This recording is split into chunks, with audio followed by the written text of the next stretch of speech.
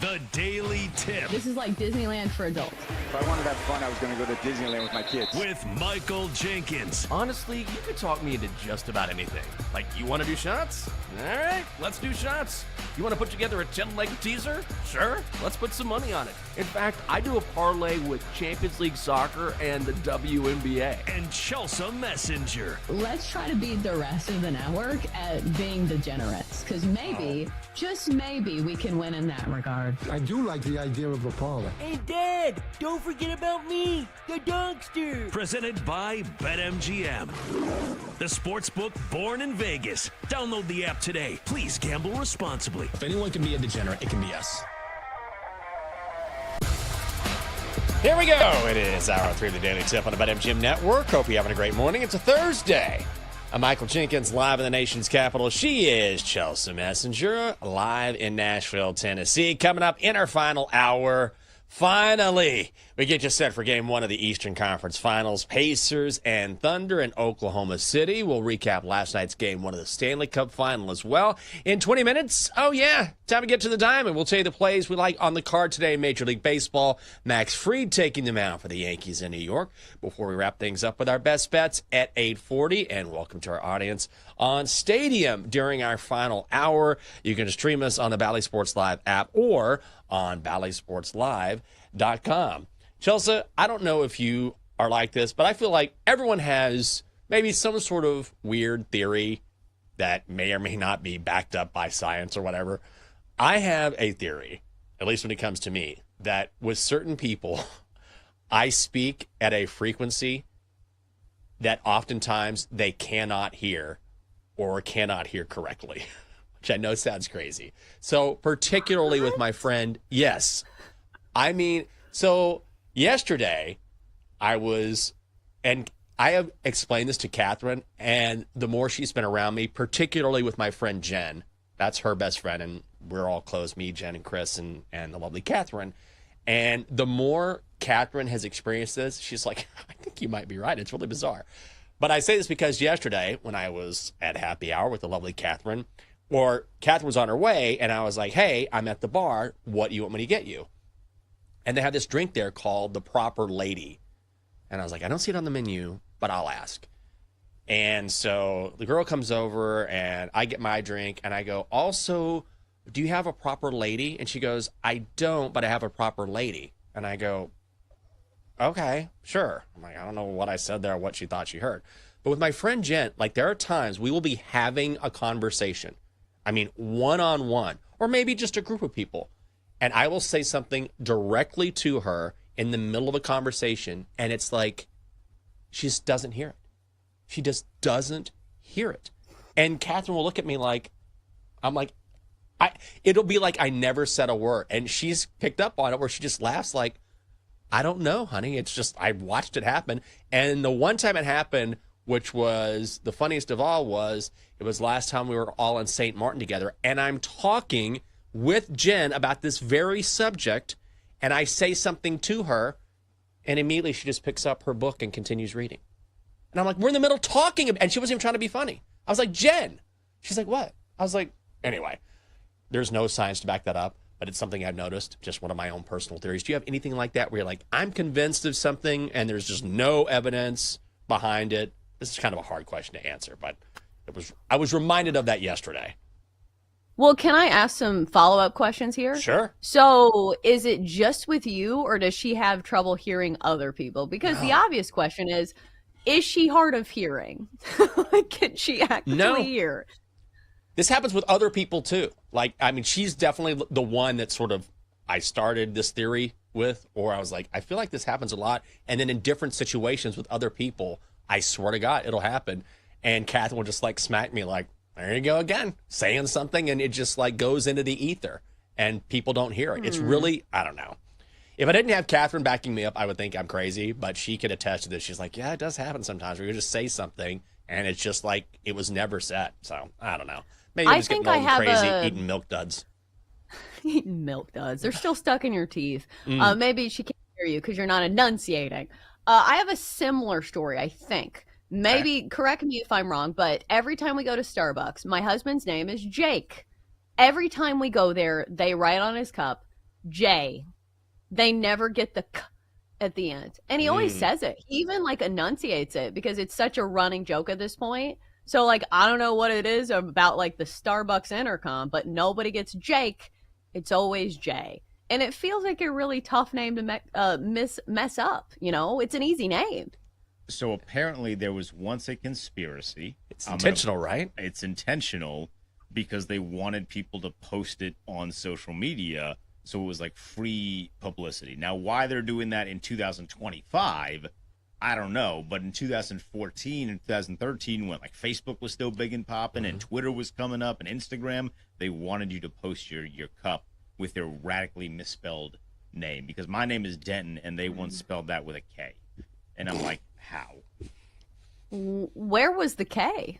They put Kenton in there. And I was like, that doesn't even. And people would always post pictures like they got my Always. name wrong. They got my name wrong. They got my name wrong. And it became a they thing. messed up my name. Yeah. I remember this. And it was like, Starbucks knows exactly what they're doing. Like, how can you be this hard of hearing? Like, my name is not Steve. I said Michael. Like, come on, guys. Like, now we're going overboard here. But I remember that. That was a real thing. A real thing. Except for like my husband posts like once every 3 years. Like, you know, Jake, he's not a big social media poster. Like he'll post once every 3 years and it'll be something like weird, like 2 words, Shania Twain, send tweet. Those are his tweets. Nice. That's a good one. I mean, you can't go wrong. 2 words, Shania Twain. I got 2 words, Stanley Cup. How about that? Oilers edging the Panthers last night, 4-3 in overtime. Oilers minus 130 coming home. Total set at 60 over hits. Man, Panthers were up 3-2 during the second intermission. Wayne Gretzky covering the Stanley Cup final for TNT, and then he predicted what would go down in the third period. Mothering them, they're playing them really smart. They're playing the Rick Tocchet defense. They got that forward in the middle. They're giving him outside.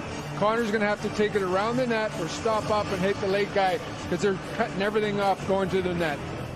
You talked about Connor McDavid making an assist. So to the third we go. Oilers need that game-tying goal.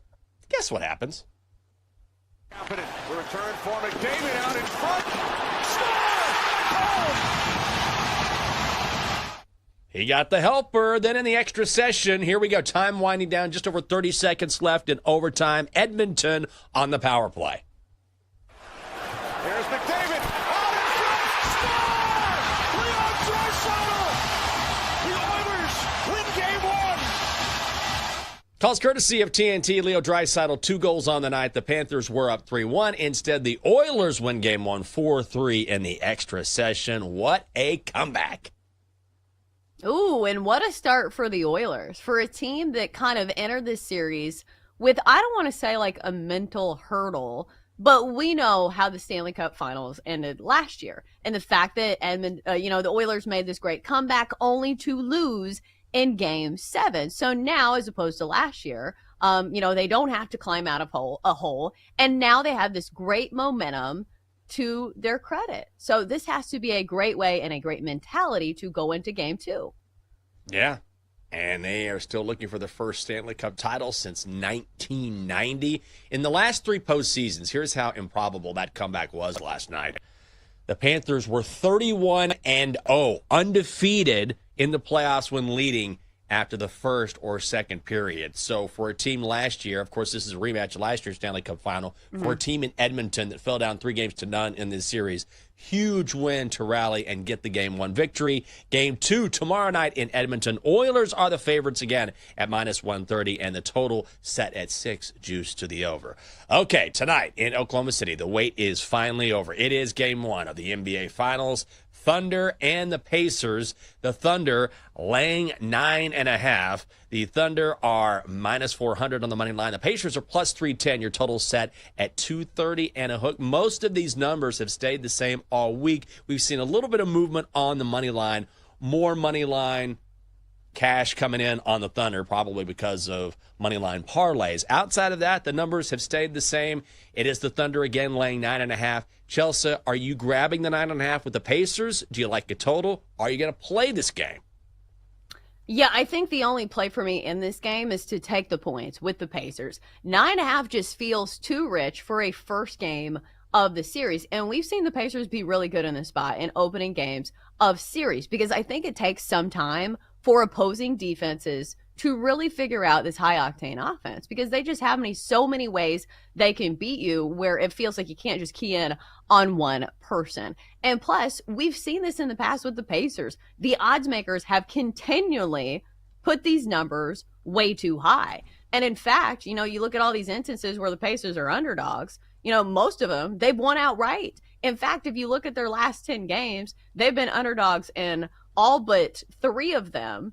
And they have 6 wins and 7 tries as underdogs. So it just feels to me that it's too many points, especially for a game one. I know Oklahoma City's defense can be absolutely stifling, and we know that it's probably the deeper team. But I think if anybody can give them a scare, maybe it's the Pacers in game one. So I'll take the 9.5 with Indiana.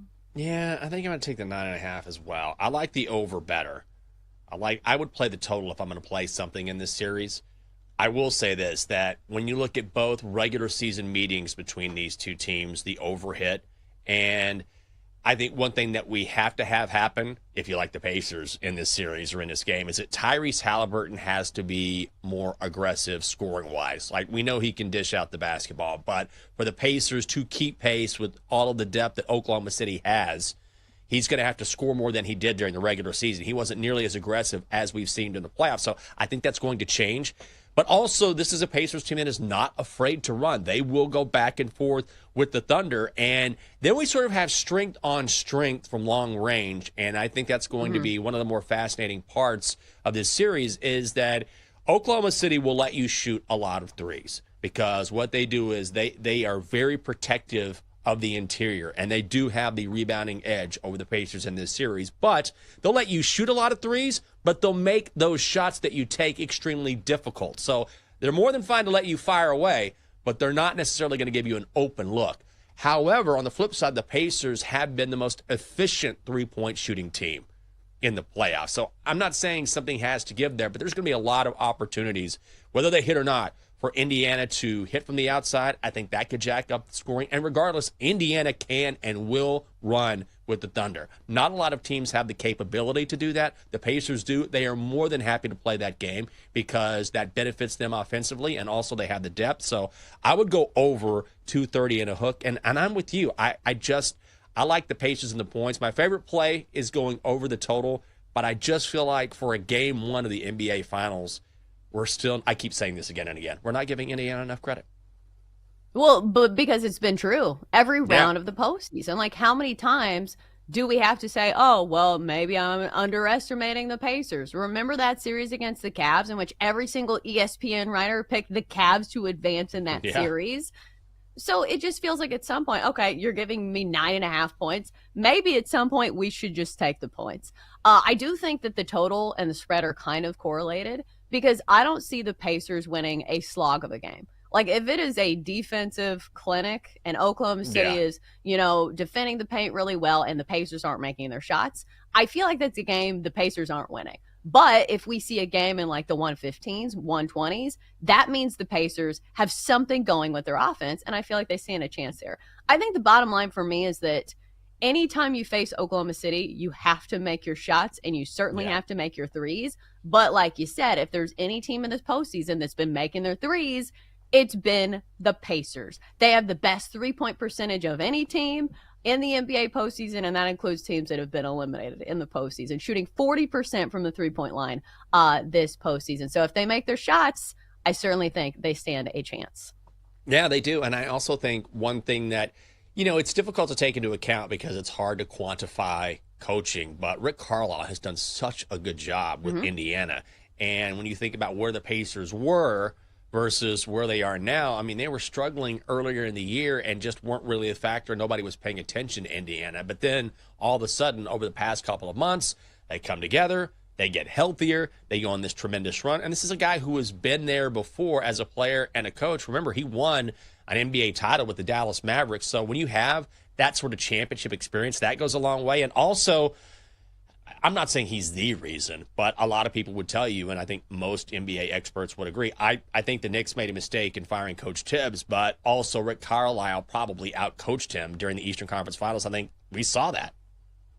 Yeah. The other X factor in this one is that it does feel like the pressure is white hot on the Thunder in this one. They have been such a juggernaut for the entire regular season. It feels like this is their year. They have the MVP. Meanwhile, the Pacers sashay in and say, hey, we're playing with house money. Feels like we can play fast and loose here. So I wonder if that plays a role in this game. I think it's a good point.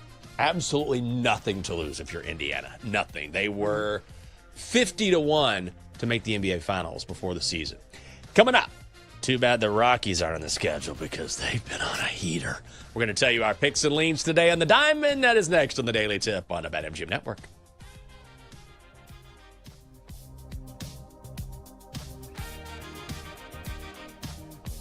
Chelsea and Jenks will be right back on the Daily Tip on the BetMGM Network. Download the app today. Please gamble responsibly.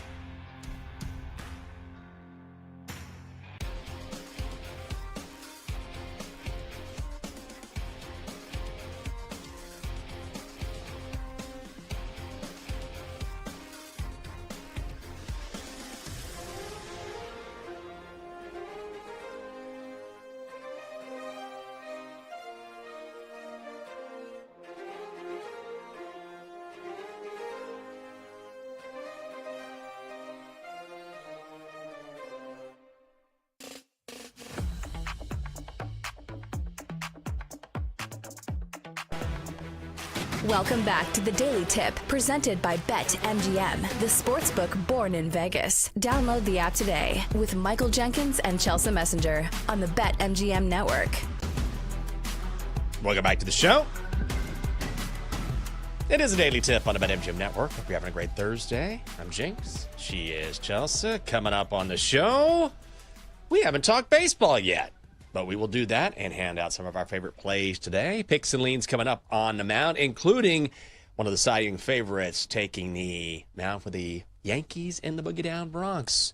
So, Chelsea, you were telling me this story about, I think it's worth sharing, about Dave Roberts and Shohei Ohtani, since we're talking baseball here. Just a couple of pranksters. So apparently there's an epic prank war brewing between Shohei and Dave Roberts, the manager of the Dodgers. So it all started back when Ohtani said that he would present his manager with a car if Ohtani broke the record for the most home runs hit by a Dodgers player that is Japanese born. So I was doing a deep dive on this because, like, I didn't know Dave Roberts had this record. And here's the thing, like, it wasn't a really tough record to break because Dave Roberts had 7 home runs. 7. I don't know if you know how many home runs Ohtani is capable of hitting in a season, but it feels like this was a record that was made to be broken for somebody of Ohtani's caliber. So when he did this, he promised he would buy him a car, and he kept that promise, but he had a little spin on it. So he got him a toy Porsche that he put in his parking spot. So that was like the prank that Ohtani did that was so funny. So Dave Roberts played along, said, okay, you want a prank war? You get a prank war. So then he filled Ohtani's car with a ton of plastic balls, like a ball pit, which I see here in the notes that apparently Ohtani's dog, Decoy, really actually loved. So, I don't know about that one, Dave Roberts. But the next installment in this is that clearly there is a theme with cars. So Dave Roberts got a baby gift for Ohtani, who is a new dad, for his daughter, and he got a tiny pink ride-on car for Ohtani's baby daughter. So one of those stories that kind of goes along with Ohtani. It's wholesome, it's cute, and it's very easy to like say, oh, how sweet. I feel like every story we say about Ohtani is just like, how wholesome. With the exception of maybe like his, who is it, an interpreter? Like maybe that one wasn't as wholesome. I was like, well, except for that one. Are you, well, that's just adorable. Are you a big prankster? You ever had a prank pulled on you? You ever pulled a prank on someone else? I'm not a big prank person. I feel like in this day and age, you have to really know somebody really well to like prank them. Like think of the circle of friends that you would be like comfortable pranking. I feel like for me, it's a very small circle because other than that, like it would just be like acquaintances that are like, why did you do this mean thing to me? Yeah. You are not invited to the next like semi-annual get together. Like I don't have that many close friends, and like most of them I'm not pranking. Yeah. I always feel awkward like pranking someone. Like I'll maybe every now and then I just don't partake in it. Like I'll do something maybe residual, like if you need me to like stand over here or something. But I don't know. I just get super uncomfortable doing that. So I can't do it. Well, I do it with my daughter, like, because it's like very baseline ones. It's like, oh, let's hide under the covers when dad gets home from work. He won't see me under here. I'm like, yeah, he's definitely not going to see that child-sized lump in the covers, but I play along. Because, like, my daughter's 5. So it's like a different level of humor, obviously. But she loves, like, standing behind things and scaring people. And she's like, did I scare you? Pranked you. And I'm like, you got me. But obviously that is probably not who you're hanging out with, is like small children. I know. Well, that's true. The one, not really a prank, but I just thought it was so funny is that there's a guy I used to work with, and really nice guy, but he had such a bizarre taste in film and music. Like his favorite movie of all time was Honey with Jessica Alba. I think she was in that movie, like the dance movie. And then yeah, I know what you're talking about. Okay, so I've never seen that movie, but I remember him being like, "Oh, that's my favorite movie of all time." He's being totally serious, and he's like this just sweet kid. He's like, "Oh, I love that movie. It's the best." And then his favorite song was something like, Come and Ride the Train by like Quad City DJs or something. Come on, ride that train. Yeah. Woo, and ride it. Woo, woo. Exactly. So It's a good song. it is a good song. But that was like his favorite. It was something like that. And so my friend Gary was telling me this. He's like, did you know he loves Honey? And like his favorite song is this? I was like, really? He's like, yeah. So we all had TVs at our desk. He goes, yeah, watch this. So he cues up the song on his computer. And he starts playing it in the newsroom as this guy is walking by. And we're all sitting working in our computers acting like it's not playing out loud. And you see this kid's head whip around. He goes, huh, is this a joke? Is this a joke? And my friend Gary's like, no, I'm watching BET. And just goes back to like playing on his computer.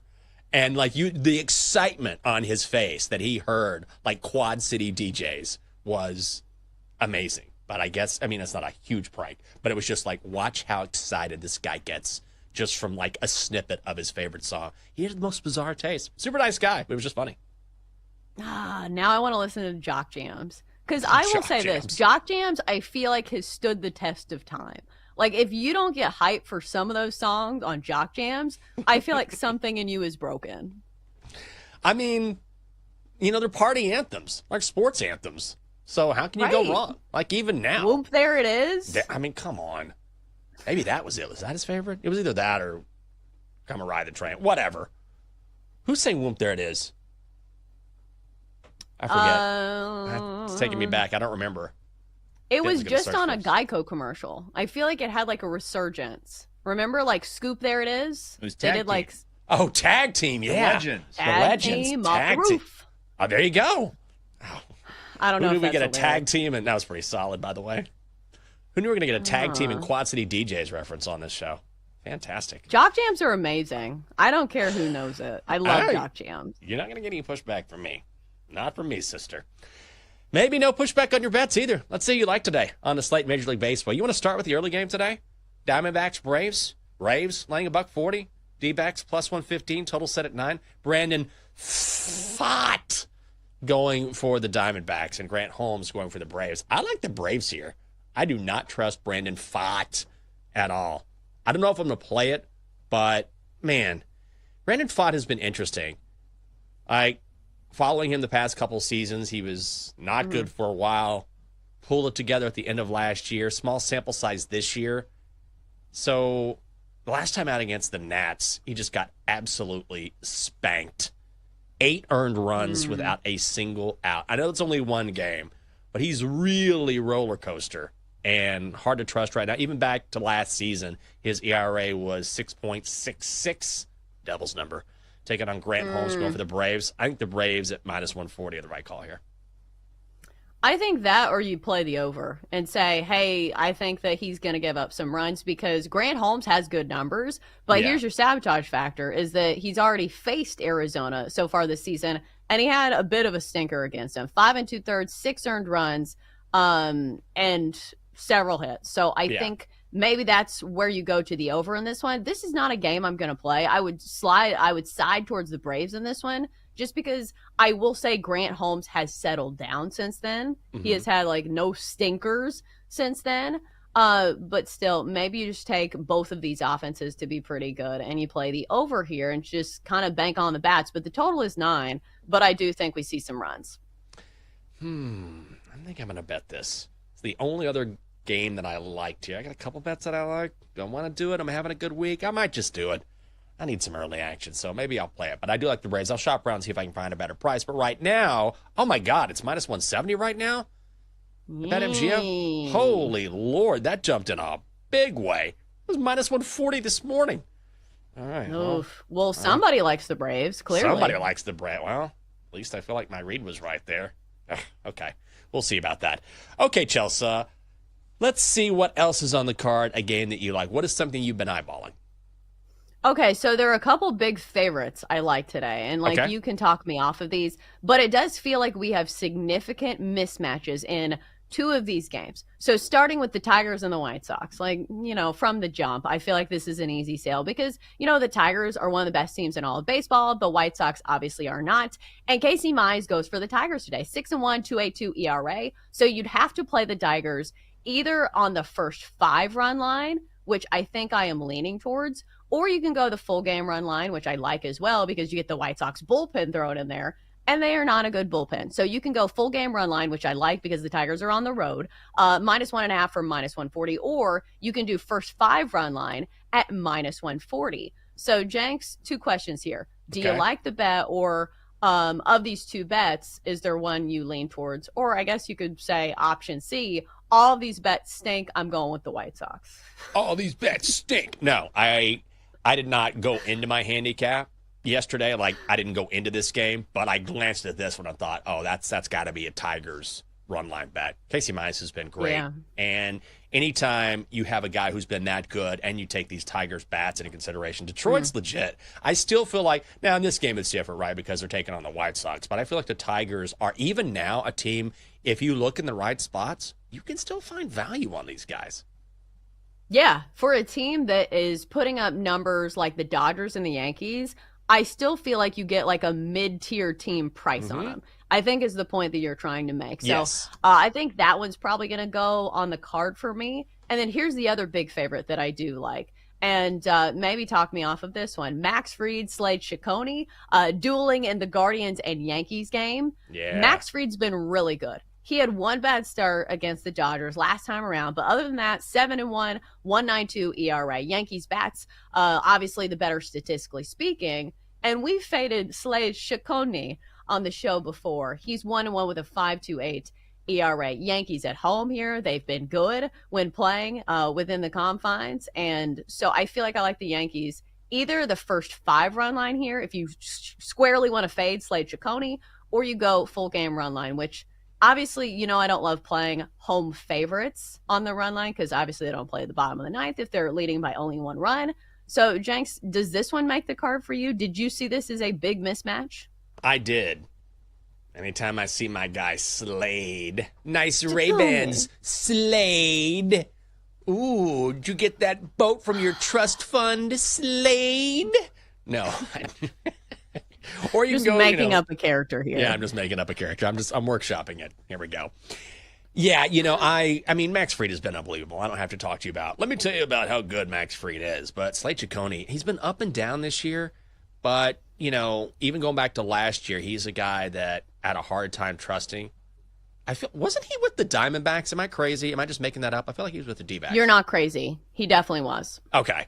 I'm like, wait a second. Wasn't he with the Diamondbacks? But yeah, I just feel like going back to last year, you know, he struggled last year. And now you have to go to the Bronx against Max Fried, who has an ERA of 1.92. You're laying some juice on the run line here. And I know you said it, but I honestly, if I like a team, I'm not really bothered by the fact that, okay, maybe they don't get that bottom of the 9th. You know, ultimately, if I like a team to dominate, I like a team to dominate. I think this is a spot where the Yankees could absolutely crush the Guardians just based on Ciccone alone. So I'd be with you on that. I don't know if I'm going to put it on the card. There's a handful of games I like, but I definitely handicapped this one, and this was one of the ones that I looked at. Yeah, it's definitely going to cost you, though. So this has jumped up. First 5 run line is -170. So you'd have to play the -1.5 in the first 5 innings, which I don't love. Sometimes it takes getting creative. But what sucks is that, like, I was thinking, hey, you play a Yankees team total if you're squarely fading Slade Ciccone. But then it feels like you're leaving a good factor on the table in that I think that Max Fried is going to have a good start. So I'm not sure which direction to go in this one. Like, the theory is that the Yankees are going to win convincingly. So, Jenks, how do you play this one? Do you play, like, the full game run line? That's the only one that seems to make sense at the price offered, because you can get the full game run line at -130. Maybe you can dive a little bit deeper and say Max Fried to record a win, but that's kind of like a same game parlay. It seems enticing because, you know, you say, oh, him to record a win, like, seems pretty easy, right? That means they need to be ahead when he's winning. So there's like a first, 6 or 7 run line bet in there. And also they have to win the game. So it's not quite as easy as one would think, but you do get a better number in that. So are you playing anything in this game? Or is this one where it's just like, all right, too much juice, we're moving on? Well, I was looking at, all right, maybe a Yankees team total, right? If you think they can rake here. But over 4.5 is -155. Oh. I know. Yuck. I know. I was like, Boo! okay. Yeah, like that gross. Like over 5.5 is plus 110, but now we're getting into, I don't know if I want to go that route. I think you just go, even though the Yankees are at home, I think this is a good spot to go Yankees, especially with here's the thing. Even if Ciccone ends up pitching well for him, like the Yankees could win this game 4-1. Do you know what I mean? Because Frida's just been so good. One thing I will say this. Remember, Luke Weaver's out now for New York. So that's the one thing. If they put Devin Williams in and give him some run here, that would be an absolute crusher. Just something to keep in mind. Coming up next on the show. I mean, if the Rockies can sweep a series, anything can happen. Best bets, and I know because I was on the Marlins yesterday. Best bets coming up next on the Daily Tip on the BetMGM Network.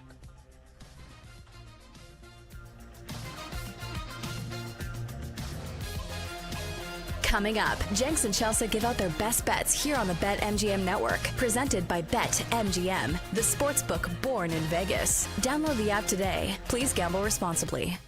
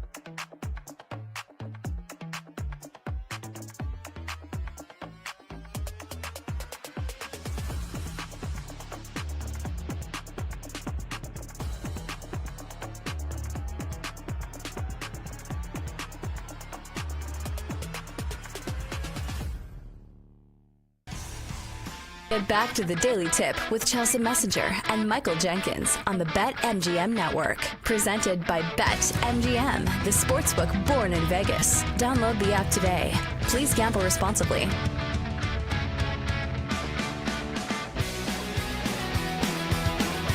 Welcome back. Come on, Double D.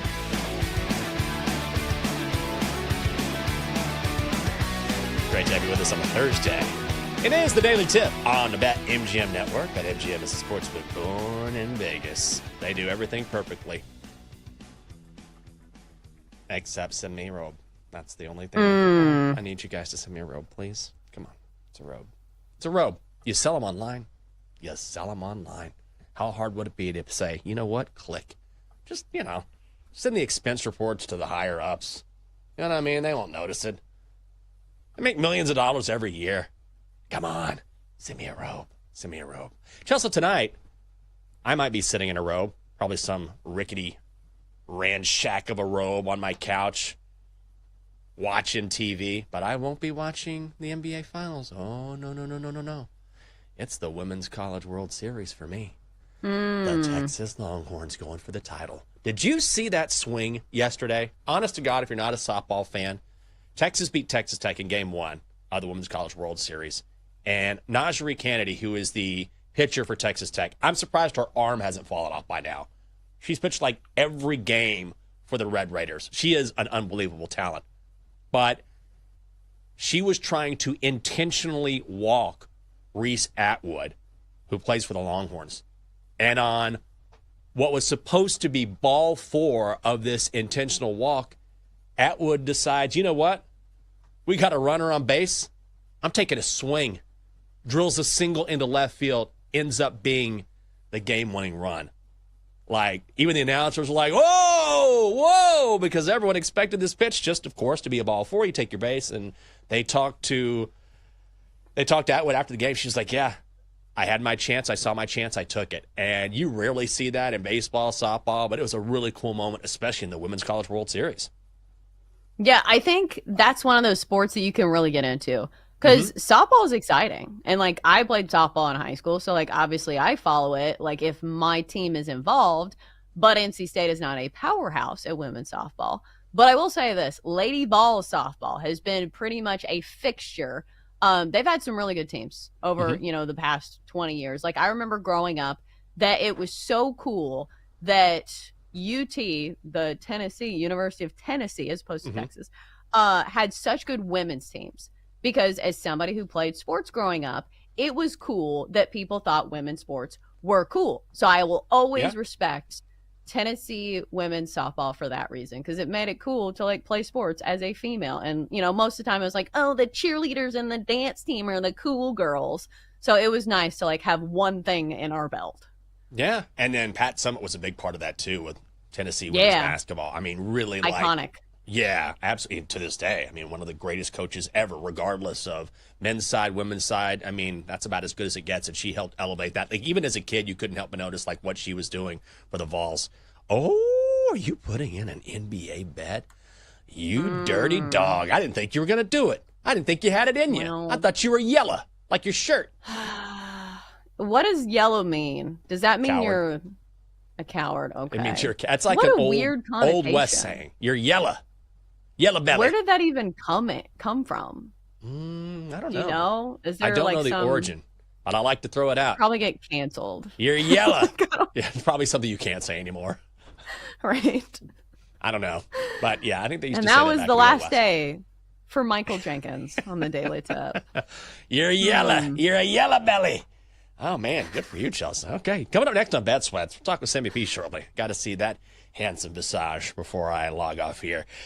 The guys are going to react to the Oilers' incredible overtime win, Game 1 of the Stanley Cup. They will also get you set for Game 1 of the NBA Finals, Thunder and the Pacers from OKC. Then they'll bring in Odyssey NBA insider Nick Friedel to preview the finals at 10 o'clock. Look at this lineup. Tom Castle will give his early college football plays at 11 o'clock. David Purdom of ESPN will stop by at 11:20. Make sure you stick around for that. Double D was telling me, Double D is trying to get me to go to the whiteout game at Penn State, which I want to do if I can squeeze that into my Commander's work during the fall. But he was also telling me that the cheapest ticket for the whiteout game, the cheapest ticket in Happy Valley, is $333. That's not cheap. I can't wait to sit where I can't see the guys on the field and pay $333. I don't know about that. Well, especially because it's not your team. Like, Yeah. wouldn't you want to pay a bunch of money to watch your team? Like, wouldn't Yeah. you rather save that money to possibly watch Texas compete in the postseason? Yes, absolutely. I mean, it's a possibility this year, so I'm just going to put it out there, maybe. But you're right about that. All right, it's time to hand out some winners, so let's get to our favorite plays of the day. Time to place your bets. I thought she was yellow. I was wrong. You're going to the basketball court, Chelsea Messenger. Yeah, this yellow's for the Pacers. Yes, sirs. What a slogan for the Pacers. All right, so some of this is just because I can't make my mind up when it comes to the baseball slate. But listen, you can make a great case for the Pacers getting the points tonight in Oklahoma City as well. So I'm going to do that. So the Pacers getting 9.5 points, and we've seen this story all postseason long. The Pacers continue to be undervalued, and they continue to get these large point spreads. And most of these games, they win them outright. Like, if you look at, the Pacers as underdogs in this recent sample size, over the last 8 games, in 6 of those instances, they have been underdogs. And 5 of those tries, they have won outright. So how many times are we going to count out the Pacers? And plus, it feels like they have the best shot tonight against Oklahoma City, because we've seen the Pacers jump out early on and often in these series to where it takes opposing defenses a couple games to kind of get used to playing against this style of offense. And I think it's going to be no different for Oklahoma City.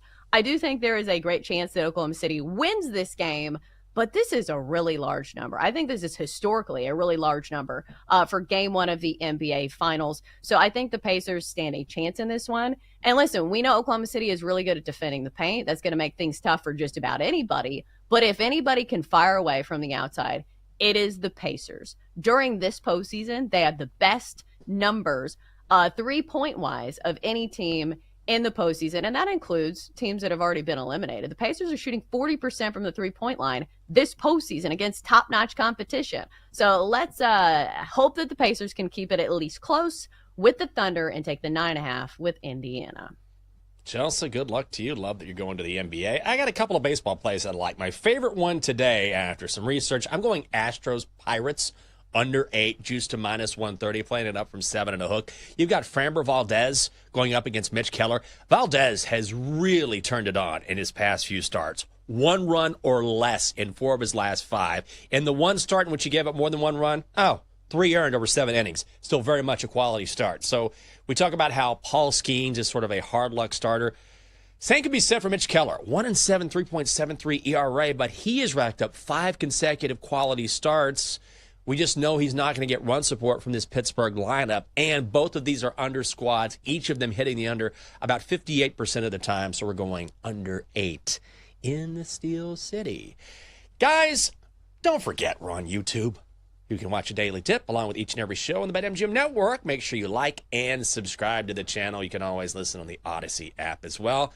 Chelsea, I was thinking about it. I'm doing it. I shopped around. Braves money line. -148, hosting the Diamondbacks. Yep, shopped around, good price, good value. Brandon Pfaadt going for the Diamondbacks, taking on Grant Holmes. Pfaadt has been, he was dreadful, then good, and now he's back to being completely untrustworthy again. Giving up 3 runs or more in each of his last 4 starts. 3 of those were losses. Last time out against the Nats, 8 earned. Didn't record a single out. When he is towing the rubber, until he rights the ship, I'm riding with the other side. Also, D-backs have lost 9 of 12. Let's ride with the Braves, -148. There you go. Brandon Pfaadt sounds like a name. Remember on some of the late night shows, they do the unnecessary bleeping where they put Yes. a bleep in. You say Brandon, and it just bleeps the rest of his name. We should do that every time he starts. Oh, double D. Now you have some homework. Hey, it wasn't me, buddy. Okay, Dongster, we got to talk to Sammy B, so get on in here.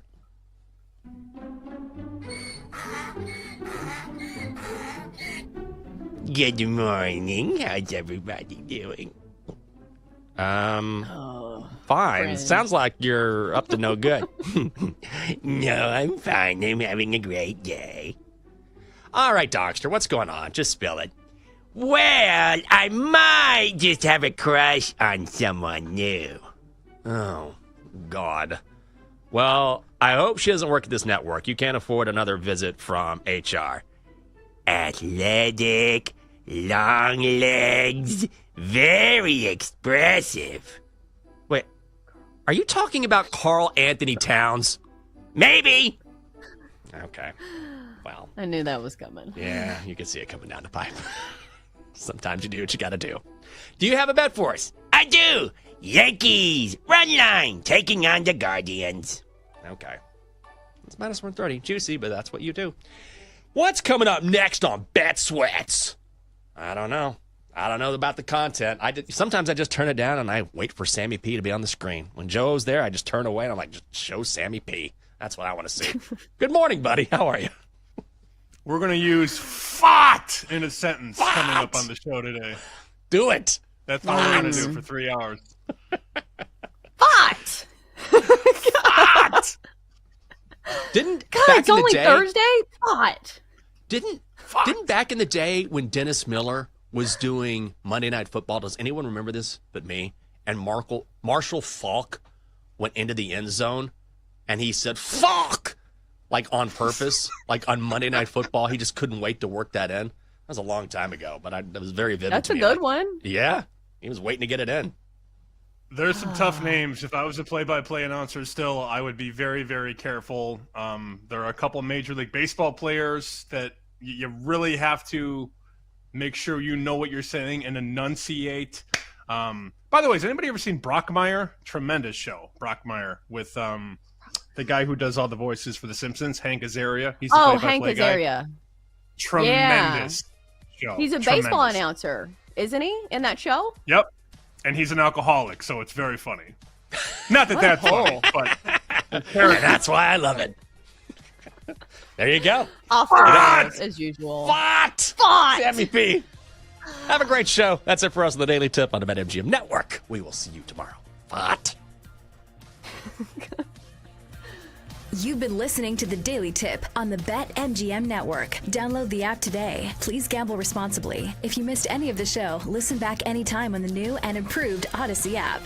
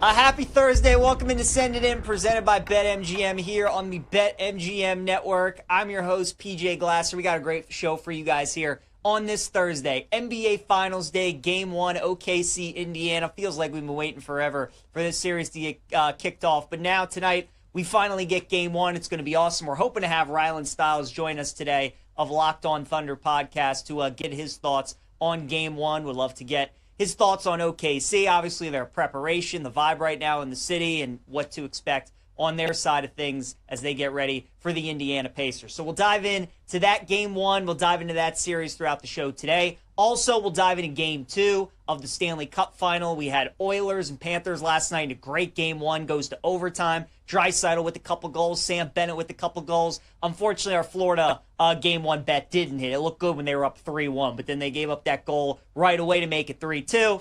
And unfortunately, they lose 4-3. But we'll bounce back in Game 2. We'll give some opening thoughts on that as well. And then it is a Thursday. We've been doing this here throughout the offseason. Obviously, got to talk some football. So we'll look at some of the futures today, some NFL exotics with some quarterbacks. I'll tell you guys 5 quarterback props, whether it's passing touchdowns, passing yards, what I like. So we'll dive in to that market. Then we got a pretty good baseball slate on this Thursday as well. We got some games that are going to be going on here during the show, but we also got some games coming up later today. We'll give out some best bets there in Major League Baseball as well. And then we'll wrap the show with our favorite plays of the day. As always, any questions, any comments, any best bets that you guys have for us, let us know. Hit us up at the BetMGM Network on Twitch, on YouTube, on X. And please do hit us up because don't know if Rylan is going to join us today. Hopefully he does, but would love to hear from you guys. Any questions, any comments that you have would be much appreciated. But let's kick things off here on Send It In as Glass is in session on this Thursday by talking about Game 2 of the Stanley Cup Final. We have the Panthers and the Oilers, pretty much the same line as what it was in Game 1. Edmonton about a -130 favorite. Panthers are +110. The total, though, drops to 6, which is interesting, right? Obviously, it was 6.5 in Game 1. Now it's down to 6 here in Game 2, which I think makes sense. And it's going to be part of the handicap for me tonight in Game 1 of the NBA Finals. I mean, you watch the start of last night's game between Edmonton and Florida, and certainly jitters on both sides, right? Both goaltenders definitely a little bit shaky. You had Edmonton score a goal in the first minute of the game, and then Stuart Skinner was not great. After that, let in 2 goals in the first period as well. Probably shouldn't have been counted 1 goal because there looked like there was goalie interference, but nonetheless, had a high-scoring first period. We had 3 total goals. Both goalies didn't look great. Defenses were a little bit shaky on both sides, especially Edmonton as well. But then you started to see the game settle in, right? Third period, we only had the 1 goal. Overtime, it took us a little bit before we got that game winner from Draisaitl. So it felt like once both teams kind of settled in, once both teams kind of got their legs under them, they were good for a majority of the game, and you saw that. So I think it makes sense why you're not getting the half anymore from BetMGM, the 6.5 in Game 2, while it's only 6. I think it makes a lot of sense, and I would honestly look under, you guys. We talked about this previewing the series, right? Feels like if you like the over in these games, you bet Edmonton. If you like the under, maybe look at Florida. And that's the way things went in Game 1, 4-3. The over cashes, Edmonton wins that game. So I like the under in Game 2. I like under 6, and I also like Florida at +110. I think if you're the Panthers, you definitely have to feel like one slipped away, right? You're up 3-1 yesterday, midway through the second period, give up that goal right away after you get the 2-goal lead. But I think they have to like a lot of the things that they did, and I think they're going to bounce back. Such a resilient team over these last few years in the playoffs. They've been so good on the road this year in the postseason. I think they bounce back. So I like Florida +110, and I like the under in that game as well. And then something that is interesting to me right now as well, looking futures market in the NHL, Panthers on the series spread +1.5 is -105.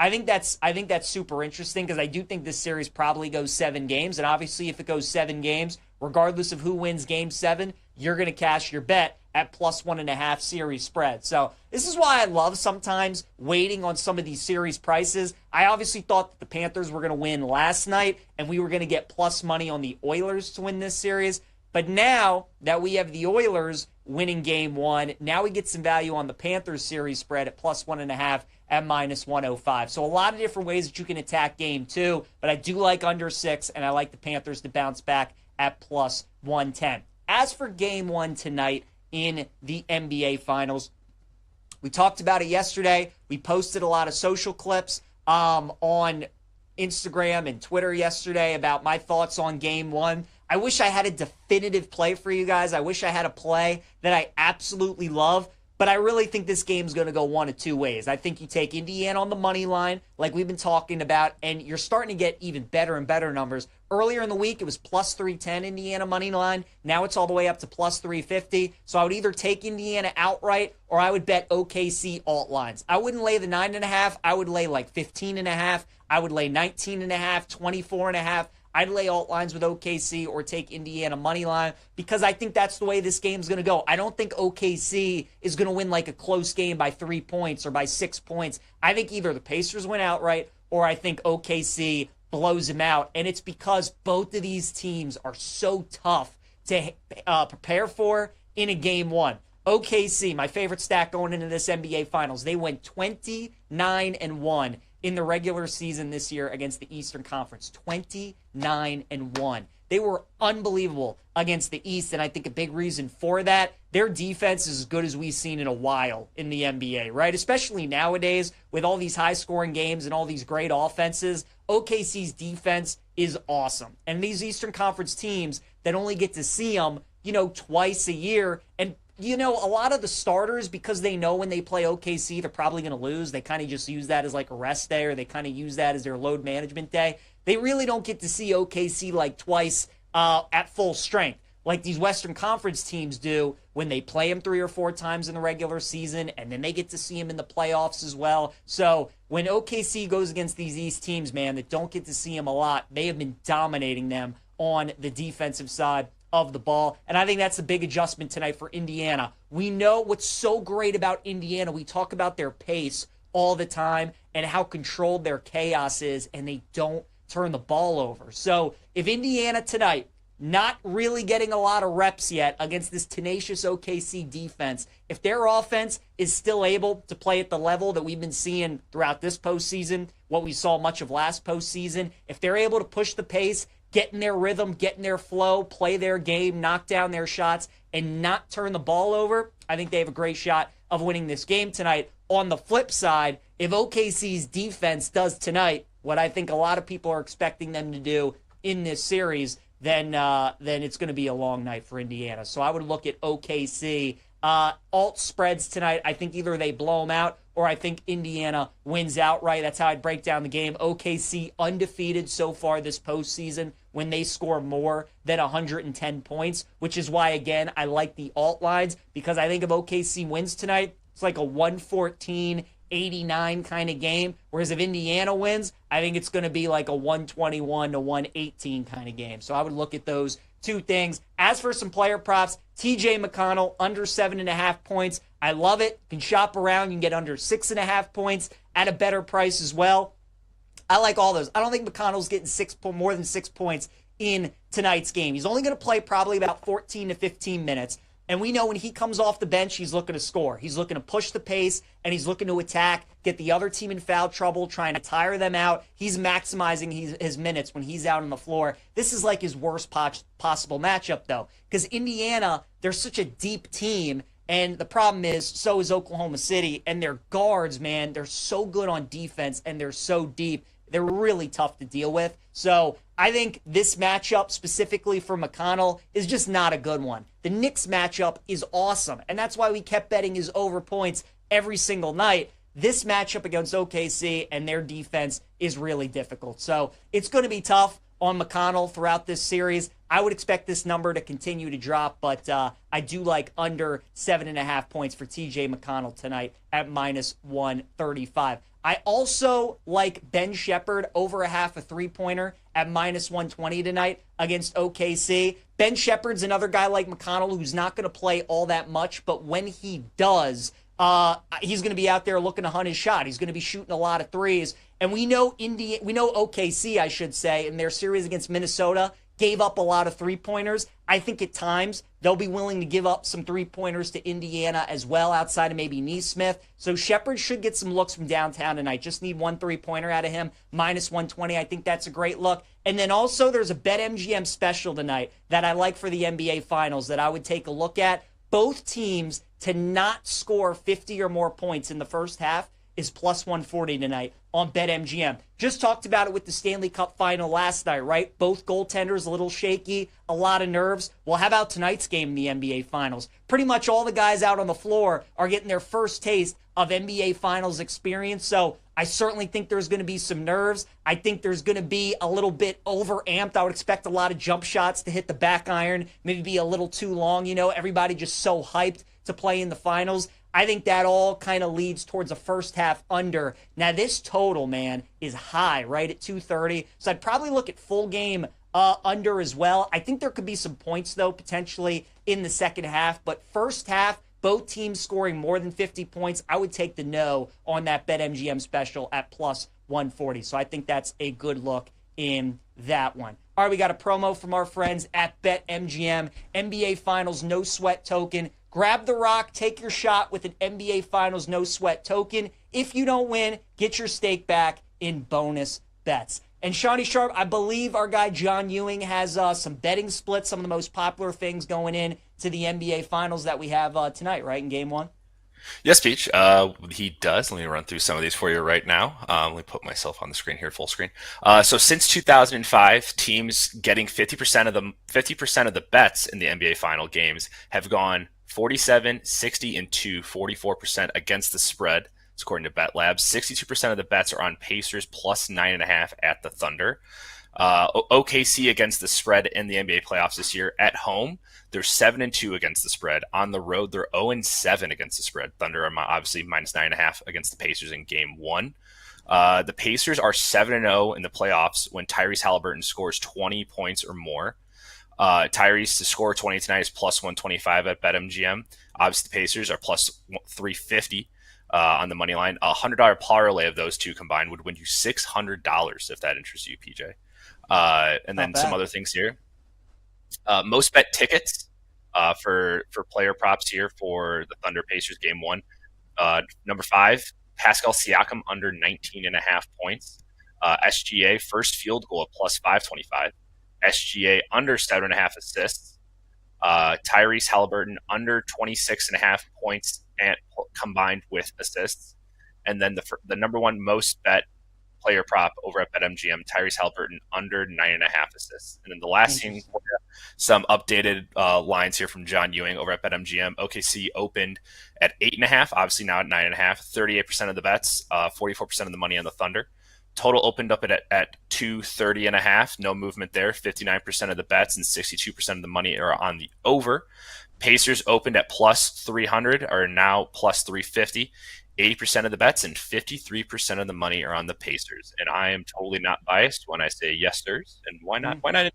Why not? There you go. Rock that hat proud, Shawnee Sharp there in Indianapolis. Yeah, look, the props tonight in that game I think are going to be tough because of what we're talking about. I think Indiana wins or I think OKC blows them out. So if OKC blows them out, their starters only might play like 25, 30 minutes, and some of your props might not hit. So going to be a difficult night. People like Halliburton under assists. I think that's a little dangerous going there against Tyrese. Might be looking to get his teammates involved, build them some confidence in Game 1 of the NBA Finals. All right, you guys got some questions here in the chat. I appreciate it. B. Mills, hey, Pete, so far for baseball, Royals team total over 3.5 in Game 1, minus 125. Tigers first 5 team total over 2.5 plus 100, and Kyle Schwarber 2 or more hits, runs, RBIs at minus 105. Love the Schwarber play. We're going to talk about this, B-Mills, when we get into Big League Peach with Chris Bassett today going up against the Phillies. But obviously with his time with the Mets, you have some guys in that Philadelphia order that have faced him a good amount of times. Schwarber's one of these guys that has great history against them, 7 for 16 in his career. Obviously have a very good season for Philadelphia. So I like that Schwarber look.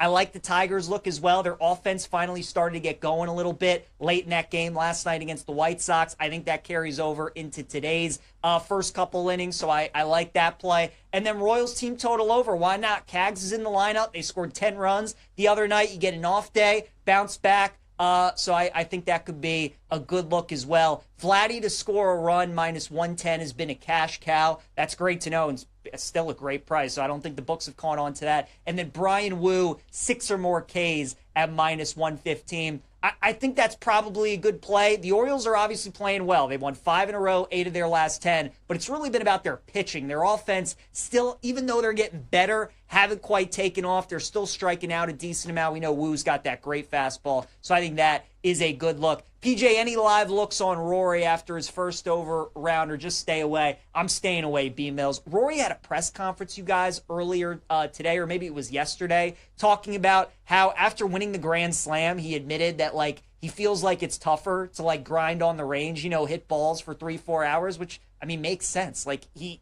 completed the Grand Slam, right? I mean, what really else is there to do for Rory? And if, like, that's his mindset, that it's become tougher for him to, like, grind because he won the Masters and he won the Grand Slam at these kind of, like, events, right? Maybe we can get to the majors, it's a different story. But at these events where maybe he would show up and we thought he'd give it his all, that might not be the case anymore. So I'm staying away from Rory. Thought he'd play much better today and much better in this tournament. I don't know if that's going to be the case anymore. And then Reed Phillips Rat, Brian Wu versus the O's. Can he do over 18.5 at plus money? They're going to need it, Reed. Obviously, the O's are trying to go for the sweep today. Seattle, good favorite at -150. I think it's going to be tough for the O's to do that. So I would certainly look at Brian Wu props today. B-Mills, you're on his strikeouts. Reed, you're on the over-outs. I do think Wu pitches well. Both starters for Seattle in this series, Kirby and then Hancock yesterday, I mean, both guys pitched pretty well. It was just the O's kind of in the late innings scoring and winning those games. So I think Wu should pitch well again today for Seattle. All right, before we talk some more baseball, get into our plays, you guys, let's talk some NFL. Little PJ pick 5. 5 bets that I got for you guys, some futures on some of these quarterbacks for the upcoming season that I really like. First one, we're going to start with Geno Smith over 3,675.5 passing yards for the upcoming season. As you guys know, I'm high on the Raiders this season. I think over 6.5 wins is a great look. I think this potentially could be one of the surprise teams in the NFL that maybe compete for a playoff spot. Pete Carroll's 73 years old. He didn't come back to the NFL to win 6 games. He thinks with this situation that he's in, with the roster that he has, trading for Geno Smith, they have a plan to try and be competitive. I know the division obviously is difficult, but I think the Raiders are going to be competitive this year, and I think Geno's going to have a very good season. But why I'm high on Geno this year, you guys, and I've talked about this before, Geno Smith, when he plays in a dome, is awesome. Talk about golf. Some of these guys like the splits when they're outdoors, when they're at home. Really don't talk about it with Geno. But when he was with the Seahawks, he played 14 career road games indoors. In those games, 30 touchdowns, 5 interceptions, and a 110.8 passer rating. He's normally really good when he's inside. And obviously now playing in Vegas, all his home games are going to be indoors. He's going to play 12 games this season inside. So that is a huge benefit for Geno Smith this year. The reason I'm going with the passing yards and not the passing touchdowns is because, again, they still don't have a great receiving core. It's Jacoby Myers, it's Trey Tucker. There's really not much there to work with, but they do have Bowers and they do have Genty, who should rack up a ton of yards this season for the Raiders. So that's why I like the passing yards for Geno, man, because I think this is going to be one of those teams that are going to settle for a lot of field goals. Like, I think Carlson's still a Raiders kicker. I got to double check on that. But whoever their kicker is could be a great option this season in fantasy football. I love Geno to throw for a bunch of yards. I think he could get to 4,000 this season. I think Genty's going to have a great year as a receiving back. Certainly Bowers as well. But the key for me is that Geno is playing for a team now where his home games are indoors. And throughout his career, especially with Seattle, he was always great in a dome. So give me Geno Smith over 3,675.5 yards at plus 100 as my first play. Shawnee Sharp tells me Carlson still is the kicker for the Raiders. So yes, I do like him a lot this year in fantasy. Coming up, number 2 for me, Dak Prescott over 23.5 passing touchdowns at -110 this year for the Cowboys. So obviously Dak's coming off the injury, right? That is the big concern. How is he going to look? Is he going to get back to his MVP form that he showed a couple years ago? I think this number, though, is too low. the last 3 years that Dak has played a full season, he has thrown for 30 or more touchdowns. And it's only at 23.5. That's the risk you run when you bet season-long overs, especially in the NFL. Injuries are always going to play a factor, and it's probably baked into the number a little bit. But now with the addition of George Pickens, and you have Pickens and CeeDee Lamb, two guys that are great at the 50-50 ball, winning their one-on-one matchups, should be great targets for him in the red zone along with Jake Ferguson. If Dak stays healthy, you guys, I think he should have another 30 or more passing touchdown season. Schottenheimer now obviously takes over as the head coach. When he was there helping McCarthy with the offense, we saw early on in the season when Dak was out there, Dallas was slinging the ball all over the field, man. And they really haven't done much to address the running back room. It's still like Javonte Williams as their lead guy, so nothing special. They're going to lean on Dak. They're paying him the most amount of money of any player in the NFL. They got him another weapon in George Pickens. Like, Dak's got to show up this year, and if he stays healthy, I think he's going over 23.5 passing yards, so I like that play for him.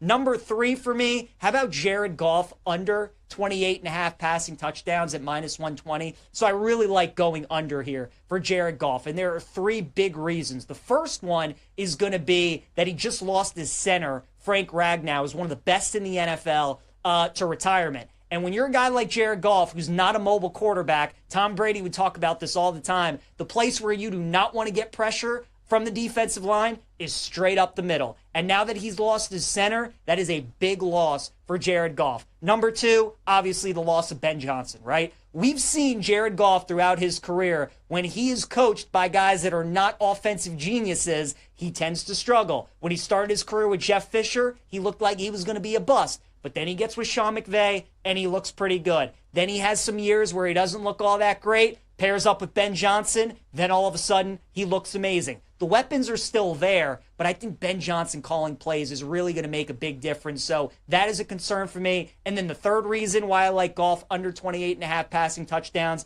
is going to be much like Geno. The fact that Goff's schedule this year is not as advantageous as it was for him last year. He's going to play 6 games this year where he is outdoors. And in those games, the Lions are certainly going to try and run the football and try and take the ball away from Goff as much as they can, because we know when Goff is outdoors, he tends to struggle much more than when he's indoors. So Jared Goff under 28.5 passing touchdowns. No more Frank Ragnow at center. No more Ben Johnson. 6 games outdoors under 28.5 for Jared Goff. How about Patrick Mahomes? We're going over 27.5 passing touchdowns for him this season. I think Mahomes, you guys, last couple of years for Kansas City, I mean, let's be honest. It's felt like they're just kind of doing enough to get by, right? They just kind of want to breeze through the regular season, avoid the major injuries, get to the playoffs, and then flip on a new gear. It feels like this year could be a little different, though, and the odds are reflecting that with Kansas City. They aren't like -250, -350 anymore to win the AFC West. We know the Broncos are getting better. The Chargers are getting better. The Raiders are getting better. And I think the last 2 years, Kansas City's offense has struggled in the regular season. Mahomes has thrown 26 and 27 touchdowns the last 2 years. Now you have a full year of Hollywood. Rashee Rice is going to be back. Year 2 is Xavier Worthy. Obviously, Kelsey's on the decline. He's not the player that he once was, but I think Mahomes is going to have at least 30 passing touchdowns this season. So I would take his over. And then finally, Drake May. We're going to go under 3,300.5 passing yards for Drake May this season for New England. Mike Vrabel's now the head coach for the Patriots. And when we watch Mike Vrabel's teams play in Tennessee, what do you think of, right? You think Derrick Henry running the football, and you think great defense. Ryan Tannehill was good in that offense for a couple years because of the play-action game of Derrick Henry and because A.J. Brown is a yak machine. Well, he doesn't have that kind of guy at a receiver for New England, right? Diggs isn't that dude. Kendrick Bourne isn't that dude. Like, they don't have guys that can make plays after the catch. They don't have any really great deep threats. So they drafted Travion Henderson. You got Ramondre Stevenson. You got a decent defense. That's going to be the Patriots' DNA this year. It's going to be running the football. It's going to be good defense. They're not going to go 4 wide, 5 wide, and ask Drake May to sling it 40 times a game. I like under 3,330 yards for Drake May this season. So those are my 5 NFL quarterback futures that I love this season, you guys. Geno over yards, Dak over touchdowns, Jared Goff under touchdowns, Mahomes over touchdowns, and Drake May under passing yards. All right, let's get to some best bets here in Major League Baseball. I see you guys got some more questions. I love it. Get into it here in a moment. So we got, game one of that doubleheader between Royals and Cardinals today. And we have Cole Reagans now is going to be the new pitcher. It was going to be Noah Cameron. Now they're going with Reagans, who's back for Kansas City. That's a big deal. I'm going to pass. Reagans coming back from injury. Don't want to touch that game. Tigers and White Sox. B-Mills, you had that play with the Tigers. Team total over 2.5 in the first 5. Think that's a good look, but nothing for me in that game. Phillies and Blue Jays. So I told you guys there are a lot of hitters on Philly that have a good history against Chris Bassett and Toronto. Schwarber's one of them. Castellanos another, 10 for 31 in his career. But for me, this is about Luzardo bouncing back today and why I like Philadelphia on the money line. Luzardo had one of the worst outings of the season and one of the worst that you'll see all year. He pitched 3 1/3 against Milwaukee in his last start, gave up 12 hits and 12 earned runs. He's had an awesome year other than that last start. I think he brushes it off. I think he pitches well today against Toronto, so we'll take Luzardo and the Phillies at -120. Twins and Athletics today in Sacramento. It's a day game out there in Sacktown. I think we got to take the over 10 runs with Mitch Spence and David Festa. Orioles and Mariners. Guys, the O's are playing well. Can they get a sweep today, though, against Seattle? I don't see it. Give me the Mariners at -150. Padres and Giants, awesome pitching matchup. Dylan Cease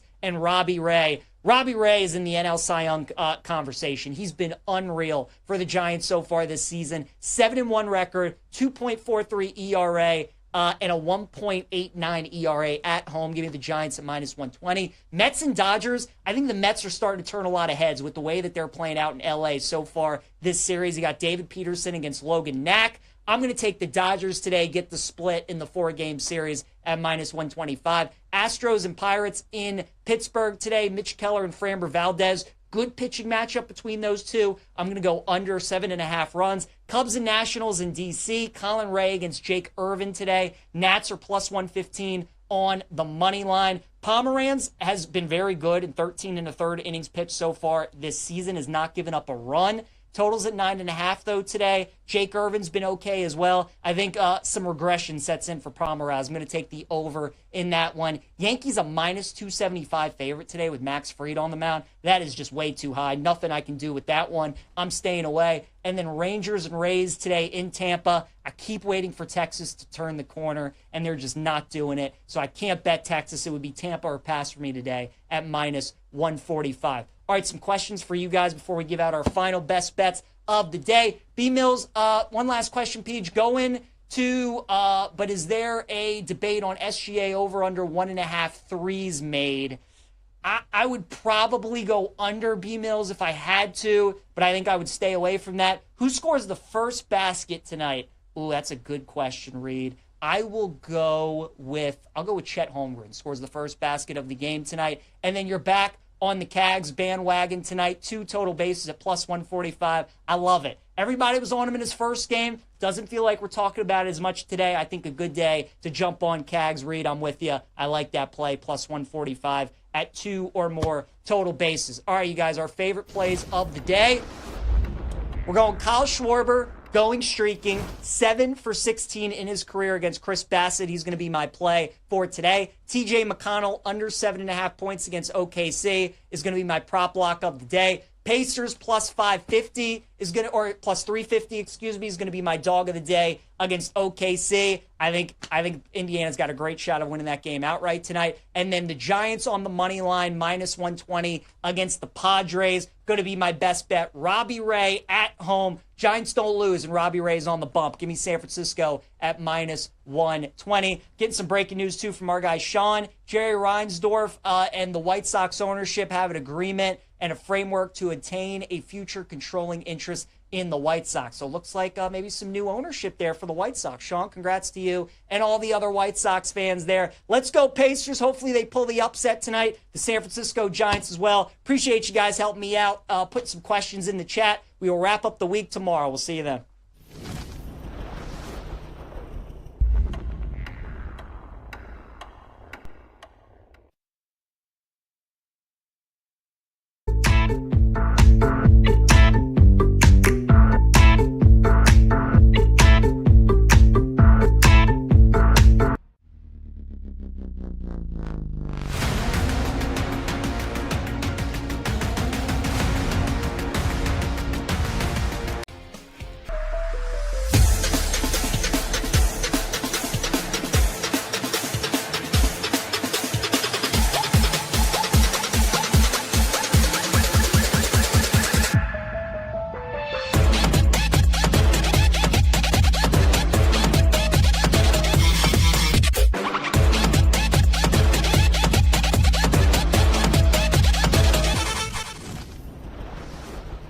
Happy Thursday. Welcome into Send It In, presented by BetMGM here on the BetMGM Network. I'm your host, PJ Glasser. We got a great show for you guys here on this Thursday. NBA Finals Day, Game 1, OKC, Indiana. Feels like we've been waiting forever for this series to get kicked off. But now, tonight, we finally get Game 1. It's going to be awesome. We're hoping to have Rylan Stiles join us today of Locked On Thunder podcast to get his thoughts on Game 1. Would love to get his thoughts on OKC, obviously their preparation, the vibe right now in the city, and what to expect on their side of things as they get ready for the Indiana Pacers. So we'll dive in to that Game 1. We'll dive into that series throughout the show today. Also, we'll dive into Game 2 of the Stanley Cup Final. We had Oilers and Panthers last night. A great Game 1 goes to overtime. Draisaitl with a couple goals. Sam Bennett with a couple goals. Unfortunately, our Florida Game 1 bet didn't hit. It looked good when they were up 3-1, but then they gave up that goal right away to make it 3-2. And unfortunately, they lose 4-3. But we'll bounce back in Game 2. We'll give some opening thoughts on that as well. And then it is a Thursday. We've been doing this here throughout the offseason. Obviously, got to talk some football. So we'll look at some of the futures today, some NFL exotics with some quarterbacks. I'll tell you guys 5 quarterback props, whether it's passing touchdowns, passing yards, what I like. So we'll dive in to that market. Then we got a pretty good baseball slate on this Thursday as well. We got some games that are going to be going on here during the show, but we also got some games coming up later today. We'll give out some best bets there in Major League Baseball as well. And then we'll wrap the show with our favorite plays of the day. As always, any questions, any comments, any best bets that you guys have for us, let us know. Hit us up at the BetMGM Network on Twitch, on YouTube, on X. And please do hit us up because don't know if Rylan is going to join us today. Hopefully he does, but would love to hear from you guys. Any questions, any comments that you have would be much appreciated. But let's kick things off here on Send It In as Glass is in session on this Thursday by talking about Game 2 of the Stanley Cup Final. We have the Panthers and the Oilers, pretty much the same line as what it was in Game 1. Edmonton about a -130 favorite. Panthers are +110. The total, though, drops to 6, which is interesting, right? Obviously, it was 6.5 in Game 1. Now it's down to 6 here in Game 2, which I think makes sense. And it's going to be part of the handicap for me tonight in Game 1 of the NBA Finals. I mean, you watched the start of last night's game between Edmonton and Florida, and certainly jitters on both sides, right? Both goaltenders definitely a little bit shaky. You had Edmonton score a goal in the first minute of the game, and then Stuart Skinner was not great. After that, let in 2 goals in the first period as well. Probably shouldn't have been counted 1 goal because there looked like there was goalie interference, but nonetheless, had a high-scoring first period. We had 3 total goals. Both goalies didn't look great. Defenses were a little bit shaky on both sides, especially Edmonton as well. But then you started to see the game settle in, right? Third period, we only had the 1 goal. Overtime, it took us a little bit before we got that game winner from Draisaitl. So it felt like once both teams kind of settled in, once both teams kind of got their legs under them, they were good for a majority of the game, and you saw that. So I think it makes sense why you're not getting the half anymore from BetMGM, the 6.5 in Game 2, while it's only 6. I think it makes a lot of sense, and I would honestly look under, you guys. We talked about this previewing the series, right? Feels like if you like the over in these games, you bet Edmonton. If you like the under, maybe look at Florida. And that's the way things went in Game 1, 4-3. The over cashes, Edmonton wins that game. So I like the under in Game 2. I like under 6, and I also like Florida at +110. I think if you're the Panthers, you definitely have to feel like one slipped away, right? You're up 3-1 yesterday, midway through the second period. Give up that goal right away after you get the 2-goal lead. But I think they have to like a lot of the things that they did, and I think they're going to bounce back. Such a resilient team over these last few years in the playoffs. They've been so good on the road this year in the postseason.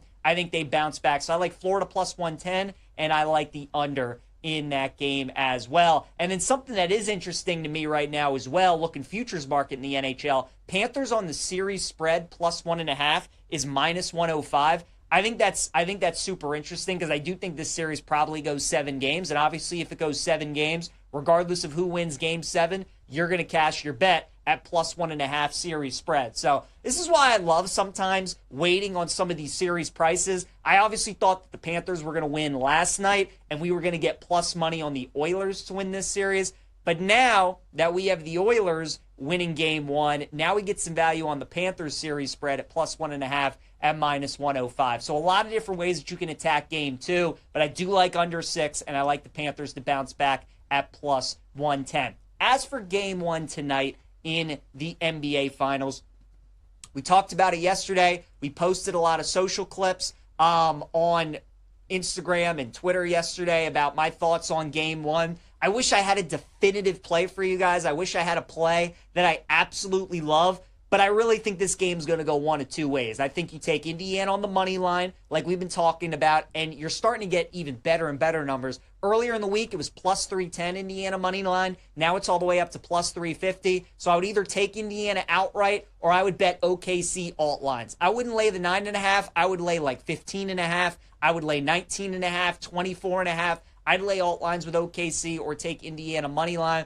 because I think that's the way this game's going to go. I don't think OKC is going to win like a close game by 3 points or by 6 points. I think either the Pacers win outright or I think OKC blows them out. And it's because both of these teams are so tough to prepare for in a game one. OKC, my favorite stat going into this NBA Finals, they went 29-1 in the regular season this year against the Eastern Conference. 29-1. They were unbelievable against the East, and I think a big reason for that, their defense is as good as we've seen in a while in the NBA, right? Especially nowadays with all these high-scoring games and all these great offenses, OKC's defense is awesome. And these Eastern Conference teams that only get to see them, twice a year, and a lot of the starters, because they know when they play OKC, they're probably going to lose. They kind of just use that as like a rest day, or they kind of use that as their load management day. They really don't get to see OKC like twice at full strength, like these Western Conference teams do when they play them 3 or 4 times in the regular season, and then they get to see them in the playoffs as well. So when OKC goes against these East teams, man, that don't get to see them a lot, they have been dominating them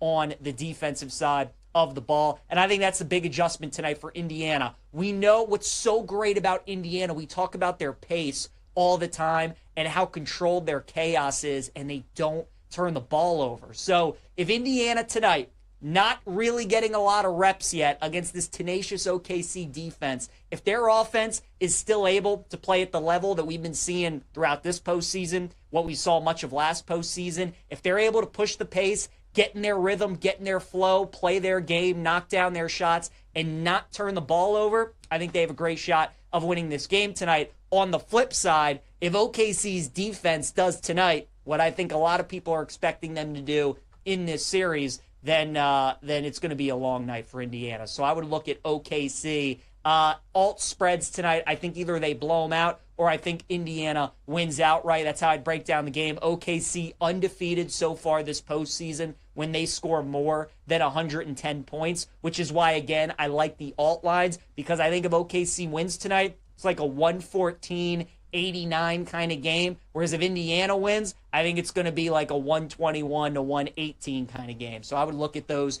two things. As for some player props, TJ McConnell under 7.5 points. I love it. You can shop around. You can get under 6.5 points at a better price as well.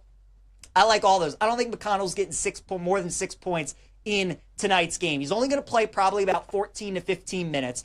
And we know when he comes off the bench, he's looking to score. He's looking to push the pace, and he's looking to attack, get the other team in foul trouble, trying to tire them out. He's maximizing his minutes when he's out on the floor. This is like his worst possible matchup, though, because Indiana, they're such a deep team, and the problem is, so is Oklahoma City, and their guards, man, they're so good on defense, and they're so deep. They're really tough to deal with. So I think this matchup specifically for McConnell is just not a good one. The Knicks matchup is awesome, and that's why we kept betting his over points every single night. This matchup against OKC and their defense is really difficult. So it's going to be tough on McConnell throughout this series. I would expect this number to continue to drop, but I do like under 7.5 points for TJ McConnell tonight at minus 135. I also like Ben Shepherd over a half a three-pointer at minus 120 tonight against OKC. Ben Shepherd's another guy like McConnell who's not going to play all that much, but when he does,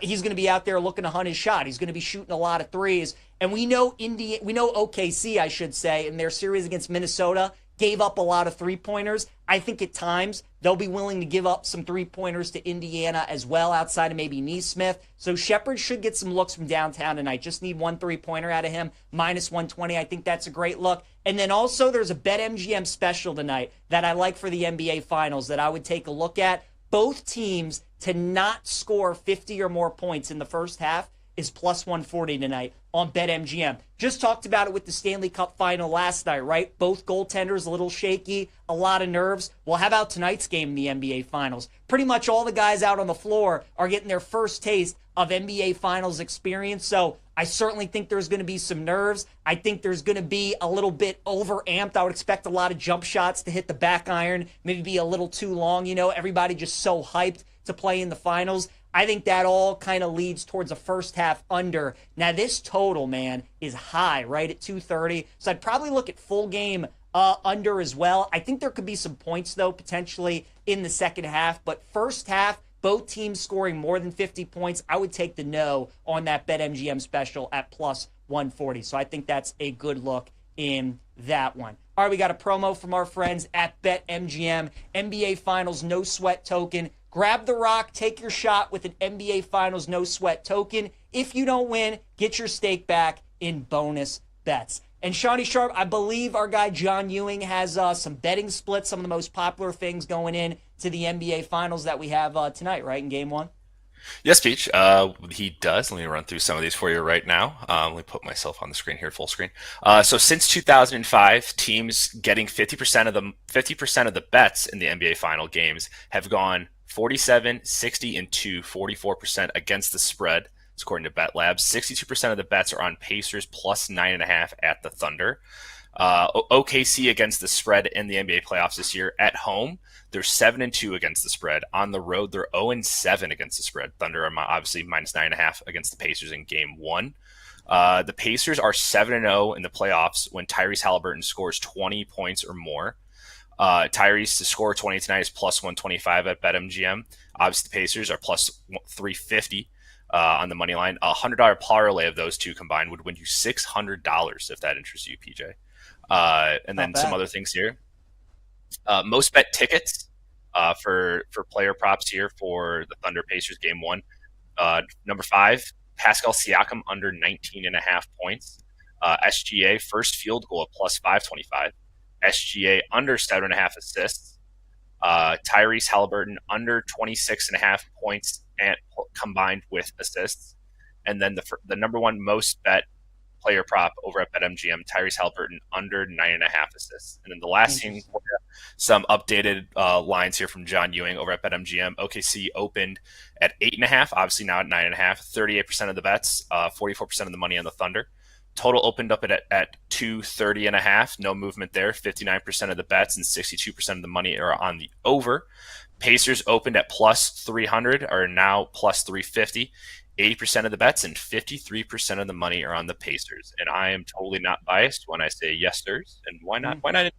Why not? There you go. Rock that hat proud, Shawnee Sharp there in Indianapolis. Yeah, look, the props tonight in that game I think are going to be tough because of what we're talking about. I think Indiana wins or I think OKC blows them out. So if OKC blows them out, their starters only might play like 25, 30 minutes, and some of your props might not hit. So going to be a difficult night. People like Halliburton under assists. I think that's a little dangerous going there against Tyrese. Might be looking to get his teammates involved, build them some confidence in Game 1 of the NBA Finals. All right, you guys got some questions here in the chat. I appreciate it. B Mills, hey, Pete, so far for baseball, Royals team total over 3.5 in Game 1, minus 125. Tigers first 5 team total over 2.5 plus 100, and Kyle Schwarber 2 or more hits, runs, RBIs at minus 105. Love the Schwarber play. We're going to talk about this, B-Mills, when we get into Big League Peach with Chris Bassett today going up against the Phillies. But obviously with his time with the Mets, you have some guys in that Philadelphia order that have faced him a good amount of times. Schwarber's one of these guys that has great history against them, 7 for 16 in his career. Obviously have a very good season for Philadelphia. So I like that Schwarber look. I like the Tigers look as well. Their offense finally started to get going a little bit late in that game last night against the White Sox. I think that carries over into today's first couple innings, so I like that play. And then Royals team total over. Why not? Cags is in the lineup. They scored 10 runs the other night. You get an off day, bounce back. So I think that could be a good look as well. Vladdy to score a run, -110 has been a cash cow. That's great to know, and it's still a great price. So I don't think the books have caught on to that. And then Brian Wu, 6 or more Ks at -115. I think that's probably a good play. The Orioles are obviously playing well. They've won 5 in a row, 8 of their last 10, but it's really been about their pitching. Their offense still, even though they're getting better, haven't quite taken off. They're still striking out a decent amount. We know Woo's got that great fastball, so I think that is a good look. PJ, any live looks on Rory after his first over round, or just stay away? I'm staying away, B-Mills. Rory had a press conference, you guys, earlier today, or maybe it was yesterday, talking about how after winning the Grand Slam, he admitted that, like, he feels like it's tougher to, like, grind on the range, you know, hit balls for 3-4 hours, which, I mean, makes sense. Like, he completed the Grand Slam, right? I mean, what really else is there to do for Rory? And if, like, that's his mindset, that it's become tougher for him to, like, grind because he won the Masters and he won the Grand Slam at these kind of, like, events, right? Maybe we can get to the majors, it's a different story. But at these events where maybe he would show up and we thought he'd give it his all, that might not be the case anymore. So I'm staying away from Rory. Thought he'd play much better today and much better in this tournament. I don't know if that's going to be the case anymore. And then Reed Phillips Rat, Brian Wu versus the O's. Can he do over 18.5 at plus money? They're going to need it, Reed. Obviously, the O's are trying to go for the sweep today. Seattle, good favorite at -150. I think it's going to be tough for the O's to do that. So I would certainly look at Brian Wu props today. B-Mills, you're on his strikeouts. Reed, you're on the over-outs. I do think Wu pitches well. Both starters for Seattle in this series, Kirby and then Hancock yesterday. I mean, both guys pitched pretty well. It was just the O's kind of in the late innings scoring and winning those games. So I think Wu should pitch well again today for Seattle. All right, before we talk some more baseball, get into our plays, you guys, let's talk some NFL. Little PJ pick 5. 5 bets that I got for you guys, some futures on some of these quarterbacks for the upcoming season that I really like. First one, we're going to start with Geno Smith over 3,675.5 passing yards for the upcoming season. As you guys know, I'm high on the Raiders this season. I think over 6.5 wins is a great look. I think this potentially could be one of the surprise teams in the NFL that maybe compete for a playoff spot. Pete Carroll's 73 years old. You know, he didn't come back to the NFL to win 6 games. He thinks with this situation that he's in, with the roster that he has, trading for Geno Smith, they have a plan to try and be competitive. I know the division obviously is difficult, but I think the Raiders are going to be competitive this year, and I think Geno's going to have a very good season. But why I'm high on Geno this year, you guys, and I've talked about this before, Geno Smith, when he plays in a dome, is awesome. Talk about golf. You know, some of these guys like the splits when they're outdoors, when they're at home. Really don't talk about it with Geno. But when he was with the Seahawks, he played 14 career road games indoors. In those games, 30 touchdowns, 5 interceptions, and a 110.8 passer rating. He's normally really good when he's inside, and obviously now playing in Vegas, all his home games are going to be indoors. He's going to play 12 games this season inside. So that is a huge benefit for Geno Smith this year. The reason I'm going with the passing yards and not the passing touchdowns is because, again, they still don't have a great receiving core. You know, it's Jacoby Myers, it's Trey Tucker. There's really not much there to work with, but they do have Bowers and they do have Genty, who should rack up a ton of yards this season for the Raiders. So that's why I like the passing yards for Geno, man, because I think this is going to be one of those teams that are going to settle for a lot of field goals. Like, I think Carlson's still a Raiders kicker. I got to double check on that. But whoever their kicker is could be a great option this season in fantasy football. I love Geno to throw for a bunch of yards. I think he could get to 4,000 this season. I think Genty's going to have a great year as a receiving back. Certainly Bowers as well. But the key for me is that Geno is playing for a team now where his home games are indoors. And throughout his career, especially with Seattle, he was always great in a dome. So give me Geno Smith over 3,675.5 yards at plus 100 as my first play. Shawnee Sharp tells me Carlson still is the kicker for the Raiders. So yes, I do like him a lot this year in fantasy. Coming up, number 2 for me, Dak Prescott over 23.5 passing touchdowns at minus 110 this year for the Cowboys. So obviously Dak's coming off the injury, right? That is the big concern. How is he going to look? Is he going to get back to his MVP form that he showed a couple years ago? I think this number, though, is too low. the last 3 years that Dak has played a full season, he has thrown for 30 or more touchdowns. And it's only at 23.5. That's the risk you run when you bet season-long overs, especially in the NFL. Injuries are always going to play a factor, and it's probably baked into the number a little bit. But now with the addition of George Pickens, and you have Pickens and CeeDee Lamb, two guys that are great at the 50-50 ball, winning their one-on-one matchups, should be great targets for him in the red zone along with Jake Ferguson. If Dak stays healthy, you guys, I think he should have another 30 or more passing touchdown season. Schottenheimer now obviously takes over as the head coach. When he was there helping McCarthy with the offense, we saw early on in the season when Dak was out there, Dallas was slinging the ball all over the field, man. And they really haven't done much to address the running back room. It's still like Javonte Williams as their lead guy, so nothing special. They're going to lean on Dak. They're paying him the most amount of money of any player in the NFL. They got him another weapon in George Pickens. Like, Dak's got to show up this year, and if he stays healthy, I think he's going over 23.5 passing yards, so I like that play for him.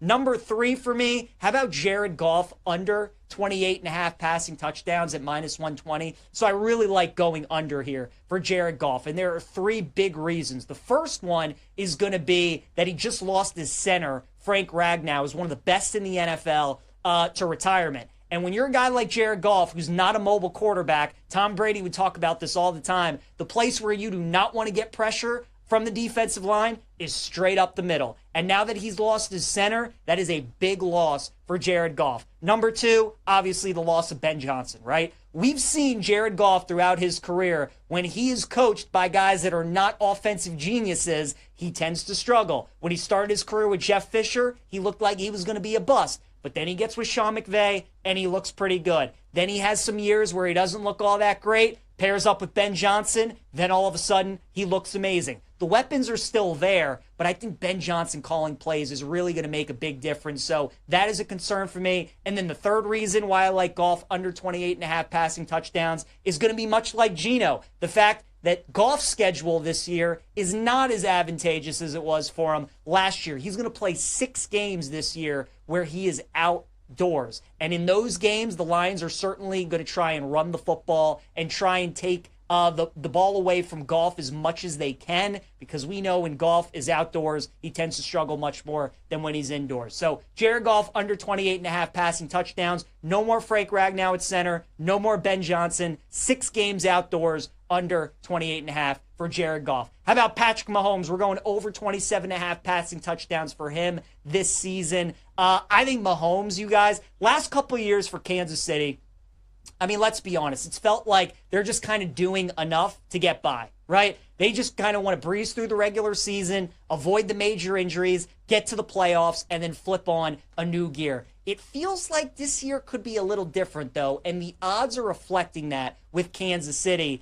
They aren't like -250, -350 anymore to win the AFC West. We know the Broncos are getting better. The Chargers are getting better. The Raiders are getting better. And I think the last 2 years, Kansas City's offense has struggled in the regular season. Mahomes has thrown 26 and 27 touchdowns the last 2 years. Now you have a full year of Hollywood. Rashee Rice is going to be back. Year 2 is Xavier Worthy. Obviously, Kelsey's on the decline. He's not the player that he once was, but I think Mahomes is going to have at least 30 passing touchdowns this season. So I would take his over. And then finally, Drake May. We're going to go under 3,300.5 passing yards for Drake May this season for New England. Mike Vrabel's now the head coach for the Patriots. And when we watch Mike Vrabel's teams play in Tennessee, what do you think of, right? You think Derrick Henry running the football, and you think great defense. Ryan Tannehill was good in that offense for a couple years because of the play-action game of Derrick Henry and because A.J. Brown is a yak machine. Well, he doesn't have that kind of guy at a receiver for New England, right? Diggs isn't that dude. Kendrick Bourne isn't that dude. Like, they don't have guys that can make plays after the catch. They don't have any really great deep threats. So they drafted Travion Henderson. You got Ramondre Stevenson. You got a decent defense. That's going to be the Patriots' DNA this year. It's going to be running the football. It's going to be good defense. They're not going to go 4 wide, 5 wide, and ask Drake May to sling it 40 times a game. I like under 3,330 yards for Drake May this season. So those are my 5 NFL quarterback futures that I love this season, you guys. Geno over yards, Dak over touchdowns, Jared Goff under touchdowns, Mahomes over touchdowns, and Drake May under passing yards. All right, let's get to some best bets here in Major League Baseball. I see you guys got some more questions. I love it. Get into it here in a moment. So we got, game one of that doubleheader between Royals and Cardinals today. And we have Cole Reagans now is going to be the new pitcher. It was going to be Noah Cameron. Now they're going with Reagans, who's back for Kansas City. That's a big deal. I'm going to pass. Reagans coming back from injury. Don't want to touch that game. Tigers and White Sox. B-Mills, you had that play with the Tigers. Team total over 2.5 in the first 5. Think that's a good look, but nothing for me in that game. Phillies and Blue Jays. So I told you guys there are a lot of hitters on Philly that have a good history against Chris Bassett and Toronto. Schwarber's one of them. Castellanos another, 10 for 31 in his career. But for me, this is about Luzardo bouncing back today and why I like Philadelphia on the money line. Luzardo had one of the worst outings of the season and one of the worst that you'll see all year. He pitched 3 1/3 against Milwaukee in his last start, gave up 12 hits and 12 earned runs. He's had an awesome year other than that last start. I think he brushes it off. I think he pitches well today against Toronto, so we'll take Luzardo and the Phillies at -120. Twins and Athletics today in Sacramento. It's a day game out there in Sacktown. I think we got to take the over 10 runs with Mitch Spence and David Festa. Orioles and Mariners. Guys, the O's are playing well. Can they get a sweep today, though, against Seattle? I don't see it. Give me the Mariners at -150. Padres and Giants, awesome pitching matchup. Dylan Cease and Robbie Ray. Robbie Ray is in the NL Cy Young conversation. He's been unreal for the Giants so far this season. 7-1 record, 2.43 ERA. And a 1.89 ERA at home, giving the Giants at -120. Mets and Dodgers, I think the Mets are starting to turn a lot of heads with the way that they're playing out in LA so far this series. You got David Peterson against Logan Knack. I'm going to take the Dodgers today, get the split in the 4-game series at -125. Astros and Pirates in Pittsburgh today. Mitch Keller and Framber Valdez. Good pitching matchup between those two. I'm going to go under 7.5 runs. Cubs and Nationals in D.C. Colin Ray against Jake Irvin today. Nats are +115 on the money line. Pomeranz has been very good in 13 1/3 innings pitched so far this season. Has not given up a run. Totals at 9.5 though today. Jake Irvin's been okay as well. I think some regression sets in for Pomeranz. I'm going to take the over in that one. Yankees a -275 favorite today with Max Fried on the mound. That is just way too high. Nothing I can do with that one. I'm staying away. And then Rangers and Rays today in Tampa. I keep waiting for Texas to turn the corner, and they're just not doing it. So I can't bet Texas. It would be Tampa or pass for me today at -145. All right, some questions for you guys before we give out our final best bets of the day. B-Mills, one last question, Peach. Going to, but is there a debate on SGA over under 1.5 threes made? I would probably go under B-Mills if I had to, but I think I would stay away from that. Who scores the first basket tonight? Ooh, that's a good question, Reed. I'll go with Chet Holmgren. Scores the first basket of the game tonight. And then you're back on the Cags bandwagon tonight. 2 total bases at +145. I love it. Everybody was on him in his first game. Doesn't feel like we're talking about it as much today. I think a good day to jump on Cags. Reed, I'm with you. I like that play, +145 at 2 or more total bases. All right, you guys, our favorite plays of the day. We're going Kyle Schwarber, going streaking, 7 for 16 in his career against Chris Bassett. He's going to be my play for today. TJ McConnell, under 7.5 points against OKC, is going to be my prop lock of the day. Pacers +550 is going to, or +350, excuse me, is going to be my dog of the day against OKC. I think Indiana's got a great shot of winning that game outright tonight. And then the Giants on the money line, -120 against the Padres. Going to be my best bet. Robbie Ray at home. Giants don't lose, and Robbie Ray's on the bump. Give me San Francisco at -120. Getting some breaking news, too, from our guy Sean. Jerry Reinsdorf and the White Sox ownership have an agreement and a framework to attain a future controlling interest in the White Sox. So it looks like maybe some new ownership there for the White Sox. Sean, congrats to you and all the other White Sox fans there. Let's go Pacers. Hopefully they pull the upset tonight. The San Francisco Giants as well. Appreciate you guys helping me out. Put some questions in the chat. We will wrap up the week tomorrow. We'll see you then.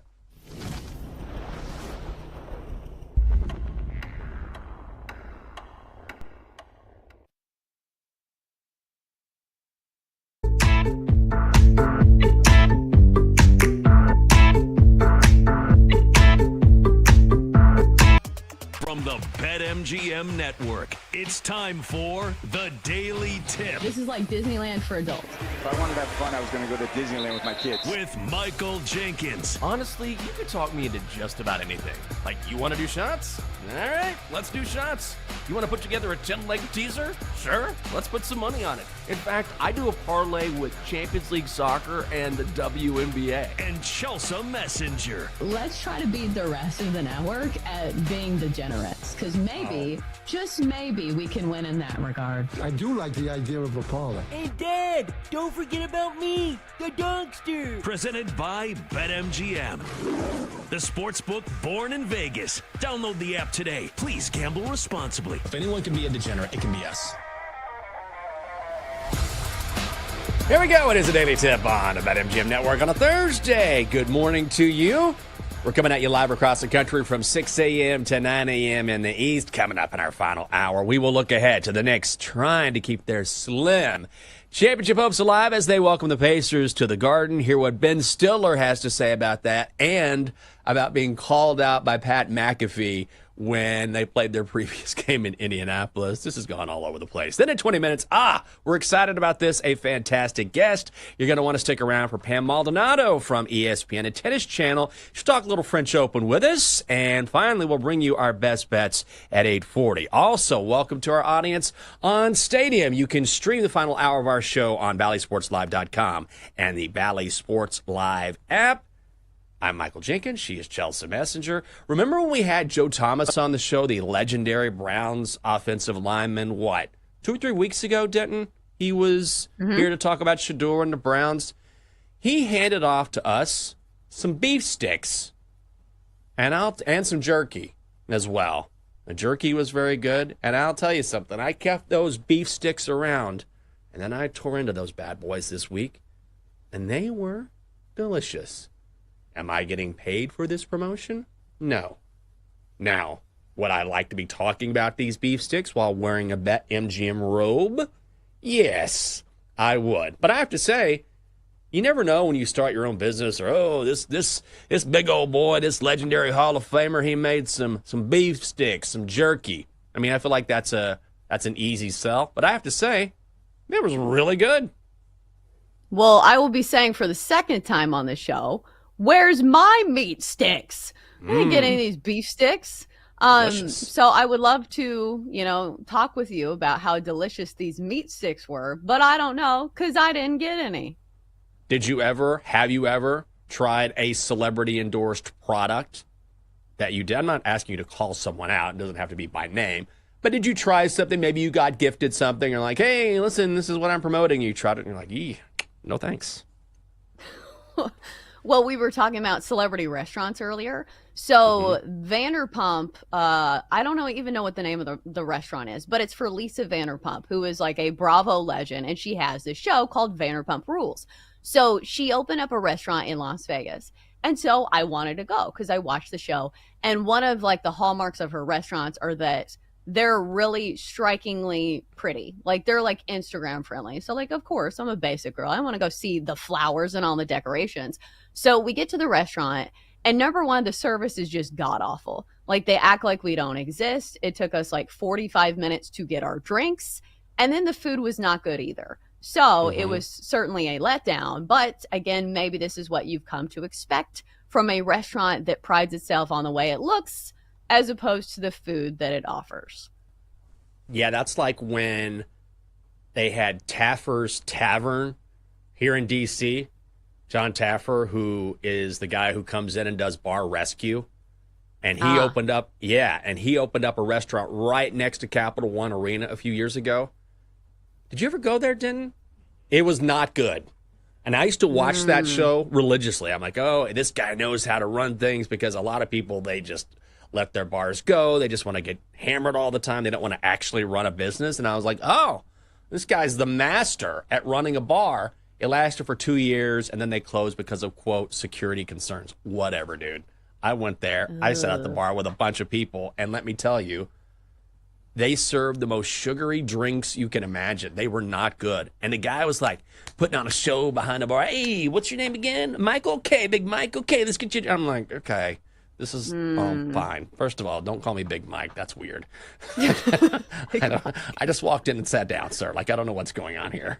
And so it was like this whole song and dance routine, and they served you a drink, and they were just sugary and all kind of thrown together. It was, and the food was just mediocre at best. I wasn't expecting some incredible culinary experience, but it was so disappointing. And now I can't watch the show anymore because I'm like, yeah, I've been to your place. It was not good at all.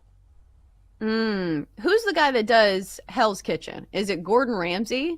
Mm-hmm. I went to his restaurant in Las Vegas, and I didn't really like it either. And he's a chef. Like, that's the thing. Like, Lisa Vanderpump is not known for, like, her culinary, like, talents. But, like, for the Gordon Ramsay one, I was very disappointed because your expectations, of course, are a lot higher. Again, I'm not somebody who, studied any of the culinary arts, but I just didn't really think the food was that great. Well, the food may not be great there, and food's not going to taste very good in Minneapolis if you're the Timberwolves heading back home after that loss last night. So let's recap this quickly and then talk about Knicks and Pacers. The Thunder just all over Minnesota last night, 124-94. The Thunder laying 9. They're minus 377 on the money line. Total set at 222, the under hits. And the Thunder, the best defensive team in the NBA. That's how they got it done last night. Randall off the bounce. Caruso knocks it away. Comes up with a steal. Throws it back and gives us Alexander the unselfish play. All calls courtesy of ESPN. SGA, 34 points, 7 rebounds, 8 assists. He was everywhere, particularly in the first half. Gildas Alexander, left hand, and lays it up and in. Chet Holmgren, 22.7 boards. Jalen Williams, 19 points. The Thunder rolled to a victory. This was not close. They are going to the NBA Finals for the first time since 2012. Another 30-point-plus win. As Dillingham will dribble it out. Well, the magical season continues. The Oklahoma City Thunder are going back to the NBA Finals. Yes, they are, said Oklahoma City head coach Mark Daigneault after the game. We've got a lot of work to do to get to our ultimate goal, and this is not it. So that's all I'm focused on. I think we're both sort of surprised. Not that Oklahoma City closed the things out and covered the number here, but I personally thought that the Timberwolves would make this more competitive than we saw. Yeah, what a disappointment for Minnesota. A team that looked on paper like maybe they could present some type of a challenge to the Thunder, but we didn't see any challenges at all, especially in an elimination game. One would think that this is a game where they would come out with their hair on fire, but instead they, started the first quarter with 9 total points. So the Thunder were up 26-9 in the first quarter, and that was pretty much the story of the game. They never looked back. It was a wire-to-wire winner for the Thunder. So now we start talking about, hey, what did the Timberwolves do wrong? Is this something they can correct? And I do think it starts with your superstar. Anthony Edwards is only 23 years old, so he still has plenty of time to get better. But if we're going to praise him for his good games, you got to critique him when he has the off nights, especially in an elimination game. The Thunder defense did a great job of limiting Anthony Edwards in this series, and he went below 20 points in 3 of the 5 games. You just can't have that from your superstar. I understand the defense was generational, and I think that's probably why the Thunder end up winning it all. But still, if you are the face of your franchise, you got to do better than 19 points in an elimination game. Yeah, and fortunately, he's still a young guy, has a great future in the NBA. There's been a lot of talk as to whether or not he is the future face of the NBA. I would say right now, it looks to be SGA, but certainly Edwards has the talent to get there. It's just not quite what I thought we were going to get. Like I said earlier, I'm surprised it was the Nuggets that gave the Thunder a harder time than the Timberwolves did. Game 1 of the NBA Finals next Thursday in Oklahoma City. Still waiting for a winner of the Knicks and the Pacers. And we could find out tomorrow if that's going to be Indiana because they lead this series 3-1.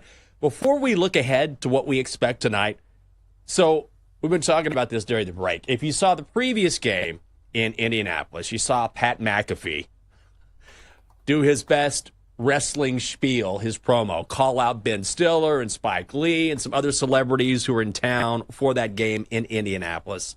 So Ben Stiller has now responded to that and did so yesterday on the Putback with Ian Begley. Timothy, had been on his show, And I was like, oh, that's your boy. That's your guy. And then, so when that happened, I was a little bit like, whoa, that's okay. But then the WWE aspect of it, I get it. He's like, it's just not the way it happens in New York. You know what I mean? It's not what, if you go on the Jumbotron, like they're going to show him, if he comes to the Garden, he should come to the Garden. He should come to the Garden for Game 5. And, they'll put him up on the screen and they'll show him punting the ball. And everybody will give him a nice cheer. So, that's how we do it in New York. But I get it. It was fun. I felt like he was just trying to get the crowd riled up. It was, a little bit out of the blue, but, He sounds like that he gets it now, but at the time he was sort of taken aback and kind of stunned at how boisterous it was at the time. Seems that way. Do you think this sounds at all condescending? Like, it almost feels to me like he's flexing his, like, A-lister celebrity muscle here. I'm like, oh, well, me and Timothy just didn't really understand this. We are veteran celebrities, and we just don't do it this way in New York. Like, maybe you get shown on the Jumbotron, but we just don't do it that way in New York. So maybe I'm totally off base here, but I feel like there was a little tinge to that. Yeah, it was sort of like, I guess you're a big deal in Indianapolis. In Indiana. Good for you. Maybe you're a stud at the hardware store in South Bend if you travel around a little bit. In New York City, we just put you on the Jumbotron and we'll show you punting. Not even your show. And it's probably going to be a squib punt. Not very good punt. It's going to be a shank that went 15 yards. Yeah, it's very interesting, the dichotomy or the juxtaposition of those two people who are very famous in their own different worlds, but those are two very different worlds. Yeah, it does feel like Ben Stiller is still like the far and away more A-lister, and I think, maybe there's some of that thrown in there. I wish he would have done this like in character. Like if he wants to go toe-to-toe with Pat McAfee, dig into his previous characters. What he's been in Dodgeball. I don't remember his exact name. Was it Dwight Goodman or something? Where he's like this villain that's like super cocky and arrogant. That would have been so funny if he dressed to the nines in that costume and like went at Pat McAfee. That's the theater I want to see. Yeah. Well, I can't wait to see what happens tonight. That's been part of the fun of this series, is all these different storylines sort of coming together. But what is going to happen tonight at the Garden? Will those show Pat McAfee punting on the Jumbotron? Maybe. Knicks are laying 4.5 points. The Knicks are minus 190. The Pacers are plus 154. Your total is 222 and a hook. Yesterday, this was Knicks minus 5.5. If you're interested in the series price, it's Pacers minus 600. The Knicks are plus 450. Money coming in on Indiana. I just don't understand why this number is the way it is. I think there's a real strong possibility Indiana could close this out tonight and win outright. Tom Thibodeau is doing everything he can, switching up the starting lineup, trying different combinations, and still he has not been able to solve the Pacers' offense. So it doesn't matter whether it's Mitchell Robinson. It doesn't matter if it's Cat sashaying these passes around. Whatever's going on, it just hasn't been happening for the Knicks, and I cannot believe you can still get this number at 4.5. Excellent usage of the word sashaying, especially with Cat. I did a deep dive on some of the TikToks on Karl Anthony Towns yesterday, and boy, that is comedy. But back to this game. So not only have the Knicks got it wrong in trying to defend the Pacers, so have the odds makers. If you look at these games in this recent history for the Pacers, my goodness, have they been good as underdogs. So once again, underdogs in this game, getting 4.5 points. They have 4 straight wins outright as underdogs, and 6 of their last 7 games as underdogs, they've won outright as well. So how many times do you get points with the Pacers and you say, oh, well, maybe they're the smaller team and maybe they're not going to win? Or maybe you just start taking the points and say, hey, I know a trend when I see it. I have seen these games and the Pacers look like the much better overall team. So I'm going to take the points with the Pacers. Yeah, I would just take the Pacers outright. Maybe I'm just maybe I've just got that Indiana fever. Oh God, I was not trying to make a WNBA reference there. Lame. But honestly, the Pacers are just such a good basketball team, and still I feel like they're not getting respect from the books. I've been saying this for like a couple weeks. Maybe I'm missing something, but at this point, based on what we've seen in this series, I think the Knicks are worn out I think they are tired. I think the Pacers' depth has worn them down, and it doesn't matter what combination that Tibbs goes with in the Knicks starting lineup. The Pacers are so deep, and I think they're going to run the Knicks ragged. I would take Indiana outright. Yeah, because that's the handicap is the deeper this series goes, the more advantage the Pacers have, simply because they have the deeper rotation and they have the fresher legs. So now sitting in game 5, I feel like this is when the gap starts to widen even more between the Pacers and the Knicks. Knicks need something to happen. Maybe Tracy Morgan throws up or something. They got to switch things up at the Garden. They just have not been good, but something needs to change. Coming up on the show, if you follow sports wagering at all, you certainly know Pam Maldonado, the betting analyst from ESPN, and Tennis Channel is going to join us next. I'm Jenks, she is Chelsea. This is the Daily Tip on the BetMGM Network.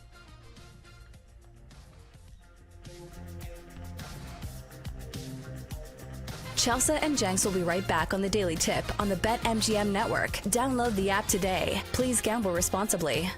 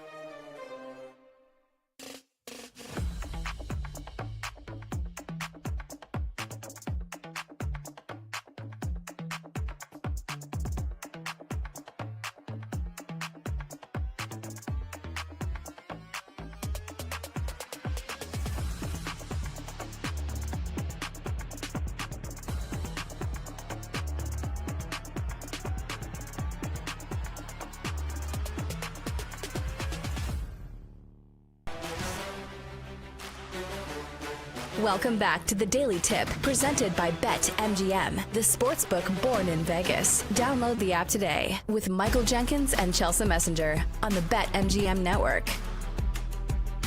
Welcome back on a Thursday. It is the Daily Tip on the BetMGM network. Hope you're having a great morning. I'm Michael Jenkins. She is Chelsea Messenger. We are live across the country from 6 a.m. to 9 a.m. in the East. We do it each and every single weekday. Coming up in a couple minutes, if you love betting on tennis or just betting in general, we have got just the person for you. We will bring in Pam Maldonado from both ESPN and Tennis Channel as well. Remember yesterday you were talking about being influenced by all of the things that you're seeing online? So I get a call from the lovely Catherine yesterday, and she's like, hey, guess what I did? I was like, I don't know. Guess what I bought? I bought a new keyboard, and it's arriving today. I was like, oh, well, I'm like, okay, that sounds great, honey. No. This is a great keyboard. I go, did you get influenced again? She's like, oh, yeah. The keys light up. It has an awesome clicking sound. There's a little roller bar for the volume. And it cost me, I go, how much did this keyboard cost you? She goes, $90. I go, you spent $90 on a keyboard? I know. But here's the thing. I will say, I was laughing so hard. So she goes, oh, my God, I got to show it to you. And so, I mean, now, this woman, to her credit, works about a billion times harder than I do and is always on her keyboard. But it lights up, and it has this crazy, like, clicking sound, and she's super tactile oriented. She's always been that way, especially when she types, like, you'll just even see her, like, the way she touches things, like she's just very touch sensitive. So you know what? For her, she walked in yesterday. Normally I get up, give her a hug, give her a kiss. She's like, hey, let's look at my keyboard. I was like, man, you are into this keyboard. But I'll tell you what, she was proud of it. And I have to say, if that $90 keyboard makes her happy, then it does. What is something you would spend a little extra money on if it brought you such joy? This is such a boring adult answer, but I got a really nice vacuum. And this sounds stupid, but I vacuum a lot. And I like to keep our house really clean. And I have a 5-year-old, so we use it a lot. So normally I wouldn't say, hey, you need to buy the brand name vacuum. But listen, if you find yourself vacuuming a lot, might as well make it enjoyable and make it easier on yourself, because the right tools obviously can make things easier. This goes for like gardening or landscaping. Like, things are a lot easier when you have a great lawnmower. So I agree with you. $90 sounds like a lot for a keyboard, but if she's using it every day, like, she's going to get her use out of it. I mean, I will say, the keys were lighting up when I was touching them. I was like, oh, this is pretty cool. I don't know if I'd spend $90 on, but even I was like, I'm getting influenced right now watching this thing. All right, someone I watch all the time, I'm sure you do too, especially if you're on social media or you watch ESPN, is Pam Maldonado, betting analyst for the worldwide leader and Tennis Channel as well. Hey, first of all, good morning to you. Thank you for waking up with us. And I just wanted to ask, having followed you for so long, I know you're a massive tennis fan, and they honored Rafa Nadal, as we know, on Sunday.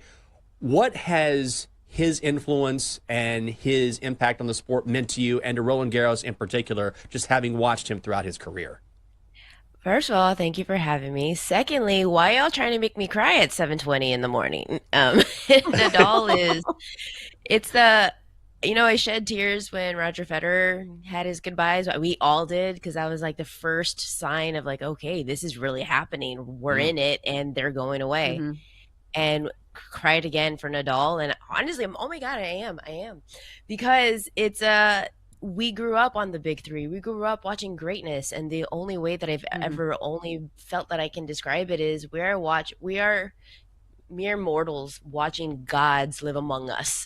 And it is, I have such an obsession with tennis, because what these three guys, Federer, Nadal, and Djokovic, still doing is literally something we will never see again in our lifetime. We can talk about, Michael Jordan and all of these other great athletes, but they are a single individual who kind of took over their leagues. But in tennis, with the big three, you had three of the most competitive players in their sport competing against each other, and every single time they played, it was art on a canvas, because they made each other better, and you was never seeing the same thing twice. And it's a thing of beauty that we will never see again.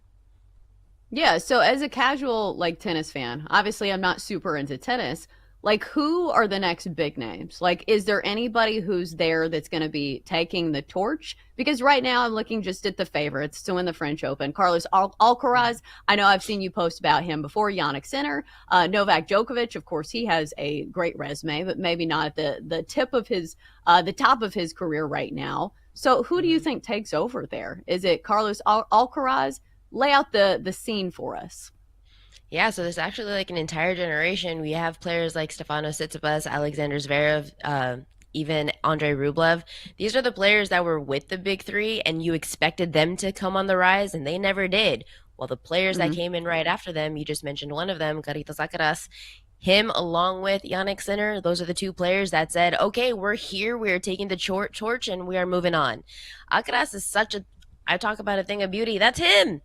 Everything that the big three showcases of their playing styles, the grit, the fight, the finesse.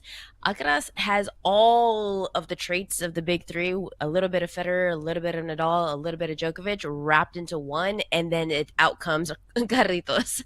So this is why he's grown over the last few years in fanship, and he's also just very humble, and you don't have that same type of charisma from Jannik Sinner. He has all of the power and all of the fight, and he's winning every title, but he doesn't have the same personality characteristics. Yet those are the two guys right now that are sitting up at the top. So, Pam, one thing I love about listening to your reading about your handicapping is that you really go into the weeds and really do the work. So when you're talking about tennis in particular, how do you quantify something like surface? Because clearly they're playing on clay as opposed to hardcourt or something else. Right. Yeah, every surface, even if it's hardcourt, no two hardcourts are the same. There's a slow hardcourt, medium hardcourt, faster hardcourt, and early in the season, throughout the year, you really have to figure out who excels on this surface based on their playing styles. So somebody like Alcaraz, he has a massive kick serve, and he loves his drop shots, and he slides really well. He has a lot of the traits that are suitable for a clay surface, especially on a slow clay surface. And for somebody like Jannik Sinner, who you would think he's great at everything, it's going to translate to clay. He has so much power in his game, and I'm going to use that word a lot with him because that's literally like the definition of Sinner, power. But weapons like that tend to get muted on slower surfaces like clay, so he's going to ramble through, the lower ranked players. But when he faces somebody like Alcaraz who can absorb all of that power, redirect, becomes a counterpuncher, well, then that becomes a little bit useless. So you have to know these traits. And what I love about tennis is you can only look at stats for so much. Football, I look at data. Golf, I look at data. When it comes to tennis, if you're not watching the matches, you're not going to know what's going on, both with the surface, both with the weather, both with all the players. You really have to embody what are they doing on these matches? How is it working out in real time in order to get a true feel of the possible outcomes? Yeah, so we are a betting show. So do you have any bets for us when it comes to the French Open, whether it's outright winners, matchups? What do you like? Let's look at the outright market. Carlos Alcaraz right now, he's a minus 120 favorite right now. That number has dipped because we are a couple of days into the tournament. He was plus money, but now he's a favorite. That is still value to me because he is just unreal shot-making type of player. He has quick movement. He has the confidence of a defending champion. He won here last year. He's already won 3 of the 4 majors. He's so young. He's still in his early 20s. He is the type of player that forces you to play his tempo. He took a tough second set stride. He's pulled through. That's the kind of resilience that you want in a title run. Somebody that doesn't really get phased of like, okay, I dropped a set. No, he rebounds and he finds his way back.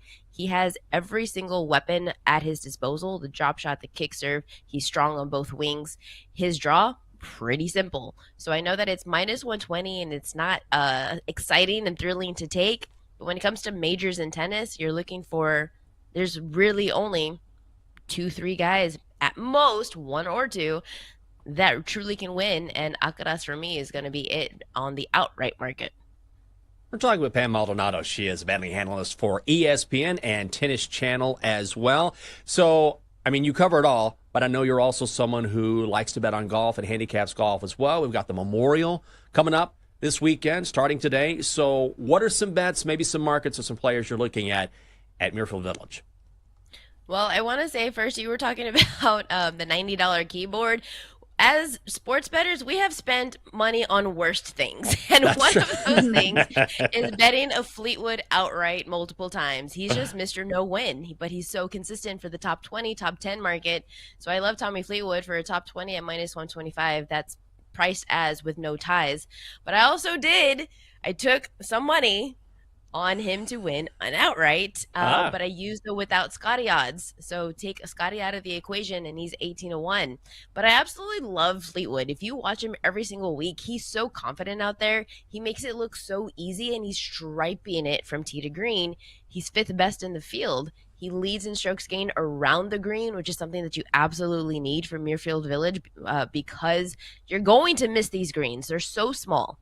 And if you don't have the ability to get up and down and recover, then that could be a big problem. Except Fleetwood is one of the best at doing that. He finds the fairways. He plays out there with finesse. And I know it's Mr. No-win, but I just feel like this is his time. There's no better tournament that fits him. There's no better course that fits his style of play. This is the absolute perfect setup for Fleetwood to finally win on tour. It's just absurd. I don't know if you saw that stat a couple months ago, but he has the most money earned on the PGA Tour without ever winning a title. Wow. Let's change that. That's crazy. Right. But eventually it feels like we do hear these stories. Like Xander Schauffele is one of the guys that kind of comes to mind when it comes to like, well, he's never going to win. He's never going to win. Eventually they do win something. So I personally will be rooting for Tommy Fleetwood because I think he's like a fun one to watch. Let me ask you a fun question. It's maybe not numbers based. Who is your favorite golfer on tour? It feels like there are so many guys that are easy to root for. I know you're a Longhorn, so maybe Scotty Scheffler's in the mix. Who's your favorite guy to watch? It's such a cop-out to say, but I do love Scotty Scheffler. Yes, he's a Longhorn. Hook 'em. But I also have a Scotty Scheffler shirt that says, "What would Scotty do?" And he would win. He just wins. That's all he does. But I love his personality because he's so humble. Like, you would never even know he's the best player in the world. You would never know that he's just like, we're comparing him to Tiger. He just doesn't have that personality of, oh yeah, that's me. I'm it. Such complete opposite of like a Bryson DeChambeau, right? He's not flamboyant. He's not loud. And because of that, I just respect him so much more. He holds on to his values. He loves his family. It's just, there's so many solid qualities. Also biased because I met him once at a Longhorn game, and he had a big giant plate of macaroni and cheese, and I was like, yes, I love macaroni too. So I was like, okay, we just became best friends. So in my mind, we're best friends. Okay, so we got a couple minutes here. I mean, the box has been open, so I have to ask, how much fun is it going to be to watch Arch Manning this season? So exciting. We're all excited. We were excited for him last season. Every time Texas was down, we were like, okay, let's swap out Quinn. Let's bring in Arch. It's Arch time. So all of us are waiting for it. There's signs already plastered all over the city. We're very excited for it. Also, as the bettor, let's lower some expectations. Yeah, he's still young. That's it. He's going to make some mistakes. He's not going to be as sharp as we're probably hoping that he's going to be. So let's see what happens. Let's see what develops. But I think it's a great time because I was never as a Longhorn, I wasn't the biggest fan of Quinn Ewers. So I'm very excited to see the transition of what we could be having a much more mobile quarterback. It's going to be so much fun. The hype train is going to be unbelievable. Make sure you check her out as betting analyst for ESPN and Tennis Channel as well. She is Pam Maldonado. Pam, it has been a pleasure. Thank you so much for being with us. Thank you, guys. You bet. Have a good one. Oh, you shouldn't have said you're a Longhorn. That's all I needed to hear. 98 days and counting. 98 days until college football season. Oh, my God. I cannot wait. Oh, here we go. Double D. You know what I'll do? I won't even talk about football. I'll just talk about the number one golfer in the world, Scotty Scheffler. Oh, I don't know. Does he dominate? Yes, he dominates. And every time I see him, I turn to whoever's next to me. Maybe I'm by myself. I have to shout across the room, hey, Longhorn right there. Hook 'em, Longhorn. Doesn't matter what season it is. It's always a good time to be a Texas Longhorn. Oh, almost Man. get the end there. You nail that every single time, Jenks. There's a reason we continue to play that theme music. I thought that we wouldn't hear it for another few months, but I stand corrected. It's never a bad time for Jenks to talk about college football. And listen, like Pam's a big college football gal as well, so you were not off base there. Man, Double D. I mean, all of us are thinking of Double D. I mean, he's not in hospice. He's just not feeling well today. But well done to actually have that like on the ready. I mean, I feel like that's right there. The hotkey. I'm telling you, he's got that bad boy memorized. Coming up next on the show. All right. No more Longhorn talk, at least for today. But we have a short baseball slate. Got a little basketball tonight. Where are we going to go? We'll tell you our best bets, and we're going to talk with the Donkster as well. I don't know what he's up to today, but he's got a few things to say. That and a whole lot more coming up next. We're going to wrap up hour 3 on the Daily Tip on the BetMGM Network when we come back.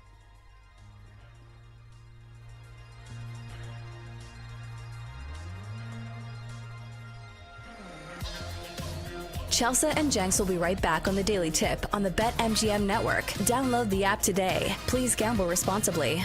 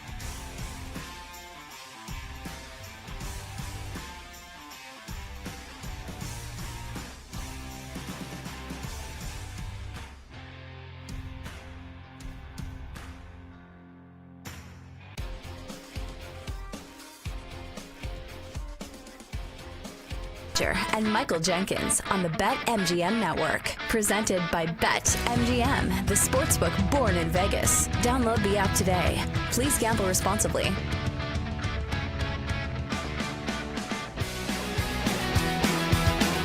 There we go. Welcome back to the show on a Thursday. It is a daily tip on the BetMGM Network. I'm Michael Jenkins. She is Chelsea Messenger. Have your best bets coming up. We'll talk with the Doctor as well. I'll tell you one thing I don't think I'm ever doing again. I'm quitting cold turkey. I'm trying to put in my bets as I'm saying this.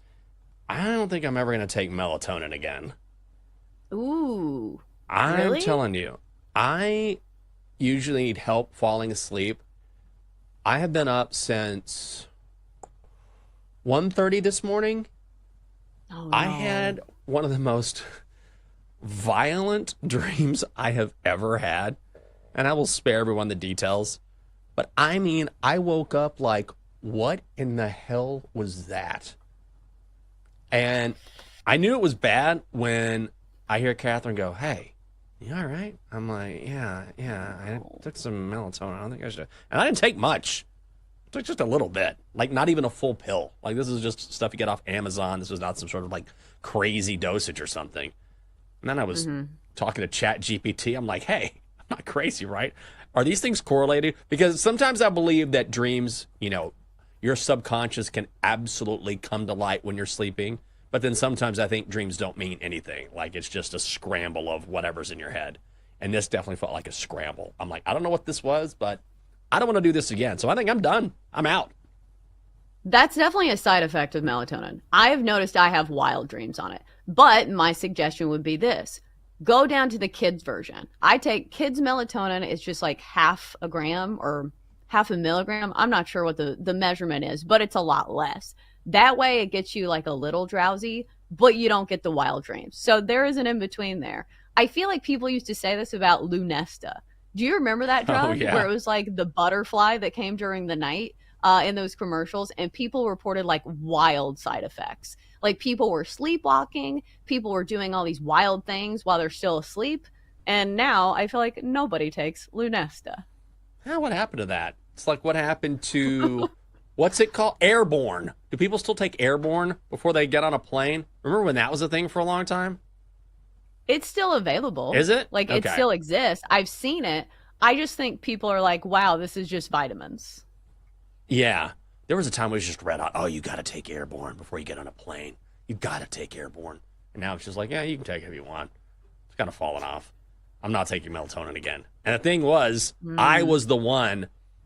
I was protecting some kids, and I was using a baseball bat to keep these. I know, terrible. I'm like, am I a psychopath? Oh my God, it was terrible. I'm like, yeah, man, that's all I'm gonna say. I'm like, I don't know what's going on. Maybe cut back on the true crime. That would be one suggestion. Maybe I was gonna say, what did you watch before bed? Pause Dateline for a little bit. Yeah, that's what it is. What did we watch before bed? We watched Murder Has Two Faces. There we go. It's what we watched. Catherine's suggestion. I mean, I was like, sure, I'll watch it. Yeah. So just maybe watching that and the combination of melatonin. Just scatter shooting. Maybe that had something to do with it. Tonight, guess what? It's Cinderella. Something very, very light. Coming up next on Bet Sweats. What's going to go on? Sammy P and Joe O. Of course. The crew is back. They're going to talk about the Thunder heading to the NBA Finals after that dramatic, I don't even say dramatic, convincing win over the Timberwolves last night in Oklahoma City. Nick Friedel will join the guys at 10 o'clock, and then Sean Zerillo from the Action Network will give his favorite plays today in Major League Baseball at 11 in the morning. I want to hear those because we have a short slate today. We have 5 games on the schedule, and I have to say, I don't like any of these games. So I can't wait to find out what you have to say because I'm just going to throw something into the wind. Let's tell you what we're going to go for and go with tonight. Time to place your bets. All right, Chelsea. 2-0 this week. It is all you. Yeah, I feel like a bit of a coward because I'm not just taking the Pacers and the points here because we've been rallying all show long for the Pacers. Because listen, they've been good as underdogs, but I feel like this pick is correlated. So I'm going to go with a team total for the Pacers over 108.5 for minus 135 because it feels like that's the thing that we can bank on. Even if they don't win the game, I do think they're going to score a lot of points because this is what we've seen in the postseason thus far. So if you look at this number of 108.5, they've already hit this in 3 of the 4 games against the Knicks in this series. And dating back to last series, they hit this in 4 of the last 5 games against the Cavs, who are also a team that plays at a very slow pace, supposedly has a good defense, and they still hit it in 4 of those 5 games. Also hit it in 4 or 5 games against the Bucks. So we've already had the outlier game in this series in which the Pacers scored, 100 points in that loss. I don't think we see that again. I think the Pacers are a team that knows they can run and gun. I think the Knicks are going to have to be the ones keeping pace. So let's go Pacers over their team total of 108.5 for minus 135.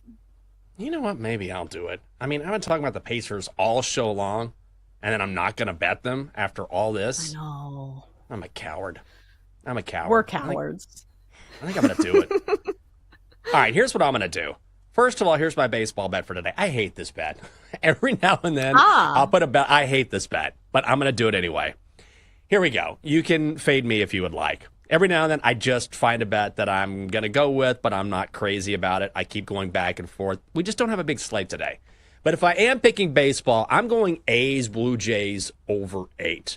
So I was going to get the A's at plus money in the first 5 when I thought Jeffrey Springs was on the mound. And they switched. Now they're going with Jacob Lopez. So he is generally a reliever. Did start last time out, was very impressive. I'm not quite a believer just yet based on a single start on a guy who has made his bones as a bullpen guy. And by the way, he will give way to an Athletics bullpen that has been the worst in Major League Baseball over the last 2 weeks. An ERA well over 9. Also, if you look at the Blue Jays splits, okay, they've disappointed. They're an under team, but they are much better against left-handed pitchers. Lopez is a lefty. Jose Barrios will go for Toronto tonight. He's been okay. Like I said earlier, I read a preview. He's been so good in Toronto. No, he has not. He has an ERA over 5 this season, and the Athletics can get to him. Obviously, on the road, not in Sacramento, which is definitely a hitter's park. We've seen that, but this is still an A's team, 6th in OPS, 7th in slugging this season. The Blue Jays, again, much better in those categories against lefties, so I'm going against the money here. I think we get an over. Let's go over 8 in Toronto. Yeah, like you said, the A's have a good offense. I think people fail to realize that. They're also top 10 in home runs, so they've got some power to those no-name bats as well. So, Jenks, now that neither of us have taken the Pacers officially, they're definitely winning this game, and they're definitely covering. That's just how it goes. Oh, I'm taking them. I just put them in. I'm doing it. Oh, you are? I'm putting them in. Okay. All right. I'm not yellow. I'm a guy who puts his money where his mouth is. Let's do it. Here's the thing. I don't understand this number. Could the Knicks pull it together? Sure. I just don't understand based on what we've seen why in the world the Knicks are still laying a number this big. The Pacers are the better team. They are the deeper team. I think the Knicks are absolutely worn out. And Tom Thibodeau has done his best to switch around that starting lineup. Okay, maybe they have a bit of a rebounding edge, but you're losing some scoring punch. It doesn't matter what they've done. It just hasn't worked. The Pacers are unfazed. The Pacers are still undervalued. And Karl Anthony Towns, banged up. That is certainly not a good sign if you're the Knicks. And this is a team that is exhausted anyway. The Pacers' depth will wear them down. I will happily take Indiana and the points tonight. Pacers plus 4.5 against the Knicks. Let's just do it. Yes, sirs. Isn't that their saying? Yes, sirs. Yes, sirs. Okay, we got to get to Sammy P here. Before that, Donkster, get on in here, buddy. You've been waiting all show. What's going on? Yeah, I was listening to your segment earlier on the Blue Zone cruise, and it sounds like such a grift. Well, I mean, it's expensive, but, you know, you pay $1 million, you know, maybe a lifetime on a boat. That's not bad. Dad, I know. I'm not deaf. I have big ears. I heard all about it. Pretty rude, Donkster. The point is, you can set sail with someone on this show free of charge. We gonna take people on the Potomac here in D.C.? It's not even that complicated. Just hop in while we go from one end of the hot tub to the other. That sounds gross. And plenty of healthy snacks are provided by my friend Stefan. Okay. Snacks, huh? Snacks. Okay, that's one way to put it. Donkster, do you have a bet? I do. Astros, money line, minus 115 against the Rays. Awful as Nailed always. Awesome as always, the handsome and lovely Sam Panayotovich. Sammy P, good morning. How you doing, my friend? What an introduction. Handsome and lovely. I thought Yeah. good things came in threes, though. Oh. And erotic. You know. Oh, no. The Donkster rubbed off on you. Wrong Sorry, how to get out of that headspace. mindset. You forgot to change intelligent. the voice there, buddy. Intelligent, The voice yes. Yeah, when Yes. you say erotic, you got to change the voice. Yeah, sorry. Why can't we, Chelsea, why can't you pull the trigger tonight? You know you want to.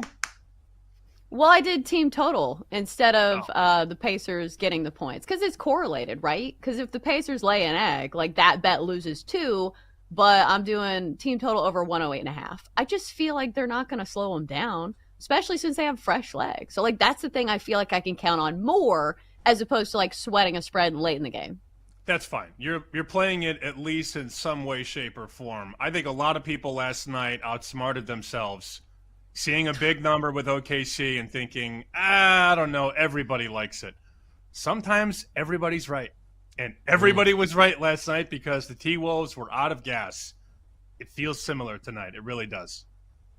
Okay. Yeah, sometimes desperation doesn't matter. Like, people love that angle, but, like, sometimes the better team just wins. I heard this quote a long time ago in Vegas. If you must win, you must not be that good. Oh, I like that. Ah. I'm gonna remember that. I get That's it. really good.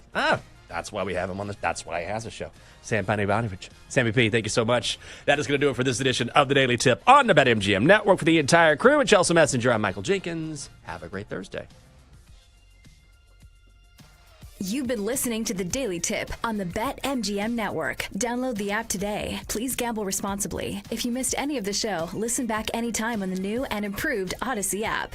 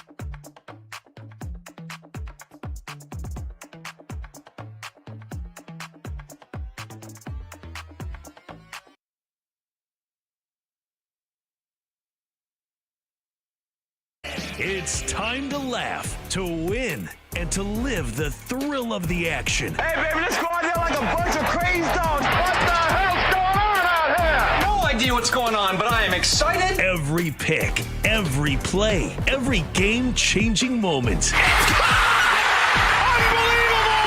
This is You Better You Bet, brought to you by BetMGM, the sportsbook born in Vegas on the BetMGM network. It's a great day to be alive, and it's a great day to be a better. Welcome to another edition of You Better You Bet, presented by BetMGM, right here on the BetMGM network. I'm Femi Abebefe, hanging with you guys over the next 4 hours, where you can find us across a multitude of platforms.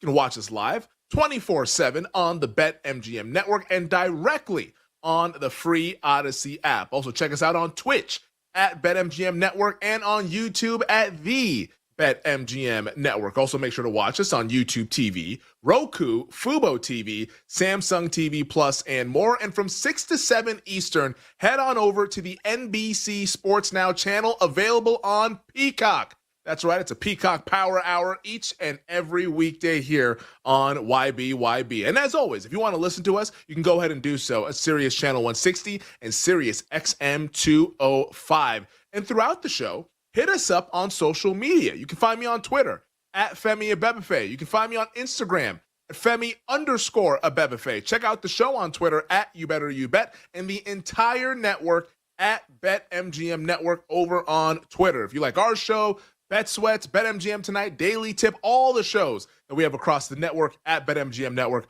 over on Twitter. We got the crew hanging with us here on this Thursday. Got Tyler Morales, Jay Kassan, Mike Brown, Sean Ha, Addie Bates, Nick Costos. He joins us 60 minutes from now with his thoughts on last night's awesome Game 1 of the Stanley Cup Final that saw the Edmonton Oilers beat the Florida Panthers 4-3 in overtime. An absolute classic last night. Fast and furious from puck drop. A really, really fun game as the Oilers now have a 1-0 series lead. But we're going to talk some Stanley Cup Final. We're going to talk about the NBA Finals, Pacers Thunders. That tips off Game 1 later on tonight. French Open. There's so much to get to across the world of sports, and we will go ahead and do so throughout these 4 hours. And in case you miss out on one of the segments, or maybe two of the segments, you're driving around, picking up the kids from school. I know there's only a few days left on the calendar for the school year. Summer is approaching, but you're picking the kids up from school. You're running some errands, whatever you're doing. If you miss anything across these 4 hours, make sure you check us out in podcast form. Just search You Better You Bet wherever you get your podcasts. And while you're there, you might as well go ahead and subscribe, rate, and review. We really greatly appreciate how much you guys love the Wagertainment. We have 5, count them, 5 guests on the program today, this Thursday, starting at 4:20 Eastern Time. Senior NBA analyst for Establish the Run, Mike Gallagher, returns to You Better You Bet. As good as it gets with the NBA prop bets. We'll give out his best bets for the NBA Finals, side, total, and of course, props. We'll speak with Mike Gallagher of Establish the Run coming up at 4:20 Eastern. At 4:40 Eastern, our NBC and Peacock teammate, Stanley Cup champion, Eddie Olczyk, joins us here on You Better You Bet, doing an awesome job for NHL on TNT. He's also a horse racing expert as well. He's on the national broadcast for the Stanley Cup. Was on last night with Kenny Albert and the crew doing Game 1. Will be on throughout the entire series between the Oilers and the Panthers. He'll give us his thoughts on last night's OT win by Edmonton and what to expect going forward. Plus, the Belmont Stakes this Saturday. What does Eddie O like at the Belmont Stakes? We're talking pucks and ponies with Eddie Olczyk coming up at 4:40 Eastern. And then at 5 o'clock Eastern, betting analyst and writer for Fox Sports, the Bear Chris Felica returns to You Better You Bet, host of the Bear Bets podcast. We'll get his thoughts on the Belmont Stakes, college football, maybe even a little bit of French Open as we have the women's final set. We have Arina Sabalenka going up against Coco Gauff in the French Open final coming up on Saturday. We'll talk to Bear to start the 3rd hour. And at 4:40 Eastern, horse racing expert, our buddy, host of the Magic Mike Show, Samo Bombs at Racing Dudes. It's Mike Somich, who has been absolutely crushing it during the Triple Crown, host of Ready, Set, Bet at VSiN. He'll give us his best bets for the Belmont Stakes, the exactas, trifectas, the superfectas. Pen and paper shall be ready, 5:40 Eastern, when we're joined by Mike Somich. And then to cap it all off, the cherry on top of the Sunday, because it is a 5-guest day here on You Better You Bet, our NBC and Peacock teammate, NBC's lead betting analyst, Jay Croucher, joins us during the NBC Sports Now Power Hour at 6:20 Eastern to talk all things NBA Finals, how he's betting Game 1 tonight, how he's betting the series, maybe some fun props. We'll do all things NBA Finals with Jay Croucher at 6:20. So once again, 5 guests, Mike Gallagher, Eddie O, Chris Felica, Mike Somich, Jay Croucher, coming at you here on this Thursday. What more could you ask for here on You Better You Bet? And as always, we want to hear from you guys. Join in on the conversation at You Better You Bet over on Twitter. You can tweet us. What is your favorite bet for Game 1 of the NBA Finals tonight and why? It could be a points prop. It could be the total, the side, a money line bet, whatever you like. Favorite bet for tonight's Game 1. Pacers at the Thunder. Let us know why by tweeting us at You Better You Bet. And if you're not on Twitter, you can put that into the YouTube chat or in the Twitch chat. You should know where to find us by now. We'll give you a shout out later on during the program. But let's go ahead and get into last night's betting recap before we talk all things Stanley Cup Final Game 1 between the Oilers and the Panthers. On the ice, to start the recap, favorite bet of the night was actually the over, which was not a rocking chair winner, but felt pretty good all throughout the night, winning that bet. Over 6, minus 115. Even if you bet the over 6.5, 4-3, of course, if you can do the math, that is 7 goals. So the over cashes in Game 1 between Edmonton and Florida. Had a smaller bet with the Panthers. And I mean, shoot, through 2 periods, that was looking pretty good. Up 3-1. And then all of a sudden, they're just going to decide to sit back, which we'll get into a little bit later on here in this segment. But the smaller bet on the Panthers to win, that did not get there. Neither did Carter Verhaeghe, who, I thought for sure scored that goal, but then the deflection gets ruled to where I think, who did they give the goal to? I have to go back and look to make sure I know who they gave the goal, that first goal for Florida to. It was Sam Bennett who ended up getting credit for that first goal for the Panthers. I thought it was my guy Verhaeghe, which would have paid out plus 245. Unfortunately, that is an L. Leon Draisaitl was the first goal scorer. I had Verhaeghe in that market as well. That did not win. On the diamond, Major League Baseball was pretty solid. Rays, Rangers, first 5 over, bang, that cashes. Did not get anywhere with Royals and the Cardinals. That game got rained out. They're actually playing that right now. Jack Cagliona actually got an RBI double for his first Major League Baseball hit. Shout out to Cags doing that this afternoon. The Padres first 5. Thank goodness I bet the first 5 with the Padres last night against the Giants. Boy, that was not a good end of a game situation for the San Diego Padres. They end up blowing that 5-1 lead against San Francisco. But first 5, they get it done. And our guy, Brandon Lowe, is it Lowe or Lau? Because I feel like there's multiple Lows and Laus in Major League Baseball. But Brandon Lowe, I believe it is, he did meet the moment, read the room, leave the yard, plus 455. Brandon Lowe with the home run for the Rays. Ben Rice didn't homer, neither did Randy Arozarena, but we don't have to get too much into all of that. But let's get into Stanley Cup Final last night, Game 1. First and foremost, before we even get into the series, hell of a game, man. A hell of a game with so much anticipation for this series. And yes, it's not a fresh matchup, but it's a very fun matchup, a competitive matchup after what we saw last year where that series ended up going 7 after Florida jumped out to a 3-0 series lead. Edmonton crawling back, but Florida winning that 7th game at home. But man, sometimes when we have so much hype for these games, you wonder, all right, is it going to live up? Is it going to actually be what we all think it is?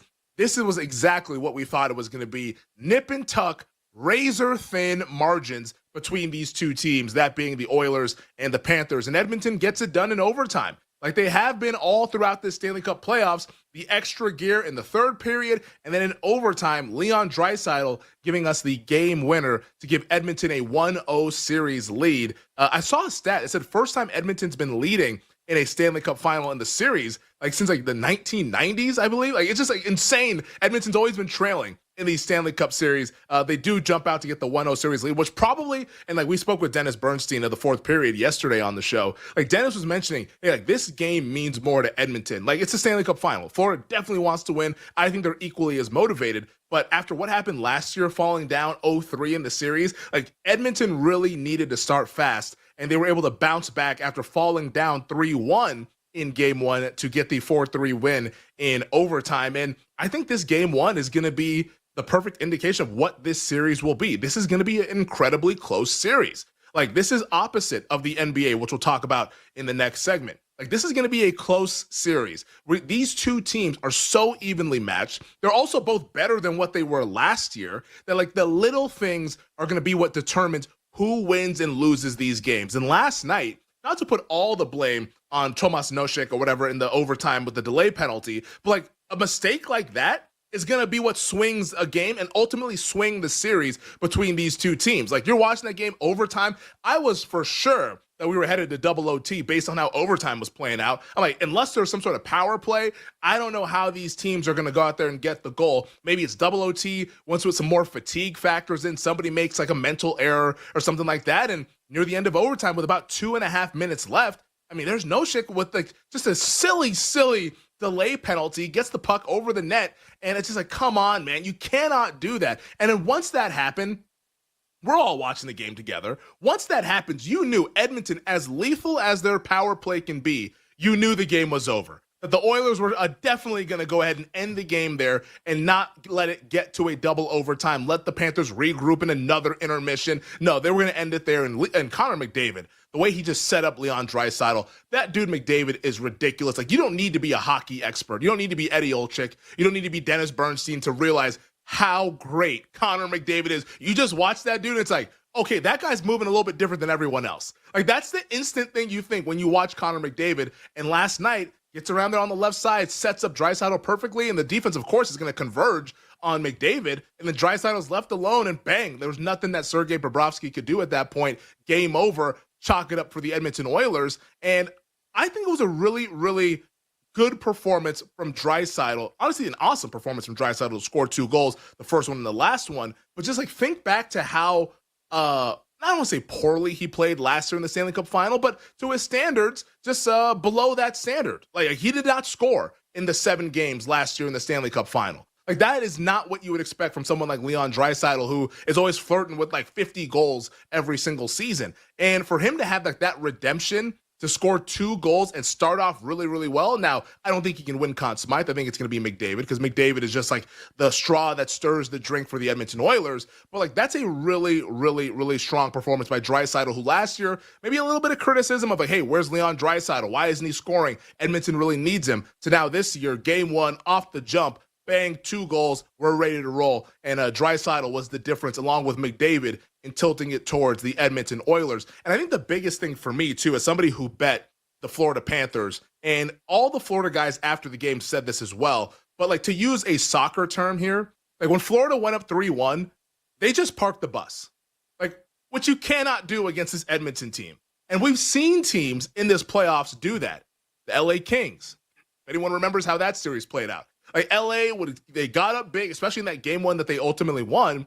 Like, they got up big, and then they just said, all right, we'll just let Edmonton kind of just pepper us with shots and shots and shots and chances and chances. Like, the Florida Panthers parked the bus, and they sat back. Like they had never lost, like, when leading after 2 periods that they were going to actually, like after 2 periods, Florida, under Paul Maurice, had never lost a playoff game. Like, they had never lost one. They were always in control, and for some reason, they could not get it done last night. And after the game, Sam Bennett, who scored 2 goals for the Florida Panthers, he said, quote, "We've been really good all year at not sitting back with the lead, and for whatever reason, we sat back tonight." Paul Maurice, the head coach of the Florida Panthers, he said, "I think we had some real good pressure. They get it back, and then there were some plays we didn't compete. I thought we were a little safe with the puck." Like, that was uncharacteristic of the Florida Panthers. Like, I don't know why they were just content on just taking icing and just chucking the puck down the ice and just kind of being content letting Edmonton get so many opportunities. You let McDavid and Draisaitl get this amount of opportunities, they're gonna do something with it. You cannot just sit here and say,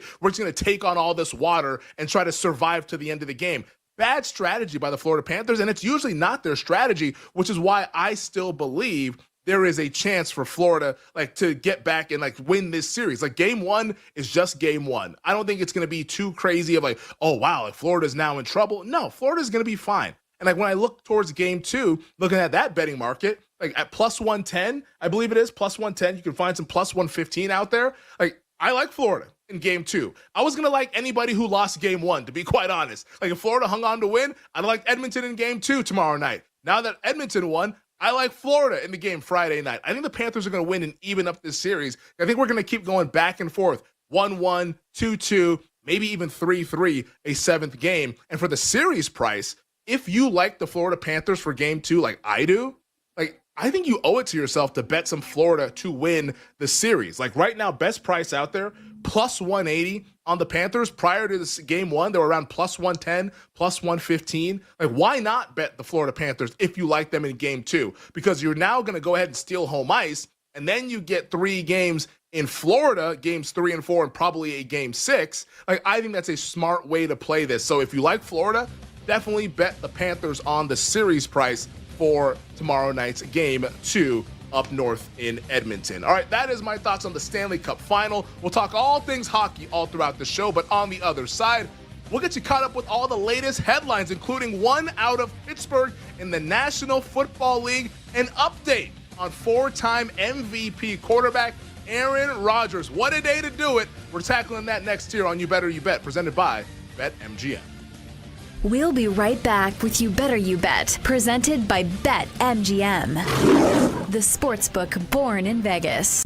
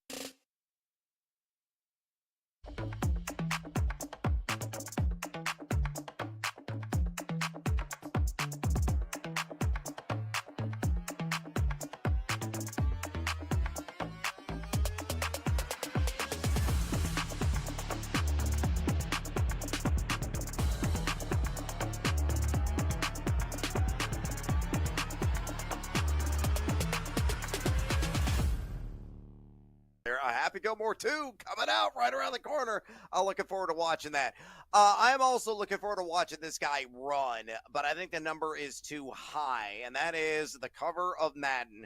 Is the curse real? I don't believe in it, but there are a lot of people that do, and they're going to be fading him as a result. Give me the under on Saquon Barkley, 1,500 and a half rush yards at a minus 110 juice. Numbers is way too high. Now, I understand last season he ran for 2,005. Could have, broken the single season record, had an opportunity to, tack on more, but sat the last game of the year, and for good reason, because the Philadelphia Eagles had bigger opportunities to play, and that being to win the Super Bowl, which, of course, they did. He had 345 attempts last season. Is he going to break down? I think there is a decent chance that could be the case. Regression is going to kick in. Mike Clay believes that based on his algorithm and his projections. He's got him forecasted for 283 rush attempts, 1,367 rush yards, 10 rushing touchdowns. Got him RB2 for fantasy football purposes. Yes, he has the easiest projected strength of schedule of any fantasy running back entering the regular season. And yes, he's got an elite offensive line. We know that. Finished number 12 in yak per attempt last year, number 2 in total missed tackles force, number 7 in total yards created. I just don't buy Saquon is going to stay healthy the entire year. I think regression is going to kick in. That monster exists.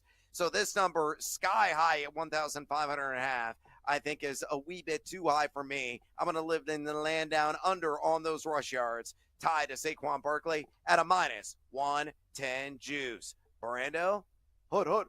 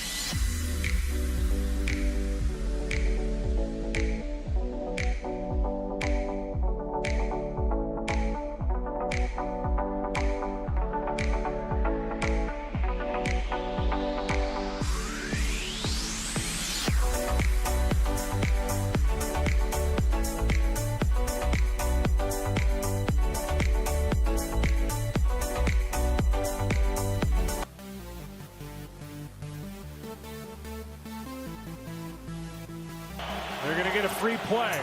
Rodgers is the master at it, and a touchdown by Lazard. Nobody in the league has thrown more touchdowns on free plays than Aaron Rodgers. 56. Let's get back to You Better You Bet on the BetMGM Network. Welcome back. This is You Better You Bet, presented by BetMGM here on the BetMGM Network. Femi Abebefe hanging out with you guys. That sound courtesy ESPN. Joe Buck on the call this past NFL season. Aaron Rodgers throwing a touchdown pass. I believe that was the Hail Mary against the Buffalo Bills at the end of the first half on Monday Night Football. Aaron Rodgers. And you might be wondering, why are we playing some Aaron Rodgers sound? What's been going on with Aaron Rodgers? He's just hanging out, chilling, doing whatever he's doing in California. Well, today, moments ago, we got word from all the NFL insiders that Aaron Rodgers is flying to Pittsburgh on Friday and has informed the Steelers that he will be signing with the Pittsburgh Steelers and participating in mini camp next week. The Eagle has landed, and to help us break that down and other stories that we have throughout the world of sports, it's our executive producer for the day, filling in for our guy, Bill Zimmerman, is our great executive producer, Tyler Morales,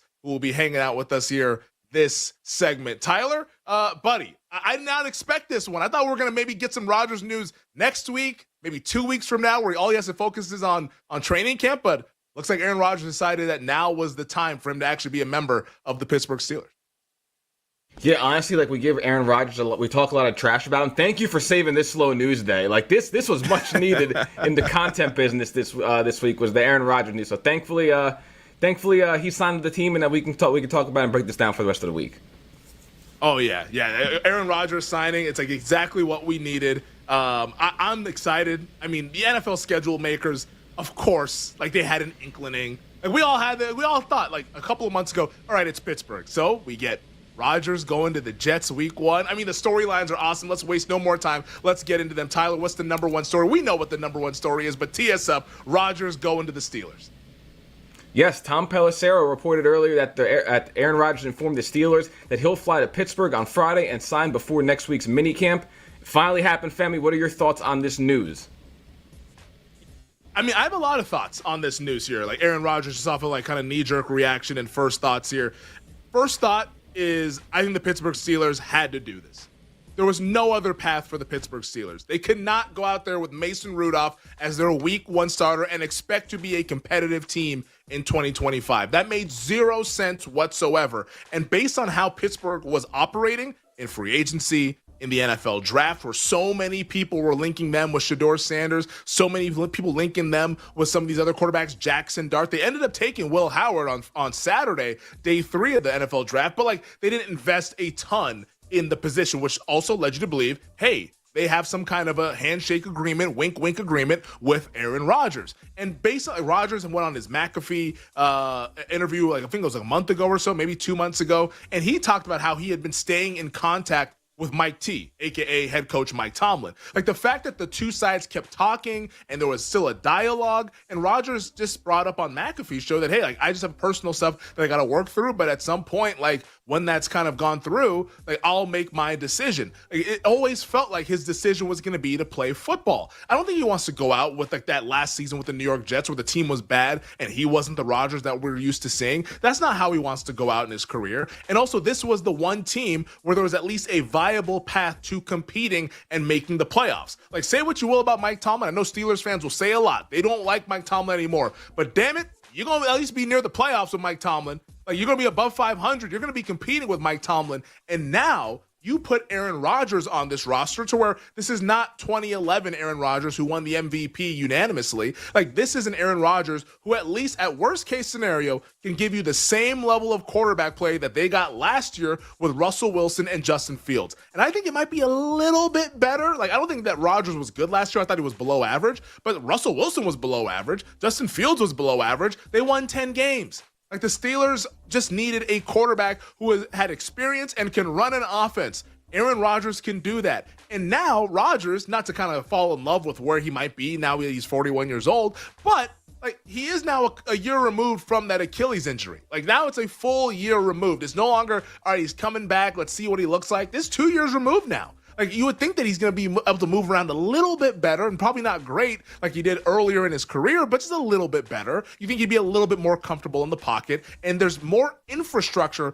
a hell of a lot more infrastructure in Pittsburgh than there was in New York, where here's Joe Douglas and Robert Saleh, these guys that can barely run an NFL team and function. Like, Mike Tomlin knows how to run an NFL team. The Pittsburgh Steelers know what it's supposed to look like. So, yeah, is Rodgers a great quarterback? No. And in fact, I think on his best day, he's probably just average now in 2025. But for the Steelers, that's what they need. And from a betting standpoint, with their win total sitting at 8.5, I like the over. Call me crazy. I like this move for the Pittsburgh Steelers just to win 9 games. Like, that's what I think they can do. Cleveland's terrible. Cincinnati, I'm not even sure that Cincinnati's better than Pittsburgh, to be quite honest. They got a better quarterback. They got a better receiver core. After that, what else? They got a pass rusher who's pissed off. They have another pass rusher who retired. They got a defense that last year was bottom 5, that they had barely improved, if at all. Like, why are we just chalking up that, oh, yeah, it's Cincinnati and Baltimore? The hell it is. Cincinnati ain't doing a damn thing. Like, I think Pittsburgh could be the second best team in the AFC North once again. So this move, I think, is a move that the Steelers had to make. And for Aaron Rodgers, if he wants to compete, this was the move that he had to make. It made way too much sense. And it was always just a matter of when and not if. We got the win today on June 5th. Aaron Rodgers, QB1 for the Pittsburgh Steelers. And I cannot wait to watch and see how it unfolds. Tyler, hit me with the next story. Colts head coach Shane Steichen said today that quarterback Anthony Richardson is dealing with a shoulder injury and will not participate in minicamp next week. Now, this adds to the long list of injuries in a short career for Anthony Richardson. Femi, are you worried about this Colts quarterback situation heading into the season? Yeah, I think it's kind of over for the Colts in this regime. I just think it's done. I think it's done. Chris Ballard, who I actually like legitimately. I've done a podcast with Chris Ballard before. He's a really nice dude, and I love talking ball with him. Shane Steichen, head coach. It's done. I'm sorry.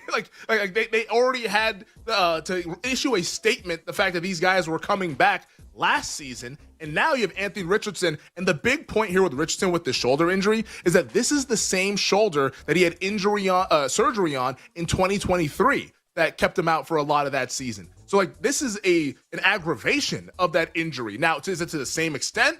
I don't know. We'll find out. But the way the Colts are talking, the way Shane Steichen is talking, it doesn't sound too good. He's saying that he'll be back at some point in training camp. What? What does that mean? We can't put a timetable on this? We can't put a timeline on it? He said no. He doesn't want to put a timeline on it.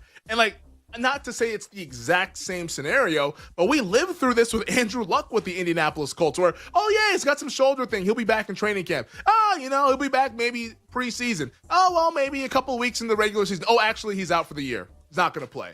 Like, it would not surprise me one bit if we didn't see Anthony Richardson in 2025. I'm not predicting that's what's going to happen, and I'm assuming at some point maybe we do see him, but I would not be shocked if he didn't play this year. Like, this does not sound good. And if it's going to be Daniel Jones, like, there's a reason why they paid Daniel Jones a decent amount of money to be their quarterback, at least a backup quarterback. It was not a traditional backup QB salary. This was a, hey, come on and compete salary. Daniel Jones now gets to take all the first-team reps at minicamp. Daniel Jones probably going to take all the first-team reps at training camp because I wouldn't expect Anthony Richardson to be good to go from Jump Street in August. Like, this is a clear path for Daniel Jones to be QB1 in Indianapolis. And does that sound like a team that you want to bet on? Doesn't sound like it to me. That sounds like a team that might be picking in the top 5 this upcoming season. That's what that sounds like. I hate this for the Colts. And yeah, Daniel Jones is a good athlete. Maybe Shane Steichen and he can find this happy marriage where they can be productive. I'm not buying that. I think that Shane Steichen is on the list of coaches that you might want to bet on to be first coach fired. And I think the Colts have a full reset in 2026 where they try to find their quarterback next spring. Because with Richardson, he's never going to get the reps to actually develop and be the quarterback that they thought he could be. I think that's done. And I think Daniel Jones is a lemon at QB. This is not going to be a good situation for Indianapolis. Bet the under on the win total. I cannot recommend that enough. Tyler, hit me with another one. Derek Carr announced his retirement from the NFL a few weeks back and has finally made some comments about his decision. Derek Carr said, "I didn't want to have surgery and just take the Saints' money. I never just played for money, and it was the right thing to do for the team." Femi, I'm going to ask you a simple question here. Do you believe Derek Carr? Hell no. I don't believe Derek Carr. Hell no. Come on, man. Who is he fooling? Who is he fooling here? Oh, yeah, I mean, I didn't think it would be right to take their money. Get out of here. I think Derek Carr is using this retirement as a way to get back on the field with another team. I think that's what he's doing. He didn't want to sit around and be in New Orleans and be rehabbing his shoulder injury. And then it's like, oh, well, like, where's my path to playing? There's a new regime that did not bring me in. Like, this is just nonsense. Nobody is turning down free money. I'm sorry. They're not. Derek Carr, by all indications, is a really good person. People speak highly of him. Like, I've never met the dude, but he sounds like he's a great guy. Like, but still, with all that said, rich people don't turn down money. Like, he's not turning down money. So, like, this fake altruism of like, yeah, you know, I just felt that for both parties, it's best for me to just turn this thing down and do right by them and retire. No, like, this retirement, it would not surprise me one bit if in 2026, all of a sudden, Derek Carr's shoulder's feeling pretty good, still at a pretty young age. Maybe Derek Carr is going to play in 2026. Like that, don't be surprised when you see that coming up this time next year. Do not be surprised at all when that happens. Like, this is just a way for him to get away from this team that he thinks that is just not done right by him. And I think that he wants to go somewhere else. This is a clean break. He'll get his money from somebody else maybe in a couple of years. But yeah, I'm not buying this nonsense of I just felt that this was a good way for me to go ahead and have an amicable split with the New Orleans Saints. Get out of here with that nonsense. I wasn't born last night, buddy. Tyler, hit me with the next story. Yeah, Aaron Rodgers kind of buried the lead here. Game 1 of the NBA Finals is tonight. The Oklahoma State Thunder are 9.5-point favorites in Game 1 and minus 700 in the series. Nobody's really given the Pacers a chance. Pascal Siakam took notice and gave his team some motivation through the media. It's always been us against the world, and I don't expect it to change. And it's something that I always told my teammates, like, yeah, like we here and nobody wants us here, but we here. And, we broke the, like, any barrier that was there, we broke that and we got here. So nobody's giving the Pacers a chance here. Femi, my question to you, do you give the Pacers any chance in Game 1 or in the series? I do not. Game 1, maybe they have a chance tonight, but I do not give them a chance to win the series. Not for damn sure. I do not give them a chance. Sorry, Pascal. Everyone's going to be right. OKC's going to win it. Like, you guys have had a hell of a run. And to his point, if I were him, I'd feel the exact same way. Like, earlier this season, no one's talking about Indiana during the regular season. Nobody, like, I picked Milwaukee to beat Indiana. Like, that's one of the worst takes ever this playoffs. Like, I'll put my hand up and say I was an idiot on that one. But then definitely when we got to the Cleveland series, everyone picked Cleveland. And then even the Knicks series where I picked Indiana, I bet Indiana to win the series, the majority liked the New York Knicks. So at each step of the way, the Pacers have been doubted. Unfortunately for the Pacers, they have met the final boss. And the final boss is a team that has won 80 games prior to the NBA Finals, the Oklahoma City Thunder. The Thunder are about to wax that ass in this NBA Finals. Like, I don't give the Pacers much of a chance. Like, they win one game. I think it's OKC in 5. There's a reason why some of those OKC in 5 bets are starting to shorten with the price. You're not getting the plus 180 or plus 200. You're not getting like plus 150. OKC laying the 2.5. That's now getting in like the minus 140 range as well, as opposed to the minus 115 on Monday. Like, the Thunder are expected to take care of business, and I think they will take care of business. It's a mismatch, and Siakam has been tremendous. Eastern Conference Finals MVP. But, dude, you have just met a different beast with this Thunder team. The West was way better than the Eastern Conference. Now you have to play the best from the West. How do you think that's going to work out? OKC is going to win tonight. OKC is going to win the series. And I wish we had a long series because I want to talk basketball till kingdom come. But I don't think we're going to be talking basketball for much longer. I give it about like 9 to 10 more days, and this bad boy is going to be over. Tyler, hit me with another one.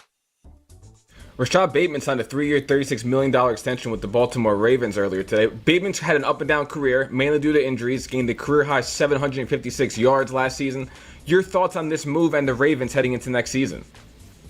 Yeah, Bateman's a guy where, like, you just don't really get the full experience. Like, coming out of college, like, everybody's like, hey, Rashad Bateman's really good out of Minnesota. And he was really good at Minnesota, but he's never been able to quite put it all together. Like, the injuries or whatever has kind of held his career back. I mean, Baltimore clearly still believes in him. Otherwise, they would not have given him this money. But for the Ravens, I'm like, maybe you could have tried to find some other avenues to find some players that could at least be full-time guys that you can count on to stay healthy, because that's the big thing for Baltimore. Do they have enough pass catchers to actually have a legitimate passing offense when it counts? And that's the big picture thing with the Ravens, because they're known for making shrewd moves in the front office. They're known for drafting well. I mean, you watch an NFL draft broadcast, the Ravens could draft you at home and people will give them an A for drafting that player. Like, that's how people respect the Baltimore Ravens organization. But unfortunately for the Ravens, I still have to go back to how these January playoff woes have unfolded. Like, these games have not been good in the playoffs, and do I trust them to put my money on them again after what happened last year? That debacle in Buffalo? I can't get there. So, yeah, great for Rashad Bateman. The Ravens clearly love him, so great for them. But, man, I need to see a hell of a lot more before I ever think about betting the Ravens to win the AFC or to win the Super Bowl. Those are your headlines here on a Thursday. We'll get to the marquee games on the other side. It's You Better You Bet, presented by BetMGM. We'll be right back with You Better You Bet, presented by BetMGM, the sportsbook born in Vegas.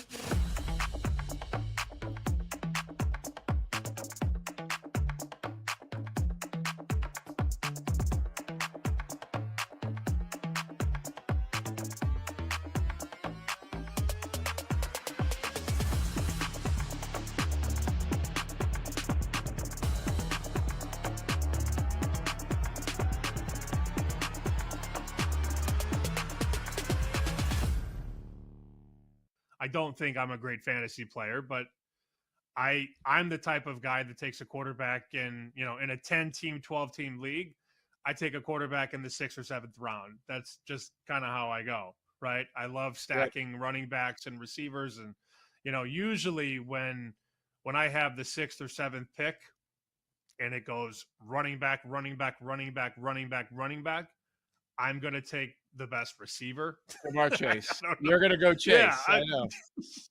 I'd rather have the best receiver than the 6th or 7th best running back. That's just kind of how I go. And last year, I want to say I had Jamar Chase and who was the other? Because I went receiver.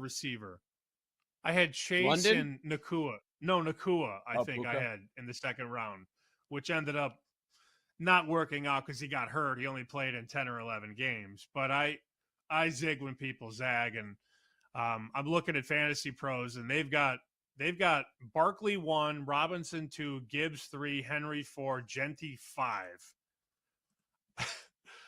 Good luck taking Ashton Genty 5th overall. I will not be I wouldn't me, bet buddy. on that.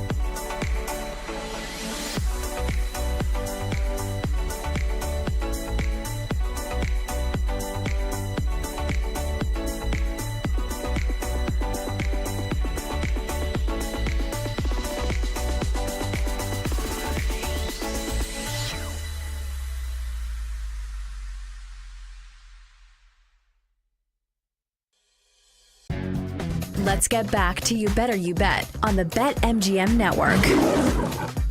Let's get back to it here on a Thursday, a jam-packed Thursday all of a sudden, thanks to Aaron Rodgers signing with the Pittsburgh Steelers. I guess they haven't put pen to paper quite yet, but he's flying out to Pittsburgh tomorrow and will sign with the Steelers and join them for mini camp next week. Pittsburgh Steelers land their QB1 of the offseason, and here we go. Rodgers, Tomlin, what a storyline this will be as the first game of the season at the New York Jets. 20 minutes from now, we'll hear from Nick Costos with his thoughts on the Rodgers signing, as well as game one of the Stanley Cup final that saw the Edmonton Oilers beat the Florida Panthers in overtime. So Nick will join us 20 minutes from now. We want to know from you guys on social media, what is your favorite bet for game one of the NBA Finals? Pacers at the Thunder could be side, total, prop. SGA's points prop is 33.5. That's high. But guess what? I wouldn't bet it under. He torched them in the regular season. Dropped like a 45-point game on Indiana. Like, they don't have no answers for SGA. So as high as that points prop is, not betting the under on SGA. And in fact, at BetMGM, you can bet SGA 25 plus points in every game at, I believe, plus 110. Does that interest anybody? It interests me because SGA, I think, is going to score 30 in every single game. So we'll talk all things NBA Finals all throughout the show and in this segment as well with some of the BetMGM insights from our friends over there, the Sportsbook Born in Vegas. But real quick, before we get to the marquee games, I want to go ahead and give some bets out for the afternoon baseball that we have. A game that's about to get started in Seattle. I'm going to go ahead and rock with the Mariners in the first 5 on the money line against Baltimore. Brian Wu at home, minus 150 or better against a team like Baltimore. I'll take that all day long. Zach Eflin's been pretty good, but on the road, nah. Like, this also is a really good spot for Seattle. Like, Baltimore took the first 2 games of the series. I just like the setup for the M's tonight, or today, I should say. I'll rock with the Mariners on the first 5, minus 150. I'll also bet the Padres first 5 against the Giants. Dylan Cease, his underlying numbers suggest that this dude should be like one of the most dominant pitchers in baseball. And at one point, he was. I don't know what's going on with this guy giving up home runs left and right, but guess what? Today, he gets to pitch in one of the toughest ballparks to hit a home run in San Francisco. I think this is a nice Dylan Cease bounce back spot. Robbie Ray's been elite so far this season as well, but I just trust the San Diego lineup a little bit more than the San Francisco lineup tonight. So I'm going to go with the road dog, San Diego, even money in the first 5 against the Giants. And then finally, I'm doing it. I am doing it. And this one, it's not easy to say, based on my history with said player, but I'm betting the New York Mets in the first 5. I'm backing my sworn enemy, David Peterson, against the Los Angeles Dodgers. Mets plus 105 in the first 5. Look, Peterson's been solid this season. That's the only compliment you're going to get out of me when it comes to David Peterson. This is more of a fade of Landon Knack, who is dying to give up barrels. He is dying to serve them up. So I don't think Landon Knack can put back-to-back good starts together, not against a lineup like this.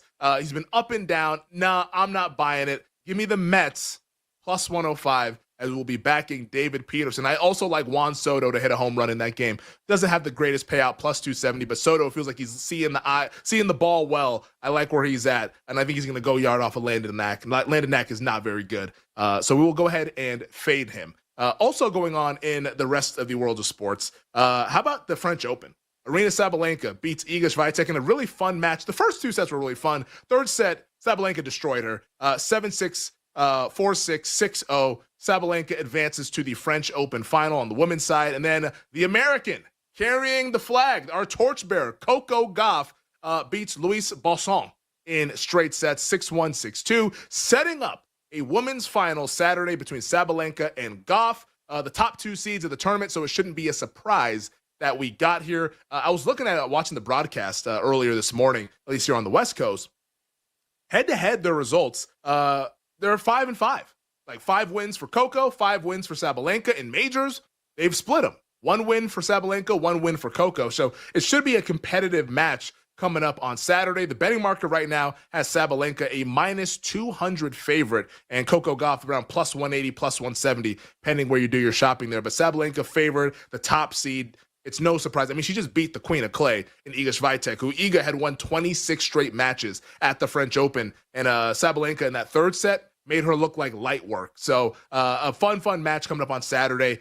Can Coco get there? I don't know. I'll be rooting for her, though. Hopefully we can get an American to win the French Open, which has not happened since Serena Williams about a decade ago over at Roland Garros. But let's go ahead and get into tonight's marquee games before we bring on Jake Hassan and Tyler Morales with some of their bets for today and maybe even this afternoon. But tonight, the NBA Finals gets underway. Game 1 in Oklahoma City. Pacers at the Thunder. Oklahoma City right now a 9.5-point favorite. Total sitting at 230.5. 62% of the bets and 56% of the handle is on Indiana getting the 9.5. So the people like the dog tonight.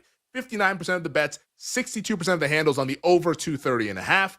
80% of the bets, 53% of the handle. Pacers money line plus 350. People do not want to lay the lumber, which it is an interesting spot. OKC, outside of Alex Caruso, none of these guys have played in the NBA Finals. First NBA Finals game, needing to win by double digits to cover the number. Like, that's not the usual setup. However, this is not a usual team in OKC. I would lay the points before I took them in game 1. And I would actually play a little bit of zigzag. Like, I think game 1 is the time to bet OKC. Game 2, Sunday, I think is the time to bet Indiana. If the Indiana Pacers were ever going to win a game in this series, I think it's Sunday in game 2, which I think is a contrarian take from what most people think about this series. Most popular player props, 5th most popular, Pascal Siakam, under 19.5 points. 4th most popular, SGA, first field goal that pays out plus 525. 3rd most popular, SGA, under 7.5 assists, minus 145. 2nd most popular, Tyrese Halliburton, under 26.5 points and assists. And then the most popular player prop over at BetMGM, the sportsbook born in Vegas, Tyrese Halliburton under 9.5 assists, which goes in line with what Matt Moore from the Action Network said on our show yesterday. Might not be a great assist series for Tyrese Halliburton, despite what we've seen from him all throughout these playoffs. But it's a fun series. I think fun just on the base of the fact that it's fresh. You know, both of these teams, OKC and Indiana, going for their first NBA titles. And no, we will not give OKC credit for the title that the Seattle Sonics won in the 70s. We're not doing that. So OKC going for their first NBA title in addition to Indiana doing that as well. Some other games across the world of sports that are marquee. How about tonight in baseball? Guardians at the Yankees. Yankees minus 275, the money line favorite. Guardians plus 225, that total sitting at 8.5. I think his name is Slade Cecconi. Is that how you pronounce the Guardians pitcher's name? Going up against Max Fried later on tonight. Max Fried looking to bounce back after getting roughed up by the Dodgers last Friday. Tough series for the Yankees pitchers, at least Friday and Saturday. I have a bet in that game, which I'll reveal later on during Gambling Night in America. Rangers Rays, another game where I have a bet. Texas plus 120. You have Tampa minus 145. That total sitting at 9. Jack Leiter versus Ryan Pepio. I do have a bet in this game, which we'll reveal later on. And then finally, Royals Cardinals, which we have the first half of the doubleheader going on with our guy Jack Caglione right now at the plate. Let's see what Cags does in the top of the 8th with a runner on first. But we'll have the second half of that doubleheader. Royals even money, Cardinals minus 120. That total sitting at 7.5. As Tyler puts in the chat, please strike out. Tyler is on the under between the Royals and the Cardinals. First game back, though, in the second half of the doubleheader for Cole Reagans off the IL stint. Cole Reagans going to be against Matthew Liberatore as Cags grounds out. And that'll do it for the inning. As Jake put something in the chat, we cannot say over the air. But that is Royals Cardinals. The second half of the doubleheader will be later on tonight. But let's go ahead and bring the fellas in. Since they're active in the chat, might as well bring them into chat on the air. Our baseball aficionado, Jake Hassan, and our guy, Tyler Morales. Jake, I'll start with you because you seem to be fired up about what just happened to Jack Caglione here. But what do you like tonight in baseball? Also, anything on the Dodgers-Mets game that's going to get underway here in about 20 minutes or so? I'm not happy, Femi. Could have went better, but it's fine. Yeah. We'll take an RBI double for one game. Second game's where it's all at. That's fine. We're gonna bet the home run again. Yep. We don't back down. We don't back down. Anyway, I digress. Yeah. I'm also sweating A's on the money line last night. Well, yeah, big weather didn't want us to win last night, so that's fine. No, it is what it is. Be what it be. Can't do anything about that. But we will be betting Cags again in the second game as well. I'm sweating the A's on the money line right now because I'm a sicko, and I have a sickness, and I need to call a number or be checked into a facility. But other things for tonight that aren't as dark and disturbing as that. I think I'll probably be on the Mets with you, Femi. I think I'll pull the trigger on that as far as that goes. I feel sick doing it. It feels gross, and David Peterson is just, God, that guy. And I'll be on the Royals in the second game as well. Cole Reagans is back on the money line. He's a dog. The Cardinals with Matthew Liberatore. I think it's just fine. Even though Cags doesn't have the results at the plate yet, you could just tell this team is like rallying around him. They scored 10 runs in the first game with him. They're playing better, so I'll bet them in the second game as well at plus money. It's just they're a better team than the Cardinals right now.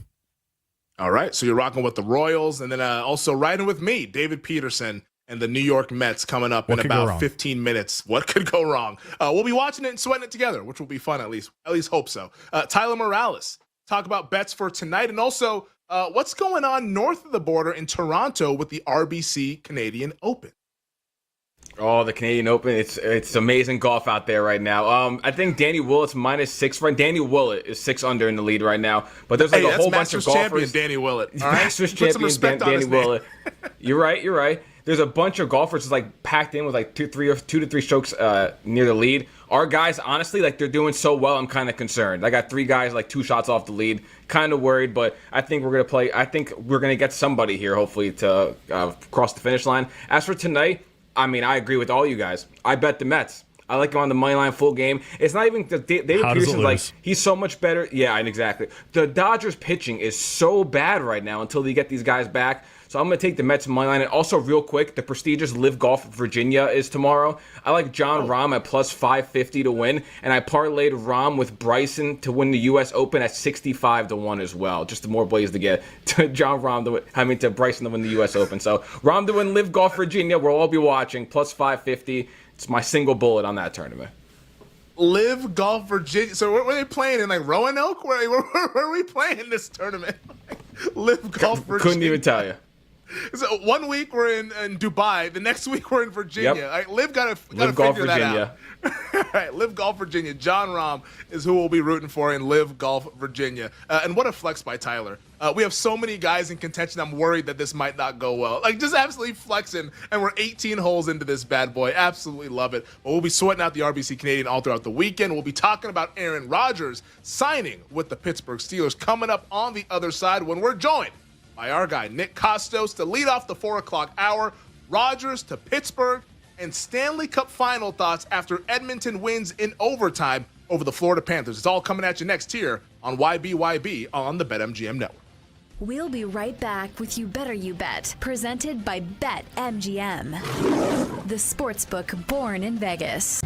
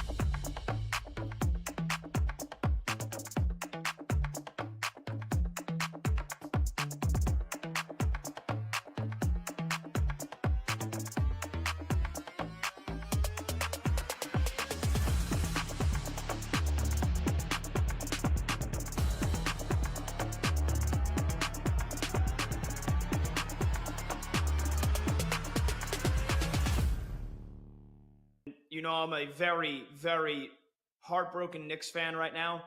I have a lot of credit and a lot of respect for the Indiana Pacers. And again, I barely even talked about them, but what Tyrese Halliburton did in the most of this series was phenomenal. I mean, he was incredible. He was the leader that Indiana needed him to be.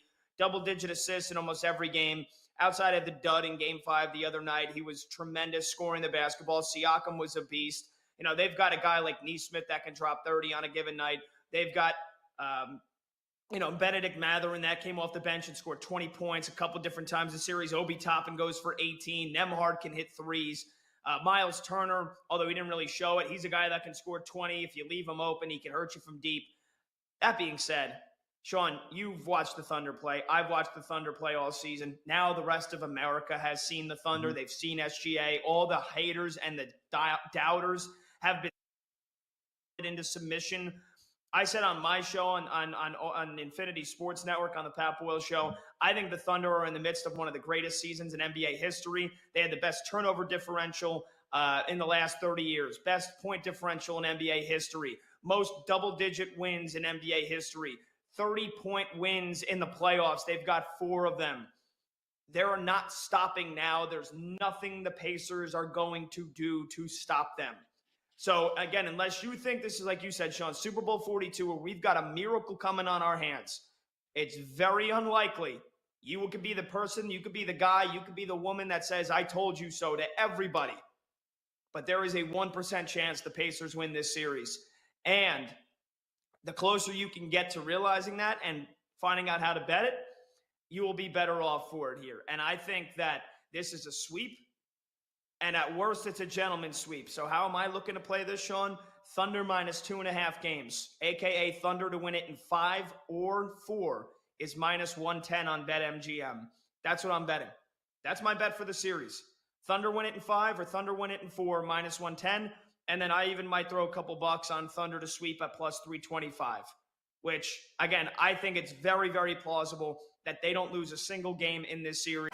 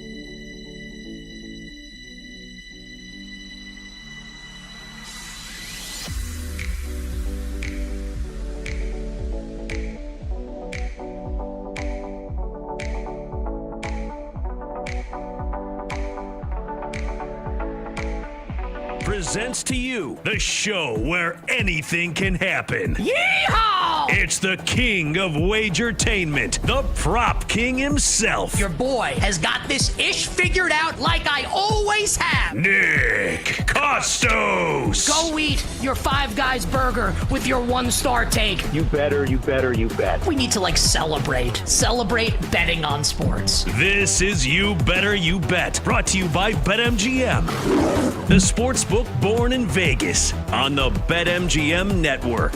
What's up, everybody? Happy and merry, tremendous Sports Thursday to you and yours. This is You Better You Bet on the BetMGM network. Nick Costos, Femi Abebefe, the crew, and you here on the Odyssey app, on SiriusXM, on YouTube, on Twitch, the final hour on NBC Sports Now and Peacock, and heard on radio stations nationwide. We are in your hearts and in your minds as we bring you the fastest show in all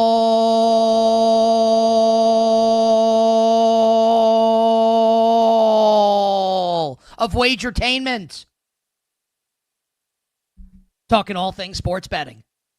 The show presented today and always by the sportsbook born in Vegas, the great people at BetMGM. We want you to download the BetMGM app and visit BetMGM.com. All right, you know how we do. It's Costos, it's Femi, it's the crew, and it's you, and it's here on You Better You Bet. So much sports betting goodness is coming your way, including Game 1 of the Stanley Cup Finals in the books. Let's go, Oilers. Yeah, the Oilers coming back from 3-1 down, winning 4-3 in overtime. You absolutely love it. 1-0 series lead. We will talk about the game, perhaps as early as this segment. We'll see. We had some breaking news in the world of sports that I will get to in moments, but Game 1 of the Stanley Cup Finals, we will break it down, and we will tell you how we're going to bet Game 2 coming up tomorrow night, north of the border in Edmonton. We will also get you set tonight, Game 1 of the NBA Finals in Oklahoma City with the Thunder and the Pacers. How are we betting the game? Side, total, and props. I've actually worked myself into a bet on the side of the game. I've worked myself into a team total bet for the game and a player prop for the game. What could go wrong? I'm going to explain all of it. It's going to make sense when I explain it, and then the game will start. And we'll see what happens. So full preview and bets for Game 1 of the NBA Finals coming up as we move along. Amazing guests on the show today, talking Stanley Cup Finals, talking the Belmont Stakes, talking the NBA Finals. We very much look forward to all of it. And, of course, all our bets for tonight. Not just the NBA Finals, but everything else going on in the world of sports in the final hour, the power hour, the NBC Sports Now hour. And if you're here looking for takes and thoughts on the Elon Musk-Donald Trump feud, you're not going to get them on the show. Although I will say, it's been a very entertaining last half hour or so, just in the world in general. But, while Elon and Trump are trading barbs, and they're going back and forth on X. You don't get this type of entertainment on Blue Sky, by the way. I just want to say that for everyone that bounced off X is going to play. You don't get this on Blue Sky. You only get this kind of drama on X. Not that they pay me. I'm just saying. Everyone thinks that that's the biggest news, and it's not. The biggest news of the day, the biggest news of the last hour or so in real time, Thursday, June 5th, in the year of our Lord, 2025, 4:03 p.m. Eastern Time. Aaron Rodgers tells the Pittsburgh Steelers that he will fly to Pittsburgh tomorrow to sign ahead of mandatory practices next week.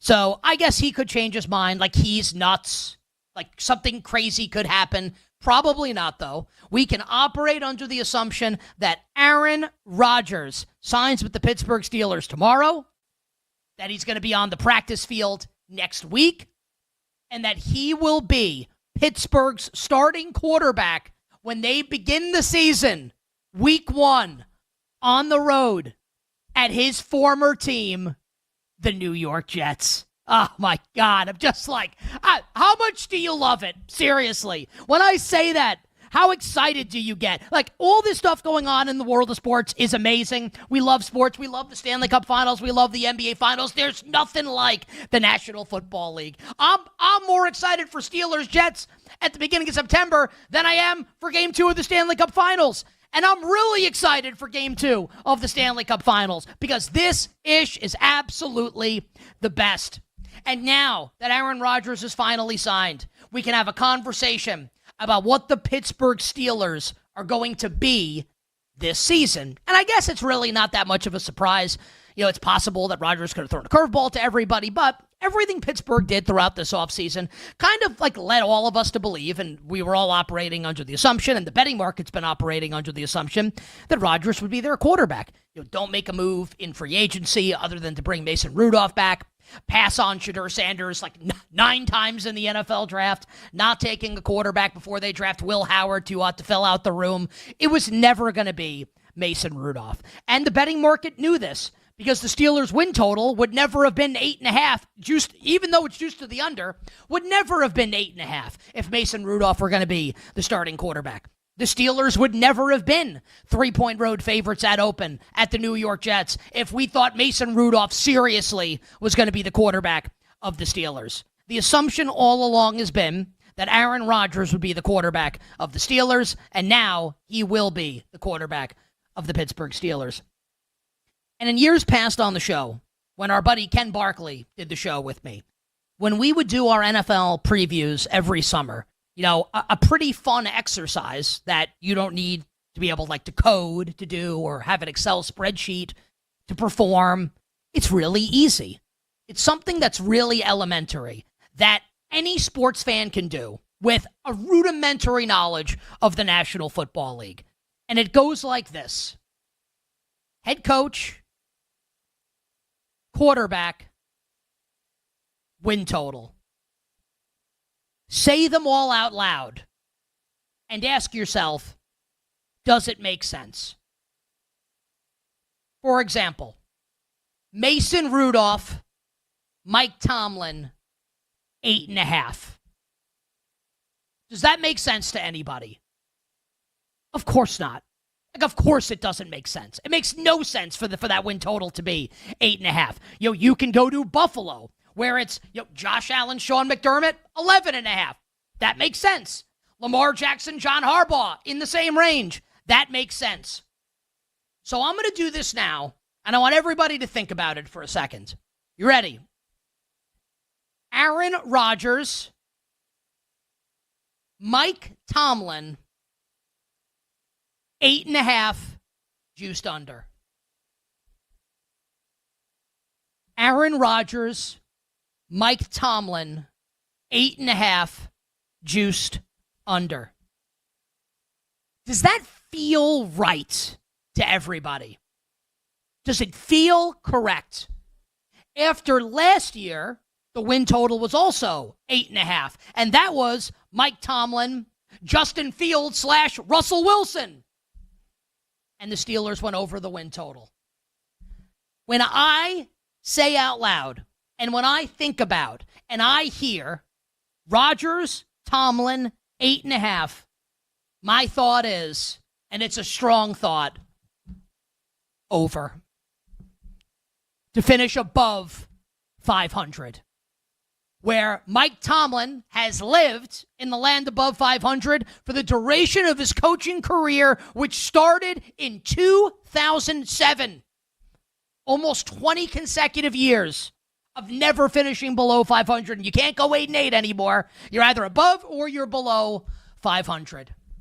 And I've talked with people about it this offseason, about Rodgers versus Russell Wilson, like when the Giants were courting Aaron Rodgers, and then obviously they don't want to wait around for him and they signed Russell Wilson. I'm on record saying I think Aaron Rodgers is way better than Russell Wilson. Even though Aaron Rodgers is currently older than Russell Wilson, I think Rodgers is way better than Russell Wilson.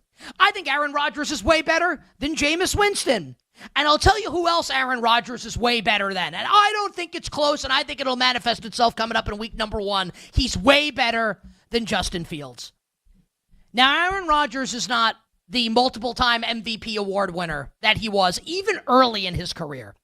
He's not the quarterback that he was in 2010 when the Packers went 10-6. They were the 6th seed and buzzsawed through the playoffs en route to a Super Bowl championship. This isn't the two-time MVP from a couple years ago under Matt LaFleur. That's not what this is. He's a little older. Tore his Achilles a couple years ago. But what we saw last year at the end of the season and at points last season showed that Aaron Rodgers is still a capable NFL quarterback.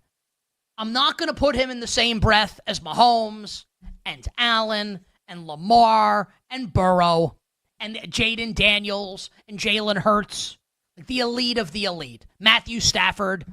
I'm not going to put Rodgers in that company. I'm not going to do that. But to suggest that Rodgers is no longer capable of being a starting quarterback in the NFL is ridiculous. And the thought that Aaron Rodgers can't win 9 games with the Steelers, with that defense, and how the offense with Arthur Smith is going to, and I don't like Arthur Smith, but that offense is going to protect Aaron Rodgers. This isn't going to be like what happened last year with the Jets, who are an absolute clown show organization, and I still have egg on my face. And I'm still counting the lost money from the bets on the Jets from the start of the season with their ridiculously coordinated and run offense and the ridiculous play calls on offense. And Robert Saleh, who is overmatched as a head coach, and I like him as a DC in San Francisco, but an overmatched head coach.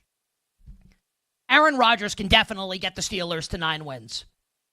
A legitimate number 1 wide receiver in DK Metcalf. I love the running back that they took in the 3rd round, Caleb Johnson. And don't believe me? Ask the tape bros. They're going to tell you they love Caleb Johnson also. Multiple tight ends that can catch the ball. And with Aaron Rodgers, and we think about how many years we saw this in Green Bay, where Rodgers was able to take wide receivers that might not be the most talented and elevate them and make them better. And make them a little bit better. I think this is going to go pretty well in Pittsburgh. Now, don't confuse pretty well with win the Super Bowl. That's not going to be my suggestion. And I'm also not going to make the case that the Steelers are better than the Baltimore Ravens, who I think are going to be the class of the AFC North for as long as Lamar Jackson and John Harbaugh are there. I don't think the Steelers are going to be better than the Ravens. I think they definitely have a chance to be better than the Bengals with Zach Taylor and that defense, and maybe Al Golden fixes the defense. I'm not convinced of that. The Steelers were going to be better than the Browns, even though I love Kevin Stefanski and I like some of the pieces on defense. The Browns I don't think are going to be trying to win this year with the way they've kind of like the run out in the NFL draft and how they've set it up for next year with multiple first-round picks in a draft with better quarterbacks. I think Cleveland has kind of telegraphed its intentions. Pittsburgh is no worse than the 3rd best team in its own division, maybe the 2nd best team in its own division. Mike Tomlin, legit head coach. Legit leader, unlike what Rodgers had with Robert Saleh in New York. I think this is going to go well. I think this team's winning at least 9 games this year if Aaron Rodgers stays healthy. I still think that Aaron Rodgers can get it done. Not to win 15 games, not to play on Championship Sunday, not to win the Super Bowl, but to go above 500? Yeah. Yeah. And I'll tell you what else. Week 1 Steelers at Jets. At BetMGM, the Steelers are a flat 3-point fave, 3 minus 110 at the Jets. Jets plus 3 minus 110. At other domestic sports books right now, because I looked at them because I wanted to see, the betting action is and it's June, and I understand that. We have a lot of time to go. The juice is towards the Jets. And things can obviously change. Players can get injured. I'm just saying that that's what's happening right now. Are the Steelers going to cover the spread on the road at the Jets in week 1, assuming like their principal players on both teams are healthy? Are they going to cover the spread? Maybe. I'll tell you what, though. The Steelers are not losing that game. The Steelers will not lose that game at the Jets in week 1. That is going to be Steelers money line, either straight, Steelers money line parlayed with others, or both. Aaron Rodgers and Mike Tomlin are not losing at Justin Fields in week 1 of the NFL season. No way, no how. For sports bettors, I think the Aaron Rodgers signing in Pittsburgh is going to provide us with an opportunity where the betting market is still down on this team. So for sports bettors, I think this is awesome. If you're a Steelers fan, though, I could certainly understand you being upset with this news. Because while I think the Steelers can go 9-8 or 10-7 and get into the playoffs, maybe the 6th seed, maybe the 7th seed, they've got no shot of competing for a Super Bowl, which is the point of this whole thing. So I think, this is a double-edged sword. For Steelers fans, I could see you being upset. You'd rather take a quarterback. Like, I think if I'm a Steelers fan, I'd rather have Jackson Dart and roll the dice and see if he's any good and see if the upside can get you there one day. I don't think Aaron Rodgers has that upside as Steelers starting quarterback this year, but I think the upside is there for the Steelers to go over their win total, to beat the Jets in week 1, and win us some bets. Also, by the way, Steelers and the Packers later in the year, Steelers at the Bears later in the year. You'll love to see it. On the other side, Mike Gallagher of Established the Run joins me and Femi, giving us winning prop bets for the NBA Finals. We'll be right back with You Better You Bet, presented by BetMGM, the sportsbook born in Vegas.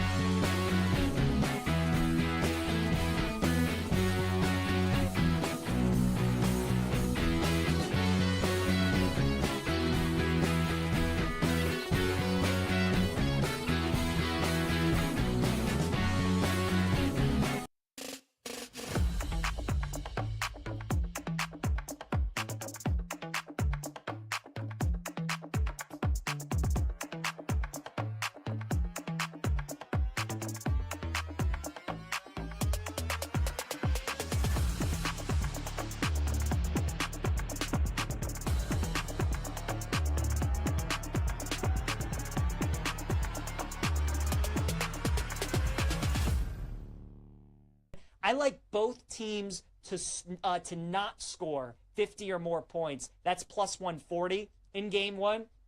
Again, like what if OKC's up like 56-41 at halftime, right? Something like that. I think getting that at plus 140 with the potential of an OKC blowout, we certainly see them at home this postseason. put up some crazy scores in the first half, so I think the plus 140 there could be a good look. And then Ben Shepherd to hit 1 3-pointer in game 1, over a half a three is minus 120. We know when Shepherd comes in the game, he's hunting his shot, right? That's what he's out there to do. He's a terrific shooter. So Ben Shepherd 1-3 minus 120, I think that's a good look as well. And then some series long bets that I like for the NBA Finals.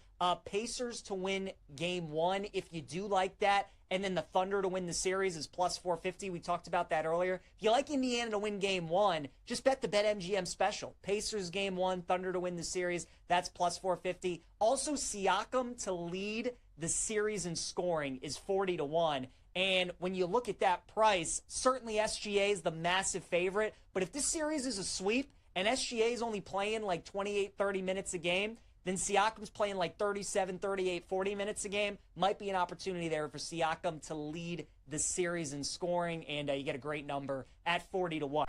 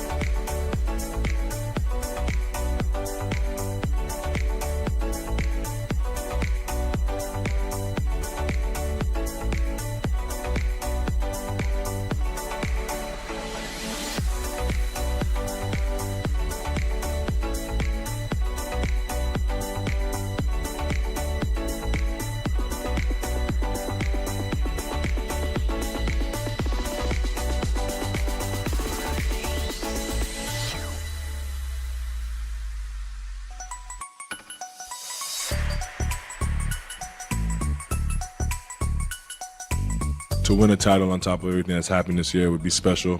I've said this so many times, but I don't play for the individual stuff. I don't play for anything else besides winning, and I never had my whole life. When I was 9 years old, I played to win an OBA championship. When I was 20 years old, I played to win an SEC championship, and now I'm 26 and want to win an NBA championship. Like, it's always about winning for me. You're tuned in to You Better You Bet with Nick Costos and the crew on the BetMGM Network. Shea Gilgeous-Alexander, what a show-off.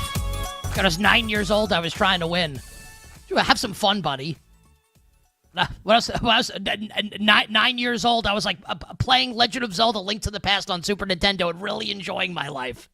Shea Gilgeous-Alexander trying to rip out little Timmy's throat on the basketball court. Take a chill pill, Shea. God. Mamba mentality. He's going to win an NBA championship. I think he's going to win an NBA championship. Mike Gallagher from ETR is going to join us in just a moment. Great to welcome Mike back to the show to talk NBA Finals with us. But before we bring Mike on, Femi, last night did not go great for your Florida Panthers, game 1 of the Stanley Cup Finals. Give me like a good 15 to 20 seconds on your mindset here on your Panthers as my Oilers with a 1-0 series lead.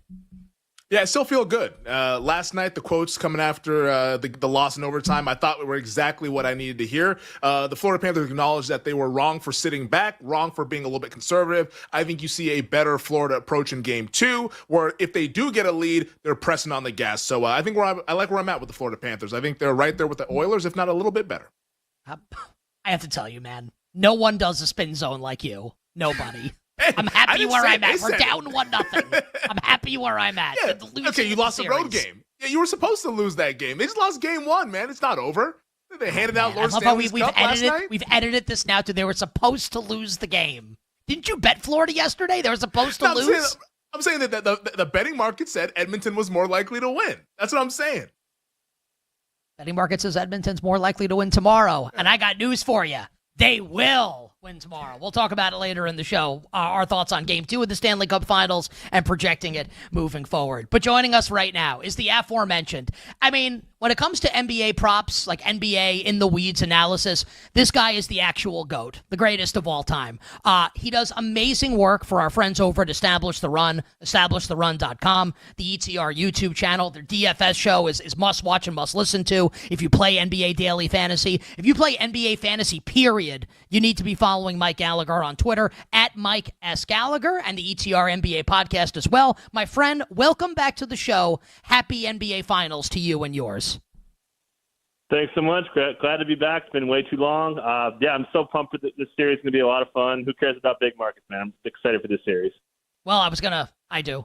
I'm a Knicks fan. I actually want to start and ask you about a piece of breaking news, Mike, and I don't know if you've seen this. It's not something that's, like, terribly surprising, but Shams Charania was just on ESPN, like, literally in the last, like, couple minutes. This is just hitting our timelines now, and he says that the Knicks made an offer to the Suns at the trade deadline a couple months ago for Kevin Durant. And what I thought was interesting in Shams' reporting, because that's the headline, Shams says that KD had interest in going to the Knicks, so it wasn't just the Knicks wanted KD. KD was down with going to the Knicks. So we know Tom Thibodeau's out. We don't know who the next coach is going to be. We don't know if the Knicks are going to make a big move as it regards personnel. What do you think the Knicks should do? What do you think they will do, Mike, coming up this offseason?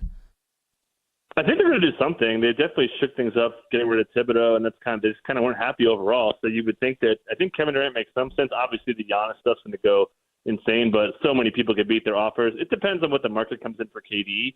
I don't think it's going to be high, right? The guy has not really been very good. His teams have not been very good anyways. So I think there's going to be some legit chance. It'd be funny if it goes like Mikal Bridges going back to Phoenix, but I think that makes some sense. Obviously, Cat's not younger anymore, and there's out of picks. And I don't think Durant will cost that much. So if they did want to shake things up and they still want to compete, he certainly makes the most sense. Oh, man, my heart is aflutter right now. I would love Kevin Durant on my New York Knicks. All right, let's talk some – and people are like, Nick, please stop talking about the Knicks. We had some news. Sorry. We'll talk the NBA Finals now. Mike, we stand on the precipice of the NBA Finals starting. Oklahoma City is a huge favorite in the series, minus 700, Indiana plus 500. We'll get in the weeds in a moment. Your thoughts on Game 1, player prop stuff throughout the series. But do you agree with the betting market on OKC being this big of a favorite? Do you think the Pacers are more live than the market does? Break it down for us here, how you see the finals playing out. Yeah, I'm pretty much with the market, if not higher than the market on OKC. I've got some OKC kind of alt spread stuff that we'll talk about, but I just think their ability to guard the three-point line, and I know that they're going to give up some corner threes, but their ability to press the on-ball three-pointers from Halliburton, who obviously killed teams, the Bucks, the Knicks, sorry to bring that up, but I think their ability to press Halliburton, press Siakam, take away the paint. The Pacers were a big paint team last year. They're not as much this year, a bit of an identity change. But I think that the ability to take away the paint, and most importantly, their ability to take away transition. During the playoffs, the Thunder only allowed 11% of their possessions in transition. That's the lowest in the NBA. And that was consistent all season. So taking away the transition, and I think they'll be better at giving away the corner threes. Obviously, the Pacers are shooting insane on corner threes. And if I am wrong, that's probably why the Pacers have shot 47% on corner threes in the playoffs, is by far the best in the NBA. So, I just think that their on-ball defense can really slow down what the Pacers are trying to do, and I think their offense is still pretty good. And should note, too, the OKC, they were great and all, but they shot terribly throughout most of the playoffs. J-Dub was shooting horrendous for the first two series for catch and shoot, and then he got red hot, had 94 effective field goal percentage on catch and shoot to beat the Wolves. So, I feel pretty good about where OKC is. I've got a couple ways to play it. I do like Game 1. I'll just throw that out there. I got it at -9. I kind of think -9.5 is good. I know Game 1 finals favorites have done really well, too. So I really like where OKC is, and it starts with their defense.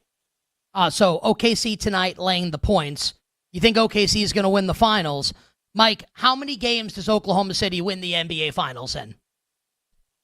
I think 5. I think we'll know Indiana. They'll probably have one hot shooting game. I don't think much more. And like I said, OKC might get some hot shooting games too, and they've only had a couple. And when they do get the hot shooting, they're going to win by 30. So I just don't really think that the Pacers have enough versatility to their defense, which sounds weird. We could talk about maybe Jarris Walker, but like low key, I think Jarris Walker being out is like a small deal to me, just because they can only kind of play one way with the traditional big or with Obi Siakam front court, and that sounds like kind of a bad solution from a defensive standpoint. So yeah, I've got I laid OKC minus 2.5 games. I think I'm minus 120. I think it's like minus 130, minus 135. I still think that's fine. I just think that OKC's defense wins championships. Ask Nico Harrison. So that's kind of where I'm at. It's a great line there. I think we're all in lockstep with Oklahoma City there. I don't know if we're in lockstep with Nico Harrison there. This is You Better You Bet. Nick Costos, Femi Abebfe, hanging out with Mike Gallagher, senior NBA analyst over at Established the Run, as good as it gets with the NBA props. Well, Mike, you like OKC in a short series. What are you doing tonight in the prop markets? What do you like? Points, assists, rebounds. What do you got for us? So I think we bet some stuff for our ETR stuff that pushed the market up a little bit. But I think the one bet that I like the most now, it's a bit of a minutes bet, and it's Alex Caruso over PRA. I just think he's going to play a lot. We've seen him get crater in minutes for the big blowout games. Big blowouts, like no matter how big the lead gets, how big of a big blowout do you need to like not worry about Indiana, right? Like we've seen it 3 times that they've had historic comebacks. So I think Caruso, who gets tighter leashes and blowouts, I think he's going to have a longer leash today. We've seen him routinely hang around 30 minutes in a 33-minute game a couple games ago, and then it would have been like almost 30 if not for the blowout to close out the Wolves. So I think you're going to get like 30 minutes out of Caruso, and he'll just find his way to get like 15 PRA somehow. So that's my favorite. I bet Andrew Nembhard over 10.5. I think over 11.5 points is still pretty good. I just think another minutes bet. They're pretty comfortable with him guarding Shai Gilgeous-Alexander, and it's important to note that the ref crew tonight is like one of the lowest foul calling ref crews that we're going to see. Of the 12 referees who are going to ref, 5 of them are like the top 5 foul callers. They're all not in tonight. So this is going to be like the lowest foul calling game of the series, I think. So I think that'll help Nembhard's minutes, who's going to guard SGA. They're going to probably have SGA on him. We saw how they attacked Brunson and how Carter likes to wear down the number one option. So I think Nembhard will be really involved. So you're going to get the minutes, and I think a little bit higher usage on top of Tyrese Halliburton having a bad matchup. So I do like Nembhard.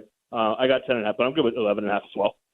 You better you bet on this Thursday, Mike Gallagher, our guest. Mike, as it concerns like the balance of the series, because you gave us thoughts for Game 1 tonight, but you know, I when I say you're the GOAT at this stuff, like I mean it. You have a beautiful mind when it comes to breaking down like how all of the stuff is going to go. So I'm fascinated here, and like you won't be able to give us bets because we don't know what the markets are. We don't know how the game is going to transpire tonight. But I just love to know how you're thinking about props for like the series, like things you're going to like not just for tonight, but over the course of the series, while acknowledging that things can and will change. But when you think about, let's say, and let's do OKC first, and then we can get to Indiana. When you think about the Thunder over the balance of the entire series, are there players you like at certain things, players you don't like at certain things? Would love your thoughts overall, big picture on OKC for the series. I think in general it's going to play small. Like I said, you just want to have a lot of defenders to throw at Halliburton, Siakam, and most importantly, closing on the three-point line. If like you guys are on OKC, almost everyone I know is on OKC. If we're all wrong, it's almost certainly because the Pacers shot the piss out of the ball. Sorry if that's not full-blown cursing. But no, yeah, that's so, okay. That's this the is only okay. way out. So I think that the way okay, cool. Yeah, that's the only avenue. So I know the corner threes, yada yada. I think that they've got to be a little bit better at just closing out and limiting those 3-point shooters. So I think that's kind of bad for Hartenstein. I think playing Chet Holmgren at the center spot to he's had such great rim protection, but I think he can kind of close out fast enough when Miles Turner's hanging out on the 3-point line. And again, just the chaos that they're going to create defensively. So so like Hartenstein's minutes could come down. I think, like I said about Caruso, I think Caruso could play a lot. I think it's like a 30% chance Caruso starts the second half. We've seen him start a couple second halves recently for the reasons basically I'm saying overall. So, that's kind of where I'm at. So I think he can get cut down. I think Miles Turner, we also bet Obi Toppin over 7.5 points for ETR stuff, which I don't know if it's probably 8.5. I kind of still like it because we saw this in Game 1. Sorry to bring that up. They played Obi Toppin a lot. They play Obi Toppin a lot when they're trailing just to push up the pace. He's their fastest pace player on the team. So I think playing Obi Toppin in the fourth, that's something that could come to fruition. I mentioned Jarris Walker's out. The Pacers ruled him out for 2 games, according to Carlisle. They love putting Q tags on people. So I think Jarris Walker, you guys all saw the injury, it looked terrible. So not having Jarris and Thomas Bryant being such a bad fit defensively with the way the OKC is going to attack them with the Shea and the Jalen Williams over driving, think that really makes Thomas Bryant in a bad spot. Tony Bradley has no chance of playing. So I think there's a lot of paths to Obi Toppin playing significant minutes. I think Siakam, for the same reasons, could play a little bit more. We know Carlisle never plays guys or he does rarely, but he almost never touches 40 minutes. I think Siakam could get pushed up. I thought about taking Siakam unders, but I'm concerned he plays way more than we're thinking. So it's kind of like a bad bet on the minutes. Even if he plays poorly, you just may lose on the minutes overall. But yeah, so I think this could play small. I think it's going to be a pretty big trend for this series. Mike, you're a fantastic man. My final question here, because you really we appreciate the detail of that information that you gave us. You like Oklahoma City to win the series. I like Oklahoma City to win the series. Femi likes Oklahoma City to win the series. Most people like Oklahoma City to win the series. Would you want to make the case, Mike, for anyone other than Shai Gilgeous-Alexander to win Finals MVP? Yes, I can. I feel so strong about OKC that I think even if SCA goes down, I think they're still going to win. So I think if you're like me and you guys, everyone out there, if you're all OKC, I think the best way to hedge it is to bet J-Dub MVP. I think he's 30-1. To be the second best player on a team that's minus 700, it almost doesn't add up, which is a testament to how awesome SGA is.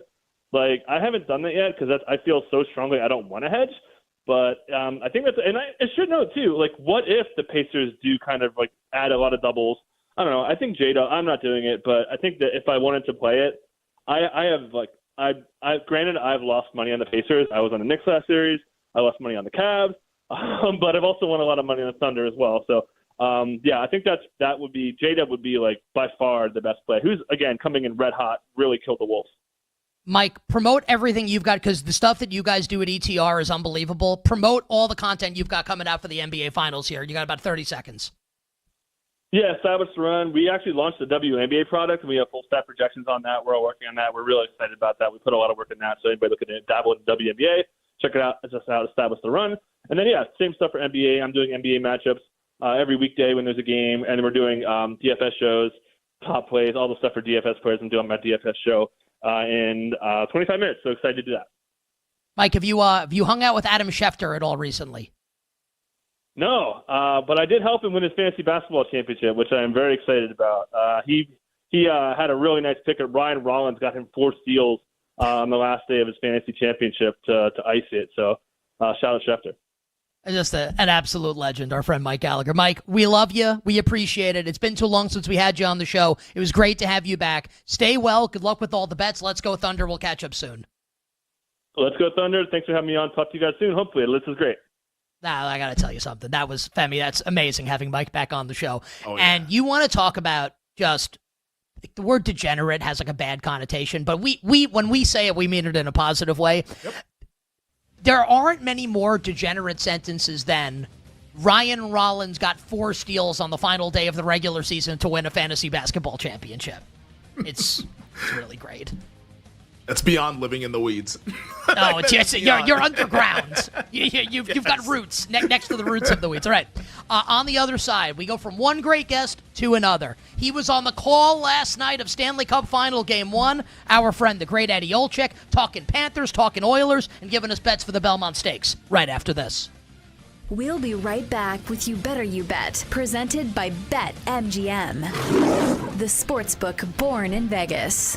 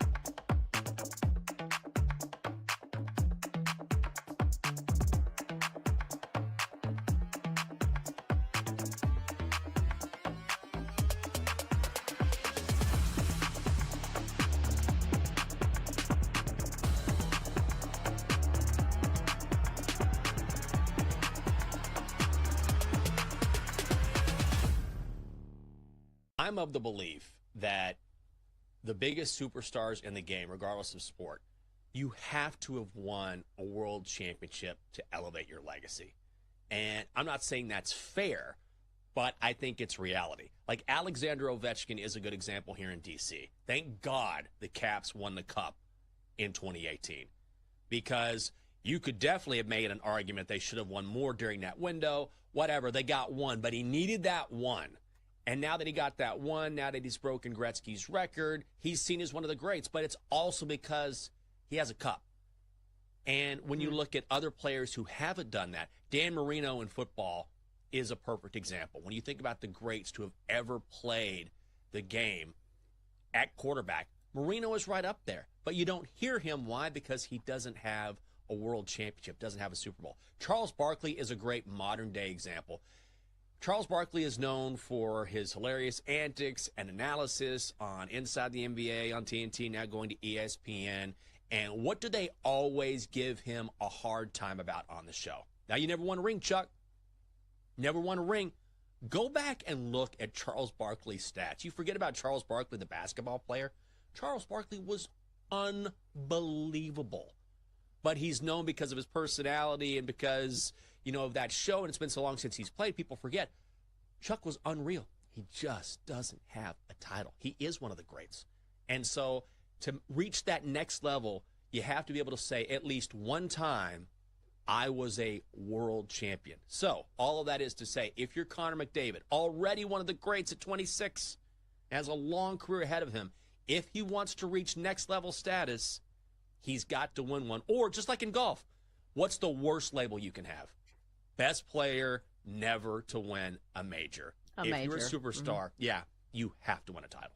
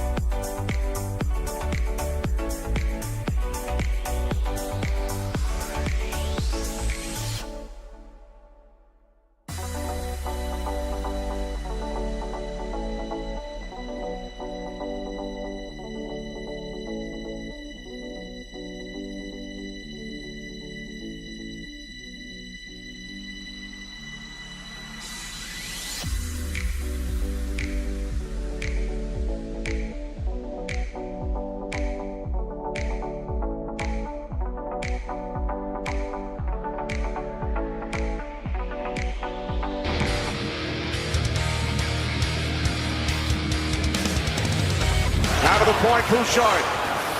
Nugent Hopkins with it. Here's McDavid. Out in front. The Oilers win game one. This is You Better You Bet with Nick Costos, Femi Abebefe, and the crew. Presented by BetMGM.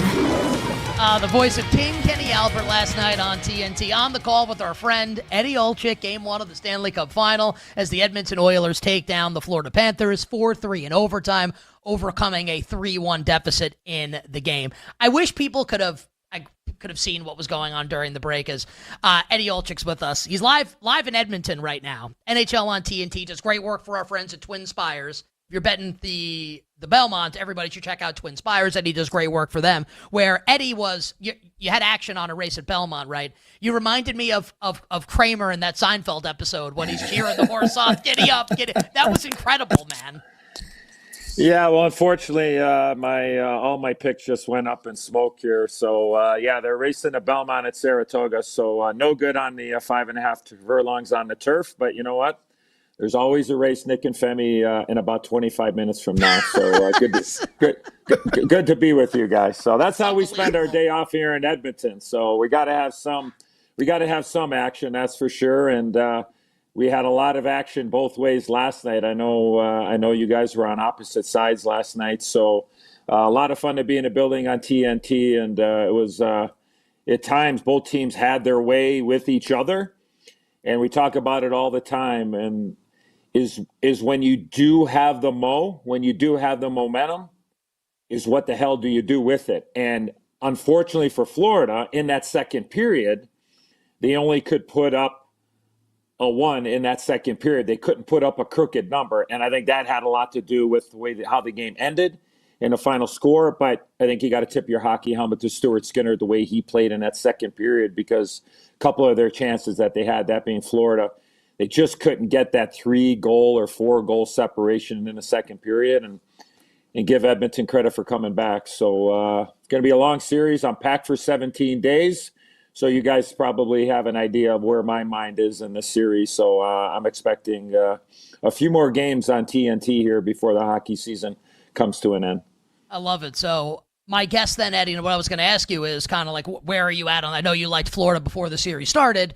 Edmonton wins game 1, and I thought, like, in not necessarily impressive fashion, but impressive for them, given how last year's Stanley Cup final went. They go down 3-1. I guarantee you, anyone that bet the Oilers last night, myself included, Florida goes up 3-1, and you're thinking, like, this is it's done. Like, and not only is the game done, but the series is over, and then they come back to win. So I guess let's go micro here, and then maybe we can go a little macro. Game 2 coming up tomorrow night. I know you'll be on the call of the games. It doesn't have to be like your best bet, just kind of like how you see it playing out.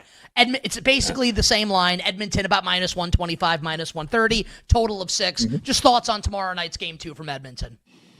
Yeah, I mean, I expect a close series. I mean, I really do. I thought going in, it was a coin flip. I know what the numbers said. I just gave the edge to Florida just from the aspect they've been proven, they've done it. The way Bobrovsky had been playing now, just go back to game 1 if I can, Nick and Femi. I didn't like the goal that the 3-2 goal for Edmonton, the one that Arvidsson scored. I know Podkolzin was kind of screening just a tad, but I think that's one. And I think Brian Boucher, who I work with on our Turner broadcast, a former goaltender, by the way, I think Boucher agreed. You got to get a stop there. So I just thought going into the series, I gave the edge because of the experience factor. And I feel 5-on-5 is that Florida's just a smidge better. But look at Edmonton they have really tightened up defensively, not only in the playoffs, but all this year. So it's a credit to them. You got to think that Florida is going to come with a major push. Is it a must win? Absolutely not, because both these teams were over a barrel early in the playoffs. And just think about it. If you're a fan of the LA Kings and the Toronto Maple Leafs, just grab your seatbelt right now before I explain where I'm going here. Think about round 1, LA, Edmonton. LA's got a 2-0 lead going back to Edmonton. They're up 4-3 going into the third period of game 3. Edmonton scores 4 goals. The series is 2-1. Then in game 4, another lead for Edmonton, or for LA. A terrible challenge. We know what happens after that. And Edmonton has not looked back. Like, they were over a barrel against LA. Round 2, Eastern Conference. Florida and Toronto. Toronto wins the first 2 games of the series. Game 3, in the defending Stanley Cup champions' home down in South Florida. The Leafs have a 2-goal lead in game 3. They lose that game in overtime on a goal by Brad Marchand. And, that series obviously ended up going 7 games, but Florida found a way. But they had them over a barrel. So we know what ifs are. But you could make a case. This could be an LA-Toronto Stanley Cup final, but we give props to the teams that found out a way and figured it out. And that's why I don't believe if Edmonton does win the game tomorrow night, I don't think that Florida is done and out of it. If you like Florida going in to game 1, I would say you got to really like them now, considering where the price is now on the board and looking earlier. I mean, if you like them, I think you got to go ahead and you got to maybe, you got to put a couple of bucks on them just to know that the price is really good now compared to where it was. What were we? Maybe 30, maybe 40 some hours ago, so to speak, 30 hours ago, with puck drops. So I think it'll be a great game. I thought it would be. I thought the games would be higher scoring. And we know what happened last night. Both teams got a power play goal, so that will obviously be an important part here. Because if they call 6 or 7 power plays in a game, you got to think that if McDavid and Draisaitl get 3 or 4, and then Florida gets 3 or 4, they're going to at least go 25% if you're rounding it off to the 4 power plays per team per game. Eddie, bringing up some bad memories about that LA Kings series with the Edmonton Oilers. As somebody who loved the Kings in that series, how could you forget Game 4? Bouchard tying that with 29 seconds to go, but that's old news. This is You Better You Bet. Nick Costos, Femi Bedfe, hanging out with our guy Eddie Olczyk. Eddie, of course, our NBC and Peacock teammate, but on the national broadcast, Turner for the Stanley Cup final all throughout the series. We talked a lot of hockey. Let's talk Belmont Stakes. Awesome race that's coming up on Saturday. Journalism and sovereignty. I know you're betting the ponies right now, but Saturday is where a lot of people's attention will be. How do you see this race playing out? Is it those top 2 horses, or can somebody run them down and actually upset the apple cart at Belmont Stakes Saturday afternoon? Yeah, I think, Femi, you definitely got to use the top 3 finishers who came out of the Kentucky Derby running now in the Belmont. They're only running 1.25 miles. Usually it's 1.5 miles, but since they're running at Saratoga because of the renovations at Belmont Park, they're only going 1.25 miles at Saratoga, so something to keep an eye on. You also got to keep an eye on the weather. I've been looking at the weather every couple of hours, and it looks like there's going to be a lot of rain Friday into Saturday morning, so might be a pretty darn good chance that the track is going to have some moisture and off. And remember the Kentucky Derby, Sovereignty was able to go by journalism on and off track, and the horse that ended up running third is going to be my pick, and that's Baeza. He came out of post position 19 out of 19 horses that day. He didn't have the cleanest trip, and I'm not talking about the mud in the face and over the goggles and the jockeys coming back and needing a shower for a couple of hours. I just think Baeza is in that class of journalism and sovereignty. Journalism was my pick in the Derby. He ran really well, but I thought Baeza could step up in a large way. Smaller field, right now only an 8-horse field. I think Baeza might trip out in this race. I'd like to see somewhat of a good track or a fast track. I don't think that's going to end up happening. So you got to play the hand that's dealt. The value is with number 6 Baeza, but you have to use the 7 journalism. And look, if you want to take a chance and try to throw the Derby winner out, I could certainly see that thought process. But for me, everything is going to be with the 6 Baeza, the 7 journalism, and sovereignty. The Derby winner will be number 2. So 6-7-2 for yours truly. You do have to take note the connections of Bob Baffert and Mike Smith with number 3 Rodriguez, who won the Wood Memorial. He was scratched. Derby, I can't remember if it was Derby Day or Derby Week. Don't quote me. But he's a horse that will be certainly on the lead, is bred for an off track. The combination of Baffert and Smith, I mean, that's pretty lethal. So maybe you want to take a look at Rodriguez a little bit. But straight out, hoping that Baeza is every bit of thinking probably 4-1 plus. And if that's the case, I will wear out my Twin Spires app on Saturday afternoon, traveling from Edmonton to South Florida, getting ready for Monday night's game in Sunrise on TNT on Monday night. Love the promo there. 20 seconds here. I'm contractually obligated to ask you this, and I know you like the 3 horses at the top. If there were a horse at the bottom of the odds board, like at a longer price to upend the apple cart, who would it be and why? In 20 seconds. I would say Uncaged if the track is off for Todd Pletcher and Louis Saez. Great combination there. Proven on and off track. I believe that can go the distance for sure, 1.25 miles, bred by the world-class Curlin. So I would say if you're looking for a real bomber here, I would say and it's an off track, I'd say you look for number 4, Uncaged. We have about 30 seconds here. I want to hit you with something like a little off the beaten path. I'm curious, as someone who played and won a Stanley Cup, what did you think of Paul Maurice asking Rod Brindamore not to do the handshake line and saying, coach, you shouldn't do that. And Brindamore didn't, and then kind of regretted it after the fact. Do you have any I'm just curious, as someone who you won a cup as a player, what your thoughts are on that in 30 seconds. Yeah, that's one of the greatest experiences in all of hockey, all of professional sports, to be able to go through that line. Coaches, players, trainers, the entire staff.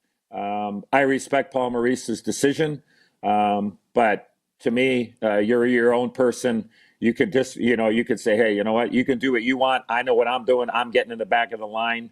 and I'm going to, pay my respects to your team. So I understand where he's coming from, but if that conversation would happen, I'd say, okay, I'll see you next year. I'm going to the back of the line, and I'm gonna shake everybody's hand.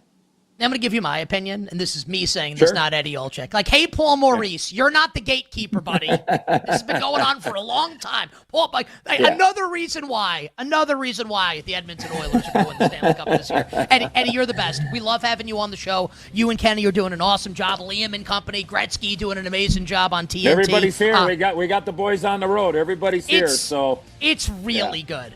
Thanks. I wish Appreciate I it. should have asked you, like, Wayne's probably pretty popular there, where you're at right now. Thanks, man. Oh, yeah. He Enjoy. is the man. He is the great one. See ya. Oh, man, that's something else. Great stuff from Eddie Olczyk. Hour 1 done. Hour 2 for you coming up on the other side. Chris Felica of Fox Sports The Bear starts us off right after this. We'll be right back with You Better You Bet, presented by BetMGM, the sportsbook born in Vegas.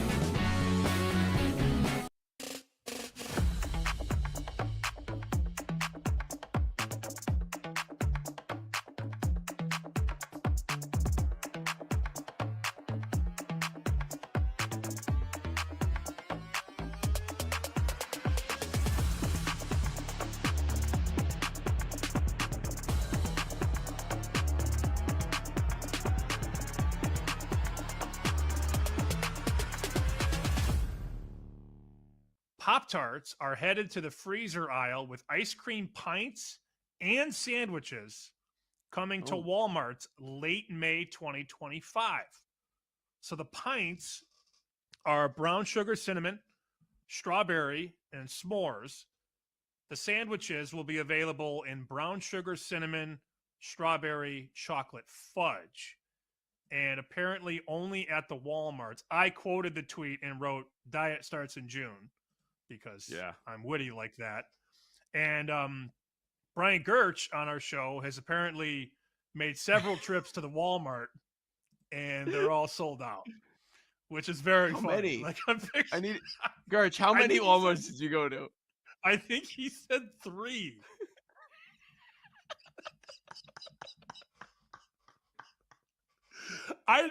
He said, "LOL, just 2." Okay, sorry. Just 2. Oh, okay.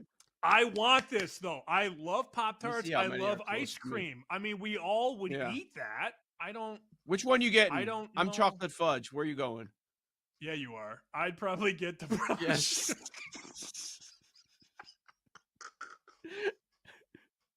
No strawberry.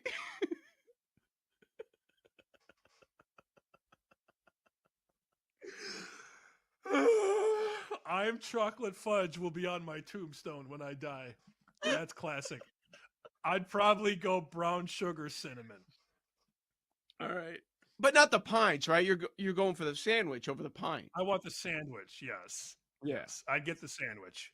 So supposedly they are at Walmart. I can only imagine somebody walking into Walmart like, "I'm here for the Pop-Tarts ice cream." You run into some whack jobs at Walmart. That's the other thing. And then you got to look for someone with the bright blue vest. Like, hey, can you look him back? You got a Pop-Tart ice cream sandwich for me. I haven't laughed as hard as I did during the break, and then I thought I was over my giggle spree, and then you came out and said, "I'm chocolate fudge." Oh, I don't know why that's so funny. I'm just a 12-year-old boy sometimes. It's a problem.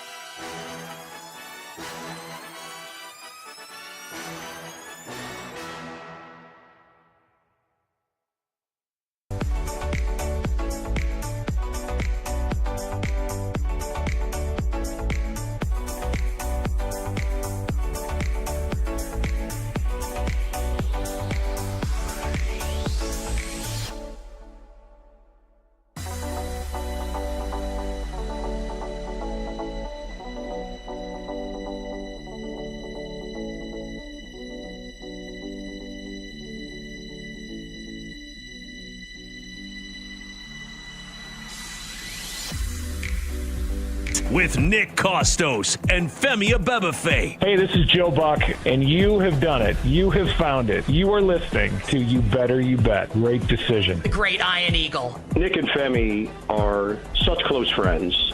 I would even consider getting divorced, even though I'm very happily married, just to get remarried, to have them as groomsmen. That's how much they mean to me. Hi, this is Kevin Harlan of CBS, Westwood One, and TNT, and I'm listening as you do every day to You Better You Bet with the most handsome single man in the radio business. A man who, if I was not married for 38 years, I might consider myself the kind of guy that can electrify a listening audience and a crowd of bystanders watching him do what he does so well each and every day. Continue to listen right here on You Better You Bet. This is You Better You Bet, brought to you by BetMGM on the BetMGM network. The tremendous Sports Thursday edition of You Better You Bet rolls on. Nick Costos, Femi Abebefe, the crew, and you here on the BetMGM network. First hour of the show, absolutely electric. Mike Gallagher from Establish the Run, giving us player props for the NBA Finals. He likes OKC in 5, and I tend to agree. Always love having Mike Gallagher on the show, and the legendary Eddie Olczyk, live from his hotel room in Edmonton, firing on horse races at Saratoga, giving us thoughts on the Stanley Cup Final. Edzo is truly one of a kind. We always appreciate Eddie Olczyk, and of course led the show with the breaking news today in the world of sports. And Donald Trump and Elon Musk move over. Aaron Rodgers going to sign with the Pittsburgh Steelers, and that I expect Pittsburgh to go over the win total this year of 8.5. Win the Super Bowl? No. Win 9 games? You bet your bottom dollar. And I just might. Mike Somich will join us in 40 minutes from VSiN and Racing Dudes, giving us his thoughts on the Belmont coming up this weekend. But joining us right now on the show, I mean, it's been too long since we've had him on. One of the nicest guys out there, one of the sharpest handicappers out there, one of the biggest stars in the sports betting space, our buddy, the Bear, Chris Felica. You'll be able to watch Bear coming up this weekend, this Saturday, Fox's coverage of the Belmont Stakes from Saratoga. He's joining us live right now from Saratoga. Bear, it is great to see your face. My friend, how's it going? It's going great. I need to get my wallet out here and take out the money for paying you off on that wonderful introduction. How's my man Edzo doing, by the way? I'm happy to see that he's firing away from thousands of miles away in a different country on the racing today at Saratoga. A couple of big prices early in the card too. Bear, you'll appreciate this. So we're coming back from break, and the race that he bet on is finishing as we're coming back from break. And what I said on the air was, it's like the episode of Seinfeld when Kramer's at the OTB and he says, and he's going, giddy up. And he's like, he's pantomiming the jockey, and it's not on the air. He's in queue, what we call in queue in like the broadcast world. Bear knows what I'm talking about. So we can see him, the audience can't. And he's basically doing that off air. And unfortunately, the horse he bet on did not win. But Edzo's great. Why don't let's start with the Belmonts, because I want to hit you with a bunch of different things. Rogers, maybe a little college football. But we're jacked for the Belmont because we have Derby winner versus Preakness winner, journalism and sovereignty. And Feels like a lot of people really like Baeza in this race as well. The 3 horses at the top of the odds board. Bear, how do you see it playing out on Saturday on Fox, the Belmont Stakes? It's interesting because, like you said, we got the Derby winner and we got the Preakness winner, and we have Baeza as well. It's the first time in a dozen years you've had the top 3 finishers from the Derby running all in the Belmont Stakes. So it's kind of cool in that regard. And I think it's going to be very hard to come up with someone other than one of those 3 logical horses to win. I am in camp journalism. I think the fact that he's come out of the Preakness in a manner where apparently no worse for the wear, he's looked great over the Saratoga track training. I think the fact that he's a little bit more versatile and can be a little bit closer to the lead in what I think is going to be a race that's not going to potentially have as much pace as the Kentucky Derby will prove him to have a better trip. And I think he'll be able to hold off Sovereignty and potentially Baeza as well. But you mentioned Baeza. I think he's going to be the wise guy horse. I think a lot of people are going to be on him just because of how he finished, and he took the 5 weeks off, and now he's running again. But you can look at him one of 2 ways. You can look at him as a horse who has a ton of upside because he's only run 5 times and he's run well and he has a lot of room to improve. Or you could be in the camp that I'm kind of in, where you look at him, he was beaten soundly by Rodriguez in a maiden race. He was beaten soundly by Journalism in the Santa Anita Derby, and he was beaten by Sovereignty and Journalism in the Kentucky Derby. He was double-digit odds in all 3 of those races. So if he couldn't pull the upset at a really nice mutual, why would you want to bet on this horse at a third of the price, at least a third of the price of what he was that day? Can he win? Sure. Is it a good bet? I'm not so sure it is. Love it. Great analysis there. And Bear didn't use this term. I'll use it. Maybe like fake sharp Baeza for this race. You didn't say that. Yeah. I'm saying, and you can say it also. So I love that. Good analogy. Yes, well, it's one of my favorite terms. We had Randy Moss on the show yesterday from NBC. We had Edzo on the show just now, right? And I asked them, and I'll ask you the same question. And all 3 of you are kind of sharing a brain right on, like the top 3 horses being like the ones you want to look at in this race. But I asked, if you had to bet a long shot to potentially upend the apple cart here, who would it be? Randy Moss said Crudo. Edzo went with Uncaged. Who would you say? Okay. So if the Belmont ends and a long shot wins, who is it and why? Hill Road, I think, is the only horse of these double-digit prices that has a chance.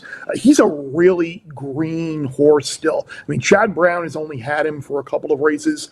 He was 60-something to 1 in the Breeders' Cup Juvenile last year. Finished 3rd in the recent race of the Peter Pan on his wrong lead, lugging in, just kind of really still trying to figure it out. And he still wound up winning that race and getting up to win. He's hit the board in every single one of his dirt starts.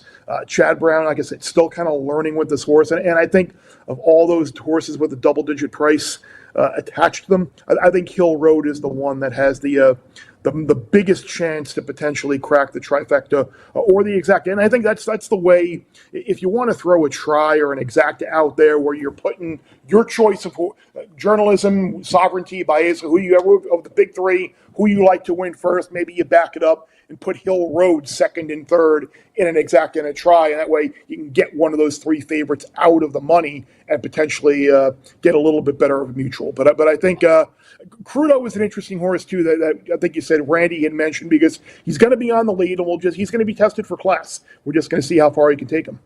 Awesome job breaking down the Belmont. Chris Felica, the Bear, and Fox will have the Belmont for everybody coming up this Saturday from Saratoga, and we can't wait to watch, my friends. You bet on this Thursday. Our guest is the Bear, Chris Felica, on Twitter at his name, at Chris Felica. The big news today, Bear, in the world of sports: Aaron Rodgers is going to sign with the Pittsburgh Steelers tomorrow ahead of mandatory practices next week. So Pittsburgh's win total at our show sponsor BetMGM is currently 8.5. And it's juiced towards the under. The Steelers are obviously not even the second choice to win the AFC North, 3rd behind Baltimore and Cincinnati. Pittsburgh plus 600, and currently 3-point road favorites at the Jets in week 1, which is a delicious bit of schedule making there. Rodgers at his old Yeah, I was team. going to say, amazing that the NFL put the Steelers Right. and the Jets in week 1. Like, it's almost like they saw this happening. Absolutely love it. If you have any betting thoughts, and I think we all assumed this was going to happen, right? But any betting thoughts on the Steelers with any of those markets I gave you or otherwise, now that we know Aaron Rodgers will be their quarterback? I don't know. You and I saw this guy last year. We're both Jets fans. We know the deal. He didn't look great much of the time. But I guess the question you need to ask yourself now is, it was with an abomination of a coaching staff, an abomination of offensive weapons, morale, and just everything around the organization was garbage. And now it's an opportunity to potentially win. I mean, you've got a wide receiver core that they trade for Metcalf. You drafted running back from Iowa to kind of rebuild your offensive line. You should be good. Defensively, the Steelers are always a sound team, and you've got one of the longest tenured, if not the longest tenured head coach in the league, and Mike Tomlin, who, by the way, you probably heard has never had a losing season as a head coach. I just ultimately don't know in that division if that's going to be good enough to get it done. You would assume the Ravens are going to be the Ravens. You would assume that the Bengals will be back as long as they can overcome some of their injury problems that they've had, and their defense gets Hendrickson back, which I think they'll probably work that out. I don't know. I still think the Steelers are third best in that division at best, but does that mean they can't finish 9-8 with one of the worst teams in the AFC, the Browns, in there as well? I don't know. I'm kind of non-committal right now on the Steelers. It's something that so many people are going to be looking to bet. I'm pretty sure that number is probably right on where it should be. Well, that's the National Football League. This is You Better You Bet. Nick Costos, Femi Abebfe hanging out with the Bear, Chris Felica, betting analyst for Fox Sports, but also commentator on Fox's Big Noon Kickoff, their pregame show, college football, coming at you this fall. And Rob Stone, Urban Meyer, Matt Leinart, Mark Ingram, the whole crew. Bear hanging out with those guys each and every Saturday. And college football, it'll be here before we know it. What do you like in the national title market or in the Heisman market? Any bets that you're already eyeing, as we're only a few months away from a sport that we all love? Yeah, I bet Carson Beck at 25-1 to win the Heisman Trophy. And I know people are probably going to say, oh, there he goes, alumni homerism. He's betting the Miami guy, of course. But, I mean, I think last year you were on Travis Hunter at a big number early on. I think the year before you were on Bo Nix, who arguably could have won the award. So you've had a pretty good eye in this market as well. And what I like about Beck is that you look 2 years ago, he had a great year. Last year, not so much. Some interceptions, had a ton of drop passes by a depleted wide receiving core. The Georgia's best wide receiver was kicked off the team before the year started. They lost their second best wide receiver to injury. They had no Brock Bowers, no Lad McConkey, so they're kind of rebuilding everything. Injuries on the offensive line.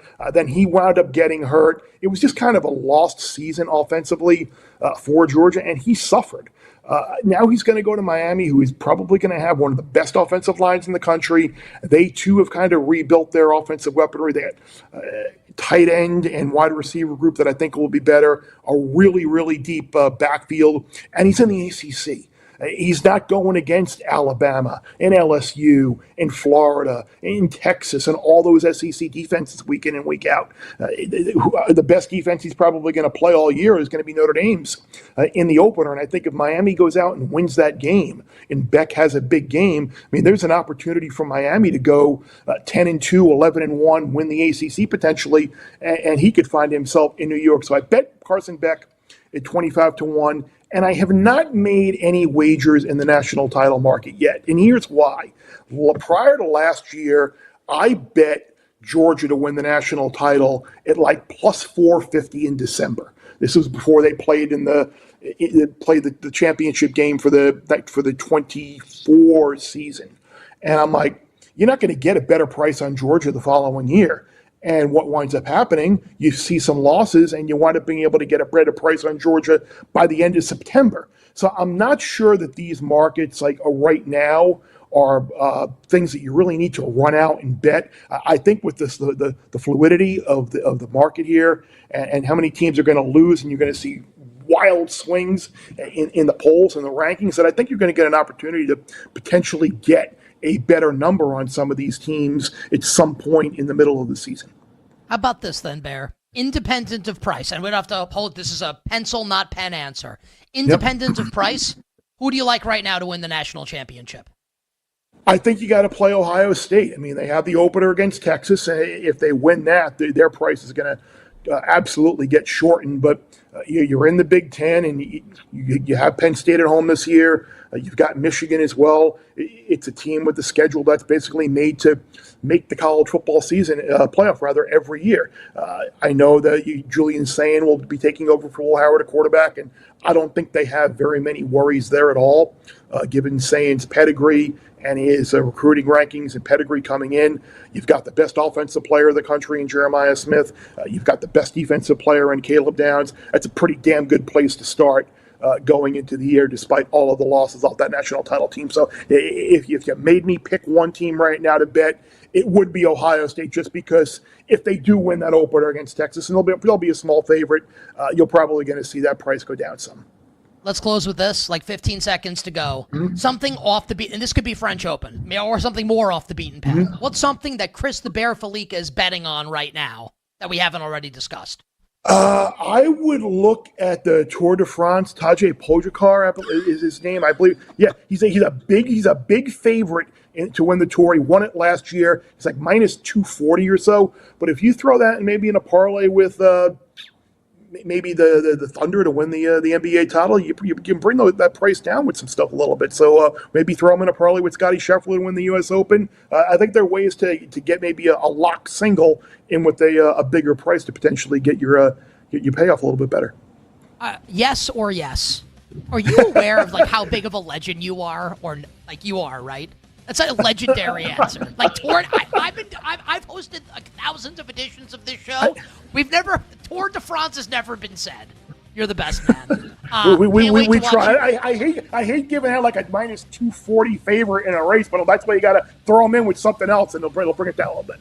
And I say we. Chris Felica joining us on the show. He'll be on Fox's coverage of the Belmont Stakes coming up this Saturday. On the other side, Femi and I break down Game 1 of the NBA Finals.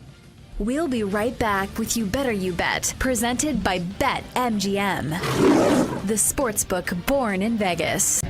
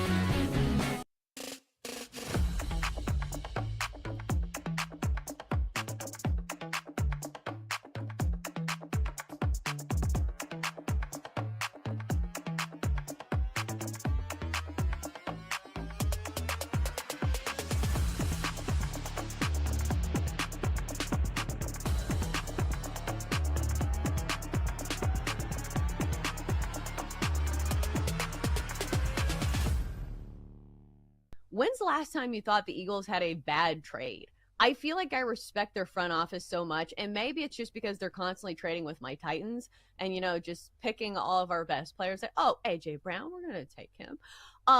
So let me ask you, I feel like this is maybe an in-the-weeds question. I even had to Google it. When's the last time you think the Eagles made a bad deal? I feel like they don't make bad deals. I don't know.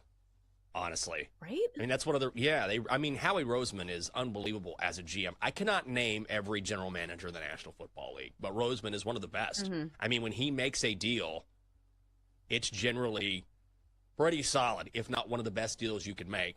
Didn't just put this in the chat, which is a fair point. The Jahan Dotson trade was pretty bad, where the Eagles thought they would bring him from the Commanders, and the Commanders were done with Jahan Dotson, and he didn't really do anything in Philly. So not everyone hits. But on the whole, your point remains the same, and it's completely valid. I mean, not every single trade you make, it's just not going to work out just by law of averages. But you're right. That's a real challenge of playing in this division. It's not that the Eagles are so good, if you're talking about, our team, the Commanders.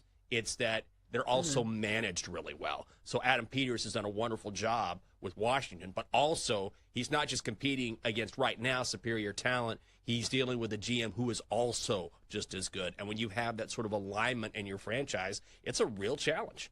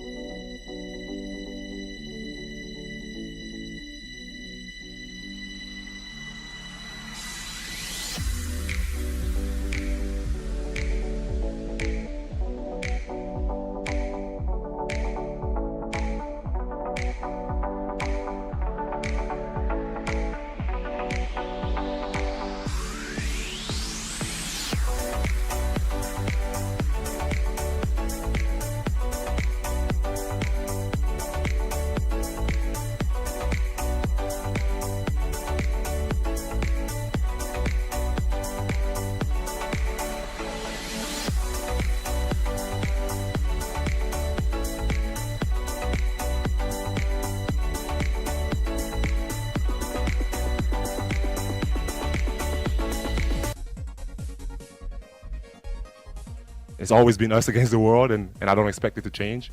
And it's something that I always told my teammates, we here, and nobody wants us here, but we here. And we broke any barrier that was there, we broke that, and we got here. This is You Better You Bet with Nick Costos, Femi Abebefe, and the crew. Presented by BetMGM. That the voice of Indiana Pacers star, Eastern Conference Final MVP. Insanely enough. Pascal Siakam ahead of Game 1 of the NBA Finals tonight. And I'm going to break down Game 1 of the NBA Finals in a second. Femi will join me in a couple moments to give us his takes on Game 1 and the rest of the NBA Finals. I would be remiss, though, and remiss. I love Chris Felica. And the fact that I asked him that question, and the reason why, I'll take everyone behind the curtain here. So, before we come back from break, Bear is in queue, and we're having a conversation with Bear, and we're talking about the French Open, and I don't want to talk about what Bear is betting. He has one of the women remaining in the French Open final, Goff and Sabalenka. So I know that I want to throw this question at Bear at the end, and I don't plan it just at the end, but I want to ask because I know he bets on a lot of stuff. And the reason why I said, do you have anything off the beaten path like French Open is, I don't want to put him in a position where he's got to think about it and he's and make him look bad. Not that that would happen. He's a seasoned broadcaster, but just it's like professional wrestling to a degree. Want to put everyone in a great position to succeed. Little did I know that he was going to come out firing and say, "Oh, you want French Open? How about a Tour de France winner?" And I meant it. In the 6 years that we've been on the air on You Better You Bet, I know that the words Tour, and France have been said. I don't know that they've ever been said in succession, one after another. So, Chris the Bear Felica breaking ground here on You Better You Bet. And my last note before we do the NBA Finals, like Mike Gallagher is an absolute stud, just as in the weeds as it gets, right? And then you have Eddie Olczyk come on the show. He's in his hotel room in Edmonton on his day off, and he's betting horse races at Saratoga. Like literally while he's waiting to come on, he's cheering a horse home. And then here's Chris Felica giving you bets for the Tour de France. Mike Somich is going to join us in 20 minutes. Mike's going to give us a superfecta for the Belmont, break down the Belmont Stakes, and he's going to talk Stanley Cup Final and maybe a little Aaron Rodgers with us. Jay Croucher next hour on the show. His bets on the Stanley Cup Final, his thoughts on Aaron Rodgers, and of course his bets on the NBA Finals. This show kicks ass. And there could be people out there that disagree. They're welcome to their incorrect opinions. Now let's talk game one tonight. Thunder, a 9.5-point favorite. Total is 230.5. So doing You Better You Bet After Dark I actually thought about it last night. I was just exhausted after the Oilers game, after the Oilers beat the Florida Panthers. Like, I'm going to sleep. But doing After Dark for the Knicks-Pacers series, and kind of in the moment there, the first time I experienced it, this phenomenon that I'm about to discuss, was after Game 4 of Wolves-Thunder, when Oklahoma City won to take a 3-1 lead, and I kind of felt like the series was done at that point. Minnesota definitely should have won that game. Like, Edwards plays like ass, and Julius Randle's even worse. And I come on the air, or not on the air, but I'm recording, that pod, but I'm doing it, without editing it. And I say, my initial take on Game 5 is to take the points with Minnesota. And I start talking it out. Why do I like Minnesota? Here are the reasons I like Minnesota. And as I'm doing it, I'm realizing these are all reasons why the Thunder should kill them in the game. Like, this is actually a terrible bet if I make this bet. So I try and talk it out verbally in my head. Like, how do I think the game is going to play out? Not just my gut tells me this, or the line was this in game 1 and now it's this in game 2. I try to think about, what's going to happen in the game tonight. And here's where I'm at with OKC and Indiana. This is a conclusion that I've drawn. So Indiana, obviously, just absolutely annihilated the Knicks. In transition, getting out, even on made baskets, getting out ahead, just carving them up, forcing the Knicks to play at their pace, and the Knicks didn't want to do that, and it obviously went poorly for the Knicks. And Indiana's been studs doing this all postseason long. Round 1, Milwaukee. Round 2, Cleveland. Round 3, Knicks. And now they're in the NBA Finals. And I'm not being a hater saying this, there's no way they're going to be successful doing that against Oklahoma City. It's actually not possible with the bodies that Oklahoma City's got and with the defense that Oklahoma City plays. I think Indiana's in big trouble scoring the basketball in this series. Now, could there be a game where they shoot 55% from 3, 60% from 3, and just are nuclear from the field? Of course, and they could win a game. They could win 2, they could win 3, they could win the series. I think it's unlikely. But of course, that could happen. They could get hot for a game or a couple games, no doubt. But what do I think is likely? I think it's likely Oklahoma City shoves them in a locker. I think Indiana's going to have trouble scoring in this game, and I think Indiana's going to have trouble scoring in the series. So my bets for tonight, I'm laying the points with the Thunder. 9.5, I'm laying it. I like the Thunder by double digits here. Matt Moore was on the show yesterday, and he talked about, liking when you have a big favorite in game 1 of the finals, that favorite usually smashes. Mike Gallagher alluded to that also last hour on the show, which is not, for me at least, I want to think about it and have a reason in addition to that. But it doesn't hurt to have that behind kind of my conceptualization of how the game's going to play out. So laying the points with OKC. I'm also going to play the Pacers team total under 109.5 at BetMGM minus 110. So Pacers team total under 109.5. I think the Pacers are going to have trouble scoring in this game. So Pacers team total under. And I am going to have a prop also. And I'm going to, before I say what it is, I will acknowledge that I am a tremendous hater. And that this is an emo bet for me. I'm making this bet with emotion. I'm convinced it's going to win. but I'm not going to give you any kind of X's and O's breakdown or when Lou Dort's in the game, then Kason Wallace drifts over to this side. I don't know. I don't know. But here's what I do know. As a Knicks fan, watching Aaron Nesmith turn into like the love child of Steph Curry and Ray Allen in the Eastern Conference Final, I'm telling you that this is going to be like Caleb Martin versus the Celtics in the Eastern Conference Final a couple years ago, and then Caleb Martin against the Denver Nuggets in the NBA Finals. Aaron Nesmith's points prop tonight is 11.5. I will bet the under, not because of schematics, not because anyone I know sharp that I consider to be sharp or smart is on it. No. I make it because I hate. You bet on this Thursday. Femi, thoughts on game 1 tonight, and how are you playing the rest of the series with the Thunder and the Pacers? Hateration, holleration, all up in the dancery. I love it. Absolutely, man. Anti-Nesmith here on You Better You Bet. I'm just telling you, we see this all the time, right? Guys, nuclear, role players, and I guess it's kind of an insult to Nesmith. He's more than a role player, but see a guy. I think role player is actually the perfect way to describe it. Okay, great. Yeah, I think okay, so, yeah. I'm happy you said that. So role player gets white hot from the field and then tapers off in the next series. On the road at OKC, this guy's going to be Ray Allen. It could happen. I don't think it will. Yeah.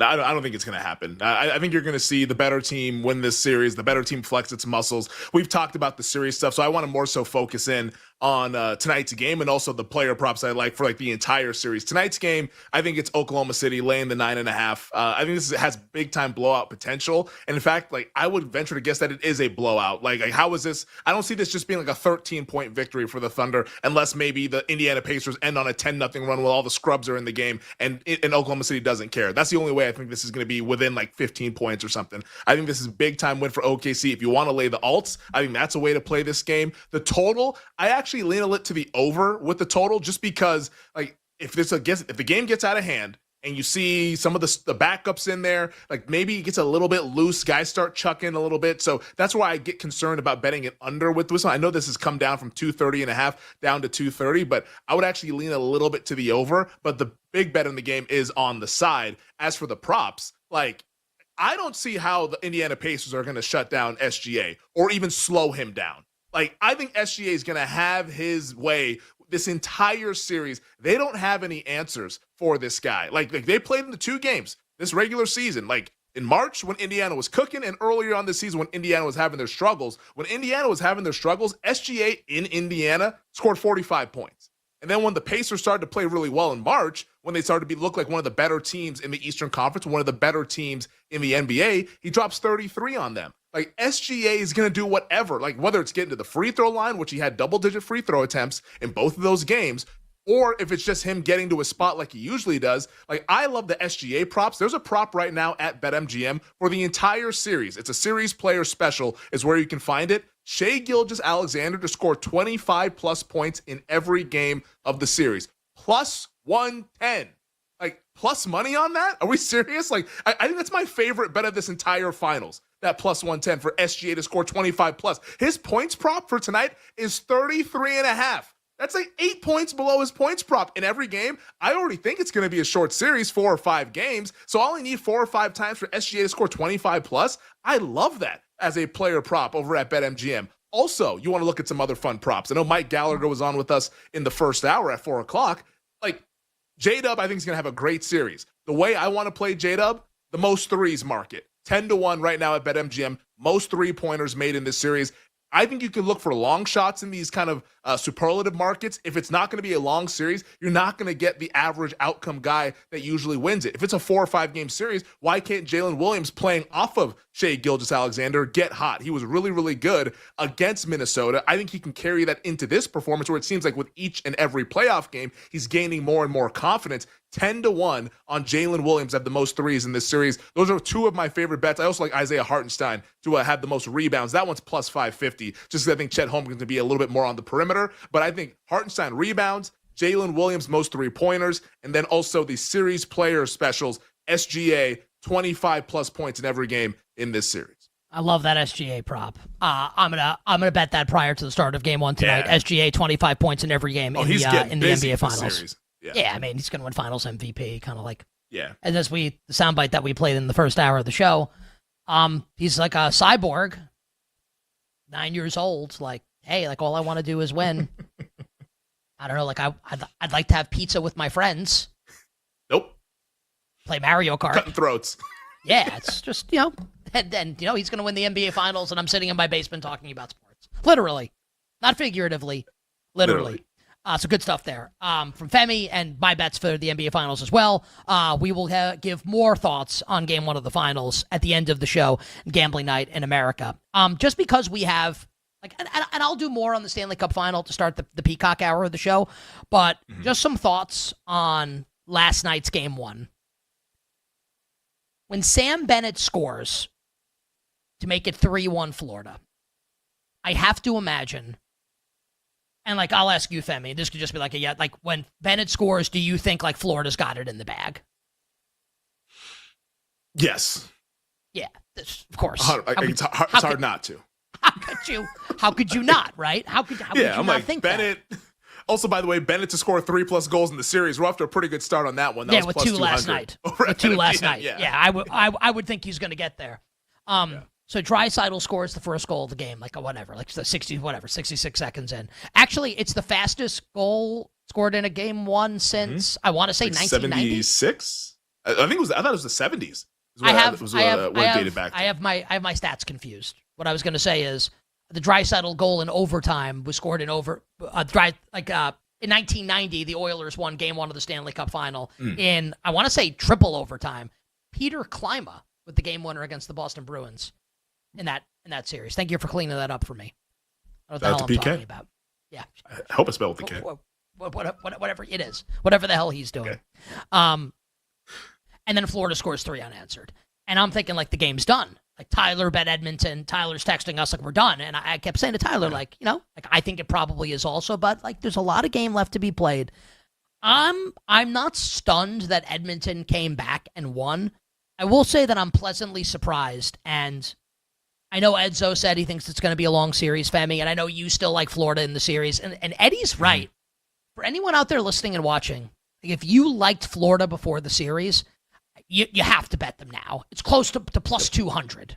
But you have to have liked Florida. I'll give my opinion, and I can be wrong. I think this is going to be a quick series. I think Edmonton wins tomorrow night. I think the series is over in 6 at most. I don't think it's going 7. I think Edmonton could win in 5. I think that was a massive, massive win for Edmonton, not just to go up 1-0 in the series, but to kind of show what happened last year is not going to happen this year. We're going to go down, you're going to punch us in the mouth, and we are coming right back, and we're punching you in the mouth, and we're going to land the knockout this time. And Stuart Skinner, the way he bounced back after that Bennett goal and didn't allow one the rest of the game, the save on Rodriguez at basically point-blank range in overtime, stellar stuff from my Edmonton Oilers. We'll find out if our friend Mike Somich agrees with my thoughts on the Stanley Cup Final, and we'll get his bets for the Belmont Stakes coming up next. We'll be right back with You Better You Bet, presented by BetMGM, the sportsbook born in Vegas.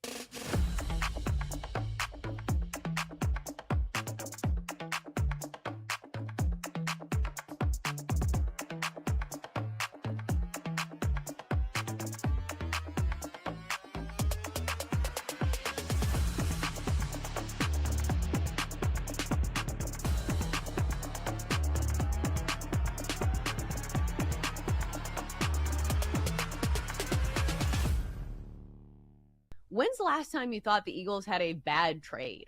I feel like I respect their front office so much, and maybe it's just because they're constantly trading with my Titans and, just picking all of our best players. Like, oh, AJ Brown, we're going to take him.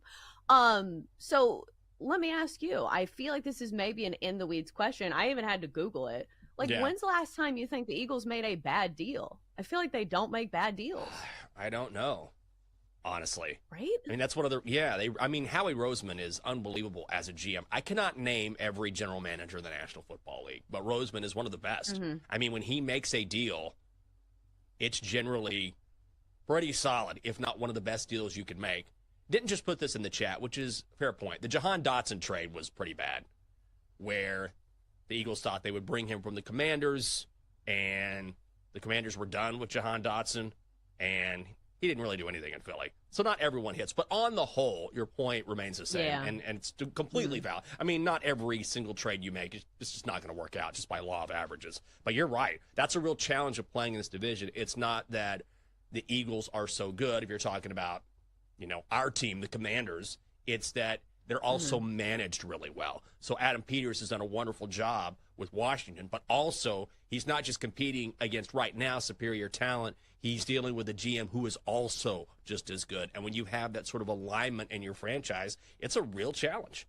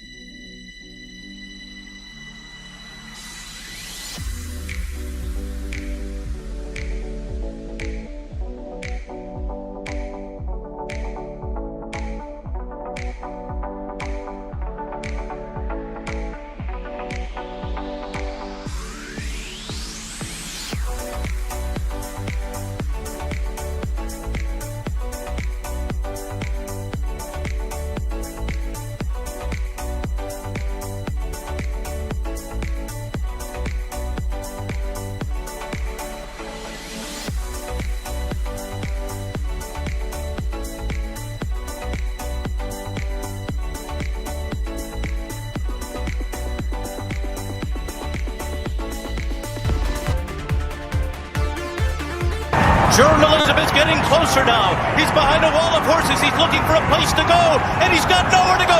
Oh, he bumped hard with goal-oriented. In the meanwhile, Gosker's running the race of his life, and Sandman has entered the scene, and he has moved up on the far outside. Journalism is still running on. He's back into second. He might even win it. Here's the wire. Oh, my goodness. Journalism has won the Preakness Stakes in a performance like you read about. This is You Better You Bet with Nick Costos, Femi Abebefe, and the crew. Presented by BetMGM. Larry Colmus with the call a couple weeks ago on NBC, the Preakness. It's the best horse race I've ever seen. I'm not a big horse racing guy, though. So, people may disagree. Maybe Mike Somich agrees. Maybe he disagrees. We'll find out in a second. 20 minutes from now, it's the You Better You Bet NBC Sports Now Power Hour on Peacock and all the other places you find the show. Jay Croucher will join us, and we will give you all our bets coming up for tonight in the world of sports, including Game 1 of the NBA Finals with the Thunder and the Pacers. Joining us right now. Actually, I'm actually not happy that he's on the show now because, he's usually very handsome, but he's got a great haircut. He's tanned, looks rested. Like you got the high fade going. Like it looks. I don't like when the guest comes on and is way better looking than I am, but I have to acknowledge the truth. Our friend Mike Somich joins us on Twitter at SommoBomb18. VSiN Racing Dudes. He'll be on Mad Dog Sports Radio coming up on Saturday during the Belmont from Saratoga. We absolutely love that. Mike, welcome back to the show. What's going on? Not too much, Nick. Trying to channel the Costos cut here. That's what I was going for when I got the high fade, growing the beard out like you and Femi. So just trying to fit in on the show right now. Well, I went upstairs, so I'm doing this, no one cares. They will care because I'm going to insult myself. I'm doing this, trying like a new hair, so growing my hair out. I'm like slicking it back a little bit. I haven't seen my wife today. She was out with my daughter, like visiting a friend, a play date for my daughter. I go upstairs, she sees my hair and goes, "It looks like a helmet." Welcome to marriage. Mike, I gotta tell you, man, it's not what you want. Before we get to bets for the Belmont, and definitely want to get your thoughts on the Stanley Cup final as well, you have watched probably, like, literally 10,000 more horse races than I have in my life. Is it hyperbole to say that the Preakness was the best horse race? I mean, I'm saying it sounds hyperbolic. Was it at least one of the best horse races, Mike, that you have ever watched? Yes, it was. And it was the most unique horse race I have probably ever watched. Because if you ask me, like, the best races I've ever watched, they all involve two horses head and head down the stretch, just banging back and forth, trying to just outwill the other horse. With what we saw in the Preakness, it was just so unique because you never see a horse play bumper cars like Journalism did around that far turn, try and squeak through a hole, and then be able to re-rally. What was so impressive is you had Salmon on the outside, a length ahead of Journalism, before Journalism kicked it back into high gear, and then still able to run down Gosker there in the final furlong. The only race you can even come close to compare it to from a troubled trip perspective would be when a Fleet Alex won the Preakness back in the early 2000s. He almost went down to a knee and then was able to kind of continue going.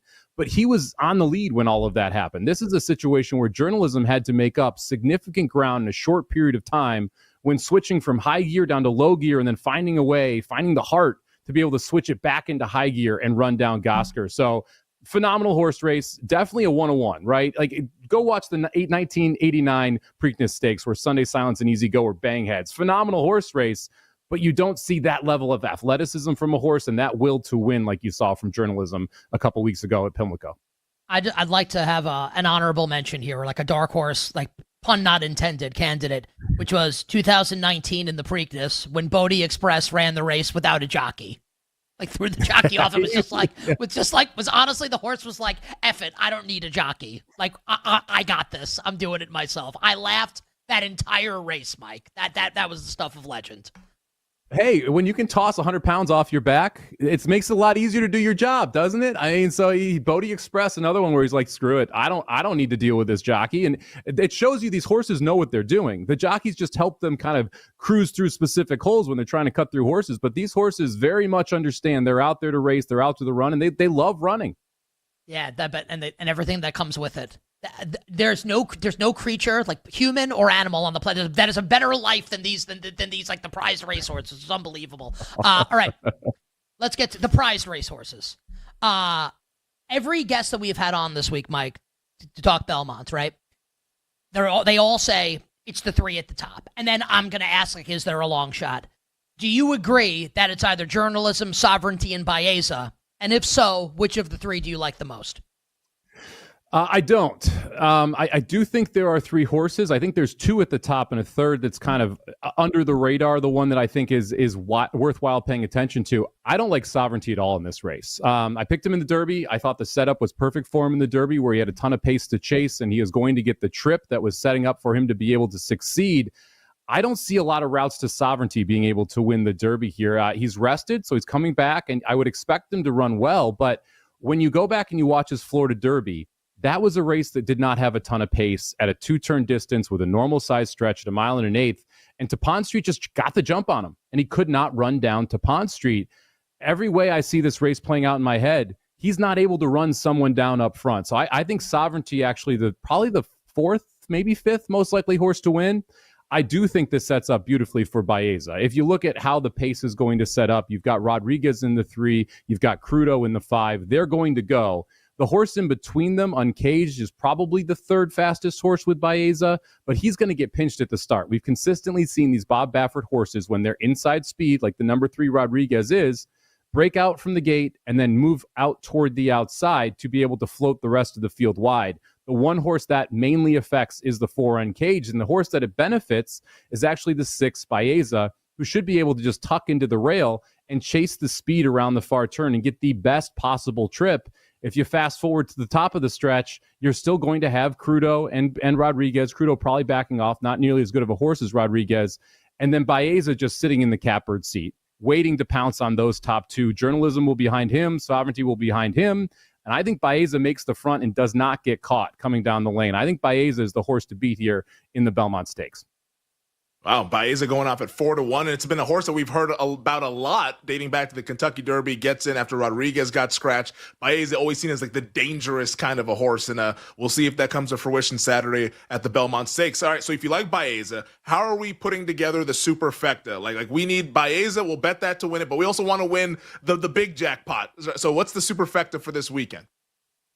I don't think it's a crazy one where you can just go long shot hunting. I do think that this is a situation where if any price hits, I think it's going to be the One Hill Road, who's there on the inside. I'm going to put him in the 3rd and 4th spots, but I'm going to go ahead and I'm going to put Baeza on top. That's the number 6 horse. I do think the two most logical second place finishers here are the number 7 Journalism, and I'm going to have a 6-7 Exacta Cold because I do like that Exacta quite a bit. I think Rodriguez is the other logical second place finisher in this spot. He's going to be able to set the pace. If Crudo decides not to push early, I think Rodriguez is very dangerous being loose out on the lead, and I think only one horse may get by him, and that being Baeza. So I'll put the 6 in the 1st spot. I'll put the 3 Rodriguez and the 7 Journalism in the 2nd spot. And then in the 3rd and 4th spots, I'll put the 1, the 2, the 3, and the 7. So it'll be 6 with 3, 7 with 1, 2, 3, 7 with 1, 2, 3, 7. I'll be playing that for $5, and it'll cost you $40. Mike, you knew to do it like that also, like Kramer doing movie phone. Outstanding. So in addition to, and like we've done this with Mike when he's come on the show doing the Triple Crown races with us, in addition to being an absolute stud, a monster horse racing handicapper, again, hit the super for the Kentucky Derby, Mike also does really well betting the NHL and like knows the NHL like the back of his hand. Edmonton with a 1-0 lead in the Stanley Cup final. Just for context, I'm on Edmonton, Femi's on Florida. Oilers are up 1-0. Where are you at right now? One game in, Mike, to the Stanley Cup final. Thoughts on game 2 and the rest of the series?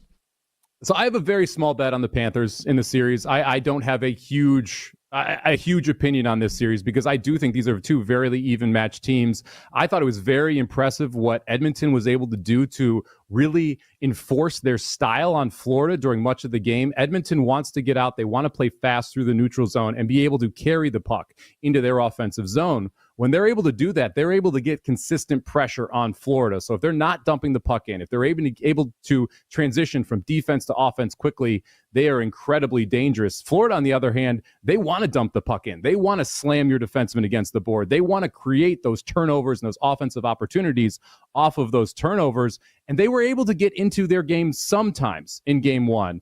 But there were just overwhelming moments where it was very impressive what we were able to see from the Edmonton Oilers offense.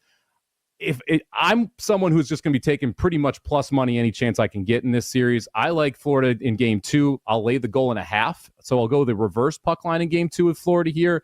You can get up to plus 250 right now if you lay the goal and a half with Florida. They're a very good road team, and I want to play outliers in a series that I think is going to be very close. These games are lined pretty close to what they should be. The home team should be a short favorite in every single one of these games. So I'm looking for opportunities to try and find ways to create bigger plus money prices. I also put a Sam Bennett Conn Smythe ticket in before this series started. He was leading the NHL in playoffs and goals heading into the series with 10. He had 2 in game 1. He is still very live for Florida. I think this is going deep. I think we're going to consistently see higher scoring games versus lower scoring games. That eliminates Bobrovsky. And I don't think McDavid or Draisaitl win the Conn Smythe if they lose this series. So I'd rather take a shot with Sam Bennett at 30-1 to win the Conn Smythe than even taking Florida plus 180 at this point to win the series. But this is one where I'll be taking overs pretty much the entire series, and I will be trying to find ways to get big plus money prices in these games. Yeah, Bennett with the 2 goals last night, moving to plus 1,300. So, Mike, I think you definitely got the best of that with Sam Bennett prior to the series starting. Let's close with this in like 20 seconds. The Steelers are going to sign Aaron Rodgers. Win total 8.5. Here's $100. Bet over or under. What are you taking and why? 20 seconds. I'm going to take the under. I actually like the under more with Aaron Rodgers than I liked it with the mess of a quarterback room that they had, because I don't see any way this doesn't blow up for Aaron Rodgers once again on the Steelers. So give me the under. Well, you're wrong about a lot. The Belmont stuff sounds really good. Everything else I disagree with. The reverse puck line tomorrow with Florida. Come on, man. Mike is the watch best. out, Canada. Fine prices. Don't be taking plus 112. Take the plus 250 if you like Florida. I used to work at Mad Dog Sports Radio, and I like a lot of the people there, so I won't make the joke that I probably should be making right now. But Mike will be killing it on Mad Dog Sports Radio coming up on Saturday during the Belmont. Mike, we appreciate it. Stay well. We'll talk to you soon. Sounds good. Have a good one, guys. Stephen A. Smith's going to do the show, not Mike Somich. NBC Sports Now Power Hour coming up right after this. Resist. We'll be right back with You Better You Bet, presented by BetMGM, the sportsbook born in Vegas.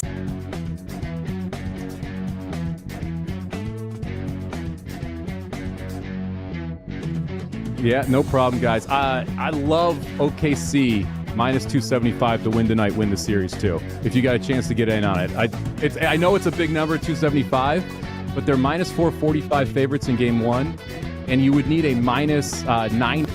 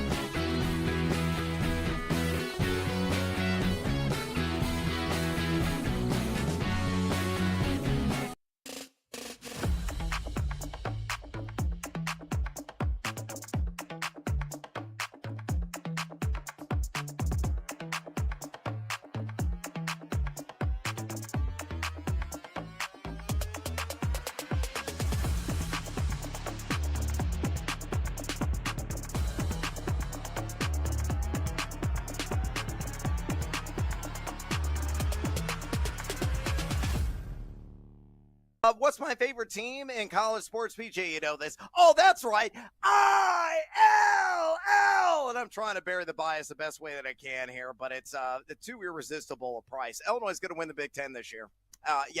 That's right. You're here to hear first, folks. At 40-1 right now at BetMGM. I know Penn State is the odds-on favorite. Oregon's going to be up there in the conversation. Ohio State as well. But Illinois got 18 starters back from a team that won 10 games last year, including Luke Altmaier, who could really be a sensation at quarterback. They've had some turnover wide receiver, but they got a number of key transfers. Shouldn't skip a beat in that category. The strength of schedule, only the 40th hardest in all of college football. And a team, too, you look at the overall schedule, here are the toughest games. At Indiana on September 20th, USC at home for homecoming in Champaign on September 27th against Ohio State. Also in Champaign on October 11th at Washington, October 25th at Wisconsin on November the 22nd. Let's say somehow, some way they can go 3-2 in those matchups, take care of business at home, and some of the other ones, it gets more meat competition. Illinois has got more than a fighting chance to win the Big Ten. So at 40-1, I think it is an outstanding value.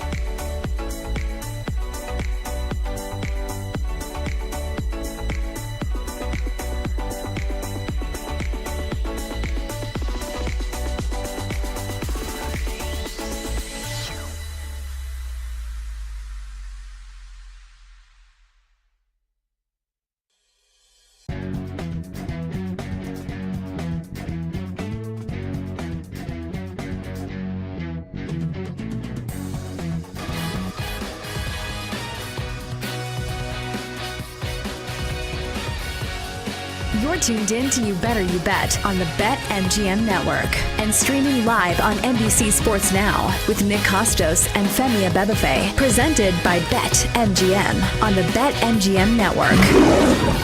Bring it up, Jake.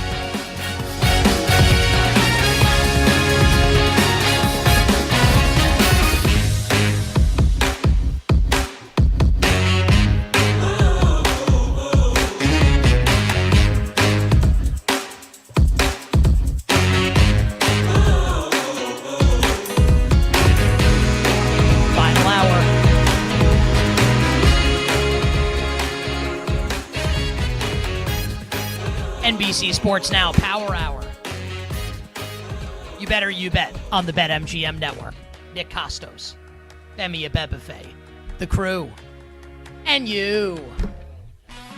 You Better You Bet's NBC Sports Now Power Hour, presented today and always by BetMGM, the sportsbook born in Vegas. We would love for you to download the BetMGM app and visit BetMGM.com. Coming up 20 minutes from now, Femi Abebefe, and yours truly, me, Nick Costos, got a new hairstyle. My wife said it looks like a helmet. My self-esteem took a big hit when she said that. Looked me right in the eye and said, why does your hair look like a helmet? I wanted to crawl under this desk when she said that, but I got a show to do here on NBC Sports Now in the Power Hour. Femi Abebefe and me, Helmet Head. We'll be joined coming up in 20 minutes by NBC sports betting analyst, our friend, the great Jay Croucher. And Jay's got bets for the Stanley Cup final, Edmonton up 1-0 in the series after last night's electric overtime win, and of course, all of Jay's bets on the NBA finals as well, with Oklahoma City and Indiana, game 1 tonight in OKC. And we will also ask Jay his thoughts on the 2025 Pittsburgh Steelers and Aaron Rodgers in 20 minutes. And 40 minutes from now, you know who we are, and you know why we're here. To get you, dear listener, you, dear viewer, set to bet and win tonight in the world of sports, gambling night in America. All of our bets, all of our analysis, all of the handicaps for Game 1 of the NBA Finals. Thunder and Pacers, OKC a 9.5-point favorite, total sitting at about 230.5. We're going to give you prop bets. We're going to give you bets on the side. We're going to give you bets on the total. We're going to tell you why we like it. That and the rest of the night in sports. All the bets will close the show. It is all on the way in the fastest hour in all of Wagertainment. And it starts right now. Lights. Camera. Action. Oh, the breaking news today on planet Earth. No, not Elon Musk. No, not President Trump. Although they're trying their best. They're trying their best to steal the headlines. No, the biggest headline today on planet Earth. Aaron Rodgers will fly to Pittsburgh tomorrow, Friday, June 6th, my 42nd birthday. You'll never find anyone, at least not a man, I would say, at my age that talks about his birthday as much as I love talking about mine. I also feel like the first 3 minutes of the show, I've really proven that I need to see a therapist. And maybe I'll do that. Maybe. Aaron, speaking of therapists, we're needing to see one. Aaron Rodgers will fly to Pittsburgh tomorrow to sign with the Steelers and will be Pittsburgh's starting quarterback this season. Not a tremendous surprise that this is going to happen. The betting market has thought that this was going to be the case all along. Pittsburgh's win total would never be 8.5, meaning like above or below 500, with Mason Rudolph as the quarterback. It would have been lower than that, obviously. The Steelers would never, and I understand it's June, and it was May when it opened, but just saying, right? Pittsburgh would never have opened a 3-point road favorite at the Jets in week 1 if Mason Rudolph were the quarterback. So the expectation the entire time was that Aaron Rodgers was going to be Pittsburgh's starting quarterback, despite the fact that Donald Trump said that Mason Rudolph was very handsome. All of this is just very funny. Maybe you don't think it's funny. I find it funny. Aaron Rodgers will be Pittsburgh's starting quarterback this season. And over the years on You Better You Bet, and there are a lot of sophisticated ways that you can break down NFL win totals, right? You can look at schedule. Did you draw an easier schedule? Do you have a tougher schedule? You can look at last year's statistical performance and project it forward. You can look at free agents added. You can look at players that you added in the NFL draft. A simplistic way that we on the show have looked at NFL win totals, and it's not the only tool in the toolbox, but when I say it out loud, I think it's going to make a lot of sense to people, is to say the head coach, say the quarterback, and then say the win total. And ask yourself, does this make sense? Or do I think it should be higher or lower based on the two names? For example, if I say John Harbaugh, Lamar Jackson, 11.5, yeah, like that sounds right. Like they're going to win 1 million regular season games. Like that sounds pretty good. If I tell you Kellen Moore, Tyler Shuck, yeah, like they're probably not going to win a lot of games. The win total's not going to be high. Now, how about this one? Are you ready? Mike Tomlin, Aaron Rodgers, 8.5. And the juice on this bet at BetMGM is towards the under. So, Tomlin, Rodgers, below 500. Does that make sense to you, the person watching? You, the person listening? Because to me, the person talking, it doesn't. Mike Tomlin, famously, don't believe me, just turn on like any sports show. That they love to say it 1 million times. And to be fair, it's a pretty astounding statistic.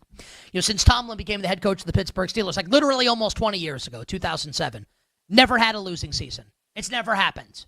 Last year, his Russell Wilson and Justin Fields, they somehow patched it together to make the playoffs.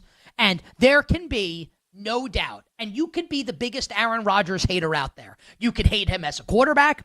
You could hate him as a person. And you're welcome to all of those opinions. But one thing that we cannot argue, that I will not allow on this show, like we cannot distort facts.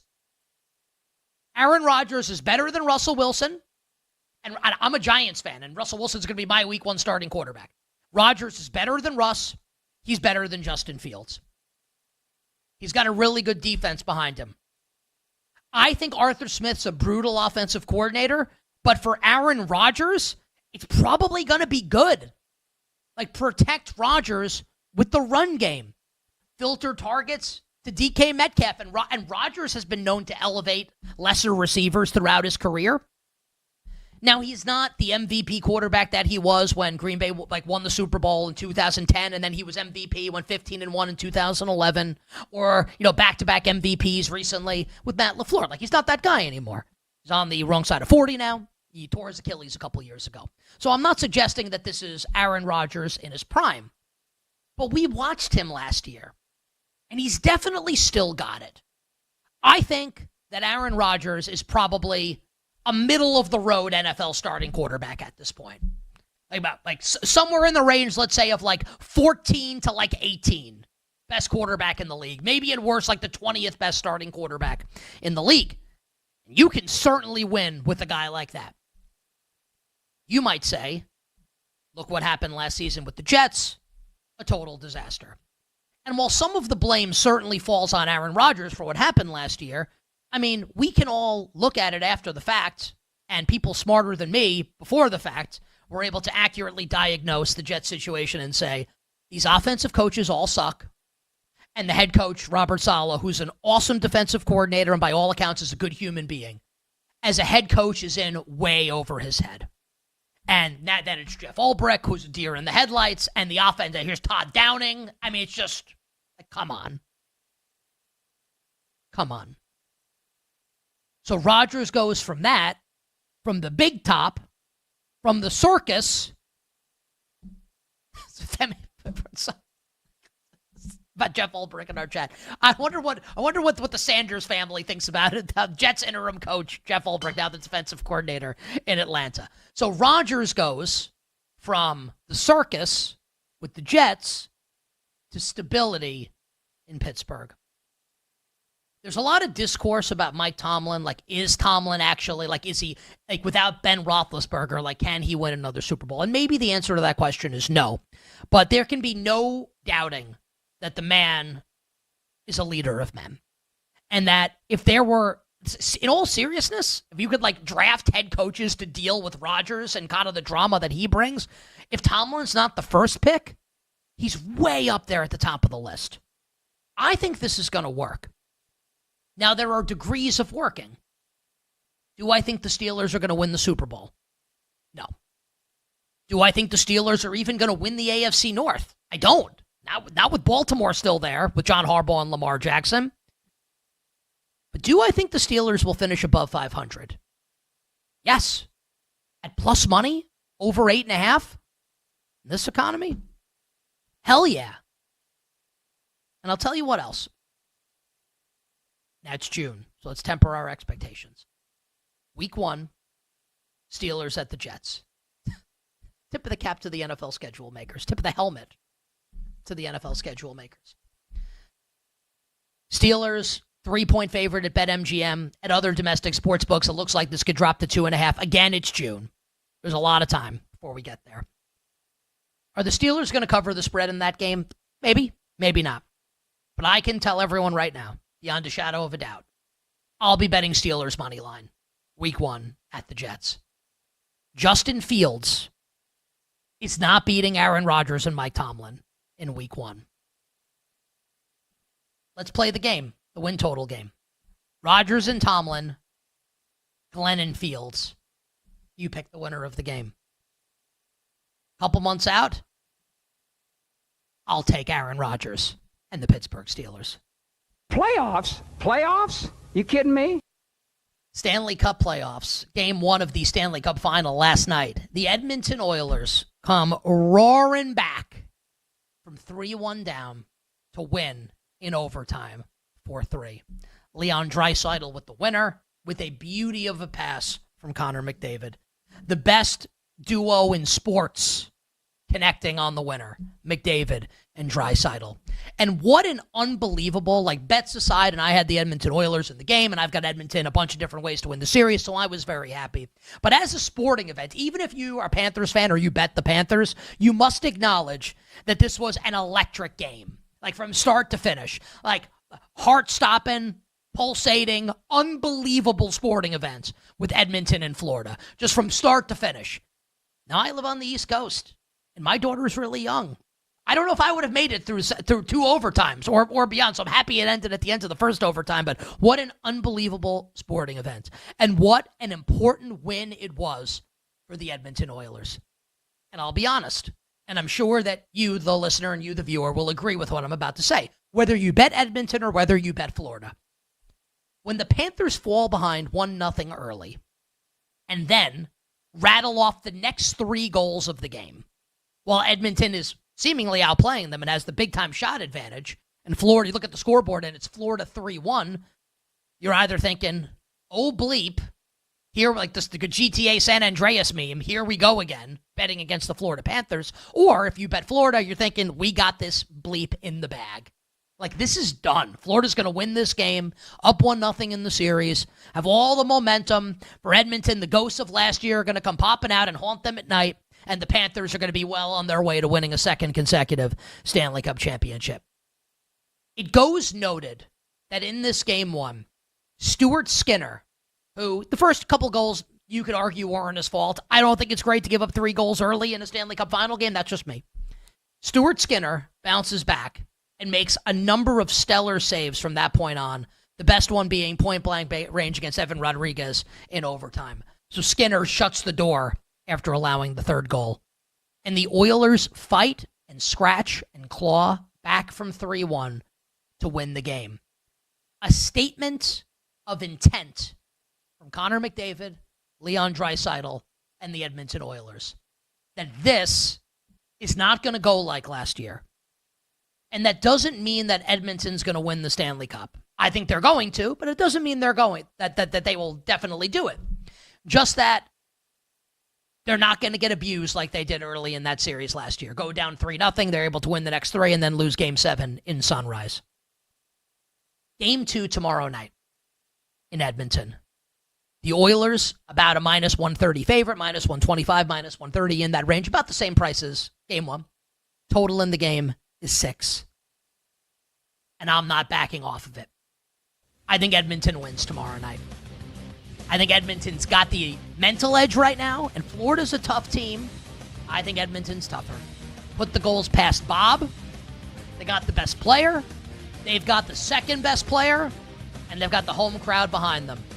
I think the Oilers go up 2-0 and route to winning for a Stanley Cup championship for the franchise since 1990. On the other side, NBC sports betting analyst Jay Croucher joins Femi Abebefe, me, and you, talking NBA, NHL, and Aaron Rodgers. We'll be right back with You Better You Bet, presented by BetMGM, the sportsbook born in Vegas.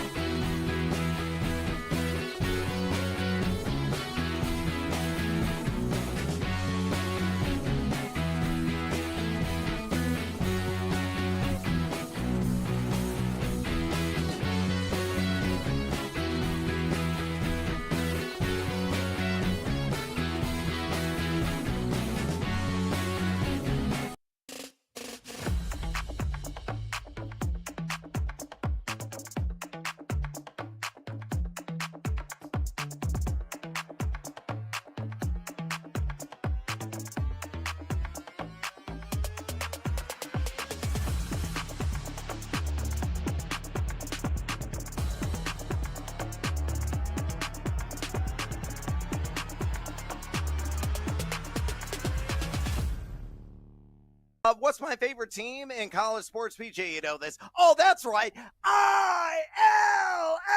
And I'm trying to bury the bias the best way that I can here, but it's the too irresistible a price. Illinois is going to win the Big Ten this year. That's right. You're here to hear first, folks. At 40-1 right now at BetMGM. I know Penn State is the odds-on favorite. Oregon's going to be up there in the conversation. Ohio State as well.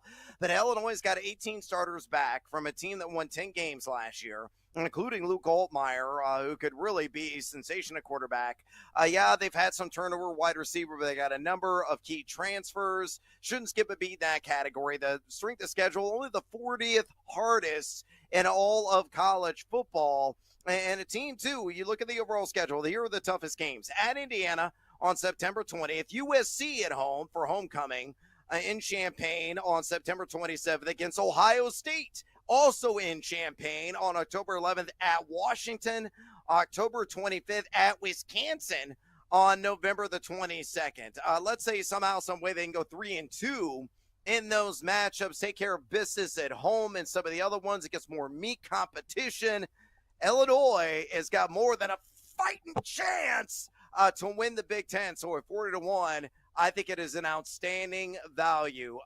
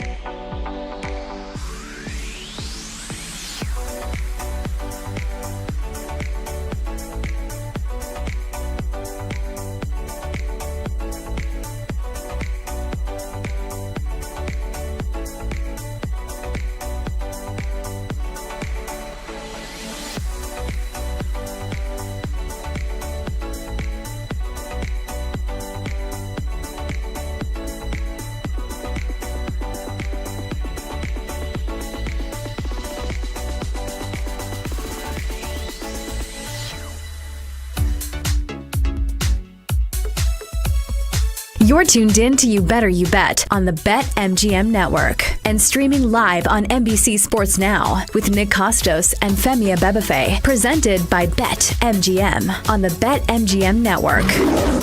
20 minutes from now, Gambling Night in America. All our bets for tonight in the world of sports, of course, led off by Major League Baseball. I'm kidding. I would die before we led with Major League Baseball today. I'd actually expire. We will lead with Game 1 of the NBA Finals with the Thunder and the Pacers. We look forward to that coming up 20 minutes from now, Gambling Night in America. But joining us right now on the show, and we got no shortage of topics to discuss, and lucky us and lucky you. I would say the listener, you are lucky because you get to hear Jay Croucher and you get to hear all his bets. But really the viewer, because Jay literally just left the salon and he looks great. Just got a haircut. He's looking awesome. He's looking handsome. On Twitter at Croucher JD, NBC Sports betting analyst, the saucy Aussie Jay Croucher. Jay, welcome back to the show. How are you? Thanks, Nick. Great intro. It's a much better compliment, my haircut, than my daughter gave me, my 4-year-old, when I came back in, where she said, preferred you in the morning, pre-haircut. But so there's nothing I can do about it now, so I just have to live with it. It's a little tight on the sides. It is, yeah. The thing is that every male in Australia from ages 18 to 35 has this exact same haircut. No one who's listening to this will get the reference, but it's like an Adam Treloar haircut. He's a midfielder for the Western Bulldogs in the Australian Football League, but it's the Adam Treloar, and everyone in Australia has it. What did you say about me last week? Like, I don't know what you're saying, the desert of words? I think Yes. like I'm like Lawrence of Arabia right now, and we're in the middle Right. of the Sahara. Adam Treloar is the sunset. I was like Adama Traore. I was like, is this an English Premier League reference? It's like, no, we're going to the Wolves? Australian Football League. Yeah, we're Quads. not even doing Wolverhampton Wanderers here. What's like? Give us a name. What's like a popular Australian soccer team or football team, whatever. The Collingwood Name of a team. Magpies. Collingwood Oh, the Magpies. Magpies. That's my team. Yeah, Australian the football. Magpies. Yeah, Of course. Yep. Magpies. As The well- Pies. as- The Woods. Also. Yeah, everyone knows, of course, the Pies. All right. Let's start with the NBA Finals. Thunder Pacers coming up tonight. OKC minus 700 in the series. Indiana plus 500. OKC a 9.5-point favorite. Total 230.5. Jay, give us your thoughts on Game 1 and how do you see the series playing out?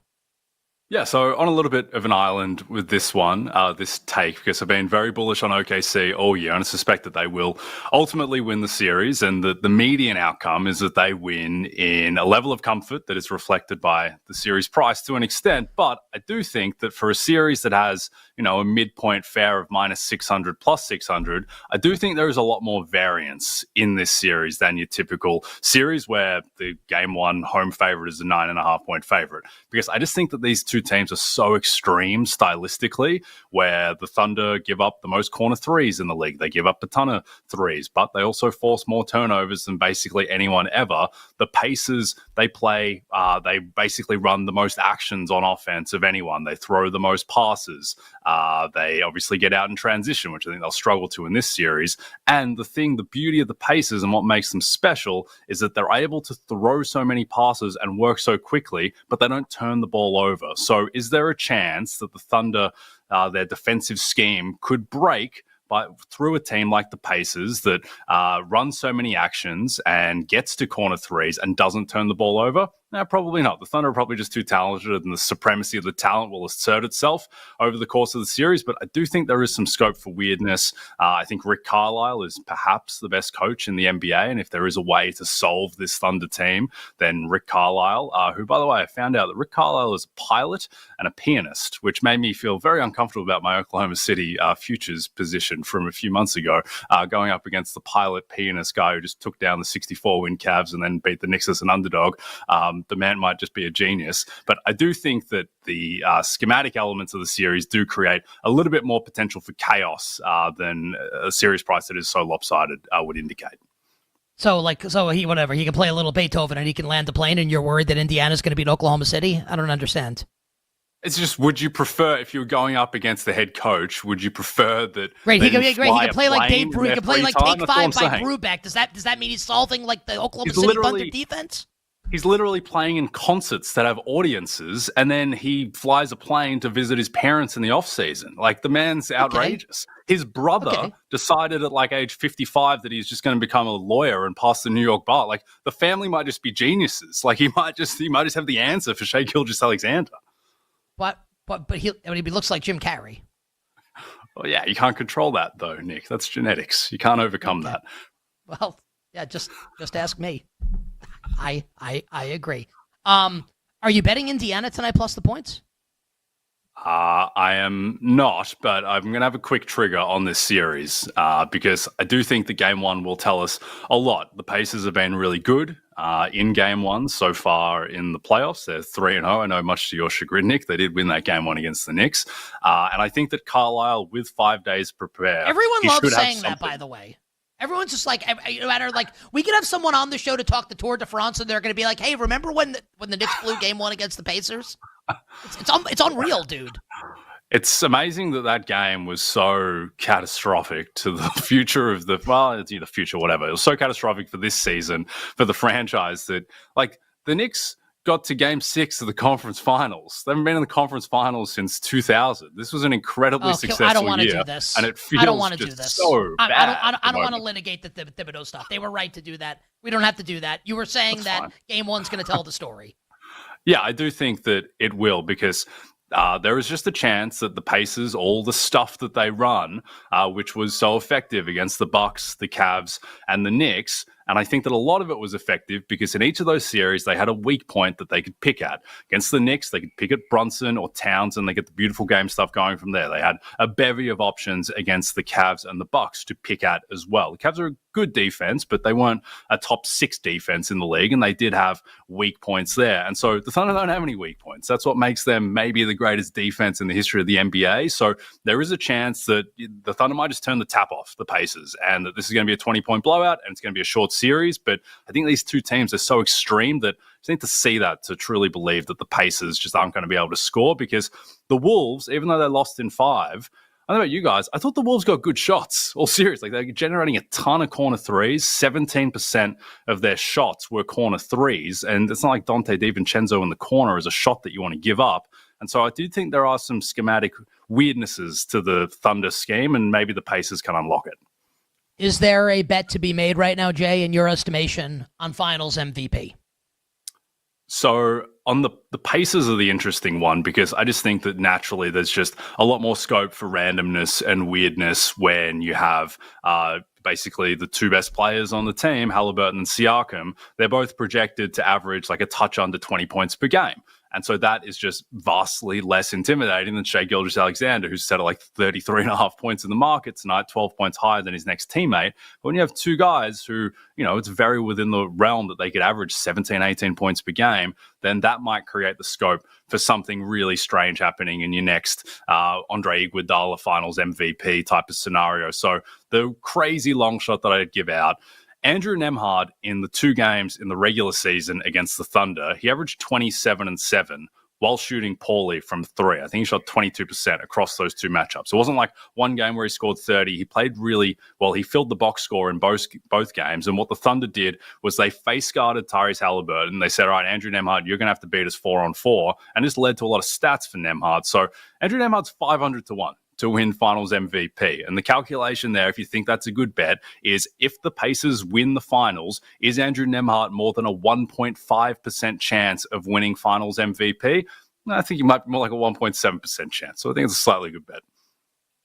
There you go. Taking a long shot, a flyer on Nembhard at 500-1. It's You Better You Bet. Nick Costos, Femi Abedfe. We're hanging out with our NBC and Peacock teammate, Jay Croucher, lead betting analyst at NBC. Talking all things NBA Finals, Stanley Cup Final as well, Jay. Last night, Game 1, Edmonton beats Florida 4-3 in overtime. Hell of a game. Series price now, Oilers minus 235, Panthers plus 190. What do you make of the series price? What do you make of the Game 2 market where Edmonton once again favored to beat the Florida Panthers?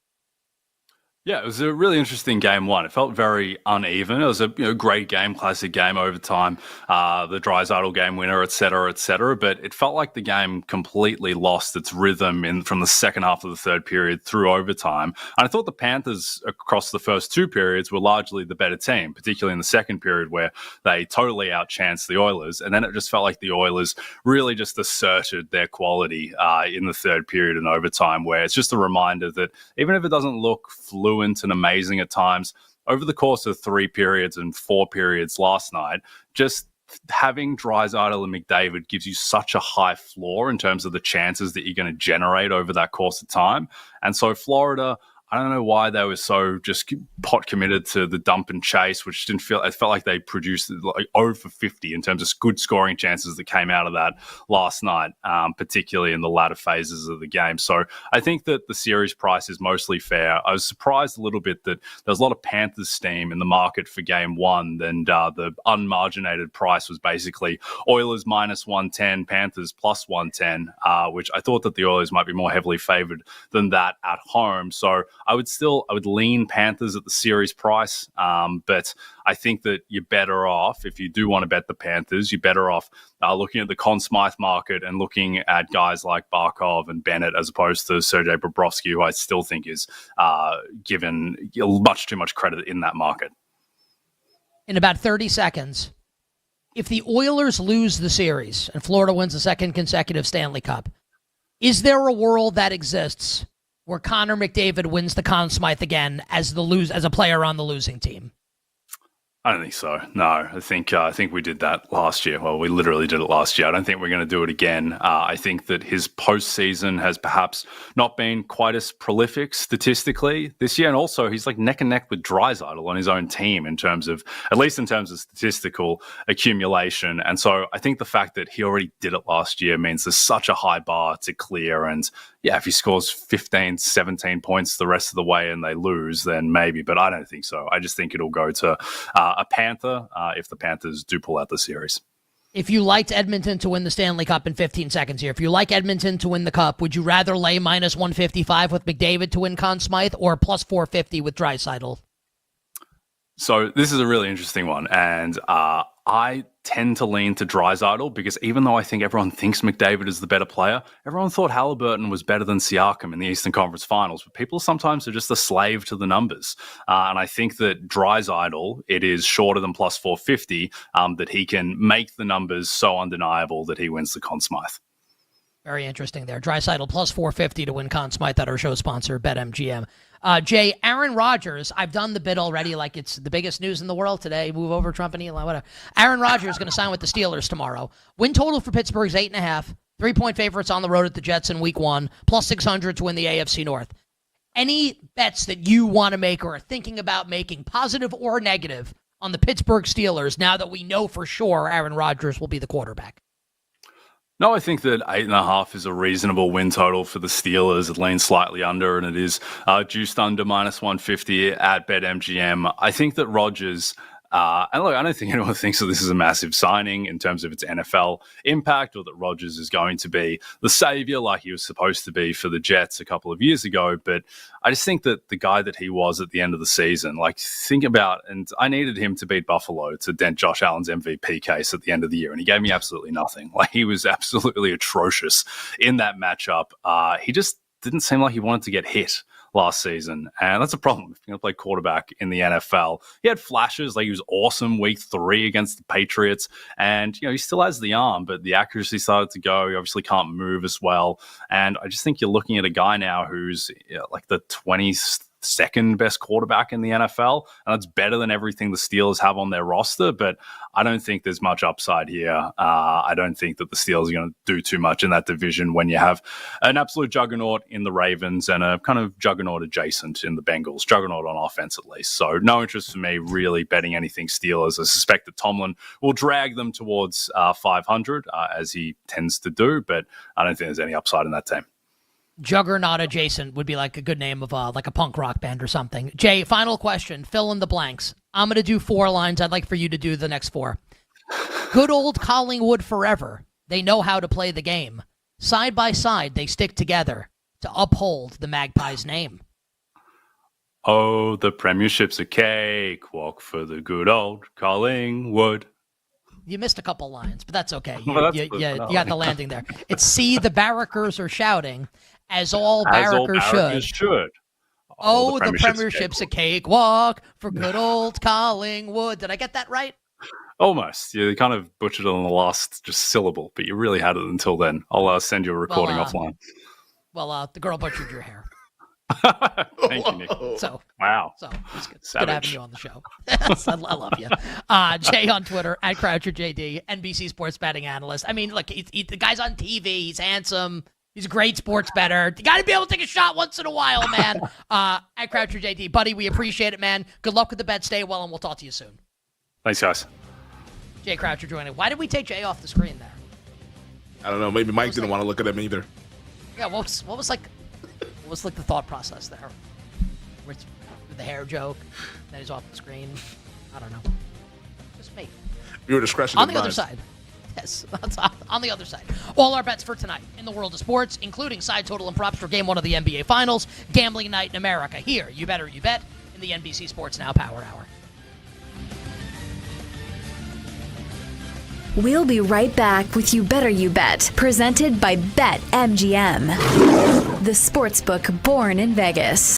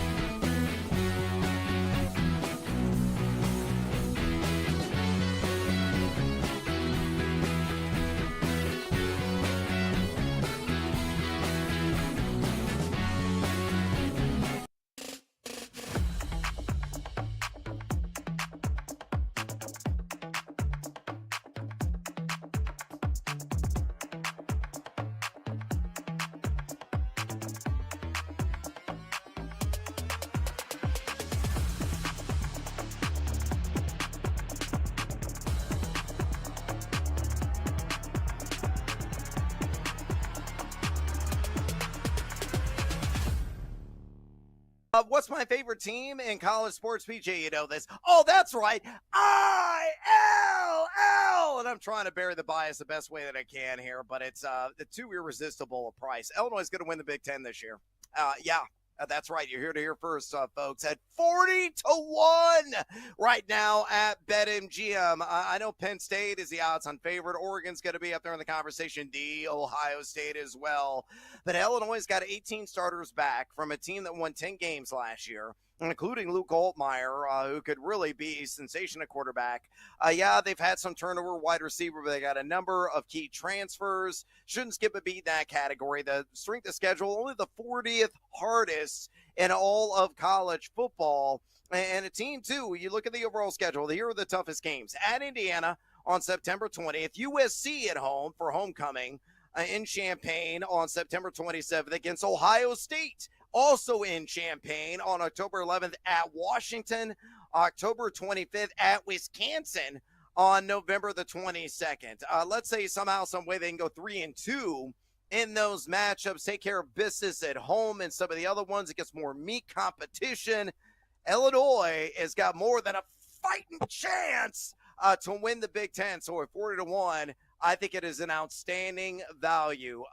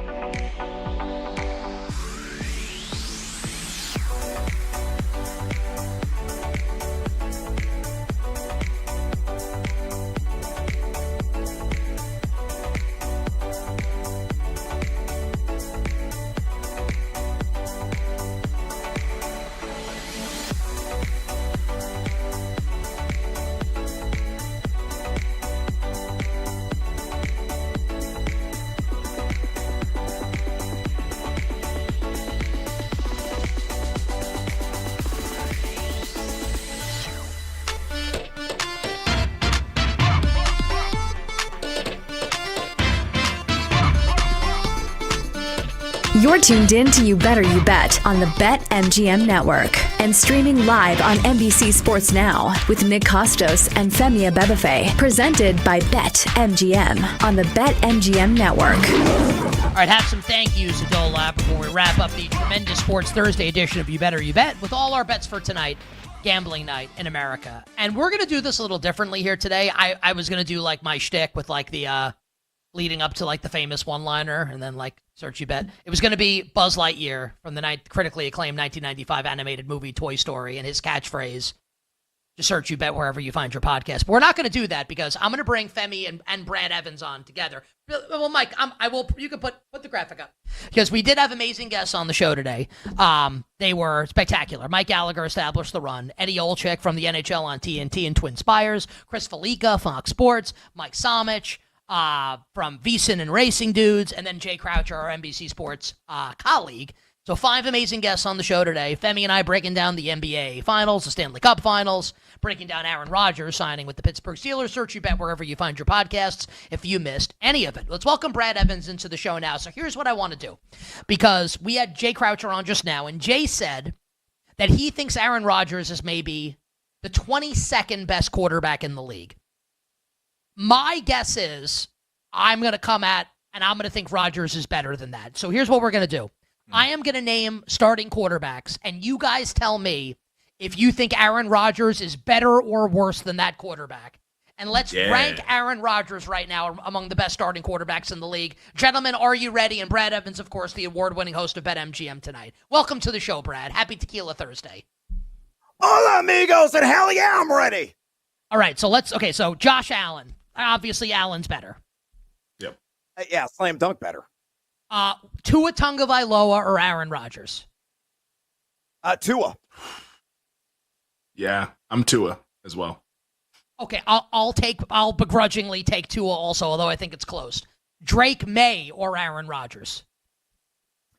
Are we talking fantasy or reality? This is like reality, like wins and losses. Also, are we projecting or what he's done already in his career? No, because I think. What kind of question? Like the guy who's a first ballot Hall of Famer or the second-year player? Like, what are we talking about? Yes, for this year, who's better? For this year, who's better? Aaron Rodgers. Okay. I'll say Drake May. Okay. Rodgers or Fields? Rodgers. Oh, God. All right, so we have at least 3 quarterbacks better than Rodgers.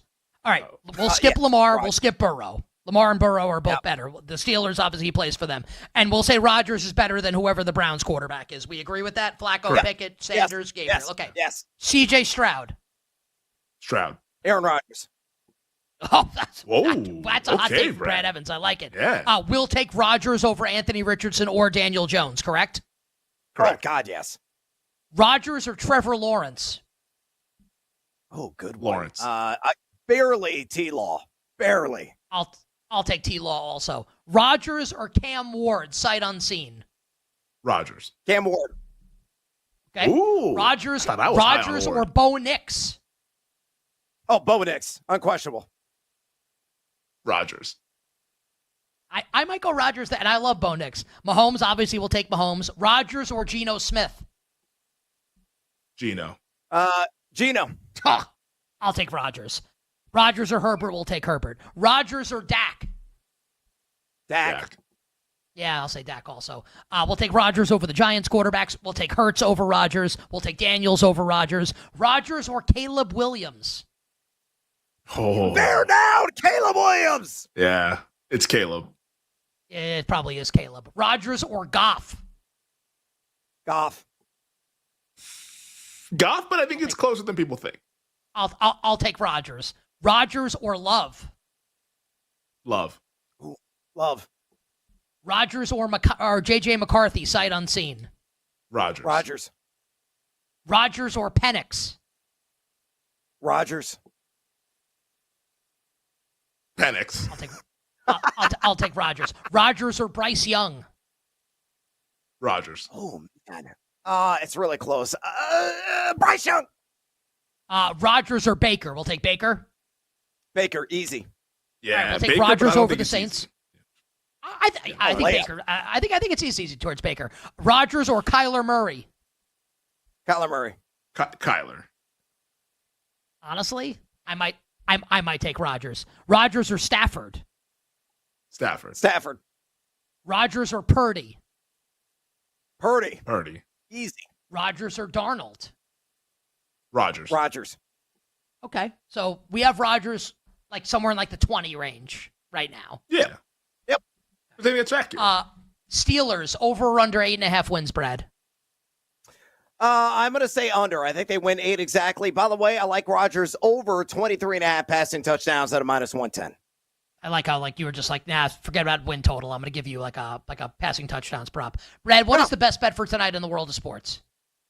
TJ McConnell, make me some money on rebounds. Yeah, +110. Our number is a low 2.5. Easy threshold for him to cross. I believe in game 1 of the NBA Finals. He has done this in 7 of his last 10 games. In the NBA postseason, averaging 3.1 rebounds per game. In the regular season, split down the middle. The 2 matchups against OKC. Only had 1 in one game, 3, though, in the other. And the problem with the Thunder, they have not exactly waxed that glass, gentlemen. They have allowed the second most opponent rebounds per game in this NBA postseason, 46.3.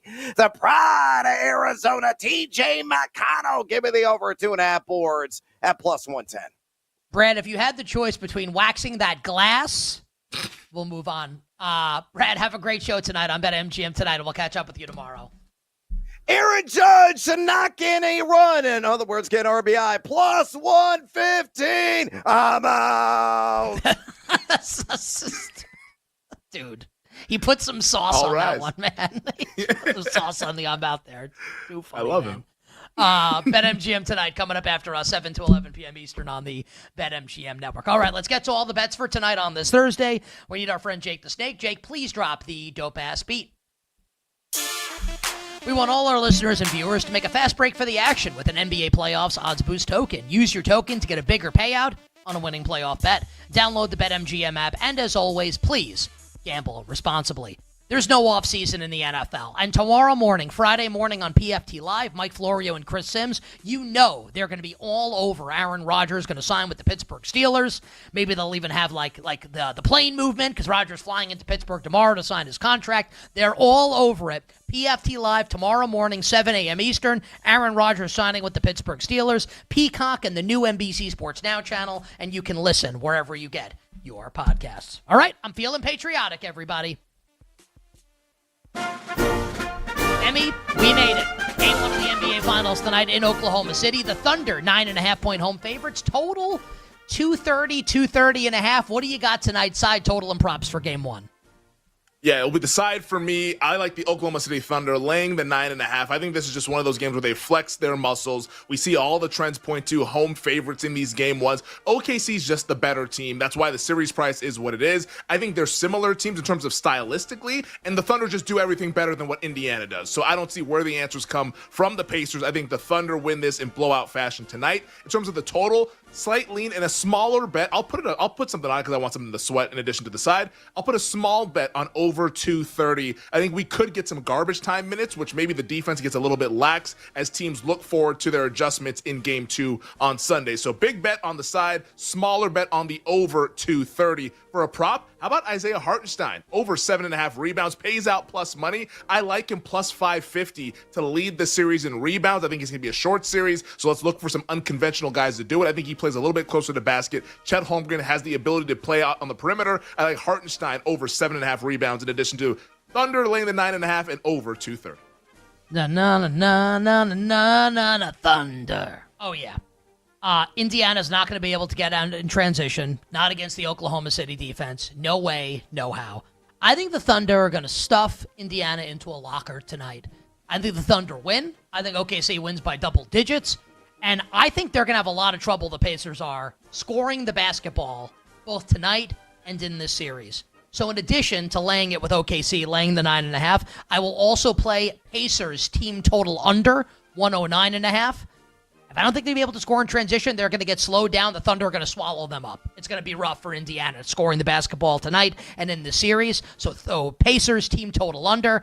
And one player prop, which is not born out of statistical analysis. It's not born out of me watching games and saying, hey, I think this was going to happen because this guy rolls here defensively or the drop or whatever. No. As a Knicks fan, I promise everybody that Aaron Nesmith, who looked like the love child of Steph Curry and Ray Allen against New York in the Eastern Conference Final, is coming back down to earth in a big way here in the NBA Finals against the Oklahoma City Thunder defense, and it starts tonight. Aaron Nesmith under 11.5 points is my player prop. Yes, I am a hater. Only a couple games tonight, Femi, in Major League Baseball, a couple marquee games. Yeah, good old-fashioned hate. I was going to say we could use more of it, but that's not true. Yankees hosting the Guardians, the headliner tonight. I say that as a Yankee fan. Maybe Jack Caglione, Femi, for the Royals here against the Cardinals. What do you like tonight in Major League Baseball? Yeah, 2 first 5 overs, both of them over 4.5, both of them minus 115. We'll start in the Guardians and the Yankees. I think we're going to get some runs tonight. Like Slade Cecconi, who is the pitcher for the Cleveland Guardians, like he is ready to serve him up, has served up homers at all 3 of his starts so far. I think he's going to give up barrels. He's given up hard hit percentage. And Max Fried, who has been locked in for much of the season outside of the start that he had last Friday, like he is due a little bit of regression. So I like this one first 5 over. Also Rangers and the Rays first 5 over. Jack Leiter, Ryan Pepio. I think both those guys coming off really strong starts. I want to fade that. So let's go over 4.5 minus 115 in that game as well. I'll be honest with everybody. I'm invested on the NBA Finals. I'm passing baseball. Anything for you, Femi, tonight in the WNBA? Nothing for me in the WNBA, but it's Nick Costos' birthday tomorrow. Hey, happy birthday, my man. Enjoy the time off. Another year around the sun, buddy. Appreciate it. All the blessings, man. And we'll miss you. We'll see you on Monday. Thank you very much.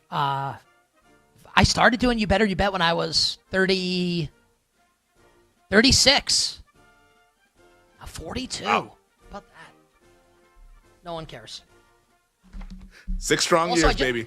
Also, I just realized, like, Jake hasn't been on the show today, right? He is not. It was in the 3 o'clock hour. Okay. Great. So apparently, I don't know, whatever. Anyway, happy birthday to me. Let's go Thunder tonight. Femi has you covered coming up tomorrow on a Friday here. Sorry, everybody. Not my best close to a show. I'll see everyone on Monday. Until then, wishing everybody minimal sweats, winning bets, the absolute very best of luck. I don't know. Thanks for listening to You Better You Bet. Up next, it's BetMGM tonight on the BetMGM Network.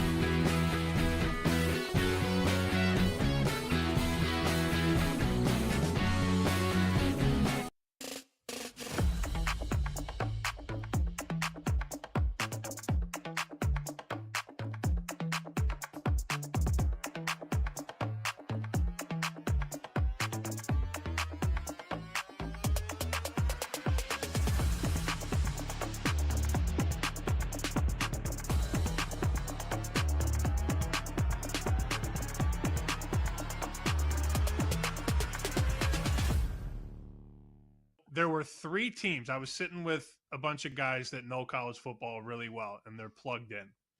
There are 3 teams that were discussed. Illinois is one of them. The second team was Miami. Apparently, this is the best team Mario's ever had. And while we don't like Carson Beck, supposedly Carson Beck in this offense he's just going to be throwing to wide open guys all the time. Like, you might see the Carson Beck from 2 years ago, not the Carson Beck from last year. I mean, look what Cam Ward did in this offense. It's the air raid, but they can also run the ball. So Carson Beck's not going to get touched next year.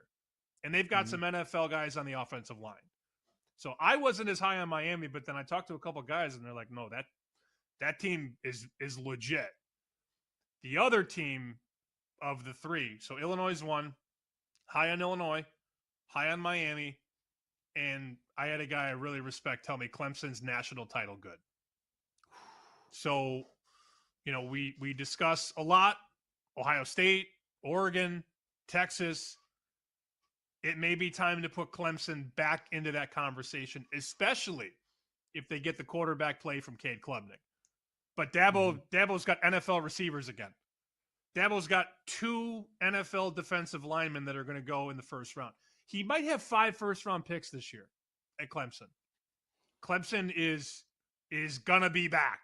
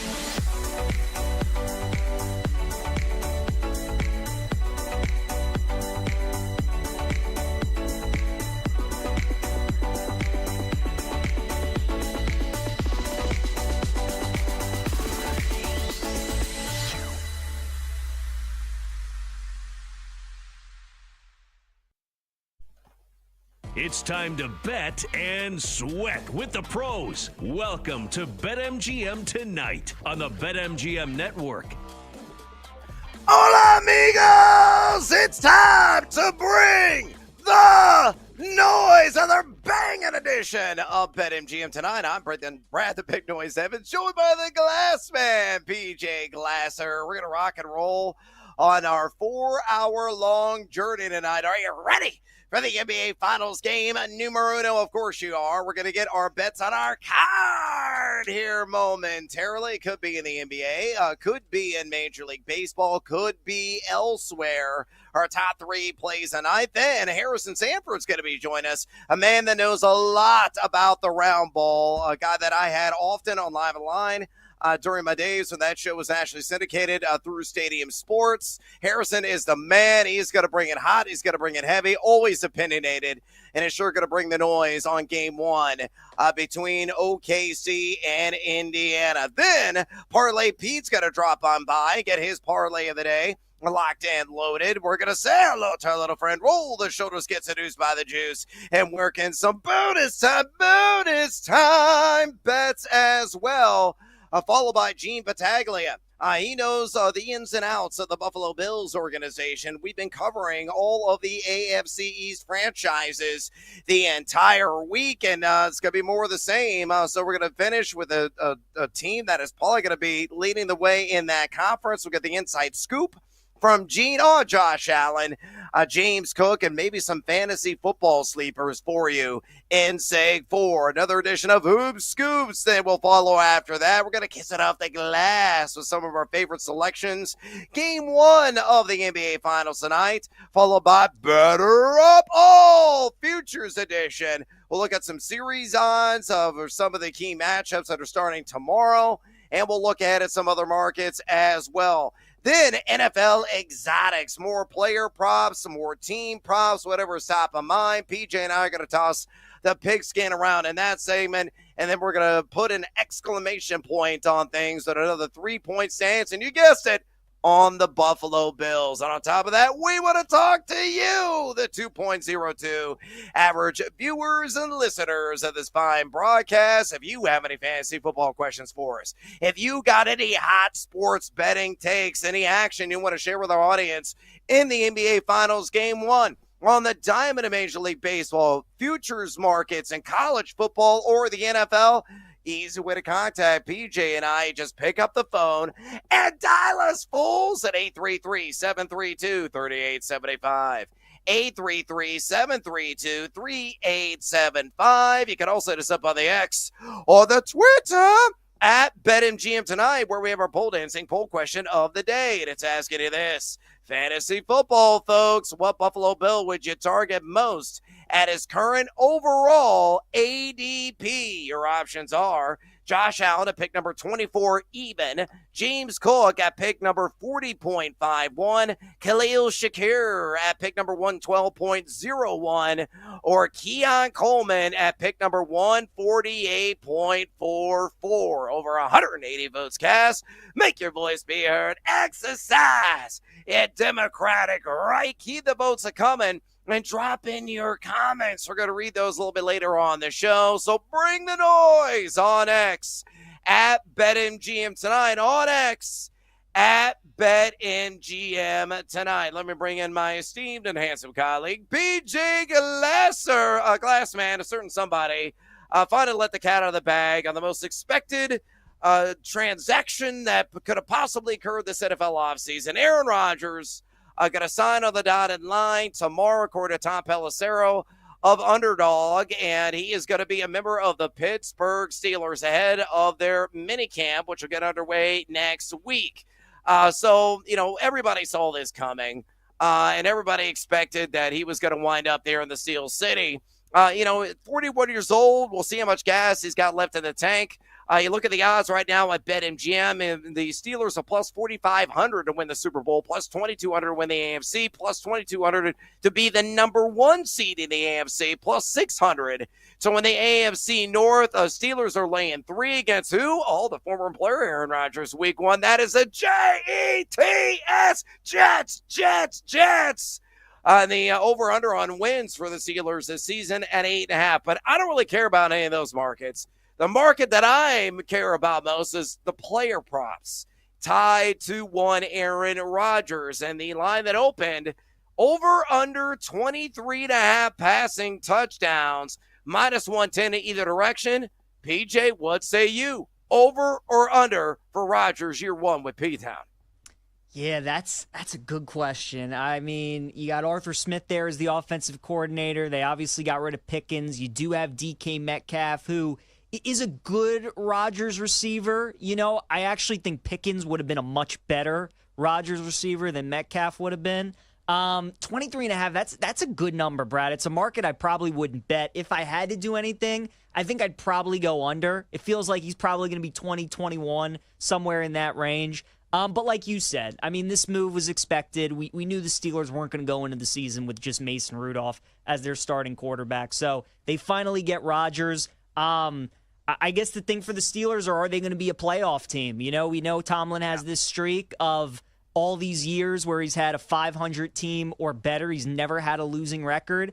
And they got a lot of veteran players on that team, right? Cam Hayward's 36, TJ Watt's 30, Minka Fitzpatrick's been in the league for a little bit. You got guys on that team that certainly want to compete for a championship, and I don't think they're going to be able to do that with 41-year-old version of Aaron Rodgers. But yeah, Brad, I think he's probably going to throw about 20, 21 touchdowns this season. I don't think it's something I would bet, though. That, to me, feels like a perfect number.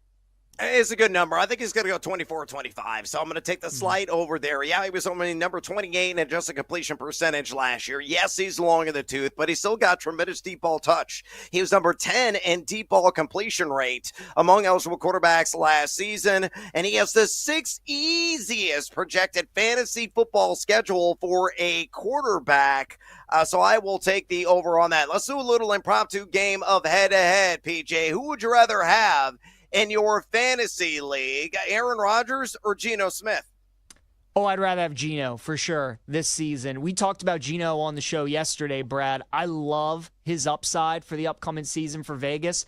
When Geno was with Seattle, he played 14 games in a dome, right? Geno loves playing indoors. 30 touchdowns, 5 interceptions, and a 110.8 passer rating in those games. So now he's obviously going to play all his home games in Vegas in a dome. They're going to get about 3 more road games as well in a dome. He's going to play 12 games this season inside. You got Genti, who's a great receiving back. You got Bowers there as a great young tight end. So I think Geno has a chance to throw for like 4,000 yards this season. I really think he has a chance to have a really solid year for Vegas.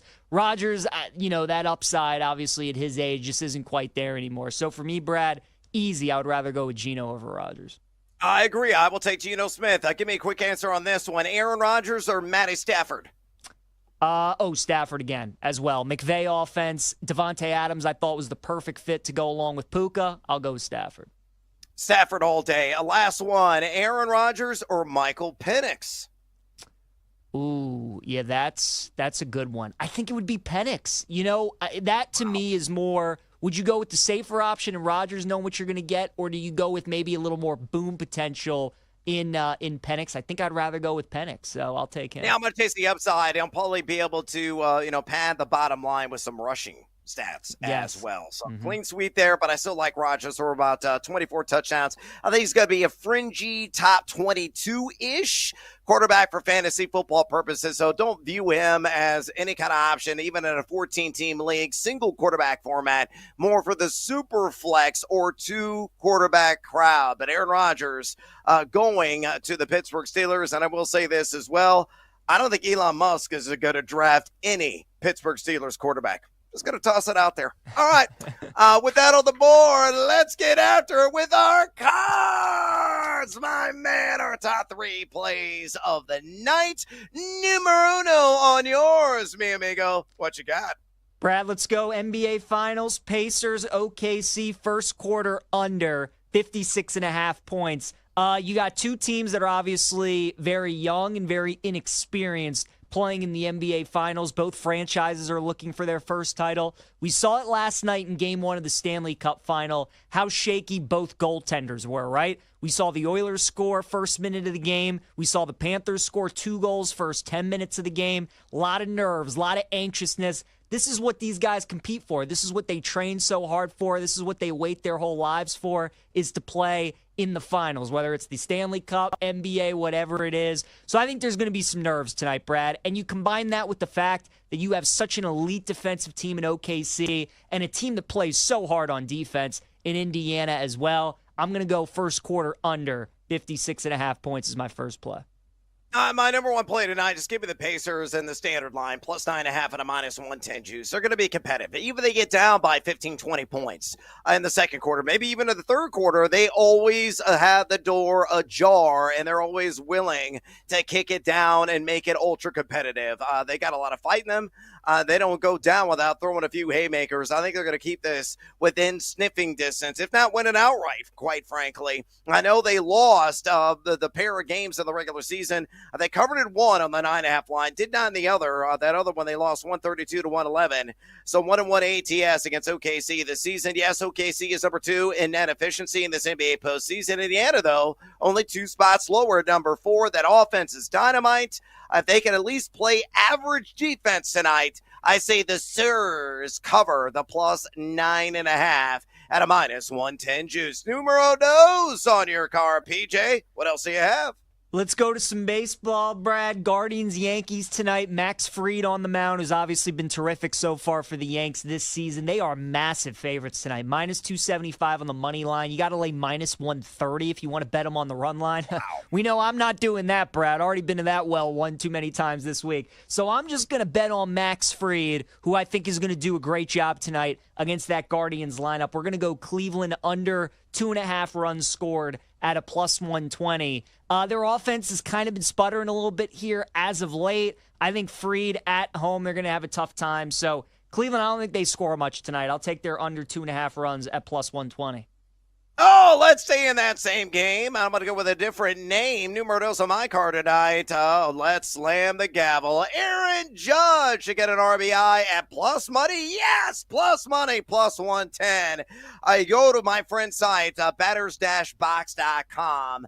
Aaron Judge has an absurd matchup rating, number one matchup rating of any MLB hitter tonight at 732, which is off the charts if you follow any of those measurements. Now, he has gone under half an RBI in 6 of his last 8 games, but you know it's one crack of the bat, and it could be over the fence, which he has done. And the only other at-bat he had against Slade Cezzoni, he was on the mound for the Guardians tonight, 1-for-1 with that long ball. Cezzoni a 5.28 ERA, 6.61 expected ERA, giving up a 42.2% hard hit rate. And get this, folks, a 2.93 home run per 9 mark. So Aaron Judge, give me him for an RBI at plus 110. Numero tres on your card, PJ. Bring it home. Back to the NBA Finals, Brad. We're going to do a good old race to 10 points, all right? And how can we bet against a team properly named the Pacers? We got to take them, the race to 10 at plus 135. Obviously, OKC's at home. They're going to have the home crowd behind them. Place is going to be buzzing. It's going to be rocking. But I actually think that might benefit Indiana a little bit more to start the game. All that pressure on OKC. Game 1, you're at home. You want to play well in front of your fans. We all know how good Indiana's been on the road this postseason. And remember, Game 1 against the Knicks, they came out of the gate, Brad. They hit like their first 9 shots from the field. That offense, as we know, it's a difficult puzzle to solve. I think early on in that game, while OKC's trying to work through everything, Pacers can get off to a good start. So give me Indy, race to 10, plus 135. Numero tres on my card. Let's go to Game 2, the doubleheader in the Battle of Missouri between the St. Louis Cardinals and Kansas City Royals. Went over in the first matchup, and I think it's going to go in the land down under in game numero dos on 7.5 as Cole Reagans against Matthew Liberatore in that matchup. Pretty good pitching matchup, quite frankly. And you look on the last couple of weeks, St. Louis only number 20 in WRC+. The Royals at number 27. Hey, Jack Caglione got his first RBI and first hit of his MLB career in the first matchup. But I think it's going to be cool bats tonight. The over has it in 7 of the last 10 of the series, stretching back to last year. But you look at Liberatore, he went 6 innings, only got but an earned run against KC back on May the 18th. On the road, though, a 4.45 ERA, so it leaves me a little bit unsettled. But you look at Reagans, he gave up 5 in 5 innings pitch, gave up 4 runs, I should say, against the Lou back on May the 16th. And he's got an ERA approaching 5 at home. But again, I think the pitchers are going to lock in. I think they're going to be popping the mint, missing some bats. And I don't think the runs are going to pile up. So, again, I'm going to live in the land down under. And Cardinals and Royals, 7.5 in Game 2 of the doubleheader. All right, we got to take a little siesta here on BetMGM tonight. When we come back, good friend of mine, Harrison Sanford's going to stop on by. We're talking Game 1 of the NBA Finals. Hell yeah, don't you go anywhere, fools. This is BetMGM tonight on the BetMGM Network. Don't go anywhere. You're listening to BetMGM tonight on the BetMGM Network.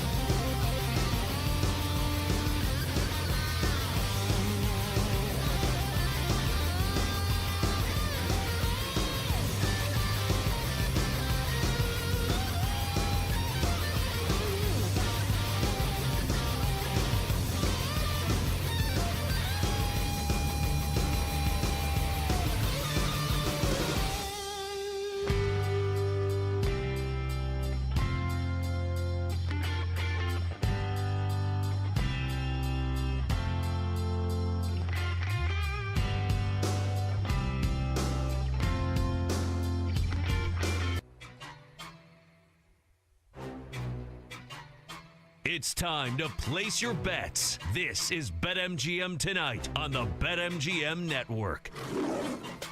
Welcome back to BetMGM Tonight. Brad the Big Noise Evans with you. The Glassman, PJ Glasser, in for the vacationing Ryan Horvat. We're going to be bringing on our friend Harrison Sanford here momentarily. Talk, a small event. Game 1 of the NBA Finals. And Harrison has already said he's got a boatload of bets, so I can't wait to pick his brain about his sports betting action. By the way, if you want to pick our brain about various action, whether tied to sports betting or fantasy football, you absolutely can. Pick up the phone and dial us fools at 833-732-3875. 833-732-3875. You can also hit us up on the X or the Twitter at BetMGM Tonight, where we have our pole dancing poll question of the day. And it's asking you this: in fantasy football, what Buffalo Bill would you target most at his current overall ADP? Your choices are Josh Allen at pick number 24, flat overall. James Cook at pick number 40.51. Khalil Shakir at pick 112.01. Or Keon Coleman, could be a breakout receiver possibly this season for the second-year guy, at 148.44 so far. Over 180 votes cast. Make your voice be heard. Exercise your democratic right. Keep the votes coming and fire off your comments. We're going to read those a little bit later on the show. So bring the noise on X at BetMGM Tonight. On X at BetMGM Tonight. Let's bring on our buddy right now, Harrison Sanford, the lovely, the handsome, and a man ever so wise in these betting streets. He is a host at MSG Network's co-host of Inside the Green, the Inside the Green Room with Danny Green, and follow him on X, would you kindly? He's always bringing it to you there, at Harrison Sanford. Again, on X, at Harrison Sanford. Harrison, long time no see, former colleague of mine, alive on the line. Welcome to BetMGM Tonight. It's opening night of the NBA Finals. You might know that. Do you subscribe to the idea that jitters play a factor given the enormous stakes? Do you feel these teams are going to come out a little bit tight? The first half total sits at an over-under of 112.5. I might have the under. What's your pick on that? Over or under? And then also, give me your just general thoughts. Thunder or Pacers laying that first half punch first tonight? Who really storms out of the gates, in your opinion? You know, I'm going to go with the Oklahoma City Thunder here. I think there is something to be said about the jitters because especially when you're going against the Oklahoma City Thunder team that plays such a tenacious defense, that gets after it, that forces turnovers. I don't think there'll be jitters for the Oklahoma City Thunder because they rely on their defensive pressure. A lot of their field goal attempts that they end up getting are just dunks or layups because they get pick sixes. Here goes a deflection, here goes a steal, here goes a block, and it's a dunk on the other side of the court. So I don't think they'll have too much tension. On the other side, for the Pacers, I do think there will be tension there. But with that being said, though, Brad, the Oklahoma City Thunder will allow you to shoot open threes. They do concede those. They're bottom third in the league this past year in terms of three-pointers allowed. Doesn't mean you're going to make them, but they do allow them. So there could be an argument for the over if the Pacers are hitting their shots. I just don't think so because I think their whole entire offense is going to be discombobulated tonight. Harrison, what do you make of the spread? OKC minus 9.5. It opened 8.5 when we saw Indiana defeat New York in Game 6, but then it's kind of stayed steady at 9.5 the last 3-4 days leading up here to Game 1. You like OKC by double digits tonight, or you think the Pacers can keep it close? Yeah, I like OKC by double digits tonight. If you go back and look at this first round, look at the OKC in game number 1 of the series. They smoked the Memphis Grizzlies by 51 points. They beat the Minnesota Timberwolves by 26 points. They had a close game against the Denver Nuggets, which they ended up losing by 2 points. But the Denver Nuggets have Nikola Jokic. There's not another Nikola Jokic in the NBA outside of the guy that's on the Denver Nuggets. The Pacers can't pose that same type of problem like the Denver Nuggets did. And even if you look at the guy who's going to be in charge of the bus driver, the guy who's in the entirety of his progress or his play impacts how the rest of the team does, Tyrese Halliburton, Look at game ones for opposing ball handlers. The Ja Morant, Jamal Murray, and Anthony Edwards in their game ones against the Oklahoma City Thunder, averaging 18 points on 36% shooting. You got to get accustomed to this defense. You got to get accustomed to Lou Dort. You got to get accustomed to Cason Wallace. You got to get accustomed to Jalen Williams. You got to get accustomed to Alex Caruso. It's going to take some time. So I would lay the points, or I would even take the team total under for the Pacers as well. Both of those are good plays for me. All right, I like it. Harrison, outside of SGA and Tyrese Halliburton, who do you think is going to be the most important player in this series? I think it's going to be Pascal Siakam. This is a big series for him because I think what the Oklahoma City Thunder are going to do, they're going to take the ball out of Tyrese Halliburton's hands. Go back to that Knicks series where the Knicks finally found some success is when they had Mikal Bridges pick Tyrese Halliburton up full court. But that's something that he can't do because the Knicks just aren't as deep. Oklahoma City is deep. They got bodies, and they have the ability to pick up that point guard full court. So I can see a lot of pressure relief valve being in the form of Pascal Siakam, getting it at the top of the key, getting it at the free throw line, and then operating from there. And he's the only guy who's been in the NBA Finals, the only guy who's won the NBA Finals. A lot is going to work through him. I also think there's a world where because the Pacers play the first 5-out offense that the Oklahoma City Thunder are going to see, I can see OKC playing a lot more Alex Caruso, a lot more Cason Wallace, and less Isaiah Hartenstein, which means Pascal Siakam has an opportunity to eat in the post, eat in the paint. Will he do it? We'll see. But I think the opportunity is going to be there. We're talking to Harrison Sanford, host on the MSG Network, also co-host of Inside the Green Room with Danny Green. Follow him on X, where he's always bringing it to you there, at Harrison Sanford. Again, on X, at Harrison Sanford. Harrison, before Game 1 tips, put your money down on the series overall. He got a Hoist the Larry O'Brien trophy. And in how many games? And give me your MVP pick as well. I'm taking Halliburton because I'm a sicko. Wow. Are you really taking Halliburton? No, you're not. You're not taking Halliburton. I got the Pacers 5-1 to win the series, and Halliburton at plus 750. Brad, I knew you so well. I thought we were homies. Can you explain to me, why is this? What? Because Indiana has just constantly found a way to overcome. Everybody is write them off. They feel the deck is going to be stacked against them, and they find a will to win games. So I'm going to continue to back the dog because they continue to bark and bite. Okay. I can understand where you're coming from there, but even still, if they pull it off, I don't think it's going to be because of Halliburton. Even if you go back to game number 6, right? So game number 5, Mikal Bridges and Deuce McBride and DeLon Wright, they pick up Tyrese Halliburton full court, and it forces Tyrese Halliburton to give up the ball earlier and allow other players to succeed. For example, Andrew Nembhard had 8 assists in that game. Obviously, Pascal Siakam scored a bunch of buckets in that game. And while Halliburton scored at the end, it was a lot of Pascal Siakam throughout the duration of the game that really sustained them. If they pull it off, I actually do think it's going to be Pascal Siakam. And and then another bet that I actually do like as well. Did you find this on DraftKings? You can there's like these head-to-head future props. They have Andrew Nembhard versus Jalen Williams, more assists per game throughout the duration of the NBA Finals. I would take Andrew Nembhard on that because I think they're going to force the ball out of Tyrese Halliburton's hands. And if they do that, then Andrew Nembhard, as we saw in Game 6 of the Eastern Conference Finals, could get a lot of assists. And then what we've also seen so far throughout these playoffs, and I for sure think Rick Carlisle is going to do it tonight, a lot of zone defense going against OKC. And if there's a lot of zone defense, I think that's going to really curtail the playmaking of a Shai Gilgeous-Alexander, of a Jalen Williams. So Andrew Nembhard, plus 150 right now on DraftKings, series prop more assists than Jalen Williams. It's one of the futures that I like in this NBA Finals. All right, so tell me then, you're taking Oklahoma City, and how many games, and who do you feel is going to win the MVP? Oh, yes. Back to that. It's boring, but I got to be real. I think it's going to be OKC in 5. I think you can still get it at plus 210 last time I saw it.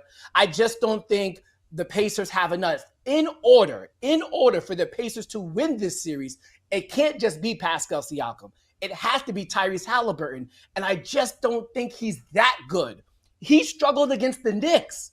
And the Oklahoma City Thunder are better than the Knicks defensively. They have fives that can switch. They have guards that can fight over screens. And we've seen Halliburton sometimes struggle with his aggressiveness, on top of the fact, and he's a great player, no shade on Tyrese Halliburton, but he shoots the ball like this. Like it comes up from his chest.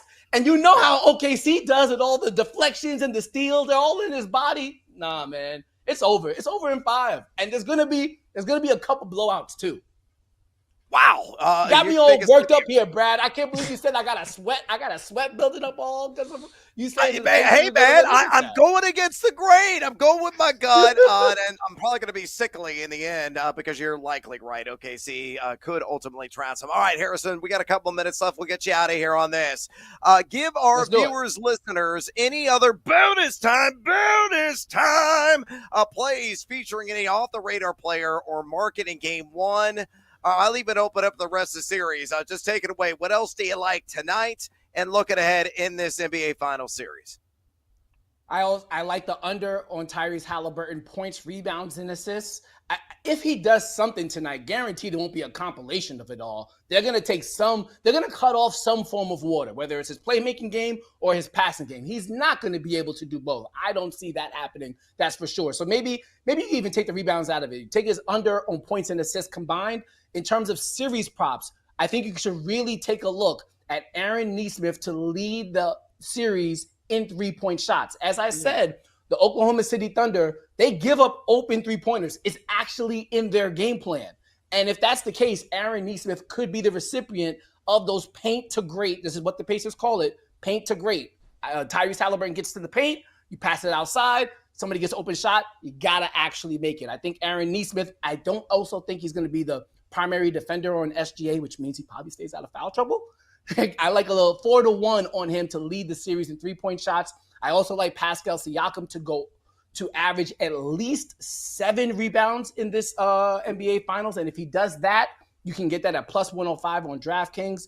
Over the past 4 games against the Oklahoma City Thunder, he's averaged 8 assists per game. Only one game did he go under that number of 8 rebounds. So if you take him at 7, you get it at plus 105. So those are some of the plays that I like. Overall, though, I am praying that we get a good NBA Finals. I don't know if that happens, though, y'all. I'm scared. It might get nasty. Oh, man. Well, I hope you're terribly, awfully, horribly wrong. I hope I'm wrong.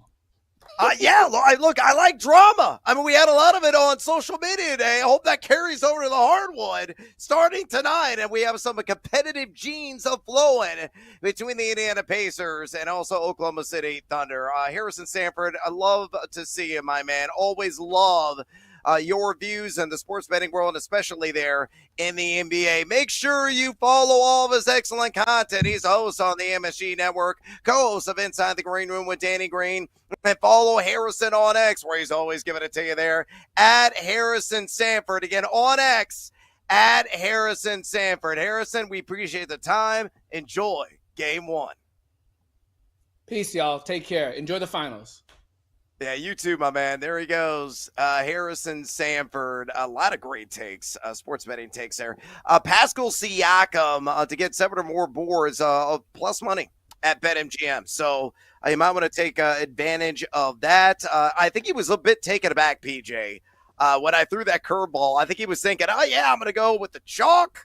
I'm going to go OKC, maybe in 6, 7. That wouldn't be outlandish. No! I'm taking the Indiana Pacers at plus 500 to win the series. I got it Pacers in 6. Am I indeed the craziest SOB you ever done radio with?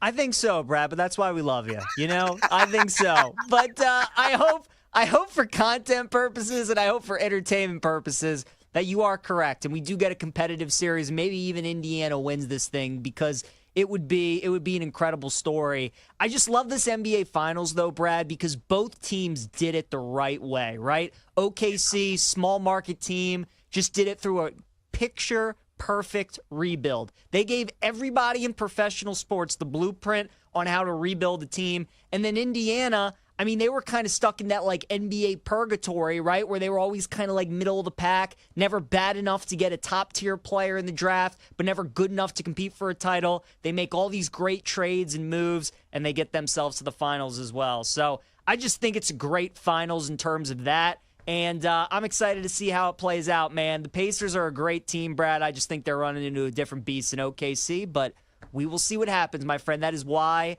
they play the games. Yeah, will the overachievement continue for Indiana? They've been the story of this NBA playoffs. And again, that underdog is always biting, and they are foaming at the mouth. Let's see if that will carry over into the biggest stage possible, game one of the NBA Finals. All right, we got to take a little siesta here on BetMGM tonight. When we come back, we're going to say hello to our little friend. We're going to pry Parlay Pete away from the bar, get his selection. Get seduced by the juice, and work at some bonus time wagers as well. More bets. You're damn right there's more bets. Don't go anywhere. This is BetMGM tonight on the BetMGM Network. Don't go anywhere. You're listening to BetMGM tonight on the BetMGM Network.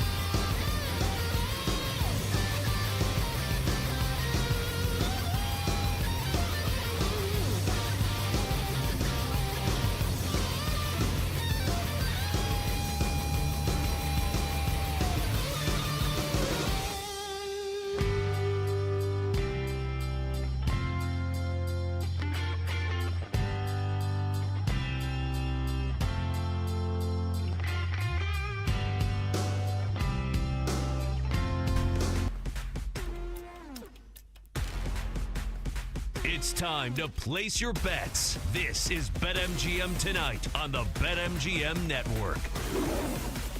Welcome back to BetMGM Tonight. Brian the Big Noise Evans with you. The Glass Man, PJ Glasser in the house on this Hashtag Tequila Thursday. And bottoms up, we're going to get you some more bets on the board. Parlay Pete, speaking of bottoms up, I think he just finished the bottle of rum. He is going to meander on a crooked line over here in a second to give you his parlay of the day. We're going to say hello to our little friend and wield the sledgehammer special. We're going to roll the shoulders, get seduced by the juice, all plus money all the time, and work at some bonus time bets as well. And hey, if you want to talk sports betting with us, maybe game one of the NBA Finals, it's coming up, and we cannot wait. Certainly anxious with the anticipation. Maybe it's still in the Stanley Cup Finals. Maybe it's on the diamond of Major League Baseball. Way to go, Pete Crow Armstrong. A 2-run shot. Cubs already up on the board against Washington.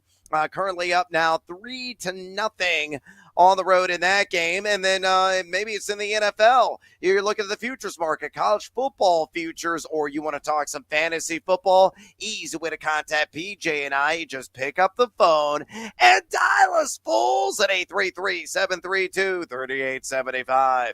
833-732-3875. You can also hit us up on the X or the Twitter at BetMGM Tonight, where we have our pole dancing poll question of the day.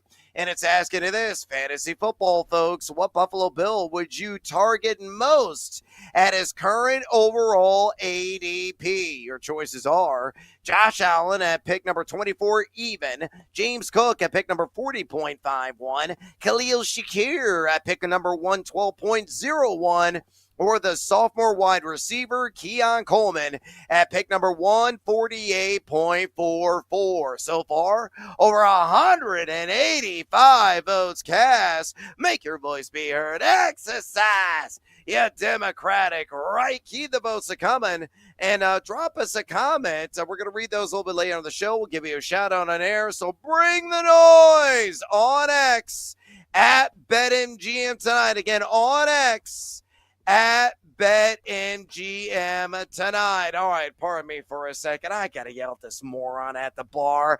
Hey, you drunk pirate guy, get over here. Yeah, shiver me timbers. I'm here to make some booty. Yeah, Parlay Pete is in the house, and he's itching to get a little live dive parlay on the board because these two games just underway in Major League Baseball, and he is going to play a simple little two-legger, leg numero uno. He's going to go with Max Fried of the New York Yankees to record the W against the Cleveland Guardians, and leg numero dos, Jack Leiter to issue not one, but 2 walks, and he's going to stop right there. Again, going back to leg numero uno, Max Fried, to get the win against Cleveland. Max Fried has been unreal this year. A guy that's 7-1 in 12 games started with a 1.69 home ERA in this one being played at Yankee Stadium. Also an outstanding 4.38 strikeout to walk split on the season, though he's given up close to a 40% hard hit rate. The Yankees offense, they're kind of out of commission yesterday, but should be able to come alive tonight.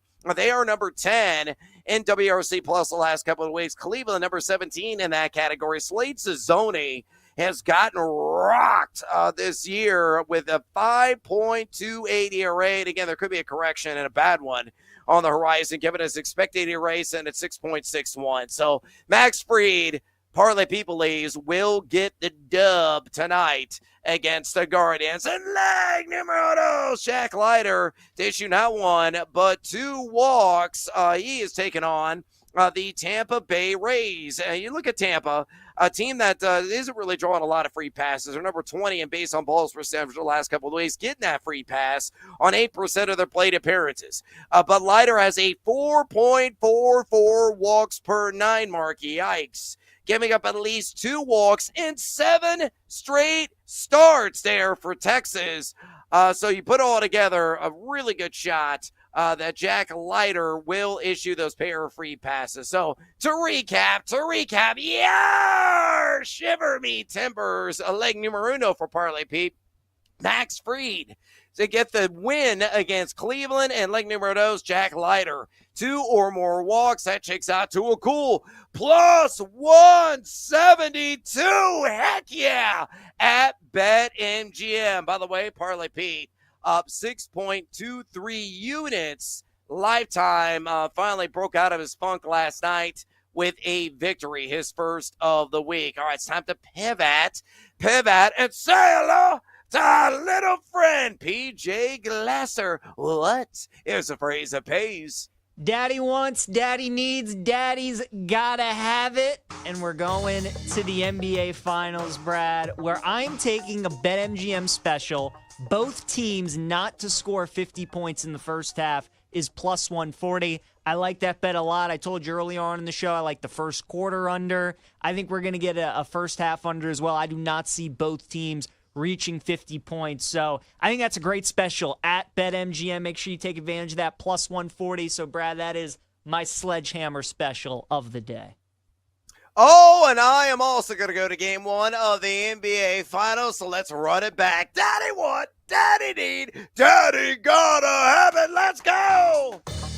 Ooh, yeah, and I hope it's going to feel oh so good for the former Dayton Flyer, Obi Toppin. Give me the over on 3.5 rebounds at plus money. Heck yeah, plus 115 juice there at BetMGM. Again, picking on OKC in the rebounds market is where I like to stack my greenbacks, not only in this game, really throughout the entire series. In the NBA postseason, the Thunder this year have given up the second most opponent rebounds per game at 46.3. You look at Toppin, he has done this 6 times in the NBA postseason. And he is also a guy in the regular season that did this not once, but twice against the opponent tonight, and that being, of course, OKC.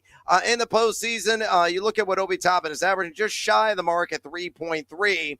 But my friends at Odds Checker, using their Odds Checker Plus tool, they give this a 72% AI probability of cashing, along with a 56% EV, the highest of any player prop that they are tracking according to that Odds Checker Plus tool. So pull together, and plus I'm getting at a plus money, I'm in. Obi Toppin, over 3.5 rebounds, probably going to play around 17, 18 minutes is what he's averaging this NBA postseason. I think I'll be enough ticks on the clock for him to squeeze the orange at least 4 times. You want more plus money? Of course you do. It's time to roll the shoulders, my man, and get seduced by the juice. It is a hashtag Tequila Thursday, so let's catch a buzz. Oh, and thank you, bartender, for the generous pour.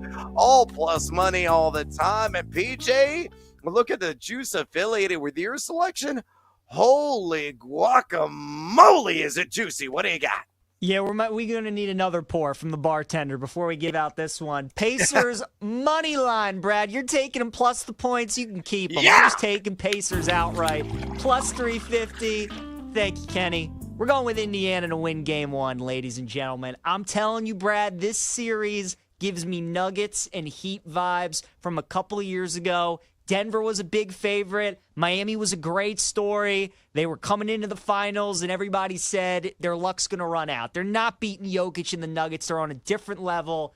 And who won that game 1 on the road? That was the Miami Heat. And they shocked everybody into thinking that maybe we were going to get a series. And then after that, Denver won 4 in a row. I think tonight, Indiana is going to shock everybody, Brad. They're going to win game 1 outright in OKC. So give me the Indiana Pacers plus 350. I'm getting seduced by the juice, my friend. Oh, I love that selection, and I hope you are, in fact, correct in that assessment. All right, I'm going to go with an OKC Thunder prop, and I'm going to go with my bald brother, Alex Caruso. Give me the over 1.5 made threes. I have bet this consistently this NBA postseason. I have profited often. It's at plus 115. It's usually plus money. It's kind of crazy. And I think it's an insane in the membrane value. Again, citing my friends there at Odds Checker Plus, they give this a 60% AI probability of cashing in. And you look at what Caruso has done his last 10 games. He's hit the over in 6 of those last 10 matchups. Indiana's only given up the 6th fewest opponent-made threes in this NBA postseason, 11.9 to be exact per game, and only a 33.3% clip. But Caruso, he's averaging 4.1 jacks from outside per game, averaging just north of this number at 1.7 made threes. He split down the middle of 2 regular season matchups against the Spurs, only scored 2 made threes in one matchup and a donut in the other, but he's ending over 41% from way downtown this NBA playoffs. So put all together, Alex Caruso, give me the over. 1.5 made triples at a plus 115 juice. All right, PJ, bonus time. Take it away. We're going a little off the edge here, Brad. We're going to the French Open tomorrow morning, and we're going with Novak Djokovic plus 210 in the first set against Jannik Sinner. Sinner's minus 450 to win tomorrow against Djokovic, and obviously a bunch of us aren't like diehard tennis fans, but we heard the name Novak Djokovic. He's like plus 320 tomorrow. He's not going to win. He's way past his prime. But for the first set, Brad, he knows if he has any chance in this match, he's got to get off to a hot start and apply some pressure on Jannik Sinner. And we're getting him at plus 210 to win that first set. So I like Novak to come out strong in the French Open, lead 1-0, and then I think Sinner takes it away from there. But that is my bonus time bet, sir. Novak Djokovic plus 210 in the first set tomorrow. My bonus time selection, I already presented this to Harrison Sanford, and I think he gave me some supportive reasons if my short-term memory is serving me correctly. But I like the under in the first half tonight between the Spurs and the Thunder. That's in a 112.5 at a minus 102 juice. So I like the light juice there. Very enticing. Yeah, OKC on the season. They were number 1 in points per game scored in the first half at 61.2. Indiana number 14 that category at 57.3. Yes, they average a combined 118.5. That's well north of 112.5, but I think jitters will play a factor in this one. They could be Tizite, son, out of the gate, and I think ultimately, as a result, the 112.5 under prevails in the first half of Game 1 tonight in the NBA Finals. All right, we got to take a little siesta here on BetMGM tonight. From the hardwood, we're going to go to the gridiron. We're going to be bringing on Gene Battaglia, talking all Buffalo Bills all the time. If you like fantasy, you like betting some NFL futures, you don't want to miss it. Stick around. This is BetMGM tonight on the BetMGM Network. Don't go anywhere. You're listening to BetMGM tonight on the BetMGM Network.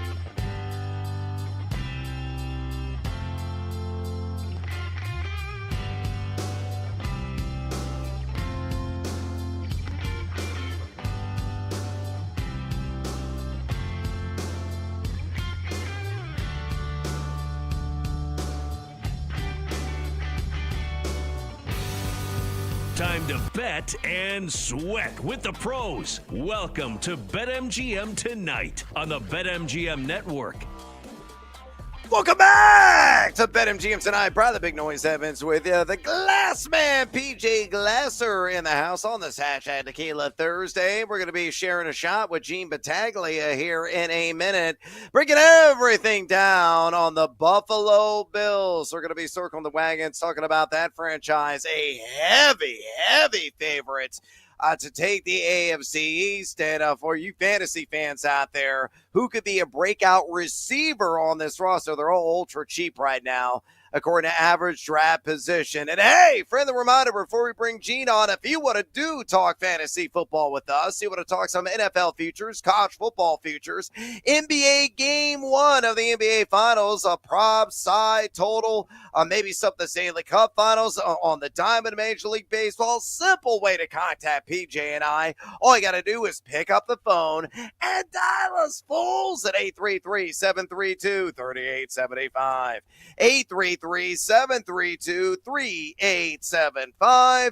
You can also hit us up on the X or the Twitter at BetMGM Tonight, where we have our pole dancing poll question of the day. And it's asking you this: fantasy football, folks, what Buffalo Bill would you target most at his current overall ADP? Your options are Josh Allen at pick number 24 flat, James Cook at pick number 40.51 overall, Khalil Shakir at 112.01 overall, or Keon Coleman at 148.44 overall. So far, over 185 votes cast. Make your voice be heard. Exercise. Yeah, Democratic, right? Keep the votes coming. And give us your comments. Bring the noise on X at BetMGM Tonight. Again, on X at BetMGM Tonight. Now, through the power of animation, picture, and sound, we are going to go to Gene Battaglia right now. Goals to the Sports Bar of the Fan in Rochester, New York.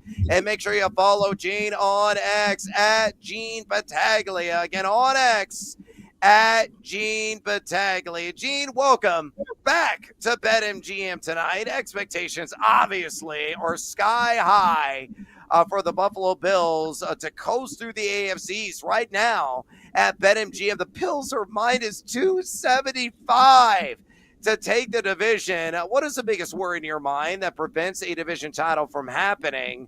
And who is the biggest threat, if there really is any? Is it Miami, New England, or dare I say, the New York Jets? It's none of the above an answer. I mean, that's cruel.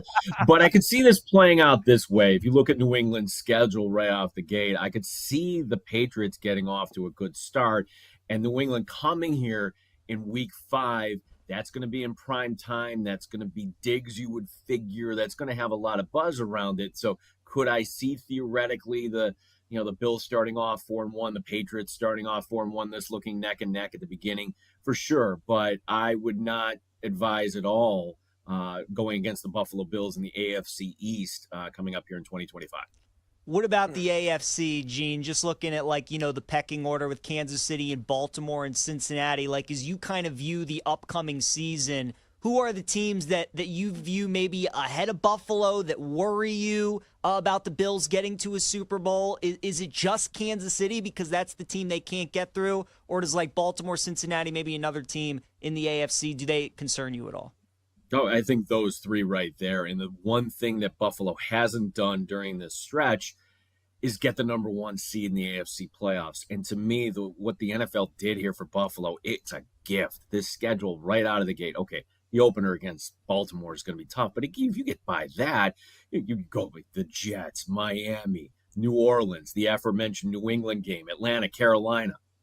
There's no reason to think that this team can't be, heading into that game against the Chiefs 6-1. I mean, this, if the Chiefs trip up once, you could be looking at an opportunity to, be in the driver's seat for that number 1 overall seed.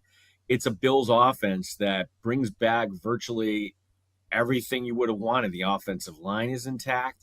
The wide receivers, okay, you lose Mac Hollins to New England, but you're going to replace him with Josh Palmer as well as Elijah Moore. A lot of buzz around Elijah Moore this spring out at practice. And You do have the situation with James Cook that I'm sure we'll get to, but you have two other competent running backs in Ty Johnson and Ray Davis. So not really a weakness on the offense. It's the young defense. Will they come around? That'll be the question. Will determine, I think, mostly whether the Bills will get over the top this year or not. Gene, this is why you're good at your job, my friend, because I was going to ask you about the Cookie Monster, James Cook. What do you make of his what do you make of his upcoming season and just that Bills running back room? How do you think that is going to look for them this upcoming season? Well, we got a storyline here next week because James Cook has made it known he wants $15 million a year. How do we know that? He said so on social media. That's ridiculous. He doesn't deserve Saquon Barkley money, but does he deserve more money? Sure, but this is a negotiation that I'm not sure is going to have a happy ending by the time the season starts. So how does this play out?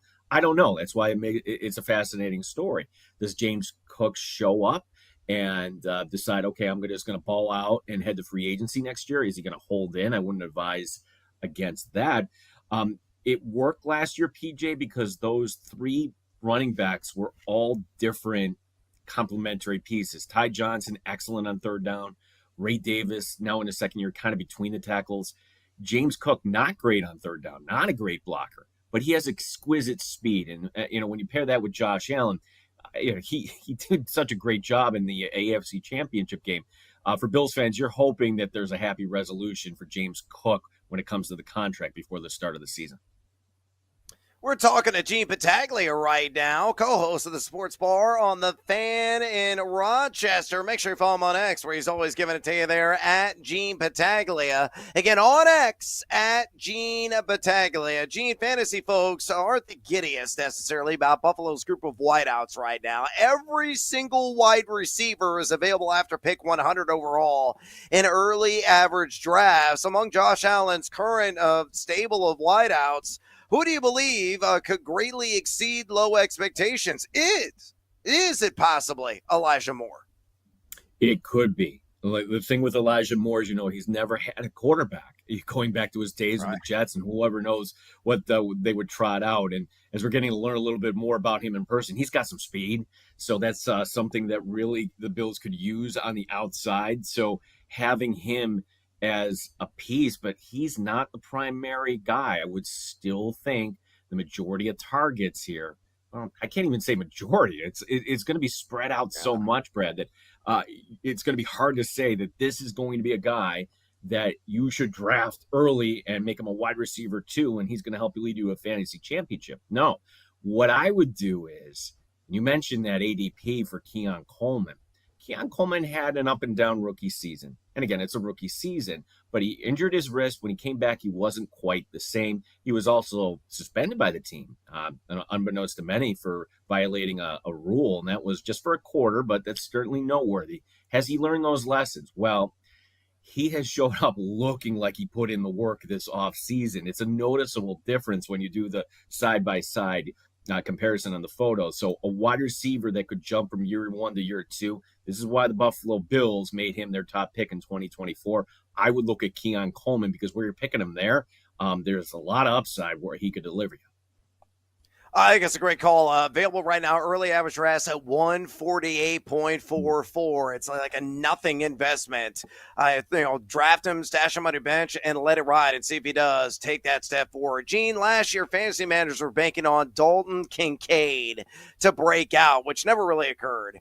He only scored a couple of touchdowns.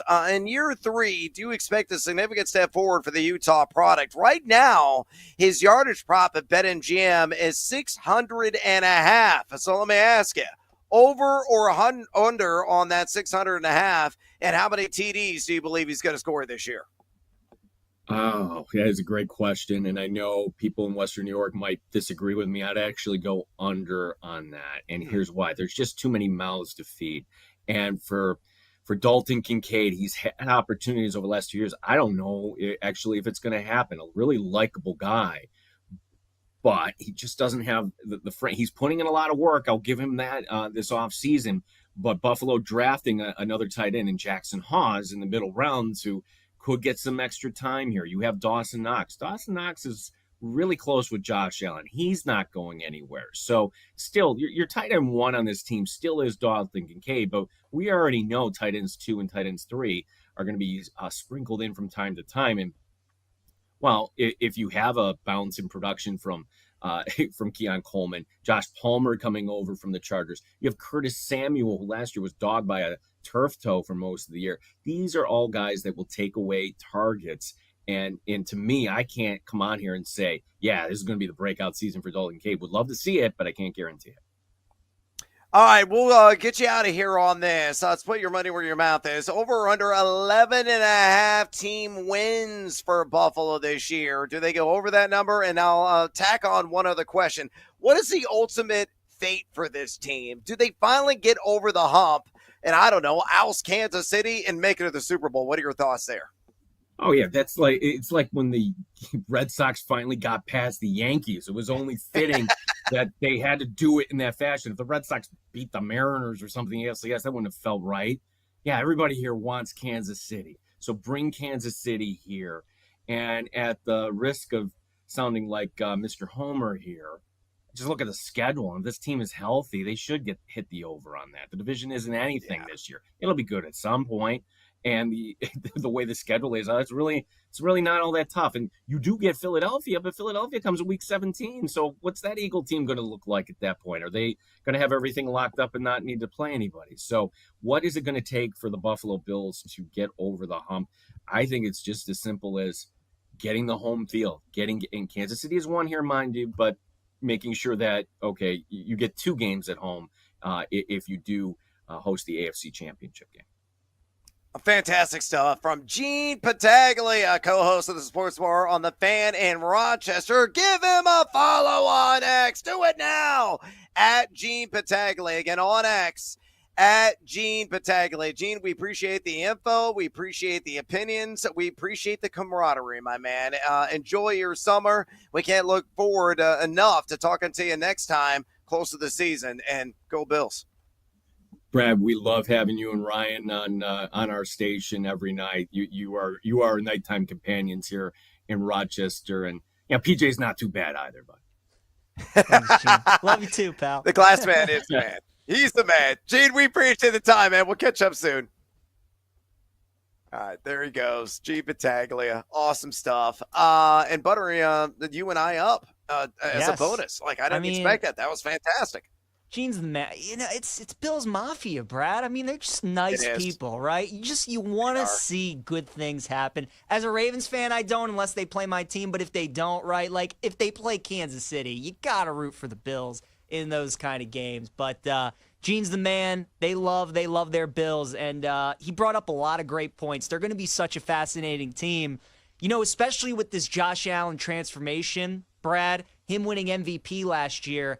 I think them finally moving on from Diggs was the best thing that ever happened for Allen because he finally had Diggs out of his ear trying to force feed him the ball every single play, and he just let Allen play point guard. And, that's why you saw so many guys step up, have great years. He limited the turnovers, and he was awesome, and he's probably going to have similar success. Gene laid out how easy the schedule is, so yeah, man, it just feels like Buffalo is kind of this year's Detroit Lions, where we all knew the Lions were going to be awesome last year. We knew they would win like 14, 15 games, and that's what they did. Kind of feels like the Bills are going to be that version of Detroit this year, where we just kind of know that they're going to win 14, maybe 15 games. They're probably going to end up being the 1 seed in the AFC. Yeah, they should be. Let me ask you this question. So what do you think is going to be the pecking order behind Buffalo? Again, they're minus 275 at BetMGM to take this division. I think that's a foregone conclusion. And you could bet on the exact order right now of that division's finish at BetMGM. So who do you think is going to be 2, 3, and 4? I'm assuming the Jets going to be dead last. They're going to come down to the 2 and 3 between Miami and New England. Actually, Brad, I think the Jets are going to be second in that division. I think the East might get nuts. I'll go Bills, Jets, Patriots, Dolphins. I think the Dolphins this year are worth a bet to have the number 1 overall pick in the NFL draft for next year. I think there's big-time blow-up potential for the Dolphins. I think they could absolutely stink. I can absolutely see Mike McDaniel being the first coach fired. Like, it just makes sense their season could unravel quickly. And we always have a surprise team in the NFL every year. I just think Aaron Glenn just might be that guy, man. Have that team believing. We know their defense has a chance to be good. Obviously, it'll come down to Fields and the offense making plays, but they have Breece Hall. They have Garrett Wilson. I think they could surprise people. Now, I don't think they're going to win the division. I think the Bills are going to run away with it. But I really do think, Brad, I think the Jets have a chance to finish second. So I'll go Bills, Jets, Patriots, Dolphins. All right, you're more optimistic, far more optimistic than I am. I think the Jets are going to be basement dwellers, but they'll show some improvement. I think the Dolphins will be next to last, and I agree. New England, I think, is going to be right there, nipping at the heels, but from a decent distance of the Buffalo Bills, who should be able to coast to a division title. All right, we got to take a little siesta here on BetMGM tonight. When we come back, we're going to kiss it off the glass with another edition of Hoop Scoops. Game 1 of the NBA Finals about to tip off. We need to lock in some more bets. Stick around. This is BetMGM tonight on the BetMGM Network. BetMGM tonight. We'll be right back on the BetMGM Network, sponsored by BetMGM.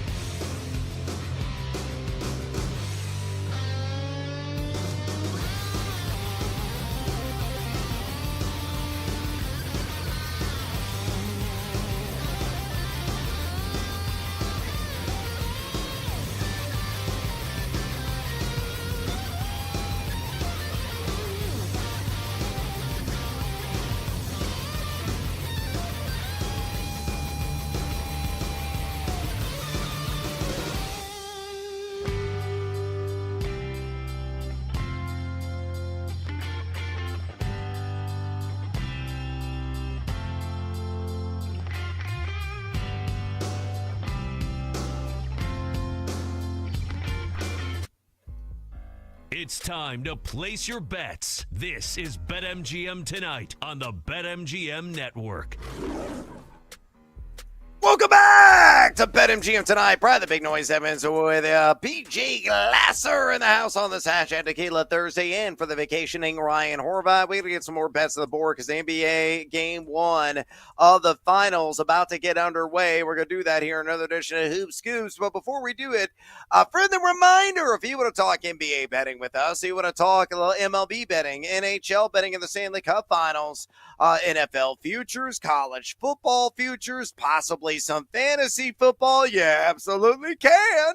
All you got to do to contact PJ and I is you pick up the phone and dial us fools at 833-732-3875. 833-732-3875. You can also hit us up on the X or the Twitter at BetMGM Tonight, where we have our pole dancing poll question of the day. And it's asking you this. Fantasy football, folks, what Buffalo Bill would you target most at his current overall average draft position? Your options are Josh Allen at pick number 24 even, James Cook at pick number 40.51 overall, Khalil Shakir at pick number 112.01 overall, or Keon Coleman at pick number 148.44 overall. Nearly 190 votes cast. Make your voice be heard. Exercise your democratic right. Keep the votes coming. And drop in a comment. Bring the noise on X at BetMGM Tonight. On X at BetMGM Tonight. Speaking of the king of sports books, let me tell you about the sweet promo going down right now.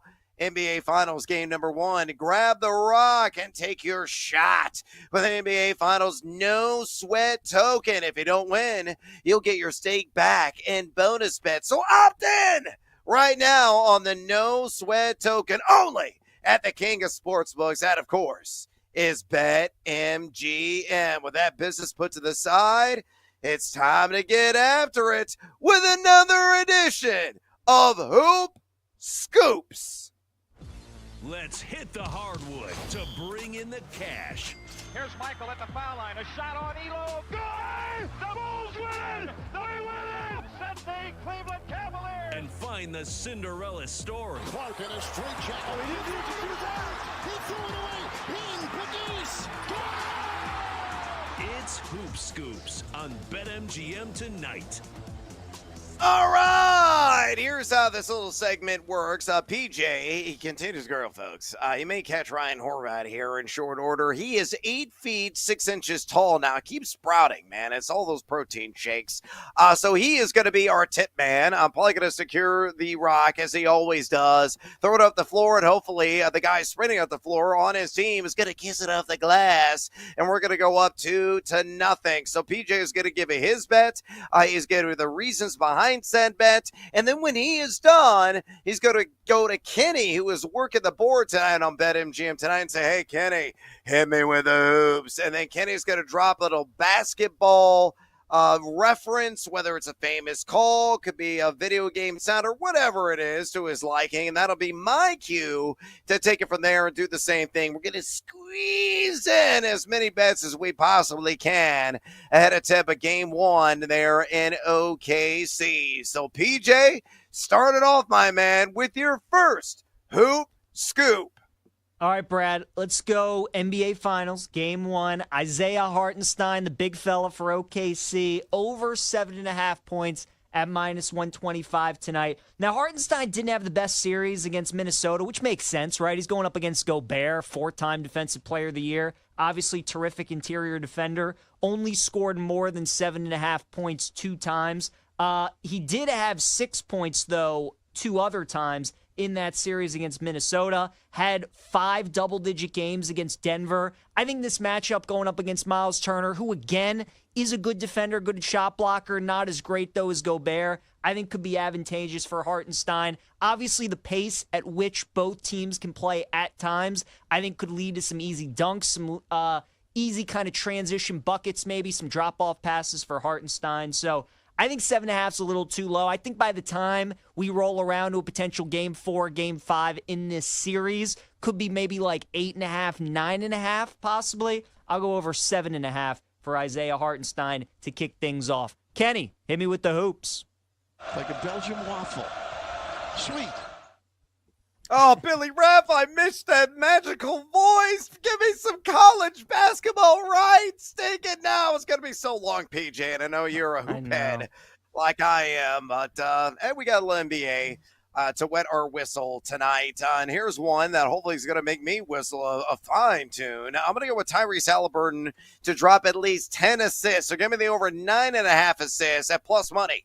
Plus 115 right now at BetMGM. Yes, OKC has allowed the third fewest assists per game in the NBA postseason at 20.2, but Halliburton has gone for at least 10 dimes in 4 of his last 6. He's averaging just north of that 9.5 line this NBA postseason at 9.8 assists per game. In the regular season, it was under both times. 3 assists, 8 assists, but you know the pace of play is going to be brisk.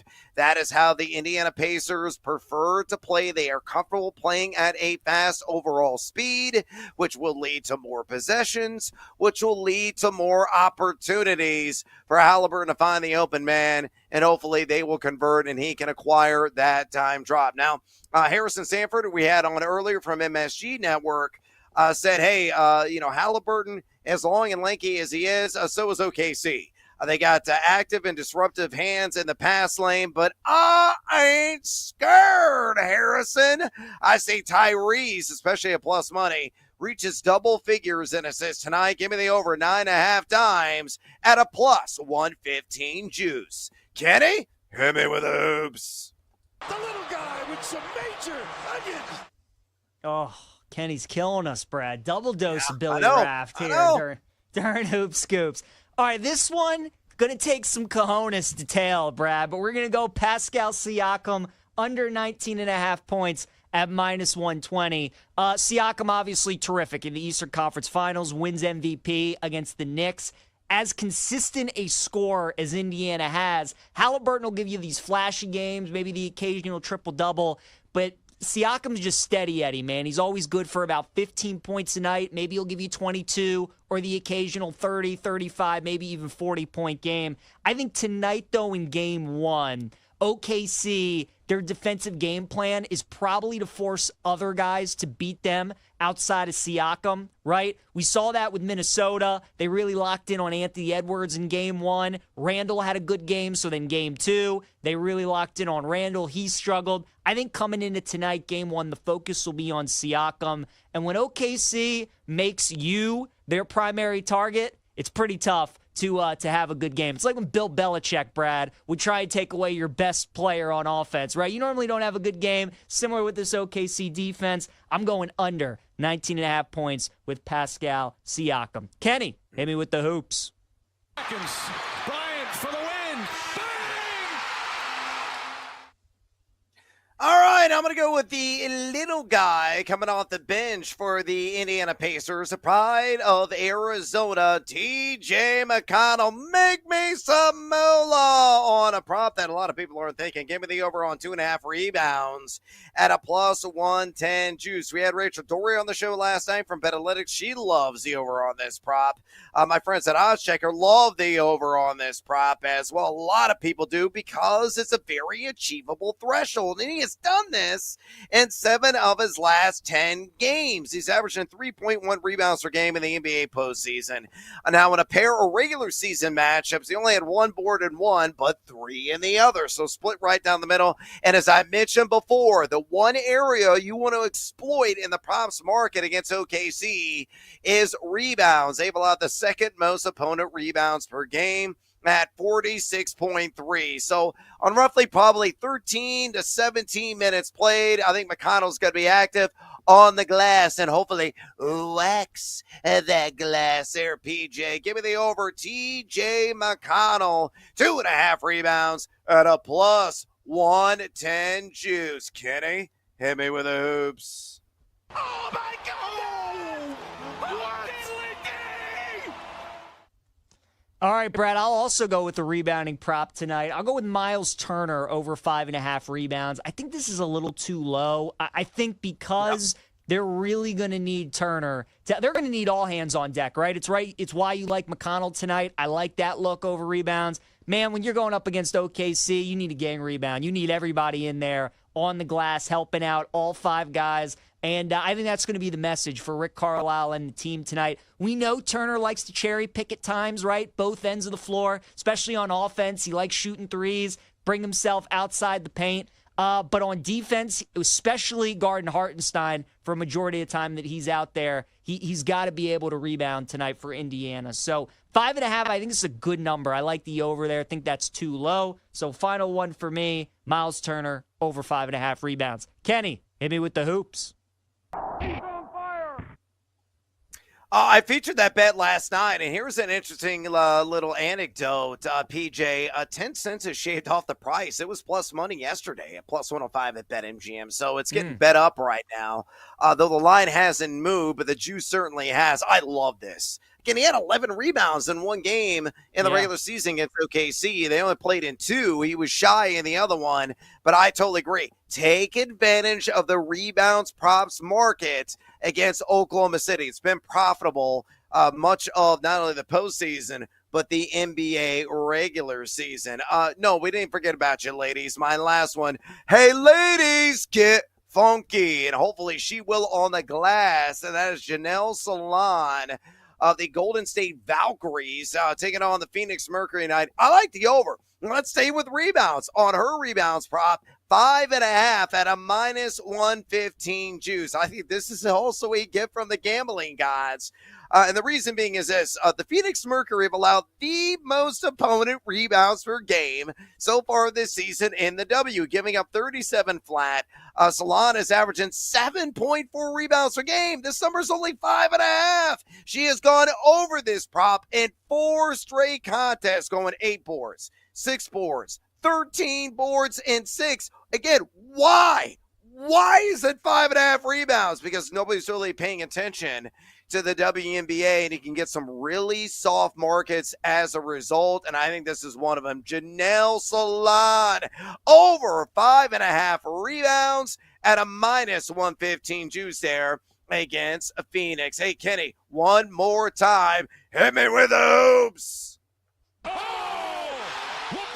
James with no regard for human life. All right, we're about to get underway here. Game 1 of the NBA Finals here, PJ. Any last thoughts? What is the top bet on your card tonight that you have the most units laid down on?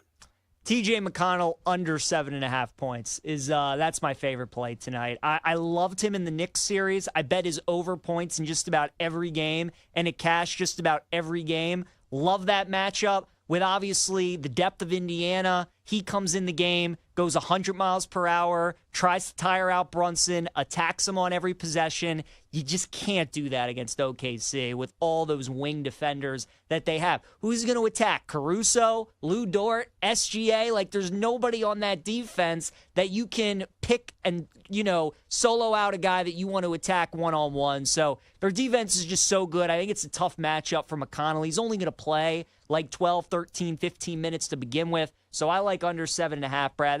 That's my favorite bet. And then we're obviously riding with the Pacers money line, my friend. It's up to plus 400 now. I tend to think, Brad, this game's going to go one of 2 ways. I think either Indiana wins outright, or I think OKC wins this game by like 25, 30 points. I don't think we're going to see like OKC by 3, by 6 tonight. I think either the Pacers win or Oklahoma City just dismantles them because both teams are so fascinating. OKC with their defense and how suffocating they are and how until you really play them, you just can't get used to their tenacity and how elite they are on that side. And then Indiana, obviously the pace, right? They full court press, they rotate guys in, they're controlled chaos, and they just don't turn the ball over. So it'll be such an interesting game 1, the chess matches, how both teams create their game plans. It's kind of how I see it going. I either think Pacers win, OKC blows them out, and I'll take a stab with the Pacers tonight on the money line. Yeah, look, I'm waiting to see what. And again, you and I are congruent here. I love Indiana plus a 9.5, but I'm probably going to do a live dive at some point in this game. I think Indiana's going to get down. I would not be surprised to get down by like 15 or 20 at some juncture in the game. Hopefully, it's not going to be in the fourth quarter with a little time left on the clock, but maybe in the second quarter, maybe in the third quarter.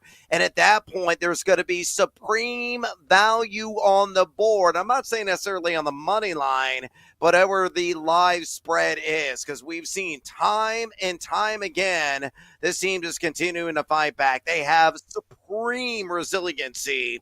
So Indiana's never really out of it. I don't think they're going to get their clocks, I said clocks, clean tonight in game number 1. All right, we got to take a little siesta here on BetMGM tonight.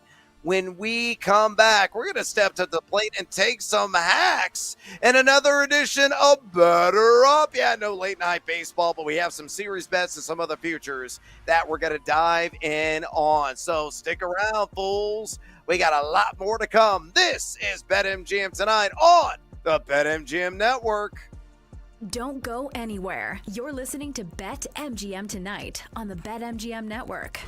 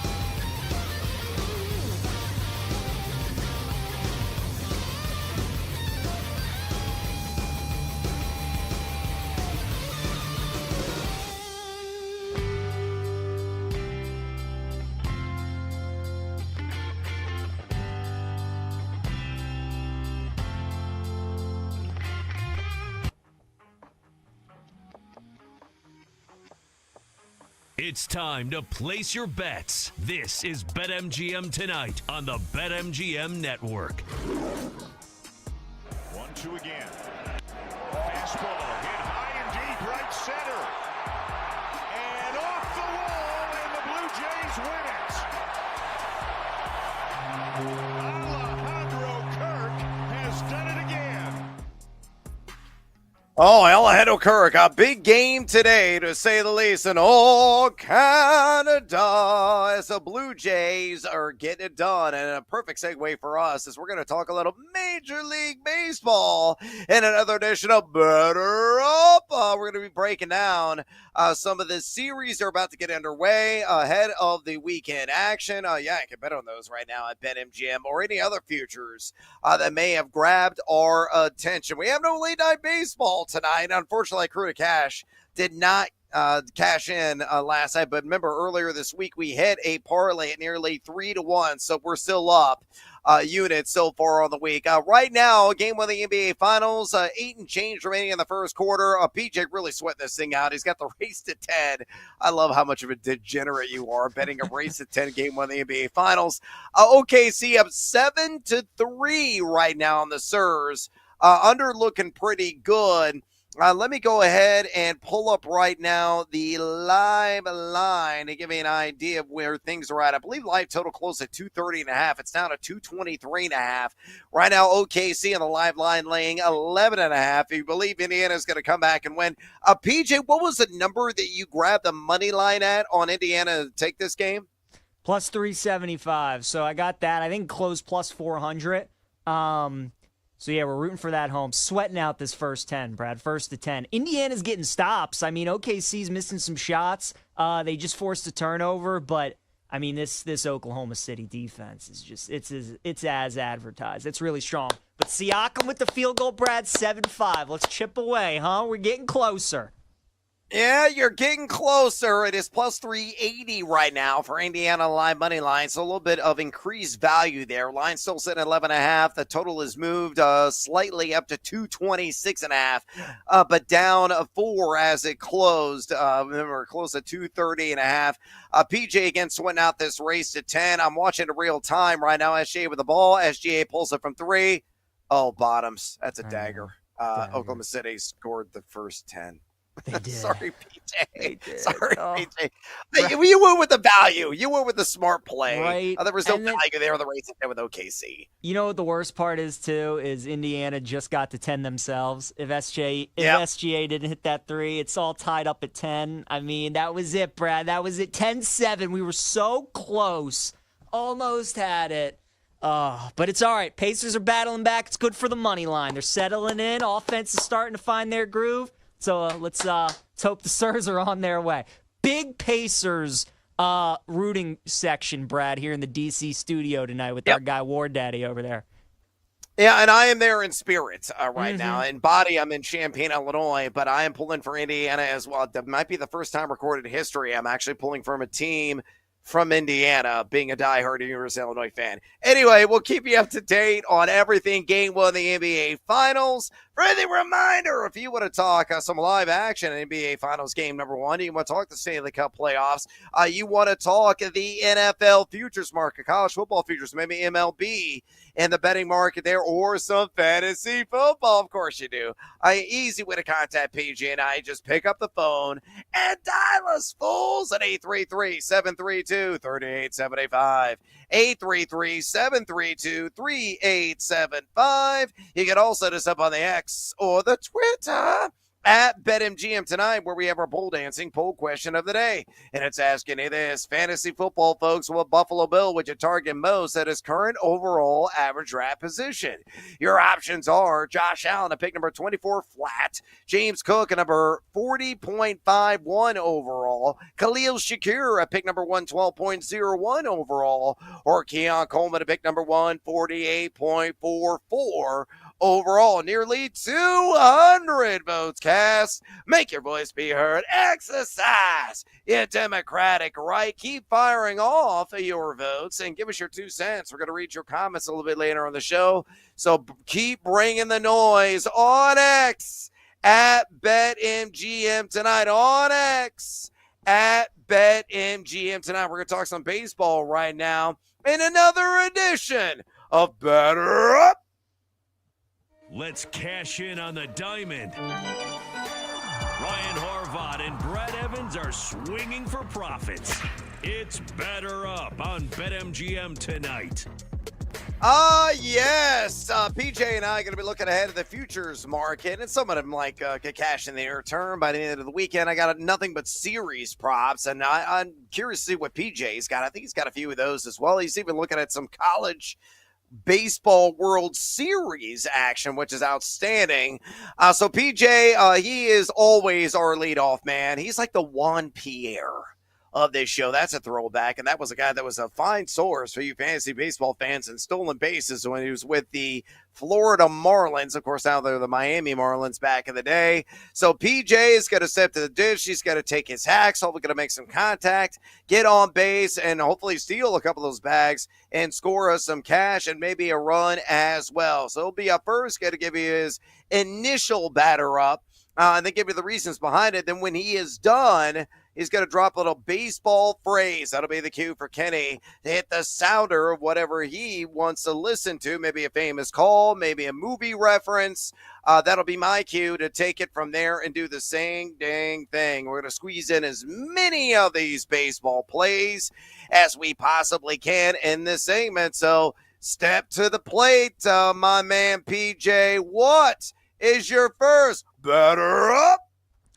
Well, Brad, you mentioned the college baseball. We got some of the super regionals starting tomorrow. We got 4 of them, including Miami and Louisville. And I'm taking the Canes plus 135 to get the win to win the super regional against the Ville. They're going to be the road team. Both of these teams, Brad, had some big upsets in the round of 64. Miami came out of the Southern Miss Regional, who was the number 16 overall seed. And then Louisville came out of the Vanderbilt Regional, who was the number 1 overall seed in the tournament. So a surprise that both of these teams are here. But I think Miami's the better team. They have the better pitching, but more importantly, they have the better bullpen, and they have the better closer. And how often do we see in this day and age in baseball, when we get into the postseason in these big games, managers obviously love going to their bullpen. They love going to their closers to not only throw one inning, but maybe multiple. So I think that's a big advantage for the Canes in this regional, Brad. I'm going with the U to win the super regional at plus 135. Kenny, it's out of here. You can put it on the board. Yes. Oh, shout out to Hawk Harrelson as the White Sox got sold, kind of. Ryan Store's still going to be in control, I think, until 2030 something. And then the guy that's going to be taking over has the potentially to buy full ownership in 2032, 2033. So a lot of White Sox fans are like, okay, a half a victory, we'll take it. But there you go. A little reference to Hawk Harrelson. All right, my selection, no, it has nothing to do with the White Sox. It has everything to do with a team that is white hot right now in baseball. That is the Milwaukee Brewers. We're going to do it for the costume sausages. I say the Brew Crew win the series against the San Diego Padres at a minus 115 juice right now at BetMGM. I don't know who's going to start in this series at all for San Diego. When I was doing my research earlier today, it had not been announced yet. We know that Patrick's going to get the initial start in game 1, Jose Quintana from Milwaukee in game 2, and Savale in game 3. And Quintana's been pretty consistent, a number of quality starts. Savale's been overachieving. Patrick, it could be a long story there, but even if I went 2 to the 3, that still takes the series. Milwaukee is 18-10 at home over the last couple of weeks. So number 4 in WRC Plus in Major League Baseball. San Diego 500, 15-15. That is it on the road this season. Not terrible, but not great either. And they're only number 26 in WRC Plus over the last couple of weeks. Number 19 on the road. So Fernando Tatis, Manny Machado, Jackson Merrill, they've just been subpar away from SoCal. I think Milwaukee gets it done. They're going to win this series yet again and stay hot and in that race there in the NL Central as they're chasing the Cubs. I like Milwaukee to take it at a minus 115 juice. Kenny, let's book it out of the box. Just a bit outside. He tried the corner and missed. All right, Brad, let's go with the Houston Astros to win the AL West at -105. Mariners got swept by the Orioles here the last 3 days, and it's just the same old story with Seattle. The pitching's elite, offense is up and down. Outside of Cal Raleigh, they really don't have anybody providing any power numbers. I know a lot of people beginning of the year like Julio Rodriguez to win AL MVP. Hasn't put together that kind of season yet. Texas, I keep waiting for them to turn the corner. It never happens. You know the Angels and the A's, you can throw them out of there. It's pretty much between Seattle and Houston. And how many years do we have to see this year after year after year? So just keep betting Houston and winning money. Give me the Stros and win the AL West at -105. Kenny, she is gone. Ball 4. Ball 8. Boy, how can these guys lay off pitches that close? All right, now I'm going to zip through this one. Give me the Cubs. My Chicago Cubs just get it done the rough 5-0 bottom of the 7th against the Washington Nationals. They're going to carry the momentum from this series and the next one, going to the Motor City, taking on Detroit, and they're going to take the Tigers down. And the Cubs are going to win yet another series at +145. Yeah, I got seduced by the juice. And yeah, I'm trying to bury the bias and be as objective as I possibly can. The Cubs have not named a single starter in this 3-game series. We know Detroit's going to bring the A crew. With Tariq Skubal get the mound in game 1. Montero was vulnerable at 4+ ERA in game 2. And then Jack Flaherty, the former Cardinal, now a member of the Tigers, 3.72 ERA in game 3. I think the Cubs may not win against Skubal, who's been brilliant this year, but I think they're going to take games 2 and 3. Yes, Detroit, 21-8 at home, but only number 21 WRC plus the last 14. Plus the Cubs about to extend the record at 19-12 away from Wrigley. They are also number 6 in WRC plus over the last 14 days. And on the road, they're number 2 in all of Major League Baseball in WRC plus. I'll say the Cubs win the series in Detroit at a +145. Love the value there. All right, we got to take it a little siesta here on BetMGM tonight from the Diamond. We're going to the Gridiron. We're going to talk another round of NFL exotics. A whole lot of player props all the time. You don't want to miss, especially if you're a fantasy fan. Stick around. This is BetMGM tonight on the BetMGM Network. Don't go anywhere. You're listening to BetMGM tonight on the BetMGM Network.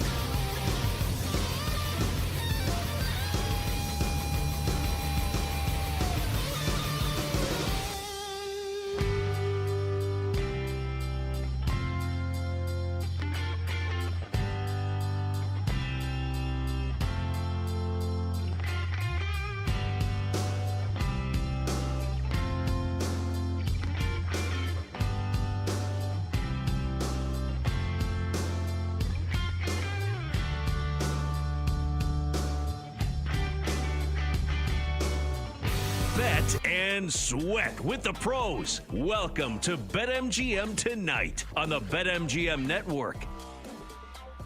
Welcome back to BetMGM Tonight. Brad the Big Noise Evans with you. The Glass Man in the house on this hashtag Tequila Thursday. PJ Glasser. We're keeping our eyes peeled right now. Game 1 of the NBA Finals. Currently 19-15.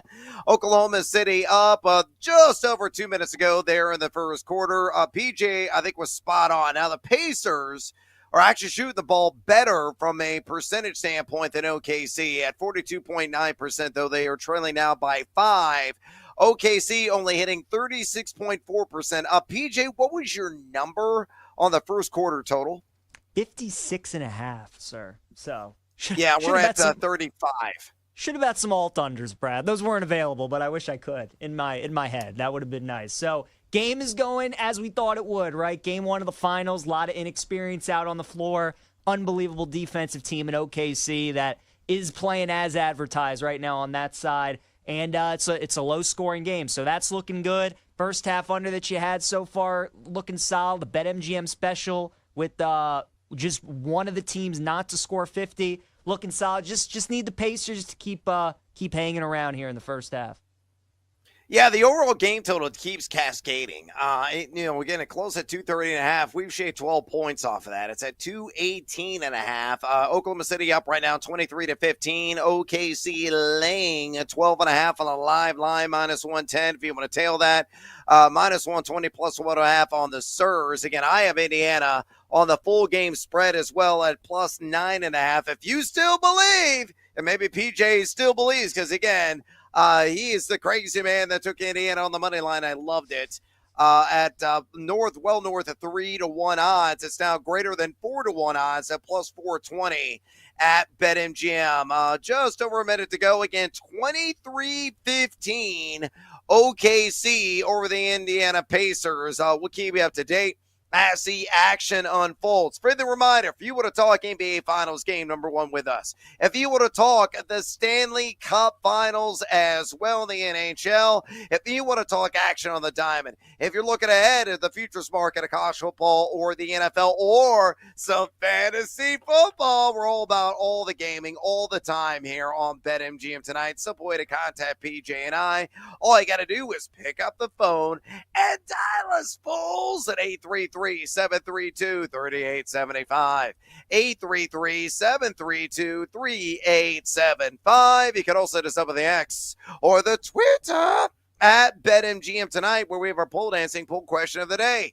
It's asking you this: fantasy football, folks. What Buffalo Bill would you target most at his current overall ADP? Is it Josh Allen at 24 flat in the overall ADP? James Cook at 40.51? Khalil Shakir at 112.01? Or Keon Coleman at 148.44? Nearly 200 votes cast. Make your voice be heard. Exercise your democratic right. Keep the votes a-coming.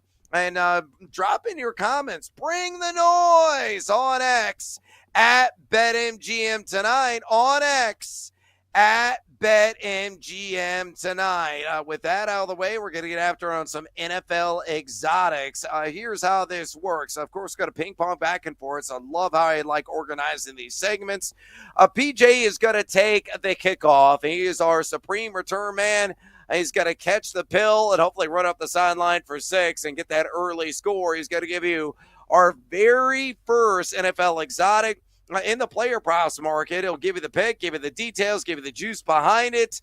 And then he is going to drop a little football phrase. That will cue Kenny, who's going to open up the folder there on the board, working it for BetMGM Tonight. He'll drop a football-related sounder, and then that'll be my cue to take it from there. And I'll do the same thing with my player prop pick tonight. We got a lot of them. And, why do we do a lot of player props on this show? Because it appeals both to fantasy and betting audiences. That's the glory of player props. That's just growing exponentially in popularity here the last couple of years at BetMGM and across gaming platforms. So outstanding stuff. So, PJ, you got the ball in hand, running up the field with your first NFL exotic.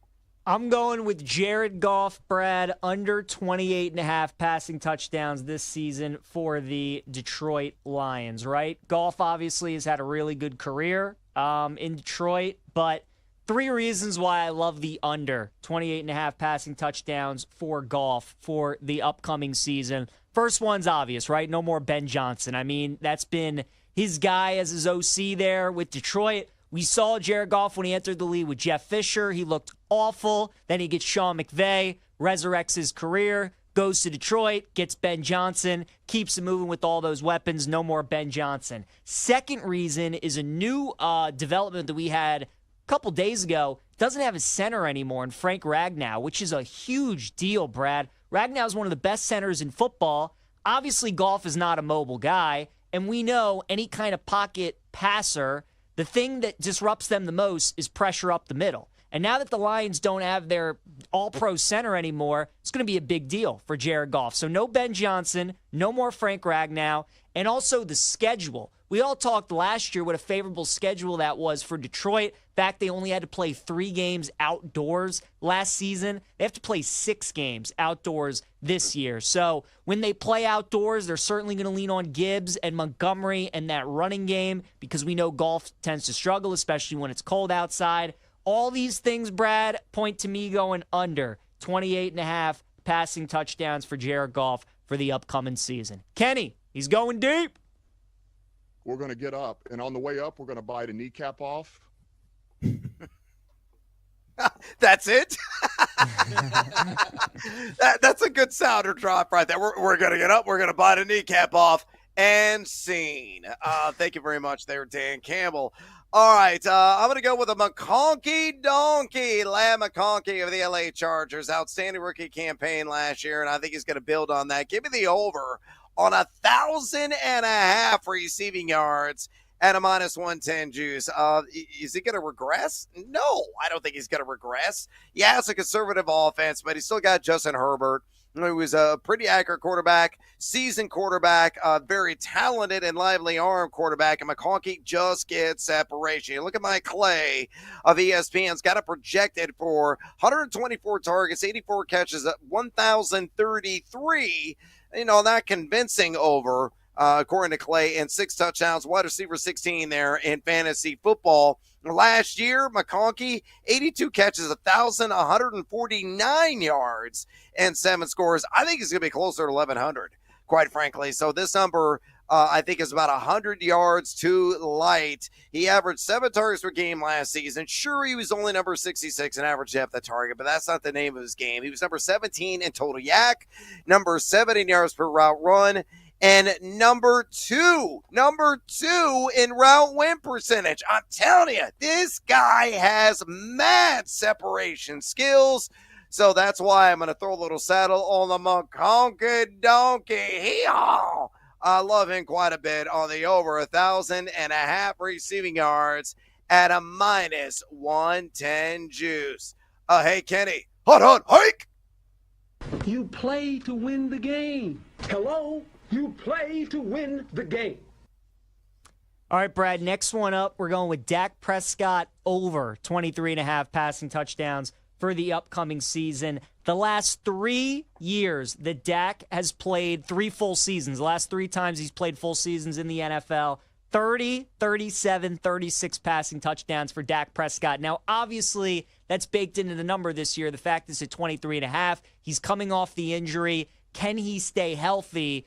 I think he does, and if he can, and now that he has CeeDee Lamb still, they make the trade for George Pickens, and they still really don't have the running back room figured out. They bring over Javonte Williams from Denver. That's not exactly a fix. So I think they're going to sling it a lot. They're going to rely on Dak. They're paying him the most money, the highest paid player in the NFL. Schottenheimer's obviously been there with him in that system. Now he takes over as the head coach. So I like Dak to throw it a lot this year, Brad, and as long as he stays healthy, he should have 30 or more passing touchdowns, especially now with that trade of George Pickens. So I like over 23.5 passing touchdowns for Dak Prescott. Kenny, it's a sweep. Playoffs? You kidding me? Playoffs? Oh, yeah, Jim Mora. Playoffs. Yeah, outstanding. We'll never forget that press conference. All right, I am going to go with Trey McBride. Yeah, the Bridezilla of the Arizona Cardinals. I think we're going to get some positive TD regression this year. This number is only at 4.5, and I'm taking the over at a minus 110 juice. McBride says there's some new wrinkles in this Gannon offense. I think it's going to benefit him ultimately there in the end. Look at my Clay projected McBride for 135 targets, 101 receptions, 972 yards, and 6 touchdowns. So that's a full touchdown and a half higher than the line here. So I think there's some really good value. He only had 2 end zone receptions last season, which is just absurd when you think about it. He averaged 9.2 targets per game. He was number 2 in total air yards among plus-size targets. He was number 2 as well in red zone targets with 21. He had 2 touchdowns. Positive TD regression. It's going to work out for him. Number 3, ENIAC as well. The quarterback rating's got to improve from Kyler Murray and his targets to Trey McBride. It was only 99.2 last year. That was tied in 22. But I think McBride is going to be a stud for fantasy, and he is going to pay you some dividends in the sports betting market futures with an investment on the over 4.5 touchdowns at a minus 110 juice. Kenny, hike. All right, now I don't want them to gain another yard. All right, final one for me, Brad. I like this one quite a bit. Drake London over 1,025.5 receiving yards for the upcoming season. He had 1,271 last year, and that was with the 80-year-old Kirk Cousins throwing him passes for about 12 weeks. Now he's going to have Michael Penix. Brad, this is what I love. Penix took over the final 3 weeks of the year, right, against the Giants, the Commanders, and Carolina. Drake London in those 3 games, 8 targets, 13 and 18 targets. He had 187 receiving yards in the final game against Carolina, 106 against Washington. I mean, I think he's going to have a great year under Penix. Anybody who watched Penix at Washington in college, or you saw him maybe at Indiana, knows he's got a great deep ball. He's always looking to push it down the field. Brad, you have Bijan as your top running back this year in fantasy. I think a lot of people do. He's certainly going to draw a ton of attention this season. I think that's going to help Drake London out a ton. 10.25 is just too low for Drake London. Now that he's got Penix in there, who's going to sling it, who can buy some time with his mobility, going to help out the O-line, unlike Kirk Cousins, I think big year ahead for Drake London. So we'll take his over 1,025.5 receiving yards for the upcoming season. Kenny, it's a fake. I'm just praying for the Lord to deliver me from pick sixes. By the way, Mike Clay at ESPN's got a projected for nearly 1,100, so he concurs with you, Captain, on the over Drake London. It's a great call for little London calling for you Clash fans out there in the house. And yes, I'm old. All right, I am going to go with my final one here, and George Pickens, and do a little Texas two-step. I think there's going to be a dynamic 1-2 punch with them and CeeDee Lamb. I already talked about the over with Dak Prescott. I'm on that as well, on 23.5 passing touchdowns. So let's take the over on Pickens. This number has come down. When he was traded, it was like 900.5 receiving yards at BetMGM. It shaved off 25 yards. Why? I don't know. I'll take the discount, though. I'll take the over 875.5 receiving yards, or one of the downfield du jours of the NFL. Clay's got him predicted for 65 receptions on 106 targets, 919 receiving yards. So well north of what is needed. 7 receiving touchdowns, wide receiver 31 for fantasy football purposes. Last season, in Pittsburgh, with a worse quarterback situation, he had 900 receiving yards in his games played. He averaged 7.4 targets per game. He was number 13 in total air yards, only number 71 in catchable target rate, only number 102, lousy in route win percentage, but he averaged 15.3 yards per catch. That was the 14th highest mark in the NFL. And as I've said before, dude lives in the Matrix. He's like a Cirque du Soleil performer with all the bends and contortions with the balls in the air. And Dak spins a pretty darn good one. You get a lot of single coverage as well with CeeDee Lamb working opposite him or in the slot primarily. So give me George Pickens over 875.5 receiving yards at a -110. Year number 1 there in Big D. One more time, Kenny. Hold, hike. Jack Sawyer, the hero. What do you think? You like Pickens, don't you? I do like Pickens, and that kind of goes with my Dak Prescott overpassing touchdowns. So, Brad, how do you feel about Dallas this season? Because I'm higher on them than I think a lot of people are. I still think there's a chance maybe the Cowboys can make the playoffs this year. And they're making the playoffs. They're going to finish second in the division, yes, ahead of the Washington Commanders. Hot take, not remotely. I like it. All right, we got to take a little siesta here on BetMGM tonight. When we come back, we're going to wrap up the AFC East with another 3-point stance, this time on the Buffalo Bills. Don't go anywhere. This is BetMGM tonight on the BetMGM Network. Don't go anywhere. You're listening to BetMGM tonight on the BetMGM Network.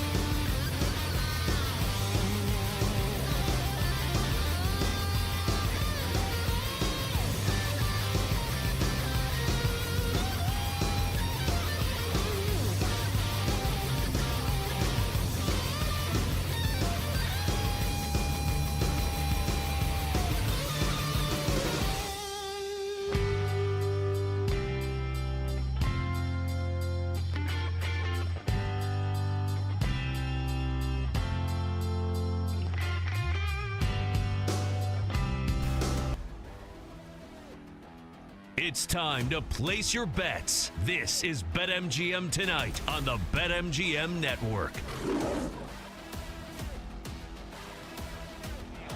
Cooper, who brought it in, pitched it back to Allen, who's going to go to the goal line and get in! No! Oh, Josh Allen, that was worth a gazillion fantasy points on one play with a pass to himself for the touchdown. Yeah, that was not only a passing touchdown, but also a receiving touchdown. A glorious moment, one of the most memorable in recent memory for fantasy football fans that are out there. Welcome back to BetMGM Tonight. I'm Brian the Big Noise Evans, alongside the Glass Man, PJ Glasser, on this hashtag Tequila Thursday. And we are thirsty to give you some more sports gaming thoughts. We're going to do that in another edition of 3 Point Stance. We cover the AFC East all week. We're going to talk the Buffalo Bills, appropriately enough. Tonight, we'll talk favorite fantasy values. We'll talk a little prop action in the player prop market and a team lean over-under on wins. But before we do that, a friendly reminder, if you want to talk to us about NFL fantasy football, NFL futures as well, maybe action, game one of the NBA Finals. I'll give an update on that here momentarily. Maybe you want to also talk about MLB futures or any action upcoming. No games tonight yet to be played, or possibly the Stanley Cup Finals. Hey, you can. All you can do to contact PJ and I is you pick up the phone and dial us fools at 833-732-3875. 833-732-3875. You can also hit us up on the X or the Twitter at BetMGM Tonight, where we have our pole dancing poll question of the day, and it's asking this, fantasy football folks, what Buffalo Bill would you target most at his current overall ADP? Your options are Josh Allen at pick number 24 flat, James Cook at pick number 40.51 overall, Khalil Shakir at 112.01 overall, or Keon Coleman at 148.44 overall. Nearly 200 votes cast. Make your voice be heard. Exercise your democratic right.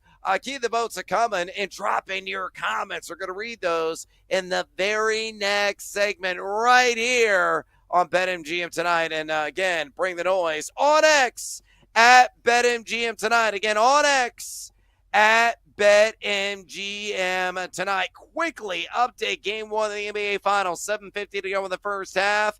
Oklahoma City up 39. Indiana 33. So competitive game. Pascal Siakam and Tyrese Halliburton both tied, along with Obi Toppin, believe it or not, for 6 points apiece. They're leading the way for the Indiana Pacers. Meanwhile, for the Thunder in this first half, the MVP, the free throw merchant, getting it done, although he's only shot a couple of free throws. That is SGA. Shai Gilgeous-Alexander already with 14 points in 12 minutes. The bench of Oklahoma City has really been lighting it up. Alex Caruso's got already a pair of blocks, a steal in this game. He's drilled a three. He's got 7 points. Hartenstein's got 7 points as well, along with 4 rebounds. That's really been the difference in this game. It's just been the depth of Oklahoma City and kind of the strange possessions for Indiana. It's been briskly paced as expected. That's how Indiana loves to play. It was tight there in the first quarter. PJ easily cashed the under on the first quarter total, but I'm sweating out the under on the first half overall total because the action has really picked up here in the second frame. So again, 41-33, 6 minutes, 37 seconds ago, the Thunder up on the Pacers game one of the NBA Finals. We'll keep you up to date on all the action in Oklahoma City, but right now we got to go with the gridiron. It's time once again for another 3 Point Stance. Ready, set, hike. Brad Evans and Ryan Horvath are lined up in their 3 Point Stance to blitz through every NFL team on BetMGM Tonight. All right, right, we're going to look at our fantasy values, do a little prop stop and a team lean on Circle on the Wagons and the Bills Mafia. So let's get to the fantasy football gridiron. Let's start out with Josh Allen. Right now, according to average draft positions at Best Ball 10s and drafts conducted over the last couple of weeks, he is quarterback 1. 24.00 is the ADP. So going on average right there in the back half of round 2 in a 12-team format. So PJ, at that valuation currently, what are your thoughts on Josh Allen? Is he overvalued, undervalued, or properly valued? No, I think Allen's properly valued at that number. Again, just so impressed with him last season, Brad, the development that he made, and again, trading away Stephon Diggs, I think was the best thing for him and his development last season. Allen's knock on him was always the turnovers. It was never his playmaking ability. It was never his ability to throw for touchdowns, rush for touchdowns. It was just the boneheaded interceptions, the fumbles. But he minimized all that last year, and that's why he won MVP. So coming into again this year, we talked with Gene Battaglia earlier. Pretty much the same kind of skill set, Brad, right? With the addition of Elijah Moore, who could be a sneaky guy to look out for in fantasy this season. I would expect Allen to put up similar numbers. You know, he's going to do his thing rushing and passing. And if that's the case, I always think nowadays, Brad, in fantasy, quarterbacks sometimes can be a little undervalued. Some of the top tier ones, especially if you get those rushing touchdowns and rushing yards. And Allen certainly fits into that. So I think QB1, 24, I think he's properly valued. I think he is the guy this season once again. Yeah, look, I think he's probably valued overall. I'm going to say he's ever so slightly overvalued at QB1. The only reason I say that, I have Lamar Jackson at QB1. And I got to stick to my guns. So I got Josh on at QB2. It's semantics. I'm splitting hairs here. I mean, he's great. You're right there. Let's say at the turn, the round 2, round 3 turn, is he worth debating? Hell yeah, he is. I mean, a guy that Mike Clay's got projected for 3,504 passing yards, 24 passing touchdowns, 10 INTs, 515 rushing yards, and 10 rushing touchdowns. Had a dozen rushing touchdowns. That big body of his, he gets that runway. Takes those snaps and shotgun, calls his own number behind that big burly offensive line, just plows through for 6 so often. Such an effective play inside the 5. You're going to see that early and often. He was number 9 in total air yards last year. Only number 26, though, regressed in adjusted completion percentage. Number 26 in deep ball completion percentage, 15 in red zone completion percentage. But those numbers could benefit from having, addition of Elijah Moore, season number 2 of development there for Keon Coleman. Khalil Shakir is very consistent. He was number 3 in red zone carries, averaging 1.9 per game. Again, I like the guy, slightly, though, overvalued at QB1 in my estimation. Let's go to the Chef Boyardee of running backs, that being James Cook. RB14, 40.51 overall is the ADP. PJ asking again. Overvalued, undervalued, or properly valued, my man? So, Brad, I feel like the last couple years in fantasy, right, we always run the risk with some of these running backs that are potentially looking for new contracts. And we know James Cook obviously is looking for his new deal. He wants $15 million. He's not going to get that. So is there a risk he could miss some games this season? There is, I guess. Cook, I think he's properly valued, though, at that number. Again, I don't think he's going to be one of the elite guys in fantasy football. I don't think his upside is that, but he's solid. And I think what really helps James Cook this year, Brad, is that schedule, right? So Buffalo, who's been a team throughout the Allen and McDermott era, usually when they're favorites and they win games, they usually blow teams out, right? They're not usually winning games by like a field goal. They're usually winning games by 24, 30 points. If that's the case, obviously they run the football and Cooks can get some garbage yards that way. So maybe a touch undervalued at that case, but I think because of the small chance that he does sit out some games wanting that new contract, I think he's properly valued there at RB14. Yeah, I've got him exactly at RB14 on thegamingjuice.com. Check out all my rankings there, thegamingjuice.com. It's absolutely free at Jack Wagons. You look at the Bills. James Cook has the 7th easiest fantasy football projected schedule according to Full Time Fantasy. So, Yeah, I mean, he could have a really good year again. You're going to see some TD regression, though. I mean, I scored 18 times last year. But even if you look at Mike Clay is accounting for that regression, giving him 11 TDs on the ground, 2 through the air, along with 1,081 on the ground yardage, 286 on 37 receptions through the air. That shakes out to RB12, according to his algo. So he thinks he's going to be a little bit better than RB14. He was number 16 in YAC per attempt, number 12 in missed tackles force. Pretty solid advanced analytics profile. Only saw 58% of the opportunity share, but he was top 15 in total red zone touches, number 8 in fantasy points per opportunity. However, number 26 in EPA fantasy points per game. So that is a bit of a concern. Again, 14 feels right to me. I think he's properly valued. Just don't bank on 18 touchdowns. Again, from one James Cook. How about Khalil Shakir, wide receiver 28? 112.01 is the ADP. Overvalued, undervalued, or properly valued, PJ?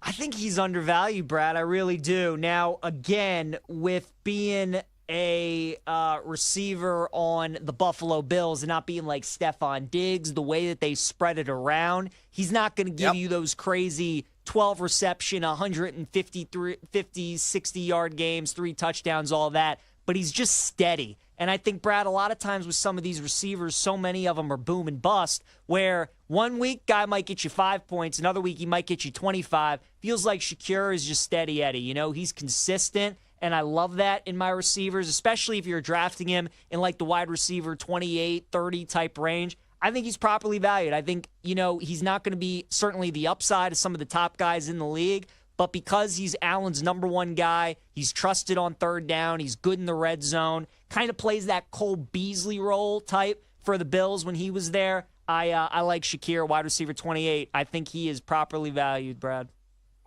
Overvalued. Way overvalued. I got him a wide receiver 42.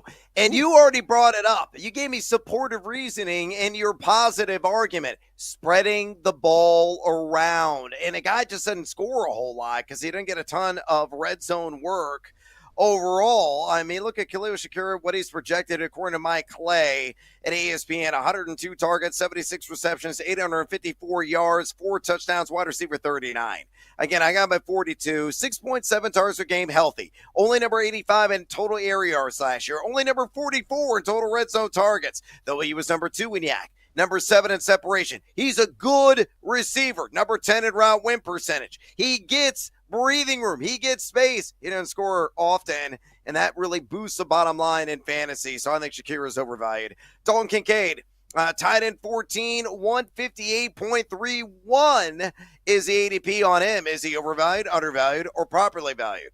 Yeah, I'm going overvalued on Kincaid, and you heard Gene talk about it earlier. You know, still got Dawson Knox there, and Allen's a big fan of his. They're good friends. They drafted a tight end this year in the draft. So Kincaid just hasn't obviously turned out to be the guy that they thought he would. And I don't think he's going to have all that great of a year. His receiving yardage is at 600. Gene liked the under on that. I tend to agree with him, Brad. So I think Kincaid more so feels like a tight end 17, 18 to me. I think he's overvalued.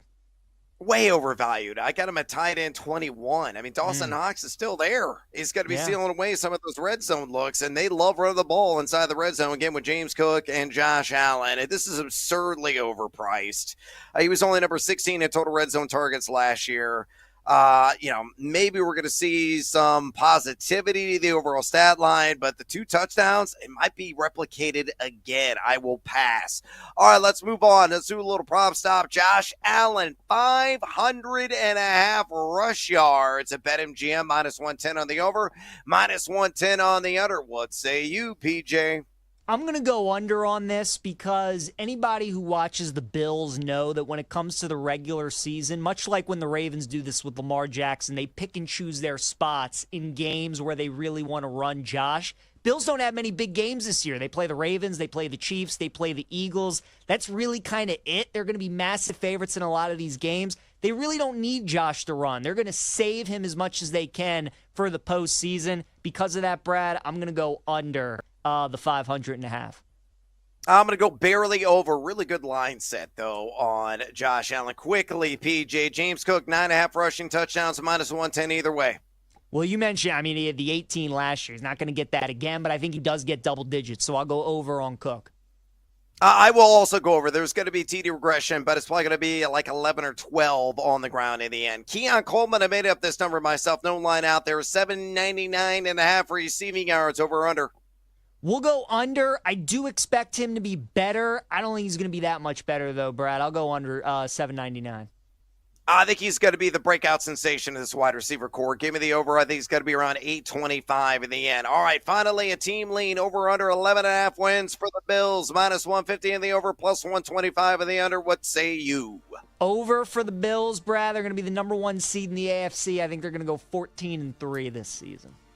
Yeah, I'm going over. Mike Clay gives them a 60% or greater win probability, believe it or not, in 15 games. We need just a dozen to cash in. That's why it's heavily juiced the over.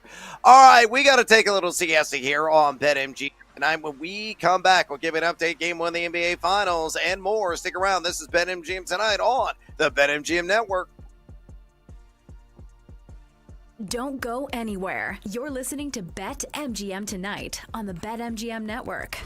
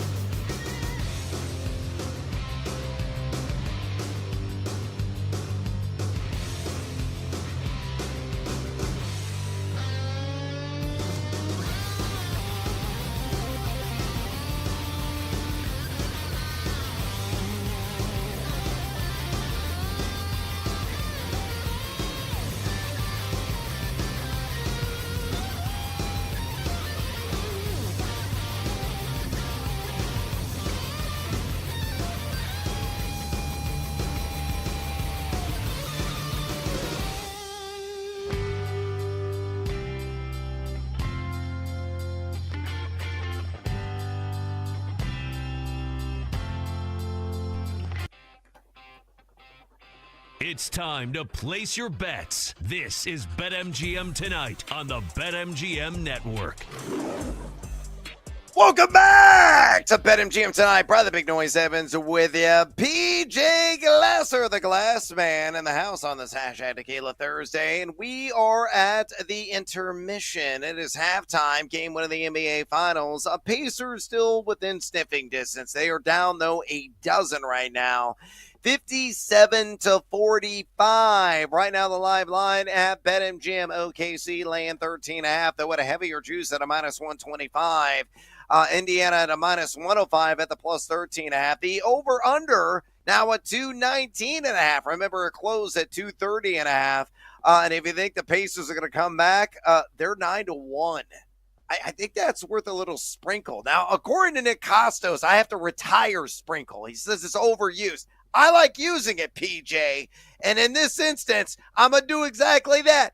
A little sprinkle. That's right, Costos, on Indiana to come back and somehow win this thing. And you believed before the game tip they were going to win at like, what, plus 350, plus 360, and now it's 9-1. Exactly, right? If I liked him at the plus 360, I like him at the plus 900. I'm with you there. And not only that, Indiana at one point this season, or this postseason, Brad, I think it was before game 5 against the Knicks, I want to say, they were undefeated in the playoffs when they were trailing at halftime. So every time they were trailing at half, they would find a way to win that game. Just a resilient team. And again, Rick Carlisle was telling them, guys, we're shooting a good percentage from the field. Just have to stop turning the ball over. And I think this is why game 1 for me was so tough to bet, and why I was kind of looking at it in the ways of like high variance, where I either wanted to bet Pacers money line or OKC, laying big numbers, looking at alt lines, was because, again, I mean, Indiana, you watch them play the Knicks, and that game 1 where Halliburton hits that shot to send it to OT, they score like 140 points. They had 7 turnovers in that game, Brad. They already have 17 here in the first half against OKC. So, again, OKC went 29-1 in the regular season against the Eastern Conference, and this is why. Because these Eastern Conference teams don't see Oklahoma City, and when they do, especially in the playoffs, especially in the finals, and they ramp it up to this notch defensively, I mean, good luck. So Indy's going to adjust. They're going to settle in. I don't know if it's going to be this game, but throughout the series, I'm hoping it's this game. Because if they limit the turnovers, Brad, keep shooting the way that they are, I mean, the longer that they can keep this game close, obviously all the pressure is going to be on OKC being at home trying to get that win. Here's the thing with Indiana. They always travel with a shovel, right? It doesn't matter what the deficit is. It doesn't matter how deep the hole is. They always claw their way back into these things.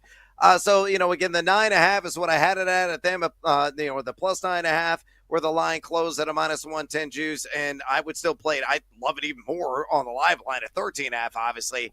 They are hardly dead as of yet. So I think Indiana's going to keep this thing nice and snug, as Billy Raff would like to say, and make a somewhat, not a completely triumphant comeback, though I think that is still very much within the realm of possibilities, but they aren't going to get their butts kicked in the second half, my estimation. So 57-45 right now, OKC up on the Indiana Pacers. Quickly, if you look at the spread the love score for the Pacers, your leading scorer right now is TJ McConnell.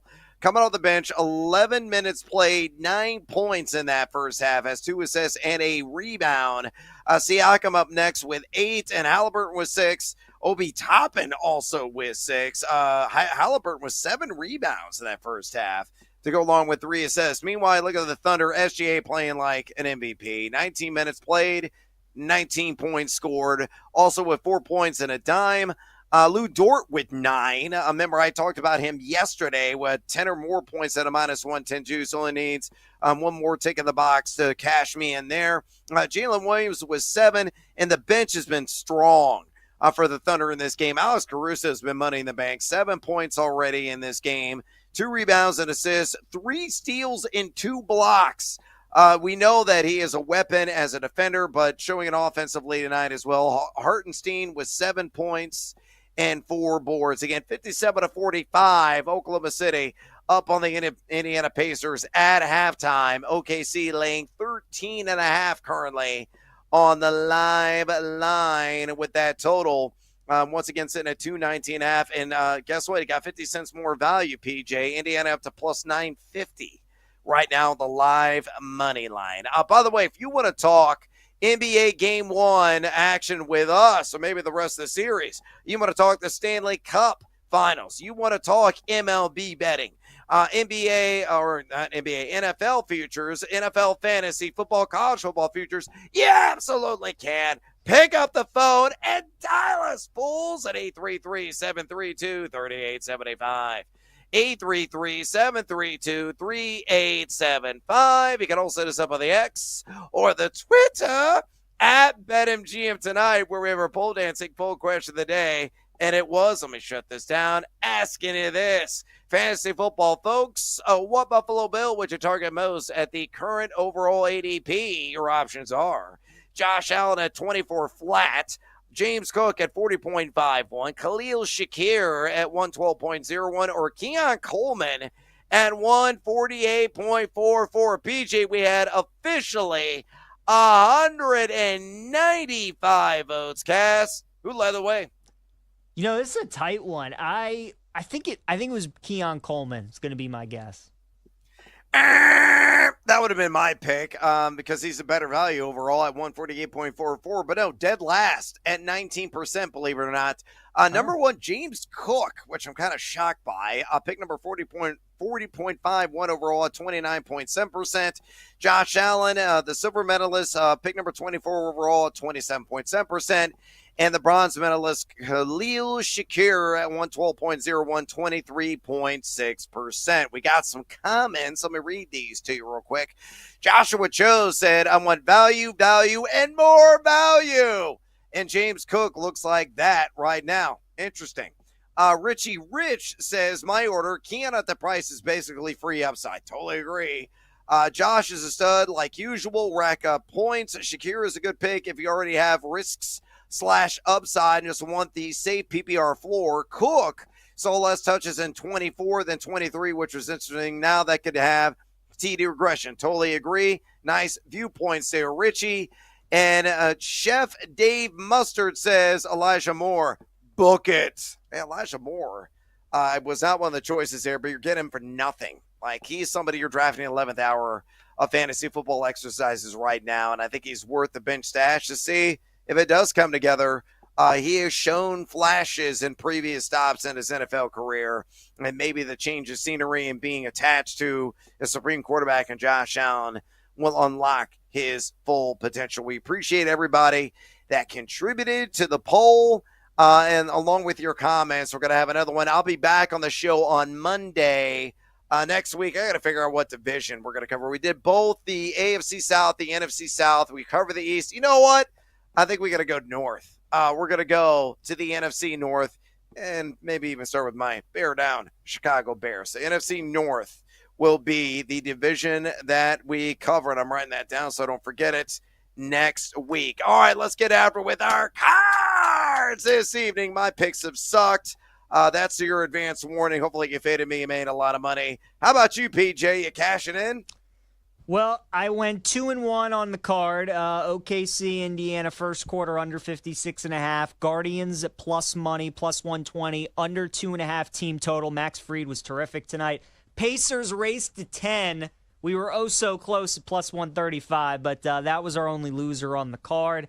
Then Sledgehammer special, Brad. Both teams to not score 50 points in the first half at plus 140. Indiana, they scored 45, so we love that. And then I got Pacers money line. So good night. I mean, we're 4 and we're 3-1 on our completed plays right now. A couple of those at plus money. So can't complain at the moment, my friend. The player props a little rough though. TJ McConnell under 7.5 points. That's already lost. Isaiah Hartenstein over 7.5 points. He's got 7 at the intermission, which is great. Siakam's got 8 points, so he's on pace to go under 19.5. And then we got to look what our guy Miles Turner is doing in the rebounding department. He's got 3, Brad, so we need 3 more to cash that over. So, yeah, honestly, pretty good night. If the Pacers want to go ahead and come back and win this game, I would much appreciate it because then it would turn into a very good night. Yeah, again, my night is just, it's a forgettable one. I have the Pacers plus 9.5, so there is a pulse that I won't go over. Aaron Judge RBI. He had a good night on the base pass. First, a bad clobber to double, but nobody was on base. And he's been walked several times when guys have been on base. That's the problem when you're just, knocking in guys left and right. So that didn't hit. Kansas City, St. Louis. Game's a shootout. With the Reagans and Liberatore on the mound. 12 runs have been scored. They're in the 6th. The over-under was 7.5. I can't say they almost hit that alone by themselves. So that one didn't hit. Parlay Pete, miss. A free got the win, and that one hit, but Jack Leiter only had one walk. He needed 2. So unfortunately, I didn't cash in a plus 172. I've done much better on some of those selections. I need one board from Obi Toppin to cash the sledgehammer on the over 3.5 rebounds. I need one more Alex Caruso made 3 to cash in on the over 1.5 made 3s at plus 115. The bonus time bet under in the first half of this game at 112.5. Cha-ching! I cash in at minus 102. Some of the other props, McConnell on the over 2.5 rebounds. He's got 1, so that's still got a shot at plus 110. Halliburton, 10 assists. Long shot. He's only got 3 at the intermission. I have 10 or more at plus 115. And I had Janelle Salon on the over 5.5 rebounds. Honestly, one of my favorite bets of the night in the W. She's going against Phoenix. That game is tipping off in 7 minutes. Love the over on 5.5 boards. And let me give you some bonus time quickly, PJ. We actually have late night baseball because of the rain delay in Pittsburgh. It's going to start in 7 minutes. Give me Framber Valdez under 1.5 earned runs at plus 105. Pittsburgh, number 29 in WRC plus last couple of weeks, and he's done this in 4 of his last 5 starts. I love it. Little late night baseball out in Pittsburgh, Brad. Who would have thought? So over under, Brad, 200.5 people in attendance for that game at first pitch. Under! Way under! It's going to be like Marlins Rockies all over again. All right, I got to exit stage left.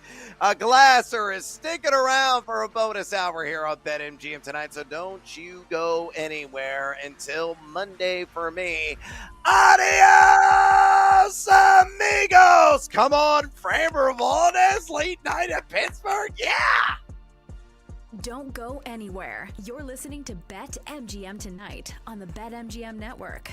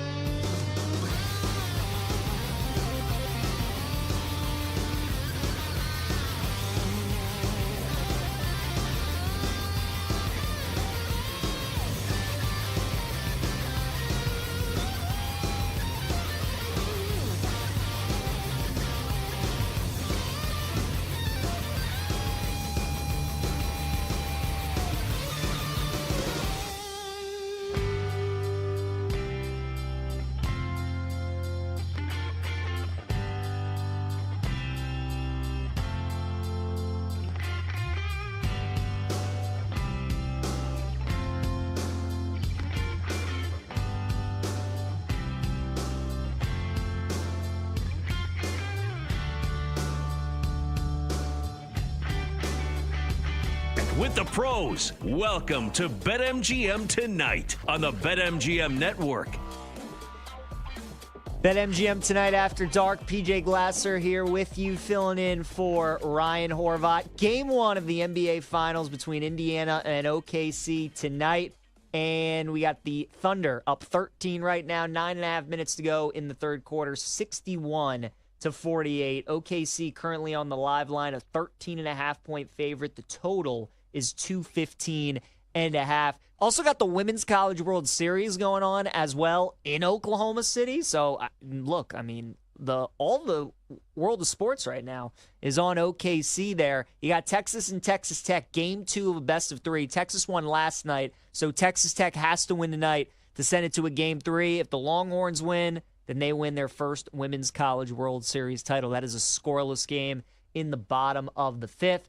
Texas is up right now, 3-1 on the Tampa Bay Rays in the 8th inning. And then, as Brad mentioned last segment, we got the Pirates and the Astros getting ready to start here in minutes as well. Aaron Nesmith just drilled the 3 for Indiana to cut it to a 10-point game, 63-53, 7 points for Nesmith. As we'll run you through the box score of the game up to this point. Siakam's got 11 points for Indiana. He's leading the way for them in scoring. Nesmith and Turner both have 7. Nembhard 4, Halliburton 6. Then off the bench, Obi Toppin with 6. McConnell with 9. Matherin with 0. Had some big games against the Knicks and a couple of those late games in the series. And then Ben Shepherd with 3 points. He hit a 3-pointer. OKC, Holmgren with 4, Jalen Williams with 7, SGA with 23, Lou Dort 9, Cason Wallace 2, Hartenstein, Caruso off the bench with 7, Isaiah Joe and Aaron Wiggins with 2 as well. It's so impressive with Oklahoma City. I saw an insane stat, Mario. Let me pull it up to make sure that it is correct. Big story of the first half. Indiana committed 19 turnovers. And since 2000, 4,280 teams have played a playoff game, right? There have been 4,280 playoff games since 2000. Indiana just became the first one to commit 19 before halftime. So historic what we saw from Oklahoma City. And the Pacers have arguably the best offense in basketball, and they take care of the ball really well. It just, again, speaks to how great Oklahoma City's defense is. And, Mario, I just, can't but help think of just Jokic's greatness when I watch OKC play. How did they take this team to 7 games? How was he able to control the pace? How was their offense able to click so well in most of those games in the series? The guy truly is incredible, and it speaks to just how terrific an offensive player he is. Indiana's been better here in the second half with the turnovers. The problem is OKC's offense is kind of matching them. So it's a high-scoring second half here to start. The total, I believe, was at 218.5 to start the second half. Now it's off the board currently as Indiana is down by 12 points. Miles Turner called for a travel there. But Mario, what have been your takeaways so far from game 1? Yeah, so the turnovers, if they stay on the pace that they were at half, I believe the record was 36 by the Golden State Warriors in the 70s. Okay. So they would have broken that record, and people would have done that was the, how do you say this? They love the snow in that type of era. If so, a little different than it is now today. But you mentioned a good point. Tyrese Halliburton spoke about this in a lot of press conferences leading up to game 1. He had a lot of pride in the fact that his playmaking led to no turnovers, not a lot of turnover-making plays, and that was something the Pacers have done very well against the Cavaliers, against the New York Knicks, is that while their offense was so fast and it was so, at this insane pace, they were also under control. They didn't make a lot of stupid mistakes. Well, in this game, the Thunder have active hands all over the place, and it's led to 11 steals on top of the turnovers that have happened. And it feels like anytime the Pacers have put the ball on the ground, a Thunder hand has smacked it, right? And that is a huge problem for this team. And you have a really young stud in Halliburton that you have to lean on and that you have to depend on to kind of win you these games. And he's going to get switched on. If you think he has the right matchup, let's be honest, he really doesn't, because every defender on the Thunder are just as good as the other ones. So it's going to be something that he's got to figure out. He does look better in the second half in doing so, and handling their kind of matchups and what they're throwing at him.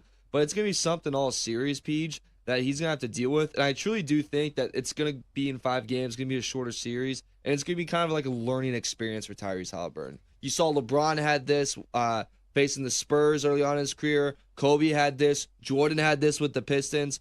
You're not saying he's in that category, but a lot of these young players, they have these just learning moments in the playoffs and these big moments of, okay, this is how you react to this type of defense. This is how you react to these type of moments. And I think Halliburton's kind of going through that right now. And we'll see how he handles it. He's got a great coach to do it for. But I think this whole series is going to kind of just be like this, where the Pacers are going to get in a lot of trouble, and they're going to be careless with the basketball. And that's just because Thunder's defense is by far the best that they've ever seen in quite a while.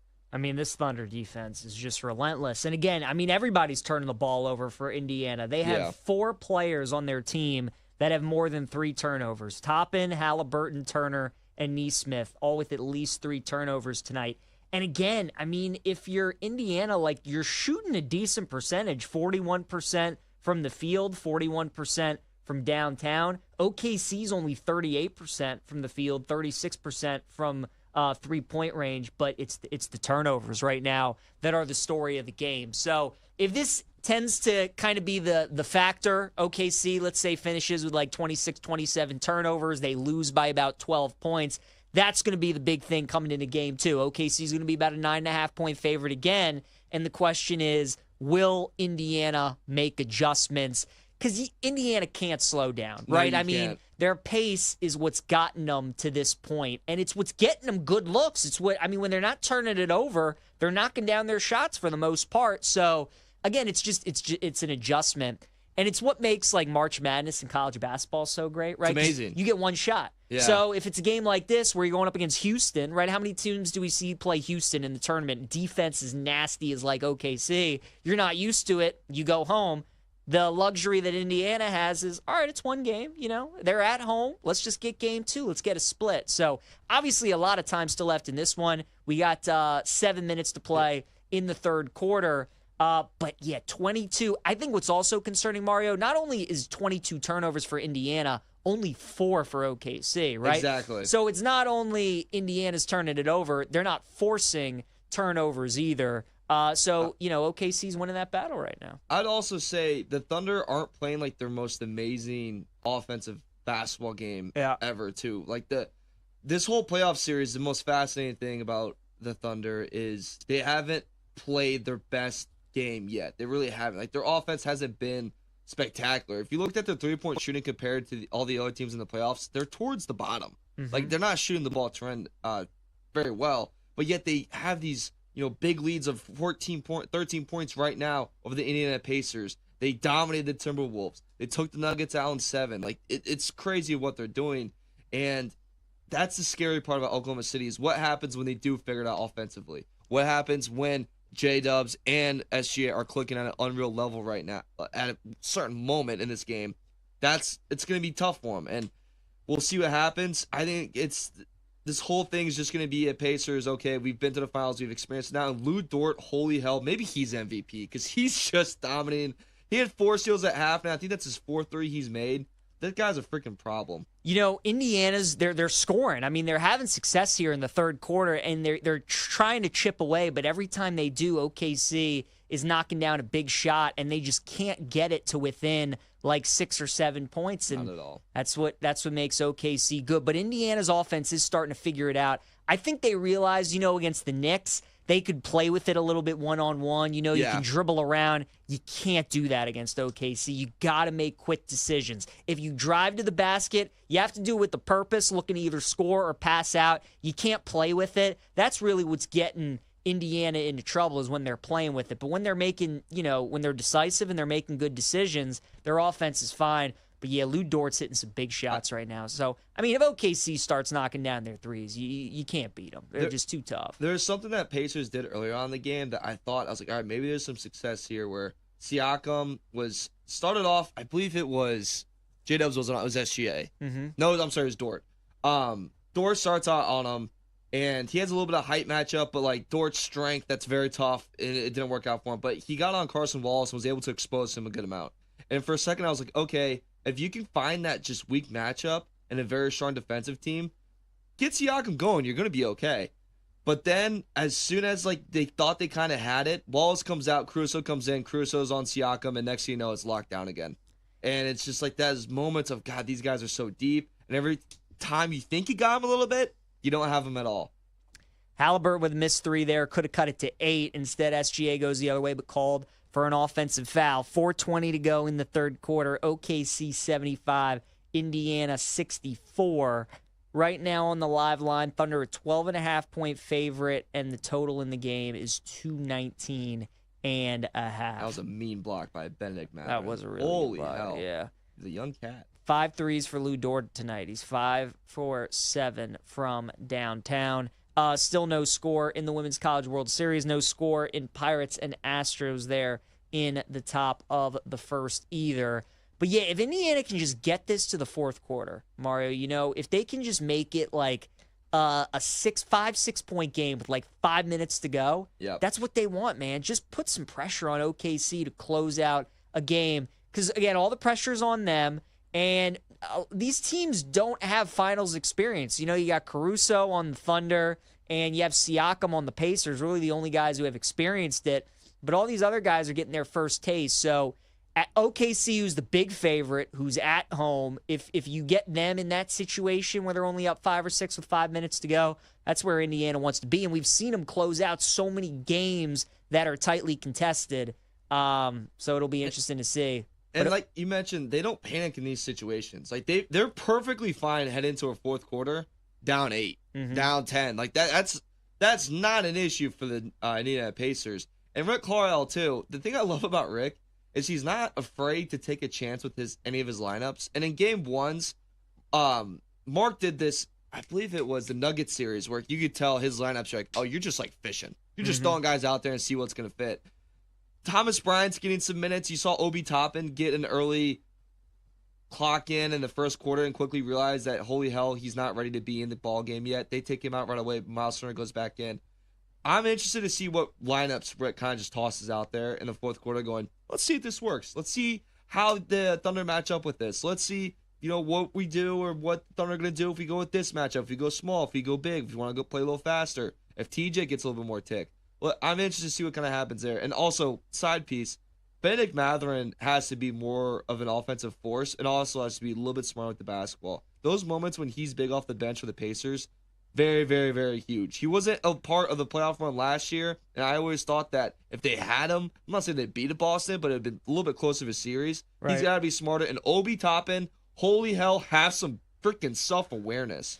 Jesus Christ. He's been good in this third quarter shooting. He's putting up some points, but you're right. He's just way too careless with the ball. Yeah, he has no idea when someone's coming. None. He has no idea. Again, this is the stuff that they gotta get used to. I mean, the Knicks are a team, obviously, that rely heavy on their starters. They don't pressure the ball. They don't come behind you. They don't take chances like OKC does. So it's an adjustment for Indiana, but their offenses looked much better here in the third quarter. They already got 21 third quarter points as they're taking a timeout there in OKC. Bases loaded here for Texas Tech in the bottom of the fifth. 1-2 count in a scoreless game. Packed house tonight in OKC between a battle of old Big 12 foes. Pat Mahomes and his wife are in the crowd rooting on Texas Tech. So we'll see if they can come through here in a big spot. Wow, the girl gets hit by a pitch. That will bring in a run. And Texas Tech takes the 1-0 lead over Texas in the bottom of the fifth. The Red Raider fans are going nuts as they take a 1-0 lead. Not even the series, too, right? Because Texas got the first one last night, no? Correct. Look at Tiny Mahomes in so there. we would get Game 3 tomorrow night, winner take all, which would be awesome. But yeah, 1-0 Texas Tech right now. Still bases loaded for them after the hit by pitch, so they're trying to add some more runs to it. Timeout right now, OKC, Indiana, as we mentioned. Thunder, 13.5-point favorites on the live line. Live total is 219.5. It was 230.5 to start the game as we got a pass ball now in the Texas game. So another run will score as they're just self-inflicted wounds right now. 2-0 Texas Tech. But live total down to 219.5. Mario, it's going to be interesting to see if this game, let's say, ends at like 215 total points, it goes way under, what the adjustment is going to be. Oh, yeah. I would actually look to bet an over in game Same. 2 because I can see why the number was as high as it was, right? Both these teams are missing a ton of shots. There's a ton of turnovers. But you can see here in this third quarter, both teams are starting to kind of get acclimated to one another. And I would look at an over in game two. I definitely think I'm going to bet it. I'm hoping that drops to like a 227.5 or somewhere in that range. I'd be looking to go over for sure. Also, nerves are going to be a lot lower in game two. Guys are going to be like, okay, we did the game one. We went through this hectic environment. We got through the nerves. Let's, calm down, just play basketball. You're getting Rick Carlisle and Mark a couple of days to construct their offense. I agree with that. I'd look to bet the over in game two. Love it. All right, more BetMGM tonight after dark coming up when we come back.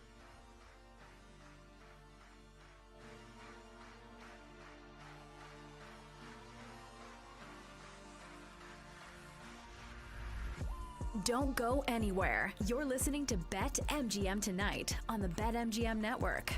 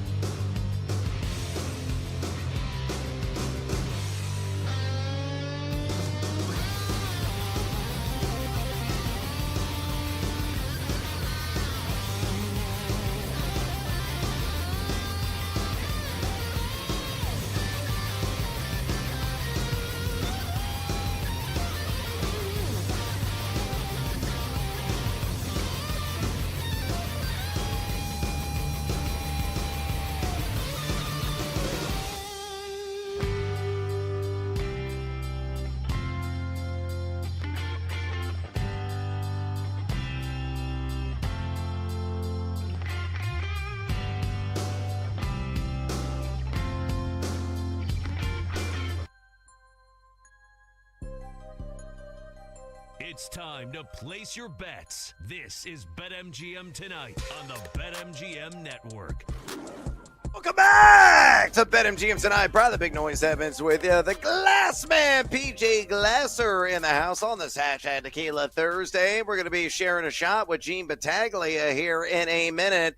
Breaking everything down on the Buffalo Bills. We're going to be circling the wagons, talking about that franchise. A heavy favorite to take the AFC East. And for you fantasy fans out there, who could be a breakout receiver on this roster? They're all ultra cheap right now, according to average draft position. And hey, friendly reminder before we bring Gene on, if you want to talk fantasy football with us, you want to talk some NFL futures, college football futures, NBA game 1 of the NBA Finals, a prop side total, maybe some of the Stanley Cup Finals on the Diamond Major League Baseball. Simple way to contact PJ and I. All you got to do is pick up the phone and dial us fools at 833-732-3875. 833-732-3875. You can also hit us up on the X or the Twitter at BetMGM Tonight, where we have our pole dancing poll question of the day. And it's asking you this: fantasy football, folks, what Buffalo Bill would you target most at his current overall ADP? Your options are Josh Allen at pick number 24 flat, James Cook at pick number 40.51 overall, Khalil Shakir at 112.01 overall, or Keon Coleman at 148.44 overall. So far, over 185 votes cast. Make your voice be heard. Exercise. Yeah, Democratic, right? Keep the votes a coming. And give us your comments. Bring the noise on X at BetMGM Tonight. Again, on X at BetMGM Tonight. Now, through the power of animation, picture, and sound, we are going to go to Gene Battaglia right now. Goals to the Sports Bar of the Fan in Rochester, New York. And make sure you follow Gene on X at Gene Battaglia. Again, on X at Gene Battaglia. Gene, welcome back to BetMGM Tonight. Expectations, obviously, are sky high for the Buffalo Bills to coast through the AFC East right now at BetMGM. The Bills are minus 275 to take the division. What is the biggest worry in your mind that prevents a division title from happening? And who is the biggest threat, if there really is any? Is it Miami, New England, or dare I say, the New York Jets? It's none of the above an answer. I mean, that's cruel. But I could see this playing out this way. If you look at New England's schedule right off the gate, I could see the Patriots getting off to a good start, and New England coming here in week 5. That's going to be in prime time. That's going to be Diggs, you would figure. That's going to have a lot of buzz around it. So could I see theoretically the Bills starting off 4-1, the Patriots starting off 4-1, this looking neck and neck at the beginning? For sure. But I would not advise at all going against the Buffalo Bills in the AFC East coming up here in 2025. What about the AFC, Gene? Just looking at, the pecking order with Kansas City and Baltimore and Cincinnati, as you kind of view the upcoming season, who are the teams that you view maybe ahead of Buffalo that worry you about the Bills getting to a Super Bowl? Is it just Kansas City because that's the team they can't get through? Or does Baltimore, Cincinnati, maybe another team in the AFC, do they concern you at all? Oh, I think those three right there. And the one thing that Buffalo hasn't done during this stretch is get the number 1 seed in the AFC playoffs. And to me, what the NFL did here for Buffalo, it's a gift. This schedule right out of the gate. Okay, the opener against Baltimore is going to be tough, but if you get by that, you go with the Jets, Miami, New Orleans, the aforementioned New England game, Atlanta, Carolina. There's no reason to think that this team can't be, heading into that game against the Chiefs 6-1. I mean, this, if the Chiefs trip up once, you could be looking at an opportunity to, be in the driver's seat for that number 1 overall seed. It's a Bills offense that brings back virtually everything you would have wanted. The offensive line is intact. The wide receivers, okay, you lose Mac Hollins to New England, but you're going to replace him with Josh Palmer, as well as Elijah Moore. A lot of buzz around Elijah Moore this spring out at practice. And you do have this situation with James Cook that I'm sure we'll get to, but you have two other competent running backs in Ty Johnson and Ray Davis. So not really a weakness on the offense. It's the young defense. Will they come around? That'll be the question. Will determine, I think, mostly whether the Bills will get over the top this year or not. Gene, this is why you're good at your job, my friend, because I was going to ask you about the Cookie Monster, James Cook. What do you make of his what do you make of his upcoming season and just that Bills running back room? How do you think that is going to look for them this upcoming season? Well, we got a storyline here next week because James Cook has made it known he wants $15 million a year. How do we know that? He said so on social media. That's ridiculous. He doesn't deserve Saquon Barkley money, but does he deserve more money? Sure, but this is a negotiation that I'm not sure is going to have a happy ending by this time the season starts. So how does this play out? I don't know. That's why it's a fascinating story. Does James Cook show up and decide, okay, I'm just going to ball out and head to free agency next year? Is he going to hold in? I wouldn't advise against that. It worked last year, PJ, because those three running backs were all different complementary pieces. Ty Johnson, excellent on third down. Ray Davis, now in his second year, kind of between the tackles. James Cook, not great on third down, not a great blocker, but he has exquisite speed. And, when you pair that with Josh Allen, he did such a great job in the AFC Championship game. For Bills fans, you're hoping that there's a happy resolution for James Cook when it comes to the contract before the start of the season. We're talking to Gene Battaglia right now, co-host of the Sports Bar on the Fan in Rochester. Make sure you follow him on X, where he's always giving it to you there at Gene Battaglia. Again, on X at Gene Battaglia. Gene, fantasy folks aren't the giddiest necessarily about Buffalo's group of wideouts right now. Every single wide receiver is available after pick 100 overall in early average drafts. Among Josh Allen's current stable of wideouts, who do you believe could greatly exceed low expectations? Is it possibly Elijah Moore? It could be. Like the thing with Elijah Moore is, he's never had a quarterback. Going back to his days with the Jets, and whoever knows what they would trot out. And as we're getting to learn a little bit more about him in person, he's got some speed. So that's something that really the Bills could use on the outside. So having him as a piece, but he's not the primary guy. I would still think the majority of targets here, I can't even say majority. It's going to be spread out so much, Brad, that it's going to be hard to say that this is going to be a guy that you should draft early and make him a wide receiver too, and he's going to help you lead you to a fantasy championship. No, what I would do is, you mentioned that ADP for Keon Coleman. Keon Coleman had an up-and-down rookie season. And again, it's a rookie season, but he injured his wrist. When he came back, he wasn't quite the same. He was also suspended by the team, unbeknownst to many, for violating a rule, and that was just for a quarter, but that's certainly noteworthy. Has he learned those lessons? Well, he has showed up looking like he put in the work this offseason. It's a noticeable difference when you do the side-by-side comparison on the photo. So a wide receiver that could jump from year one to year two. This is why the Buffalo Bills made him their top pick in 2024. I would look at Keon Coleman because where you're picking him there's a lot of upside where he could deliver you. I think it's a great call. Available right now, early average RAS at 148.44. It's like a nothing investment. Draft him, stash him on your bench, and let it ride and see if he does take that step forward. Gene, last year, fantasy managers were banking on Dalton Kincaid to break out, which never really occurred.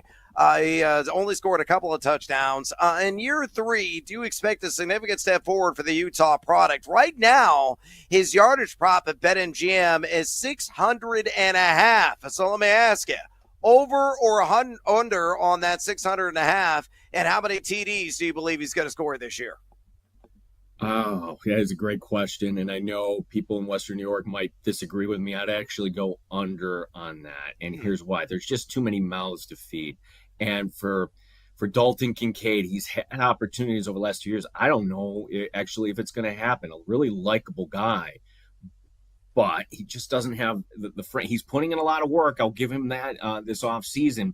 But Buffalo drafting another tight end in Jackson Hawes in the middle rounds who could get some extra time here. You have Dawson Knox. Dawson Knox is really close with Josh Allen. He's not going anywhere. So still, your tight end 1 on this team still is Dalton Kincaid, but we already know tight ends 2 and tight ends 3 are going to be sprinkled in from time to time. And Well, if you have a bounce in production from from Keon Coleman, Josh Palmer coming over from the Chargers, you have Curtis Samuel, who last year was dogged by a turf toe for most of the year. These are all guys that will take away targets.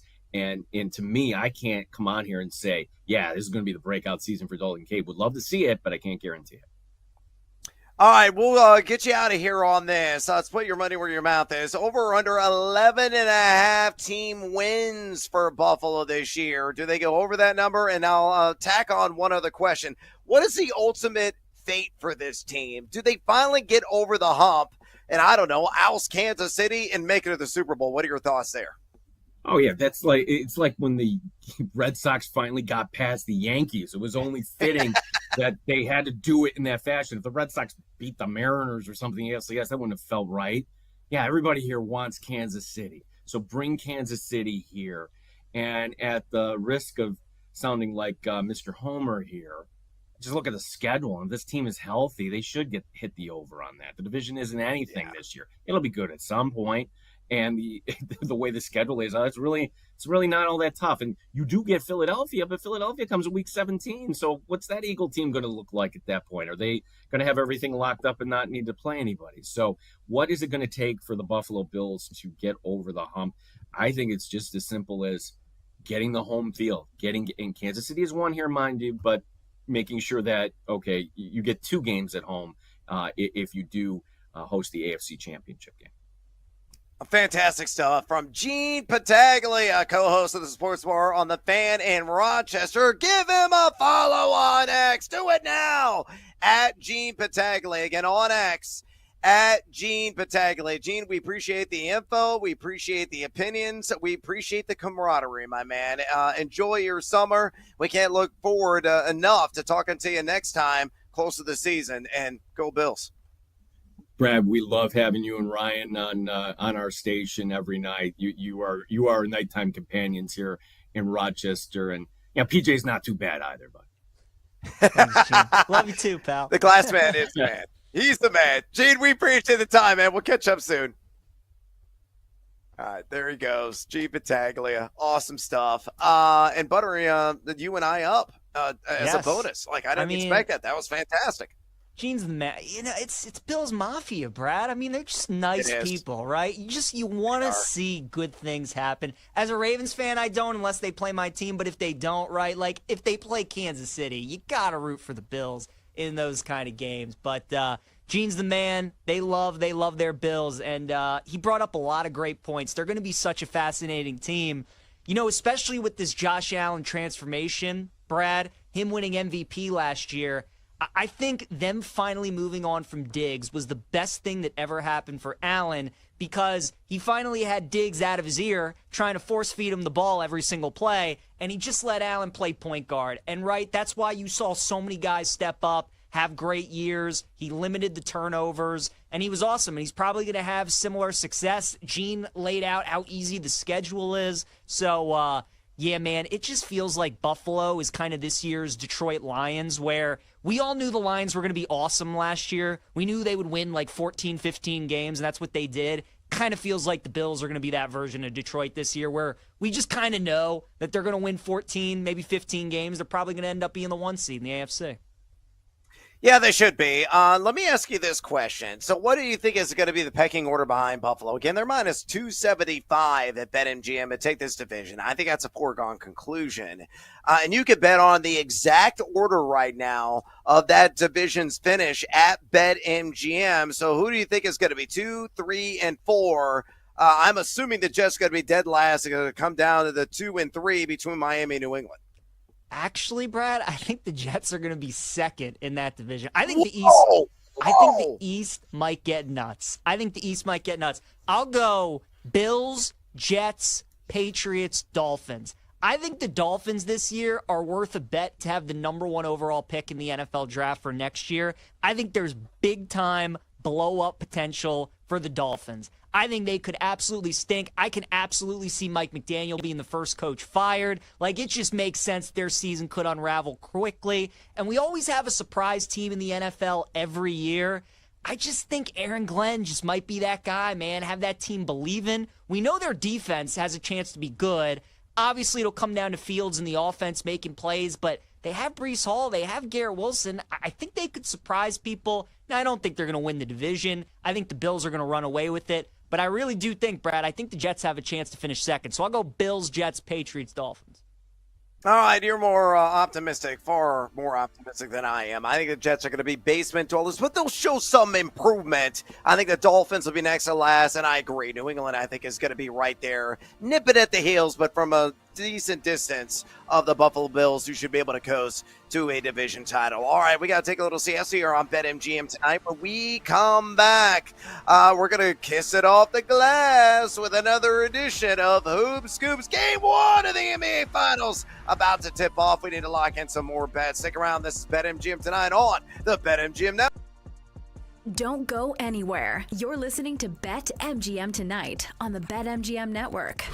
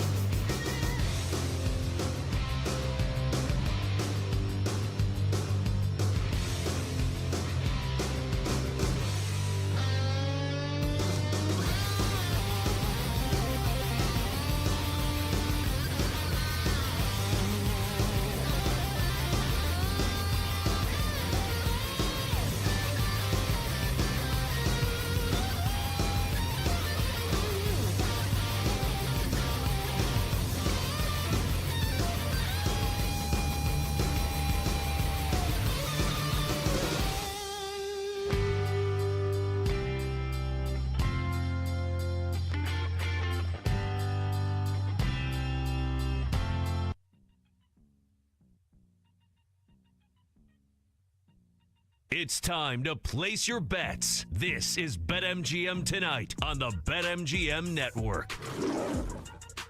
We got a good one in Oklahoma City, 96-88. Thunder on top, 7:45 to go in the fourth quarter. Live total 223.5, and OKC back to a 9.5-point favorite, right where they were to start the game. The Pacers are plus 675 on the money line to win Game 1. In the Women's College World Series, we got Game 2, Texas Tech and Texas, best of 3. Longhorns win. They win the national championship. If Texas Tech wins, they force a Game 3. And right now, Red Raiders up 3-1 in the bottom of the 6. Looking to add more runs, and they will. Now, 4-1 game for Texas Tech as they look to force a decisive Game 3 tomorrow night. We're commercial break right now between OKC and Indiana. Some updates on some of the box score for tonight's game. Indiana has 4 players in double figures. Siakam with 16, Turner, Halliburton with 10, and Obi Toppin with 14 off the bench. McConnell has 9 points and hasn't scored here in the second half. Love that. Ben Shepherd with 3 points. Cashtar over a half of 3. Matherin and Thomas Bryant each with 5. Nemhard with 9. And Neesmith with 7 as well. After having 19 turnovers in the first half, Indiana here in the second half only has 4, Mario. So they have adapted there to the pressure. As for OKC, they have 4 players in double figures. SGA with 28, Lou Dort, Jalen Williams with 15, and then Alex Caruso off the bench is chipped in with 11. So we got a good one. Indiana's making it close, man. It feels like OKC should be up 20 points in this game, Mario, and yet somehow it's only an 8-point game. Every time you look down at the score, you're like shocked at how close it is. You're like, I thought it was like a 15-point game. Yep. But the fact that Spurs are hanging around, it's what they do, man. They just stay in there. They stay right in the middle. They take the jabs. They take the punches, and they get ready for a strong right hook that could take out Mike Tyson. So true. So true. Well said. It is official, by the way, as about 25 minutes ago, that Aaron Rodgers has signed a 1-year deal with the Pittsburgh Steelers pending a physical. That obviously the big news of the day out of the NFL. So now the AFC North. You got Lamar Jackson, Joe Burrow, Aaron Rodgers, and Joe Flacco. It looks like going to be the Week 1 starters out there in the AFC North. And Mario, it's awesome. Aaron Rodgers is going to play the Jets this season in Week 1, and then the AFC North plays the NFC North. So Rodgers, we're going to see him against the Bears. We're going to see him against the Vikings. We're going to see him against the Lions. And then, of course, we're going to see him against the Packers as well. Now, what's unfortunate is that the Steelers are home against Green Bay this season. But nonetheless, Rodgers is going to play the Packers. I got to look when that game is, Mario, because something is telling me that game might get flexed. I could be wrong, but it's Steelers-Packers Week 8 Sunday Night Football. I could be wrong about that, though. I'm seeing that too. They already knew. They had a suspicion. Kenny, you are correct, sir. Week 8, they are planning for that to be Sunday Night Football. So I think you can put that in pen. That no longer needs to be in pencil. As long as Rodgers is healthy and playing, Steelers-Packers going to be Sunday Night Football. Well, that'll be fun. Out of the timeout, OKC gets a layup, pushes the lead back up to 10, and then we got an offensive foul on Indiana. So now OKC with more opportunity to add to the lead. As for the Steelers, though, and Rodgers this season, I mean, nothing for me. Like, there's nothing I would bet for Pittsburgh. I wouldn't bet them to win the division. I wouldn't bet them to win the AFC. When somebody who usually is doing the final hour of the show returns to the chair, he might think differently of the Steelers. But I will not. Maybe a little bit. Only a little bit. But I will not tell you to bet anything with Pittsburgh. Look, they're a tough team to bet against just because of Tomlin's track record and just because, I mean, even though Aaron Rodgers obviously wasn't the player that he once was, the difference with the Steelers and the Jets are that the Steelers are an actual franchise. Like, they have had success. That is a franchise that is respected and knows how to win. The Jets are obviously the Jets, and Aaron Rodgers couldn't save him. Now he goes to Pittsburgh with a winning culture, a Hall of Fame head coach, Hall of Fame players on defense, TJ Watt, Cam Hayward. I mean, you got great players on that side, Minkah Fitzpatrick. So they're going to be competitive. Obviously, wouldn't be surprised if they make the playoffs, but I don't really want to bet anything with the Pittsburgh Steelers. As the Pacers drill a 3, cut it to 7, Maybe cut it to 4. Neesmith comes up short, Turner rebound, and he's fouled on the floor. Still 6:22 to go in this game, Mario. And this is what the Pacers do, baby. Just Keep taking the punches, baby. Hang around, keep it close. Nate Diaz, Conor McGregor, just keep taking the punches and stay in there. Dude, I'm telling you, Obi Toppin's been the guy in game 1. When he's not turning the ball over, he's been playing a heck of a game, shooting the ball really well. So they will call that foul on the floor. Turner, good look for 3. Oh, my God. Make it a 4-point game. Off the glass, and it goes in. open, PJ! It's a 4-point game. Yes, sirs, off the window. 12-2 run for Indiana here in the last 3 minutes. The fans are on their feet in OKC. 6 minutes to go, Mario. This is what we wanted. 4-point game. SGA attacking. Oh. And he's called for the foul. Now the question is, will it be on the floor or will it be in the act of shooting? And I think it's gonna be free throws for SGA. Yeah, it's free throws. Tough. All right, let's see. Carlisle's not gonna challenge it. I mean, did Naismith get him, or did they call it Nebard? Because it looked more like Naismith to slap. Not sure. I think it might have been Nemhard. So SGA going to the line for 2 shots. Let's see. I don't think SGA's really attempted all that many free throws. This is this is only his 3rd and 4th free throw attempt of the game. They're playing pretty physical. It's been a physical game. They've kind of let the fellas play a little bit. Indiana's done a terrific job of keeping them off the foul line, but here in crunch time, you would expect SGA to be in attack mode. Yeah. Knocks down the first free throw to make it a 5-point game. Knocks down the second one. Still a 2-possession game though. 100-94. Indiana trailing by 6. 4 points was as close as they had it since the first quarter. Been a long time, but they're chipping away at this lead. Turner, who just hit that 3 moments ago. So it's Nemhard, Turner, Neesmith, Siakam, and Halliburton on the floor for Indiana. Dude, Miles Turner stepping up, knocks down another jumper to make it a 4-point game. Right now, Thunder are a 6.5-point favorite on the live line, and that live total keeps creeping up to 227.5. Looked like a dead under game. Now all of a sudden we're getting some points and we're getting some more free throws for OKC as Jalen Williams is going. I'm not going to lie, that was like the most obvious foul of all time. You shoved them. I don't know if we should be doing that there, Turner, but you're killing it offensively.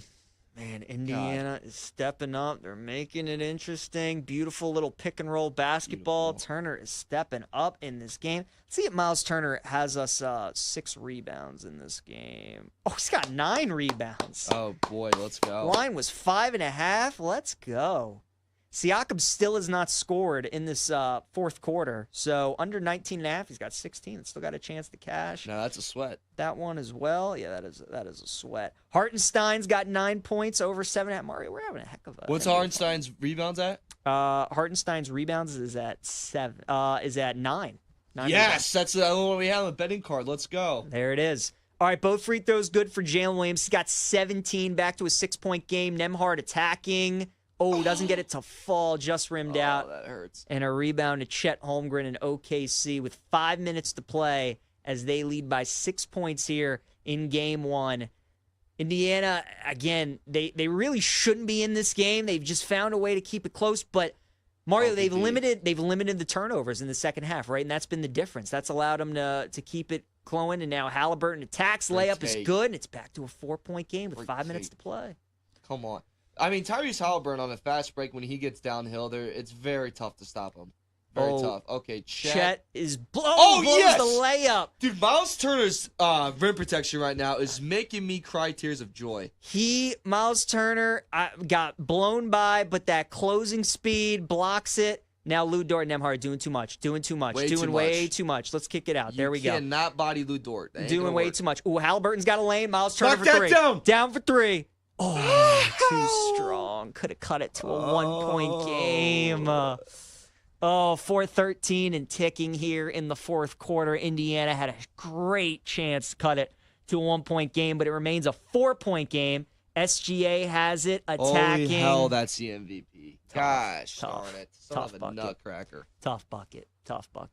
104-98, 4 minutes to go. That's all right. Let's respond. That Miles Turner 3 would have been real. I would have.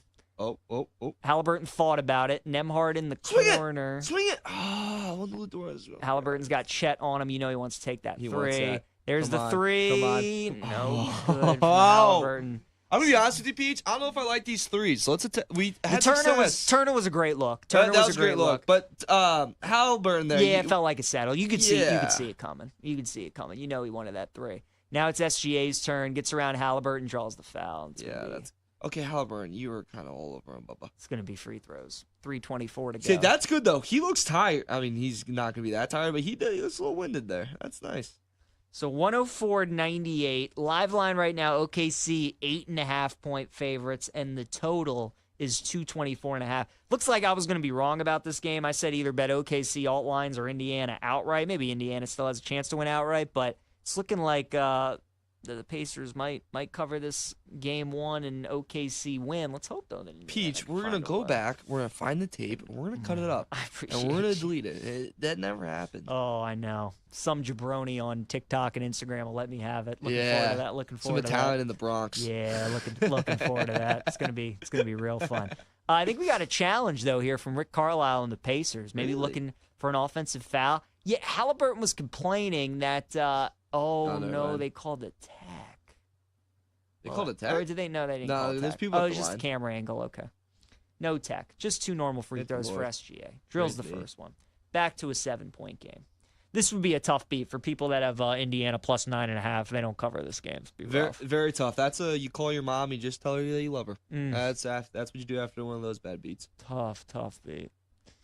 All right, Mario, what do you think? You think the Pacers are going to pull this one out? Or do you feel like OKC's got it? So the part I'm not liking is every time Thunder get the basketball, they're attacking downhill and they're getting fouls calls and they're getting to the free throw line and knocking them down. Yeah. And if you want to complete this comeback, you got to play clean defense and get stops. When Turner was defending the basket, like that was really good, but you gotta play clean, good defense, and SGA is just getting to the basket anytime he wants. It doesn't matter who's on him. Halliburton attacking. Oh, layup no good. Siakam. Oh, almost an and-1. He'll get 2 free throws with a chance to cut it to a 6-point game. 3:07 to go. OKC up 106-98. That'll do it for us tonight on BetMGM Tonight. Rob Brown, Corey Parson with you tomorrow. They'll see you guys then. Have a great rest of your night. Let's go Pacers.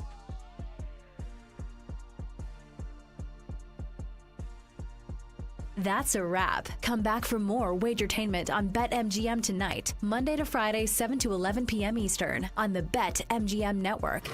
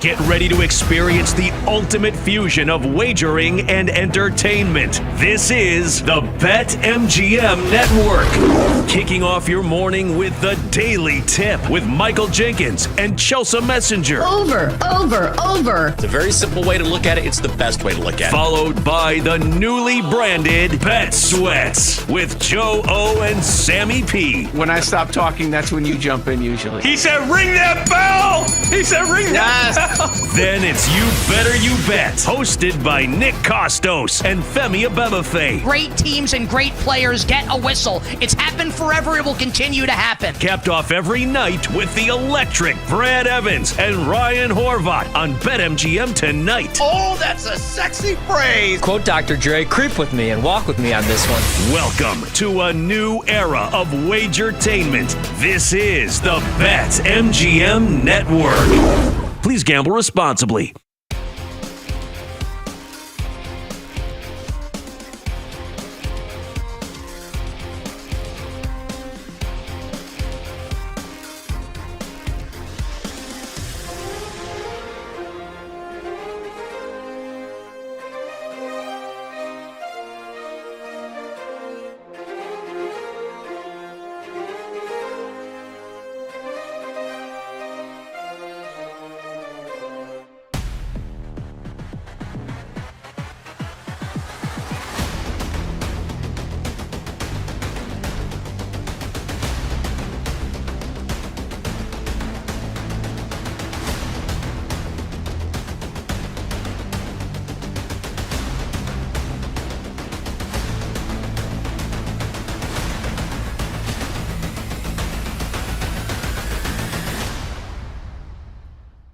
Get ready to experience the ultimate fusion of wagering and entertainment. This is the BetMGM Network. Kicking off your morning with the Daily Tip with Michael Jenkins and Chelsea Messenger. Over. It's a very simple way to look at it. It's the best way to look at it. Followed by the newly branded Bet Sweats with Joe O and Sammy P. When I stop talking, that's when you jump in usually. He said, ring that bell! He said, ring that bell! Then it's You Better You Bet, hosted by Nick Costos and Femi Abebefe. Great teams and great players get a whistle. It's happened forever. It will continue to happen. Capped off every night with the electric Brad Evans and Ryan Horvat on BetMGM tonight. Oh, that's a sexy phrase. Quote Dr. Dre, creep with me and walk with me on this one.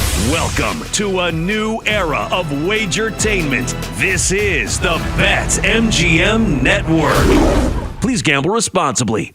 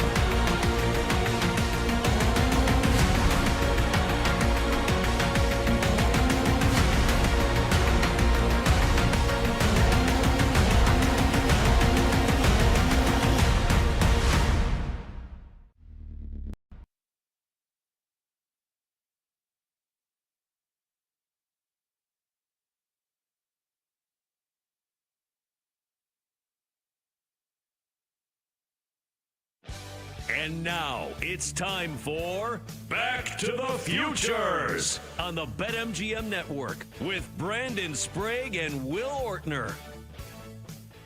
Hey, welcome in. Back to the Futures is back again. Brandon Sprague out here in Portland, Oregon. My great co-host, as always, Will Ortner, the pride of Hockinson High, the 62nd greatest offensive line prospect in Hockinson High School history. Look it up, Google, fact check it. You will find that I am correct. It is good to be with you here this evening on the BetMGM Network. Will, good evening. How was the old gambling weekend? Did we partake much in the gambling? And how you doing? Not doing too bad. Got out on Saturday morning, first golf round of the new summer. Not too bad. You got to start the golf season off with a best ball. I think that's the best way to kind of work your way back in. You need spring training. You can't just go out there and try and shoot your best round ever. You need to be with the buddies, kind of ease your way in. You're going to have some bad shots. You're going to have some real bad shots, and you'll have one or two good shots. Are you disagreeing with me? I'm seeing you're making faces. You don't think best ball is the way to start off your golfing season? So you guys collectively each hit a tee shot, and then you all just choose the best tee shot and then hit from there? Well, it was a tournament. It was a best ball tournament. I think the best way to sign up. You didn't specify that it was a tournament. You said I got out from my first round of the year, and it's the best way to do it is best ball. Which it's like if that's just a regular round, that's bullish, man. You got to go out there and golf for yourself. And if you shoot on 110 or you shoot a 90, Your score is what your game is at. So, like, you didn't specify it was a tournament. Had you said, got out, golf round, good tournament, we did a best ball style, I wouldn't have given you a face, but you made it sound like it was your first round with just your boys with no real stakes. And I'm sitting here going, why would you play best ball? What a ridiculous way to play with a round that doesn't matter. You've never wanted to go out with your boys and tried to shoot a course record? Like, every once in a while, we used to do that all the time. But it's like, not a why record. not? It's cheating. It's not cheating. It's just a different way of getting to the course record. Like, let's see if we can What? if 4 of us together can beat one guy. Come on, man. If you're in That's a awesome. tournament, sure. That's how we do our radio station tournament out here in Portland. You know that at the Fan Golf Classic. Yes. But if you're just you and your boys at your local muni and it's just a regular foursome at 1 o'clock on a Saturday, I'm screaming at you guys if you're playing best ball if I'm behind you. Like, get this amateur hour stuff out of here. What are we doing? Have some course etiquette. Have some respect for your golf game. That is respect for the course, and it has great course etiquette because we're not searching for balls that are lost in the woods. We're motoring through. We're probably done in less than 4 hours. You're still looking what for the this ball. is? No. You know Everybody what looks this for is? the ball. This is the 100 men versus the gorilla, except we're just doing it 4 men versus the golf pro. That's all that it is. It's just, your Tiger Woods or whatever your course record champion is versus us 4. And that's a fun way to get going. It's a nice way to ease into your season. If you're doing it in August, that's different. Probably don't do that then. But if you're doing it at the beginning of like May, end of April, when the golf season just starts, I think that's perfectly fine.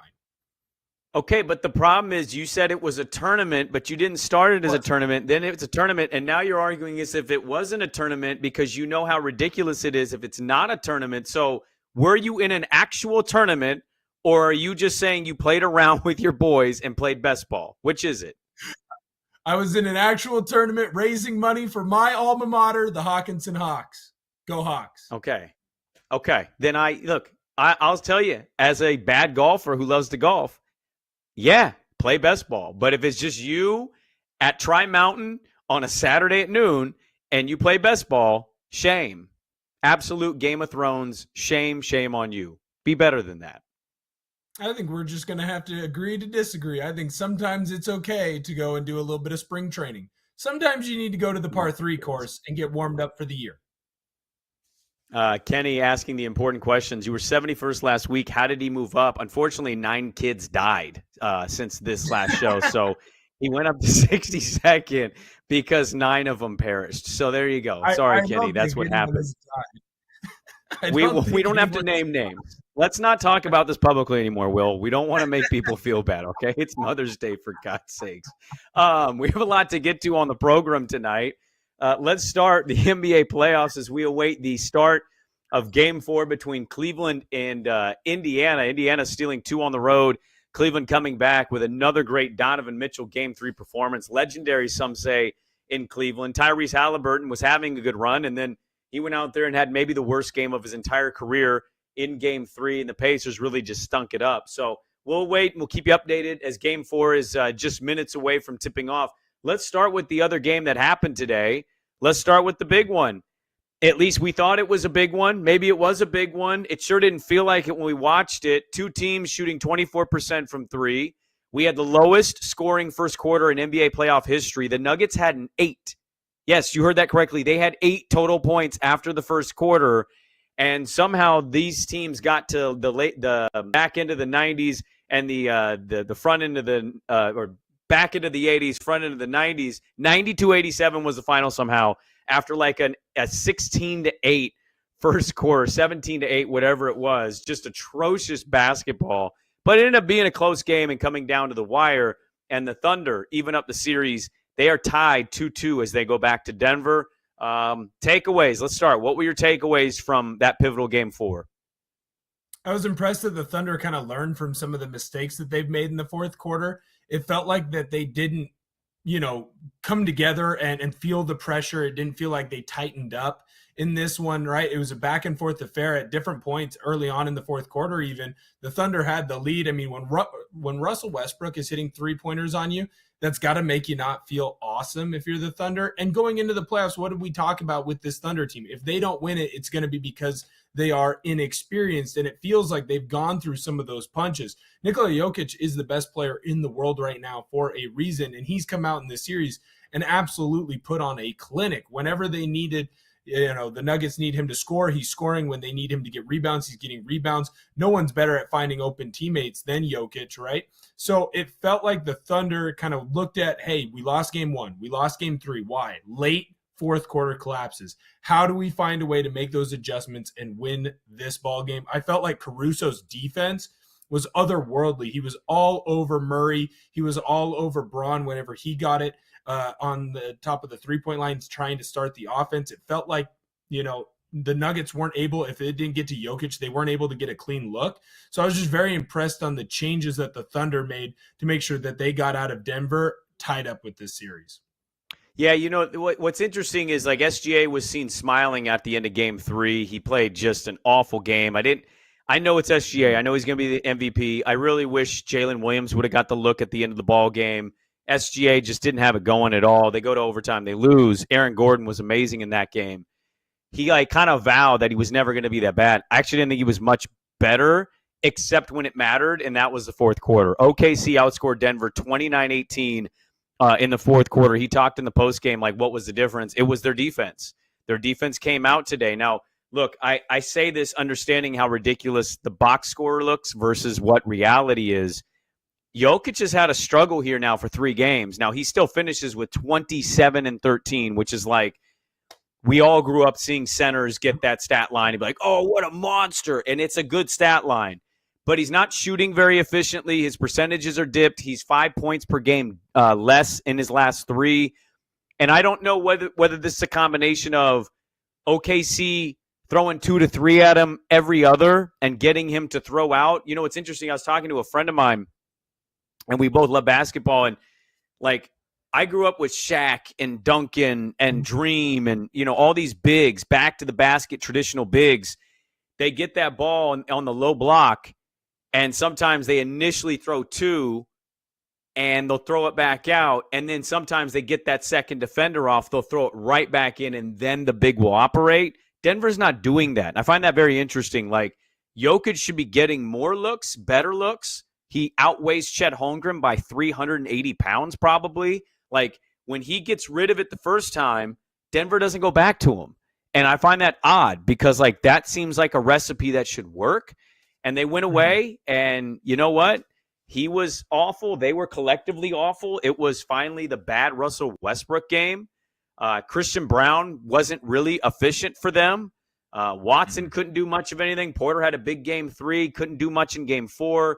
And, Jamal Murray was inefficient as well. So it's a combination of stuff, and I don't know how to exactly pinpoint the Jokic stuff other than to say maybe it's the combo of great team defense swarming mixed with this dude's 7'1", 300 pounds. It's just natural for these guys to wear down, especially playing the style that he plays. Yeah, I think the other thing, too, with the Thunder is the amount of bodies that they have. I mean, you go through the stat line, and it's like SGA has 25 points, but then it's like you get a little bit from Hartenstein, right? He's got 8 points, 14 boards. You go to Chet, he's got 8 points. He's got 13 boards. Wiggins had a big 3, right? When it seemed like Denver was coming back at the end of that fourth quarter. You're going through Jalen Williams, the smaller one. While he's not having his typical, what people were hoping he would step up to and be in that second scoring option, it still feels like when he needs to get a bucket, he has the opportunities to go get him. Alex Caruso gets a steal late in the game that leads to a foul, right? That gets Denver in the bonus early. So it just feels like, too, the Thunder, well, maybe it's not one player truly asserting themselves up above everyone else. It's that depth that we always talk about with this team of everyone is doing a little bit more of their part. Now, I understand that, hey, this could all flip back on its head in game 5 if Jokic goes off, or you have another big Aaron Gordon game where it just seems like whenever their back's against the wall, he makes a big crucial play late to help push them to victory. But I wonder too if not just the bodies that are being thrown at Jokic is wearing down Jokic, but it's the bodies that are being thrown at the Nuggets as a whole. Because right now, I mean, you've got half of a Michael Porter Jr. and then everybody else. Yeah, Russ is back from his injury, but he's not at 100%. Murray's had moments where he looks like he's healthy again. He has moments where he looks like he's not. I just wonder if the depth of the Thunder is just going to overwhelm this Nuggets team, and that's going to be the difference in who wins the series and who doesn't. Yeah, I mean, I've looked at this series a million different ways, and everybody can come to similar or if not slightly different conclusions. And I'm like, OKC probably should have won game 1, choked it away. Aaron Gordon 3. All right, they blow him out in game 2. And SGA just was like all-time bad. That's one of the worst games I've seen him play this season. I'd say one of the worst games I've seen him play the last 2 years. In game 3, blown opportunity, they lose. This one, it felt like they were trending towards that loss. And then in the fourth quarter, the updated series odds are Thunder minus 620, Nuggets plus 460. I just want to add before I ask you where you lean, because this is a no-brainer decision for me. I thought everything that those role guys did that you named off, their numbers won't jump out. It was when they did it, at the moment they did it, right? So, like, Jalen Williams did not have a great game by Jalen Williams standards. I thought he made a lot of plays, though, without scoring and even necessarily getting the technical assist. I thought Cason Wallace and Joe, and they come out there, they're not afraid to shoot a 3. They let it fly. You mentioned Caruso and his help side defense and ripping Murray a couple times. I thought it was kind of the collective throughout that ended up wearing out. Chet also at the end of the first quarter was like, kind of a short rest. It feels like a back-to-back for them because they had a late overtime game 2 days ago. Then they turn and burn and they get the early game on Sunday. And it's like it physically looks like everybody was kind of going through it. And the Thunder are younger. They're deeper, as you mentioned. Now, the series odds are Thunder minus 620 again and the Nuggets plus 460 at BetMGM. I personally think this is going 7 games. I know what I would do if I was to have to lay a bet now. What would you do?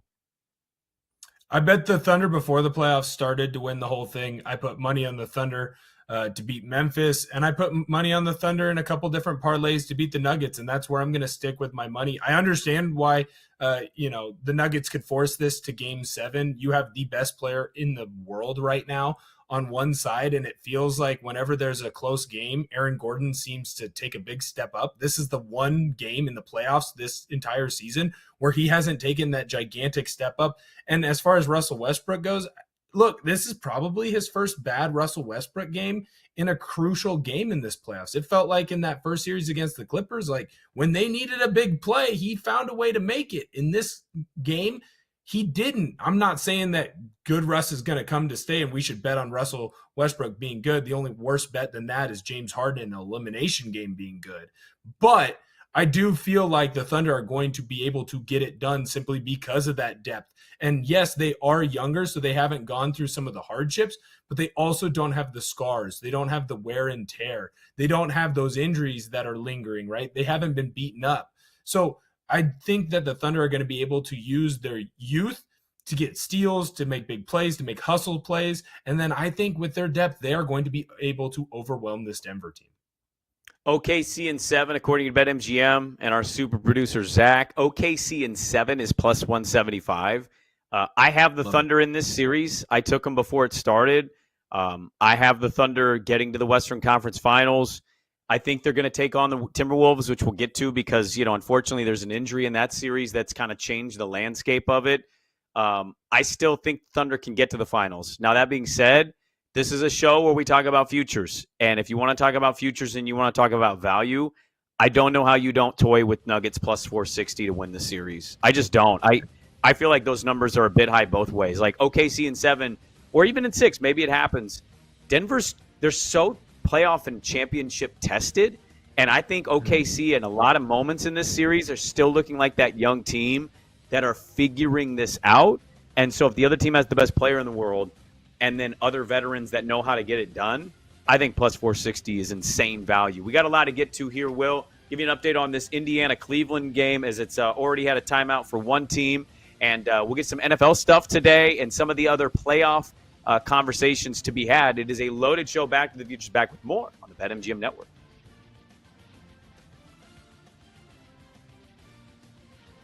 Futures will be back with Brandon Sprague and Will Ortner on the BetMGM Network. Download the app today. Please gamble responsibly.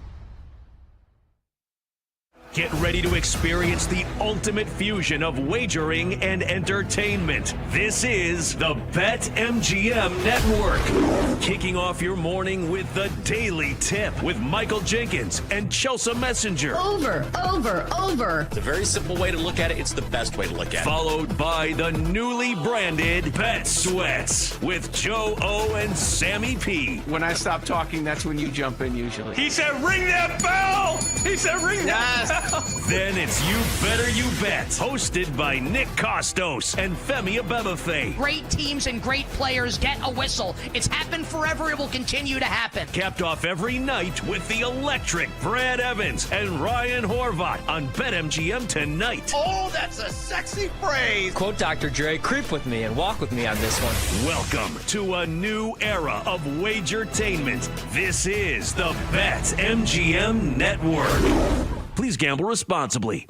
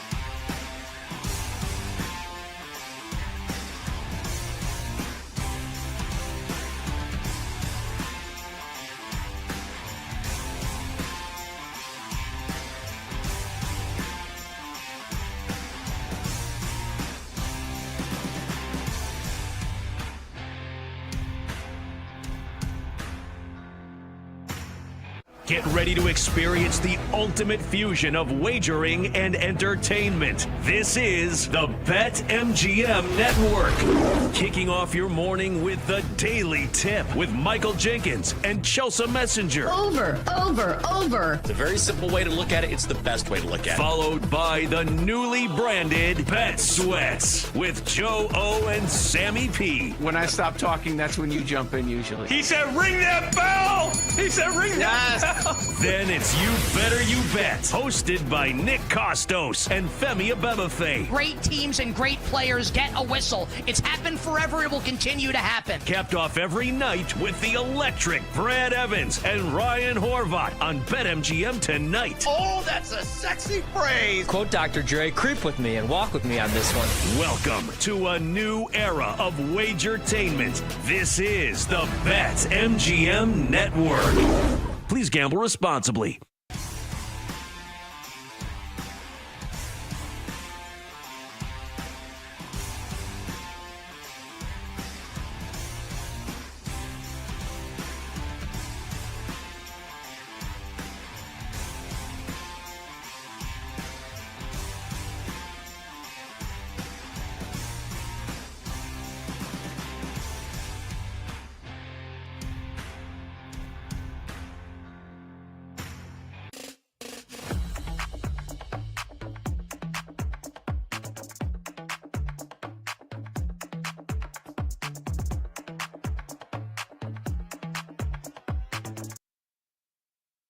Flux capacitor, and let's go back to the futures with Brandon Sprague and Will Ortner on the BetMGM Network. Hey, welcome back in. Nice little off-air conversation involving Bill Belichick and everything going on there. We won't get into that today. But update on the Indiana-Cleveland game, 16-10. They're challenging an out-of-bounds call. Halliburton claims he did not touch it. They ruled it Cleveland's ball, but it looks like on the replay that Indiana should get this back. Let's dive into the Celtics-Knicks game. Game 3, they got Game 4 coming up in just a second here. Here's updated playoff series prices, okay? This is from our friends at BetMGM because we are on the BetMGM Network, and Zach Kroll. Here it is. Cavs-Pacers. Cavs going into this series, minus 160, Pacers plus 135. Knicks are a plus 260. Celtics are a minus 325. The Dubs are plus 625. The Wolves are minus 1,000. And the Nuggets, as we mentioned, are plus 460 and Thunder minus 620. Is there one that jumps out at you, like when I give you those numbers? I think it's a little interesting that the Pacers are still plus 135 with all the injury issues that Cleveland has had. And maybe it's just because the Pacers are up right now on the Cavs.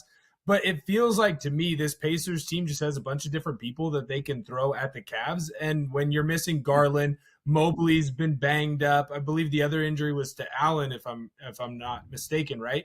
And so you have 3 Cavaliers who have had to miss time. That they rely on Hunter. Thank you. I knew it was one of the other key contributors, right? So one of your leaders stepping up into that shooting guard role. So you're now losing 3 players or getting a lessened version of those 3 players. And when you had all but Garland healthy, the Pacers took it to you twice on your own home court, right? And I know that they had to come back in game 2, but it feels like Tyrese Halliburton, take away game 3, to me, it feels like an anomaly, is kind of ascending, and he's making up for a lot of his early season woes and a lot of, some of his woes that he had in the offseason playing on Team USA, right? Like he comes into this year and he admitted probably 2-3 months ago, he did an interview and he says, hey, I was reading all the negative comments about myself. And so he tries to go out and show everyone how great he was.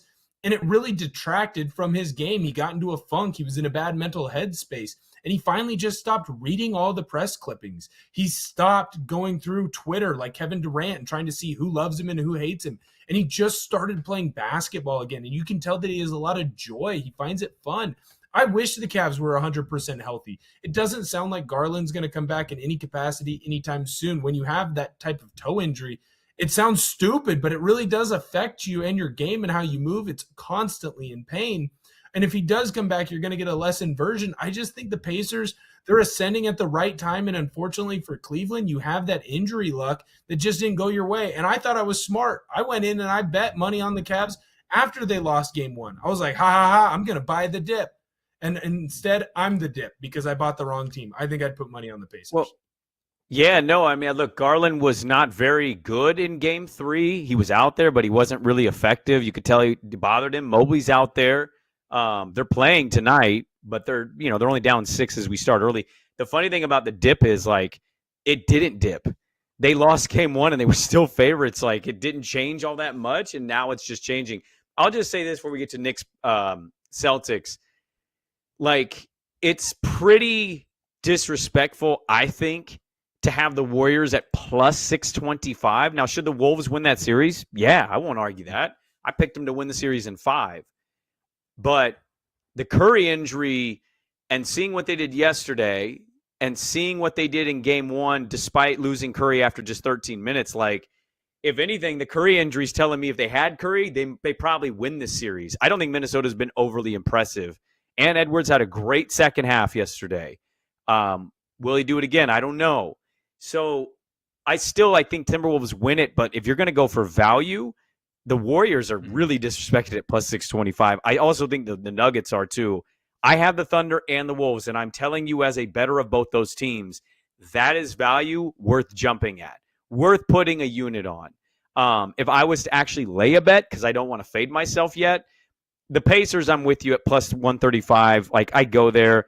And the Knicks Celtics one's the one I feel the weirdest about because I think to not make any changes in game 2 after how you lost game 1 is wild.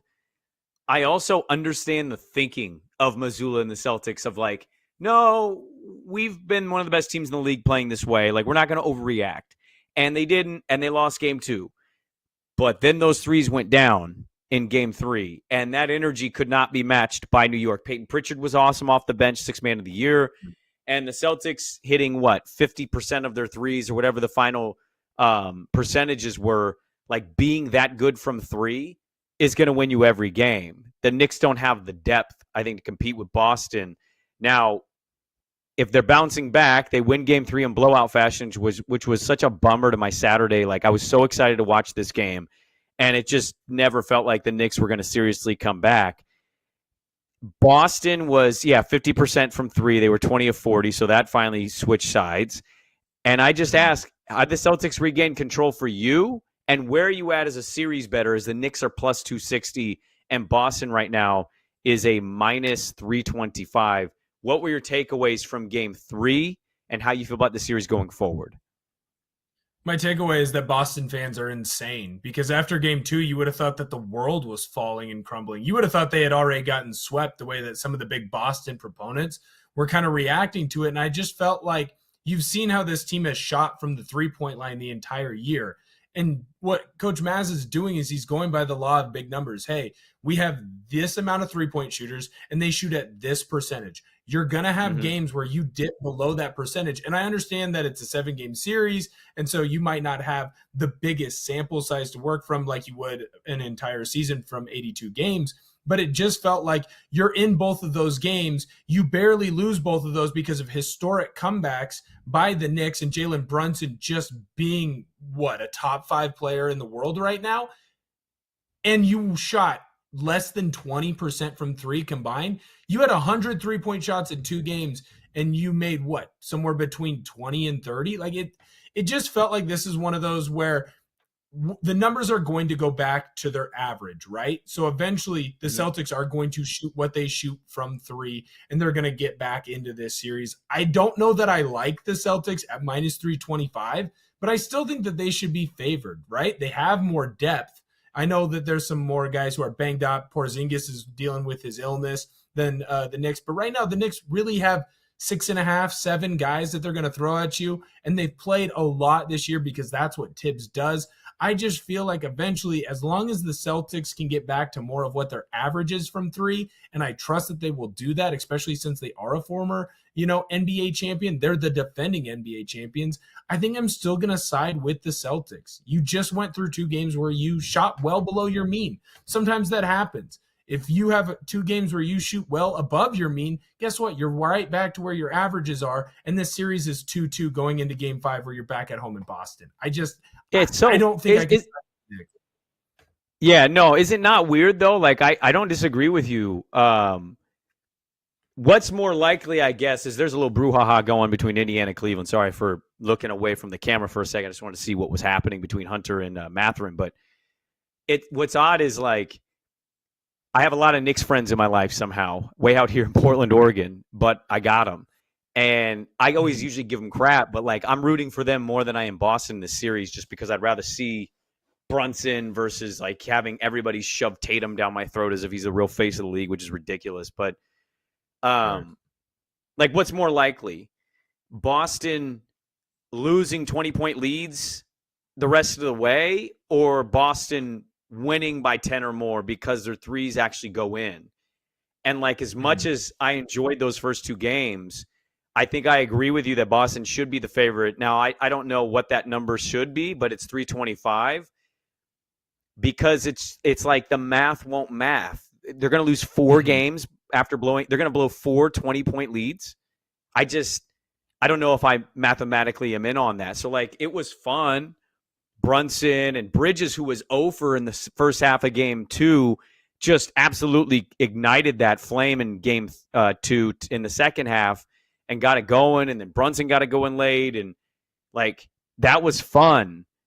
But it doesn't seem likely to gamble on the fact that, like, Boston is going to blow 4 leads of 20-plus in a series, whereas, like, it feels like that's the only way the Knicks are winning because they haven't won a different way. We haven't seen it.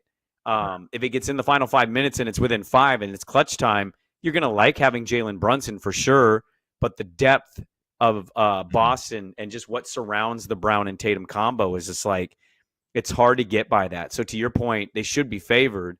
I don't know if I'd want to bet them because that's not insane value. I'm betting $325 to win 100. But like, you just got to take math, and just like 20-point leads blown 4 times in a series doesn't seem likely. Now we'll see what game 4 ends up being, but Boston being the favorite shouldn't be a surprise, but it does make sense for sure. I also think too that like you talked about the way that they win, right? The Knicks had to come back from 20 points down twice. How often does that really happen? Look at the 3-point, percentage from Boston shooting in that series.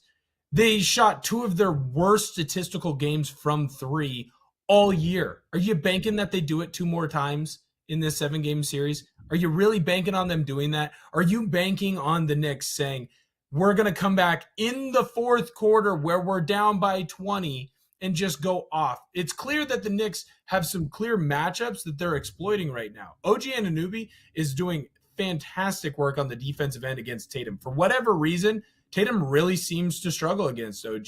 So there's a hat tip there, right? Jalen Brunson, he has been one of it. Well, he was the clutchest player this year in the NBA. And you can see why, because he's finding different ways. Some games he's doing it from the three-point line. Some games he's doing it with intelligence, getting to the foul line, right? Sometimes he's doing it by finding the open man, and they're making shots. Mikal Bridges has been great in crunch time defense.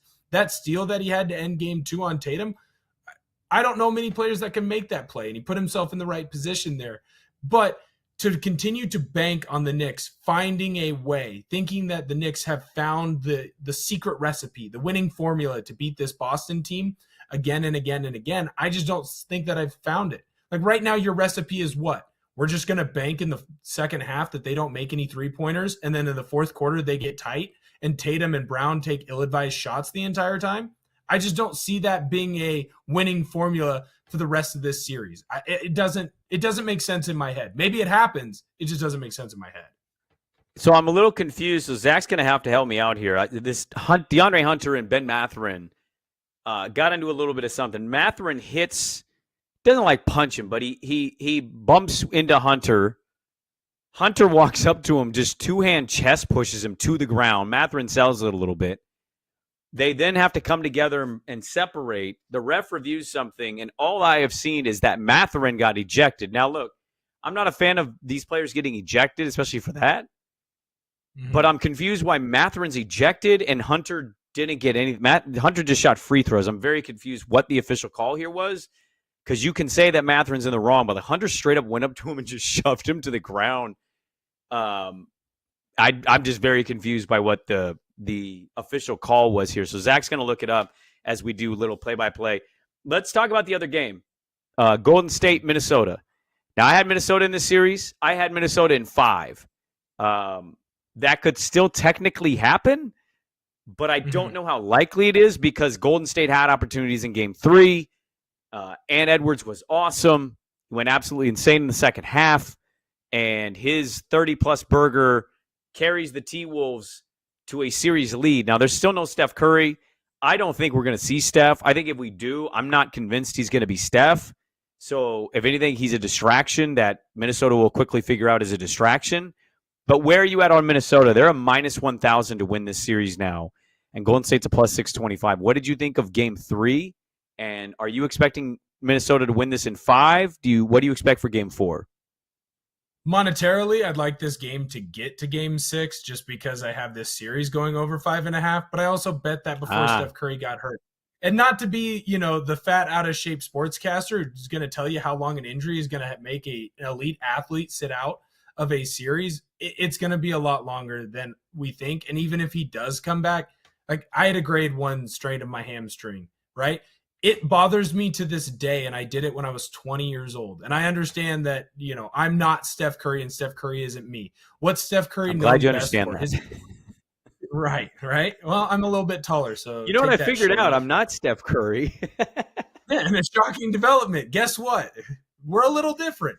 But he's known for his ability to run around the court and use his speed and his quickness to get open looks. He's not going to have that ability with the hamstring, right? And so he's going to turn into more of that distraction, like you said, or a spot-up shooter. And that just completely changes what this Warriors team is. Now, I do worry about the Wolves playing with their food, right? Like it took Ant Edwards waking up and going off for 28 in the second half for that Wolves team to get going and win this game. And it was much closer than it should have been. And the Wolves seem to do this, right? They play up or down to their opponent. So I just worry about the Wolves playing with their food a little bit, making this series go long. I still think the Wolves win. I think they're the surest bet of anyone. I get why they're minus 1,000, but I worry about playing with their food.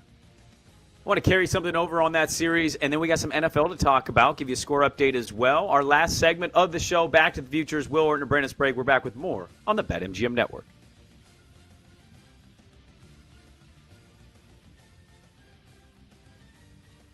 Back with Brandon Sprague and Will Ortner on the BetMGM Network. Download the app today. Please gamble responsibly.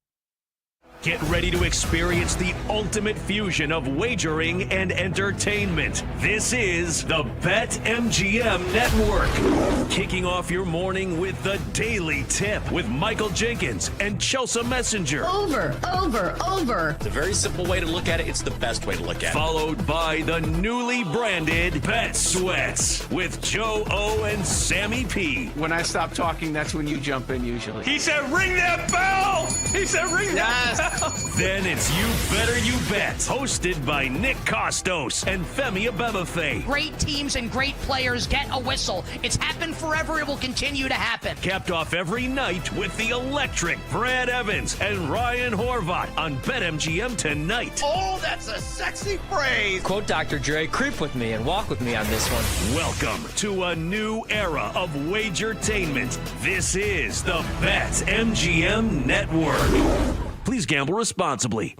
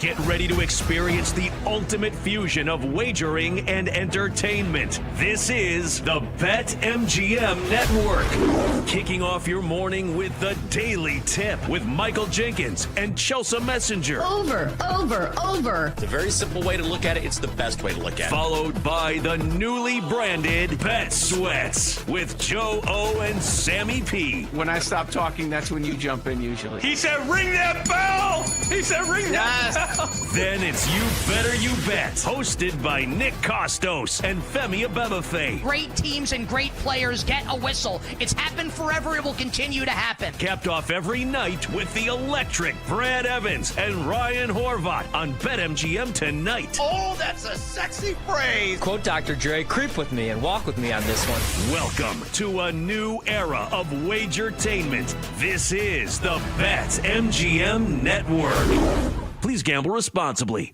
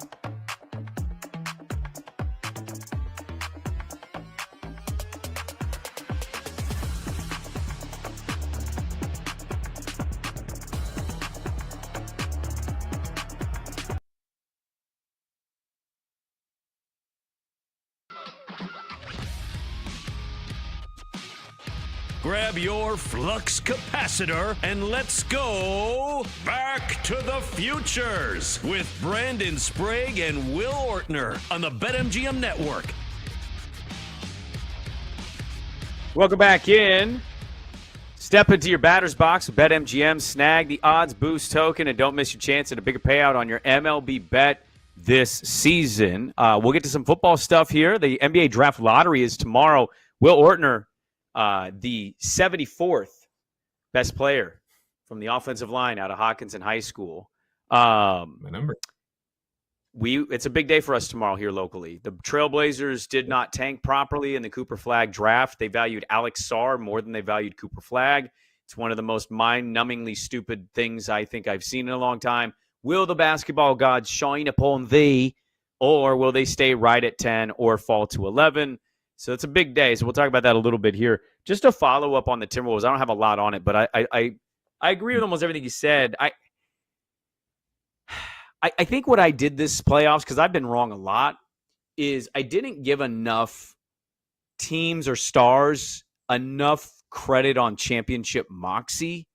And so, I still lean Timberwolves get this done in 5, but if you tell me they lose in Golden State and the Warriors tie it up, I also just wouldn't be shocked because I've watched Minnesota in the series and they've been really weird and odd. And Jokic, I did this too. I haven't given enough stars, and I've leaned a lot on the younger teams taking that step, whereas sometimes the league tells us they need to take 2 to 3 years before they take that step. So I've given these star players a little bit of LeBron treatment of, yeah, you're 22, you can get it, when most of the league history says that's not normal. And I've overlooked, I guess, championship moxie, right? Aaron Gordon's been big. Murray's had mostly some good moments. Jokic, even though he's slumping a little bit, has had good games. And Jimmy Butler has done finals runs before. So I think part of the problem is, for me, I'm taking into what I saw in the regular season, and I'm applying that and saying the Thunder were the best team I saw all year, and it wasn't close. They'll win that series in 5. And then Jokic and Gordon do Jokic and Gordon things, and role guys step up, and, Thunder are still kind of learning their way through the playoffs. So I tend to think the Timberwolves will get this done in 5. I would hope for them to get this done in 5 because of my bet.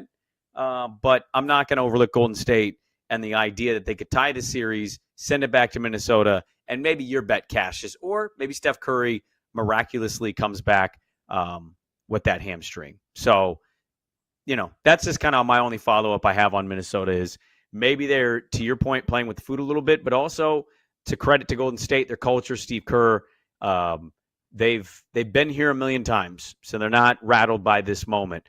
Let's get to some NFL news and notes here. I don't know how big this is. I think it was noteworthy and newsworthy, but he's been such a weird player. Derek Carr announced his retirement after 11 seasons, and he's going to save the Saints a lot of cap money, and he's going to basically keep his signing bonus, but he's going to save the Saints on their cap. The Saints quarterback room now is Spencer Rattler, Jake Haener, and Tyler Shuck. Ben Solak of ESPN.com basically wrote that it's probably going to be Tyler Shuck who is going to get the start, the second-round pick of the Saints. We saw him play out here in Oregon. I watched that dude play all 15 years in college, and I'm just going to tell you, never once did I walk away from a Tyler Shuck game going, oh, man, it's too bad. They got to play Tyler Shuck. They're in trouble. Not once. You could tell me he had good games. I'll believe you. He never once wowed me in any way, shape, or form. So if he's going to be a great NFL quarterback, it will kind of more prove the point of nobody knows that position and nobody can quantify how you can tell anybody's going to be good at that position. Well, it's the ultimate, how do you fit with the system that's going to be built around you? And the reason that the Saints went with Shuck, I think everyone in that organization knew what was about to happen. They knew that Carr was going to retire, or it had come out before the draft that he had his injury issue, and there were conversations about what he'd do with his career going forward. Let's say he doesn't retire on Saturday.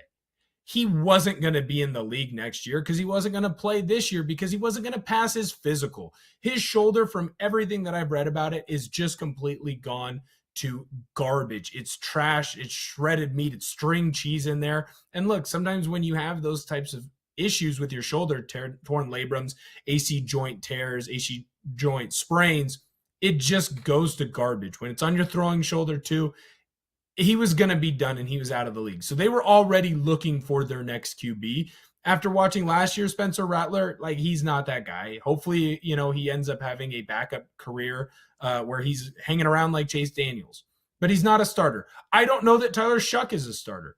But you know what? I would have said probably the same thing for different reasons about Josh Allen, right? The conversation when he came out of Wyoming was, hey, man, that guy makes a ton of great plays. He also makes a ton of horrible plays. His decision-making is poor, but he can make all the throws, and he's as athletic as all get out. Shuck might not be as athletic as Josh Allen, but he can make all the throws. He's a big, tall quarterback. He's got a strong arm. Yeah, he's not as accurate. He's right? 24. He's missed like 2 seasons with season-ending injuries. I mean, I get what your Josh Allen point, but like Josh Allen didn't have this. 3. Yeah, thank you. You're proving my point. Like, I hear what you're saying in some ways. Like, there are anomalies to this of a guys like Josh Allen, but I mean, I just he's older and the injury history is already existing. I'm just baffled. And if he's good, I'll come out here on the show and be like, yo, can't believe it. Couldn't have been more wrong. I'm baffled by the idea that that's a second-round pick. I really am. I understand that quarterback was going to be a virgincy and all that, but like Tyler Shuck wowed you so much that you gave a second-round pick to Tyler Shuck. I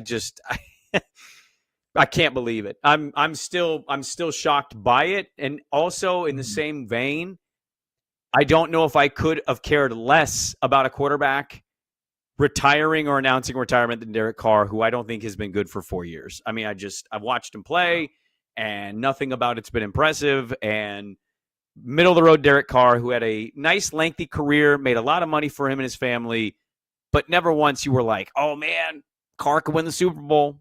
I don't know if you ever had that moment. So, I don't know. Right. I think it's all weird. And I think with Shuck, too, is this is going to make or break how long Moore stays there with the Saints. Like, if he's able to turn Shuck into a serviceable, yes, 100%.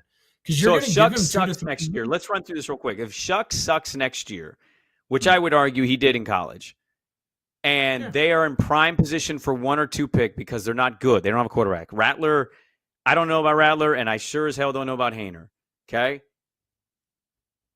You think they fire Kellen Moore and don't draft a quarterback at 1 or 2? Because I think they could just as easily say, all right, second-round pick was a bit high on that. That did not work. We're in the second pick of the draft. We're going to take the Norris Sellers, who I think is going to be an absolute monster. Or we're going to take Nussmeier out of LSU. Like, you don't think that they would just pivot the way Arizona did from Rosen to Murray, and you think Moore is tied to how successful Shuck is? No, not in that scenario. If your scenario is they are the worst or second worst team, then no, they're not tied. But in my scenario, they're not the worst, right? They're in the top 10 area. And I think that Kellen Moore is going to design an offense, and he's shown that he has the ability to do this, where there's going to be moments and flashes of Tyler Shuck. Remember, they're also in cap hell, right? So they have to get younger. Well, this helped them a lot, actually, this Carr announcement. It did, 100%. But they still have a bunch of guys like Cam Jordan on the defensive side, Alvin Kamara on the offensive side that have clearly taken a step back. And so they're going to have to move on from those guys. Now, if the Saints look at this in that front office and they say, hey, there's a little bit of signs of growth from Tyler Shuck. We want to keep Kellen Moore around with Tyler Shuck and continue to try and grow our team around him. Then, yes, I do think he's going to be tied to him, much like Brian Daboll was for the most part with Daniel Jones. Like, the only reason that Daboll isn't completely tied to Daniel Jones is because he was so horrific in the last 2 years after the 1 year when Daboll got brought in. Remember, Daboll was brought in to make Daniel Jones become a star or at least a serviceable starting quarterback, and he did for a year. But last year, Daboll doesn't get fired. They're able to get rid of Daniel Jones, but if it doesn't work this year, Brian Daboll will be fired. If they go 0-4 to start the year, Daboll will be fired. And I think that Kellen Moore could have this same thing if Shuck shows growth. Like, remember, this is the same league that drafted Christian Hackenberg. Christian Hackenberg was horrible in college, way worse than Tyler Shuck. But he was a big kid with a strong arm, and NFL teams loved him. That's what Tyler Shuck is. And if he shows any signs of being halfway decent, and this Saints team isn't, a bottom 5 team, I think they will stay with Shuck. I don't think they'll draft a QB. And then it will completely depend on Kellen Moore and his time and his career with the Saints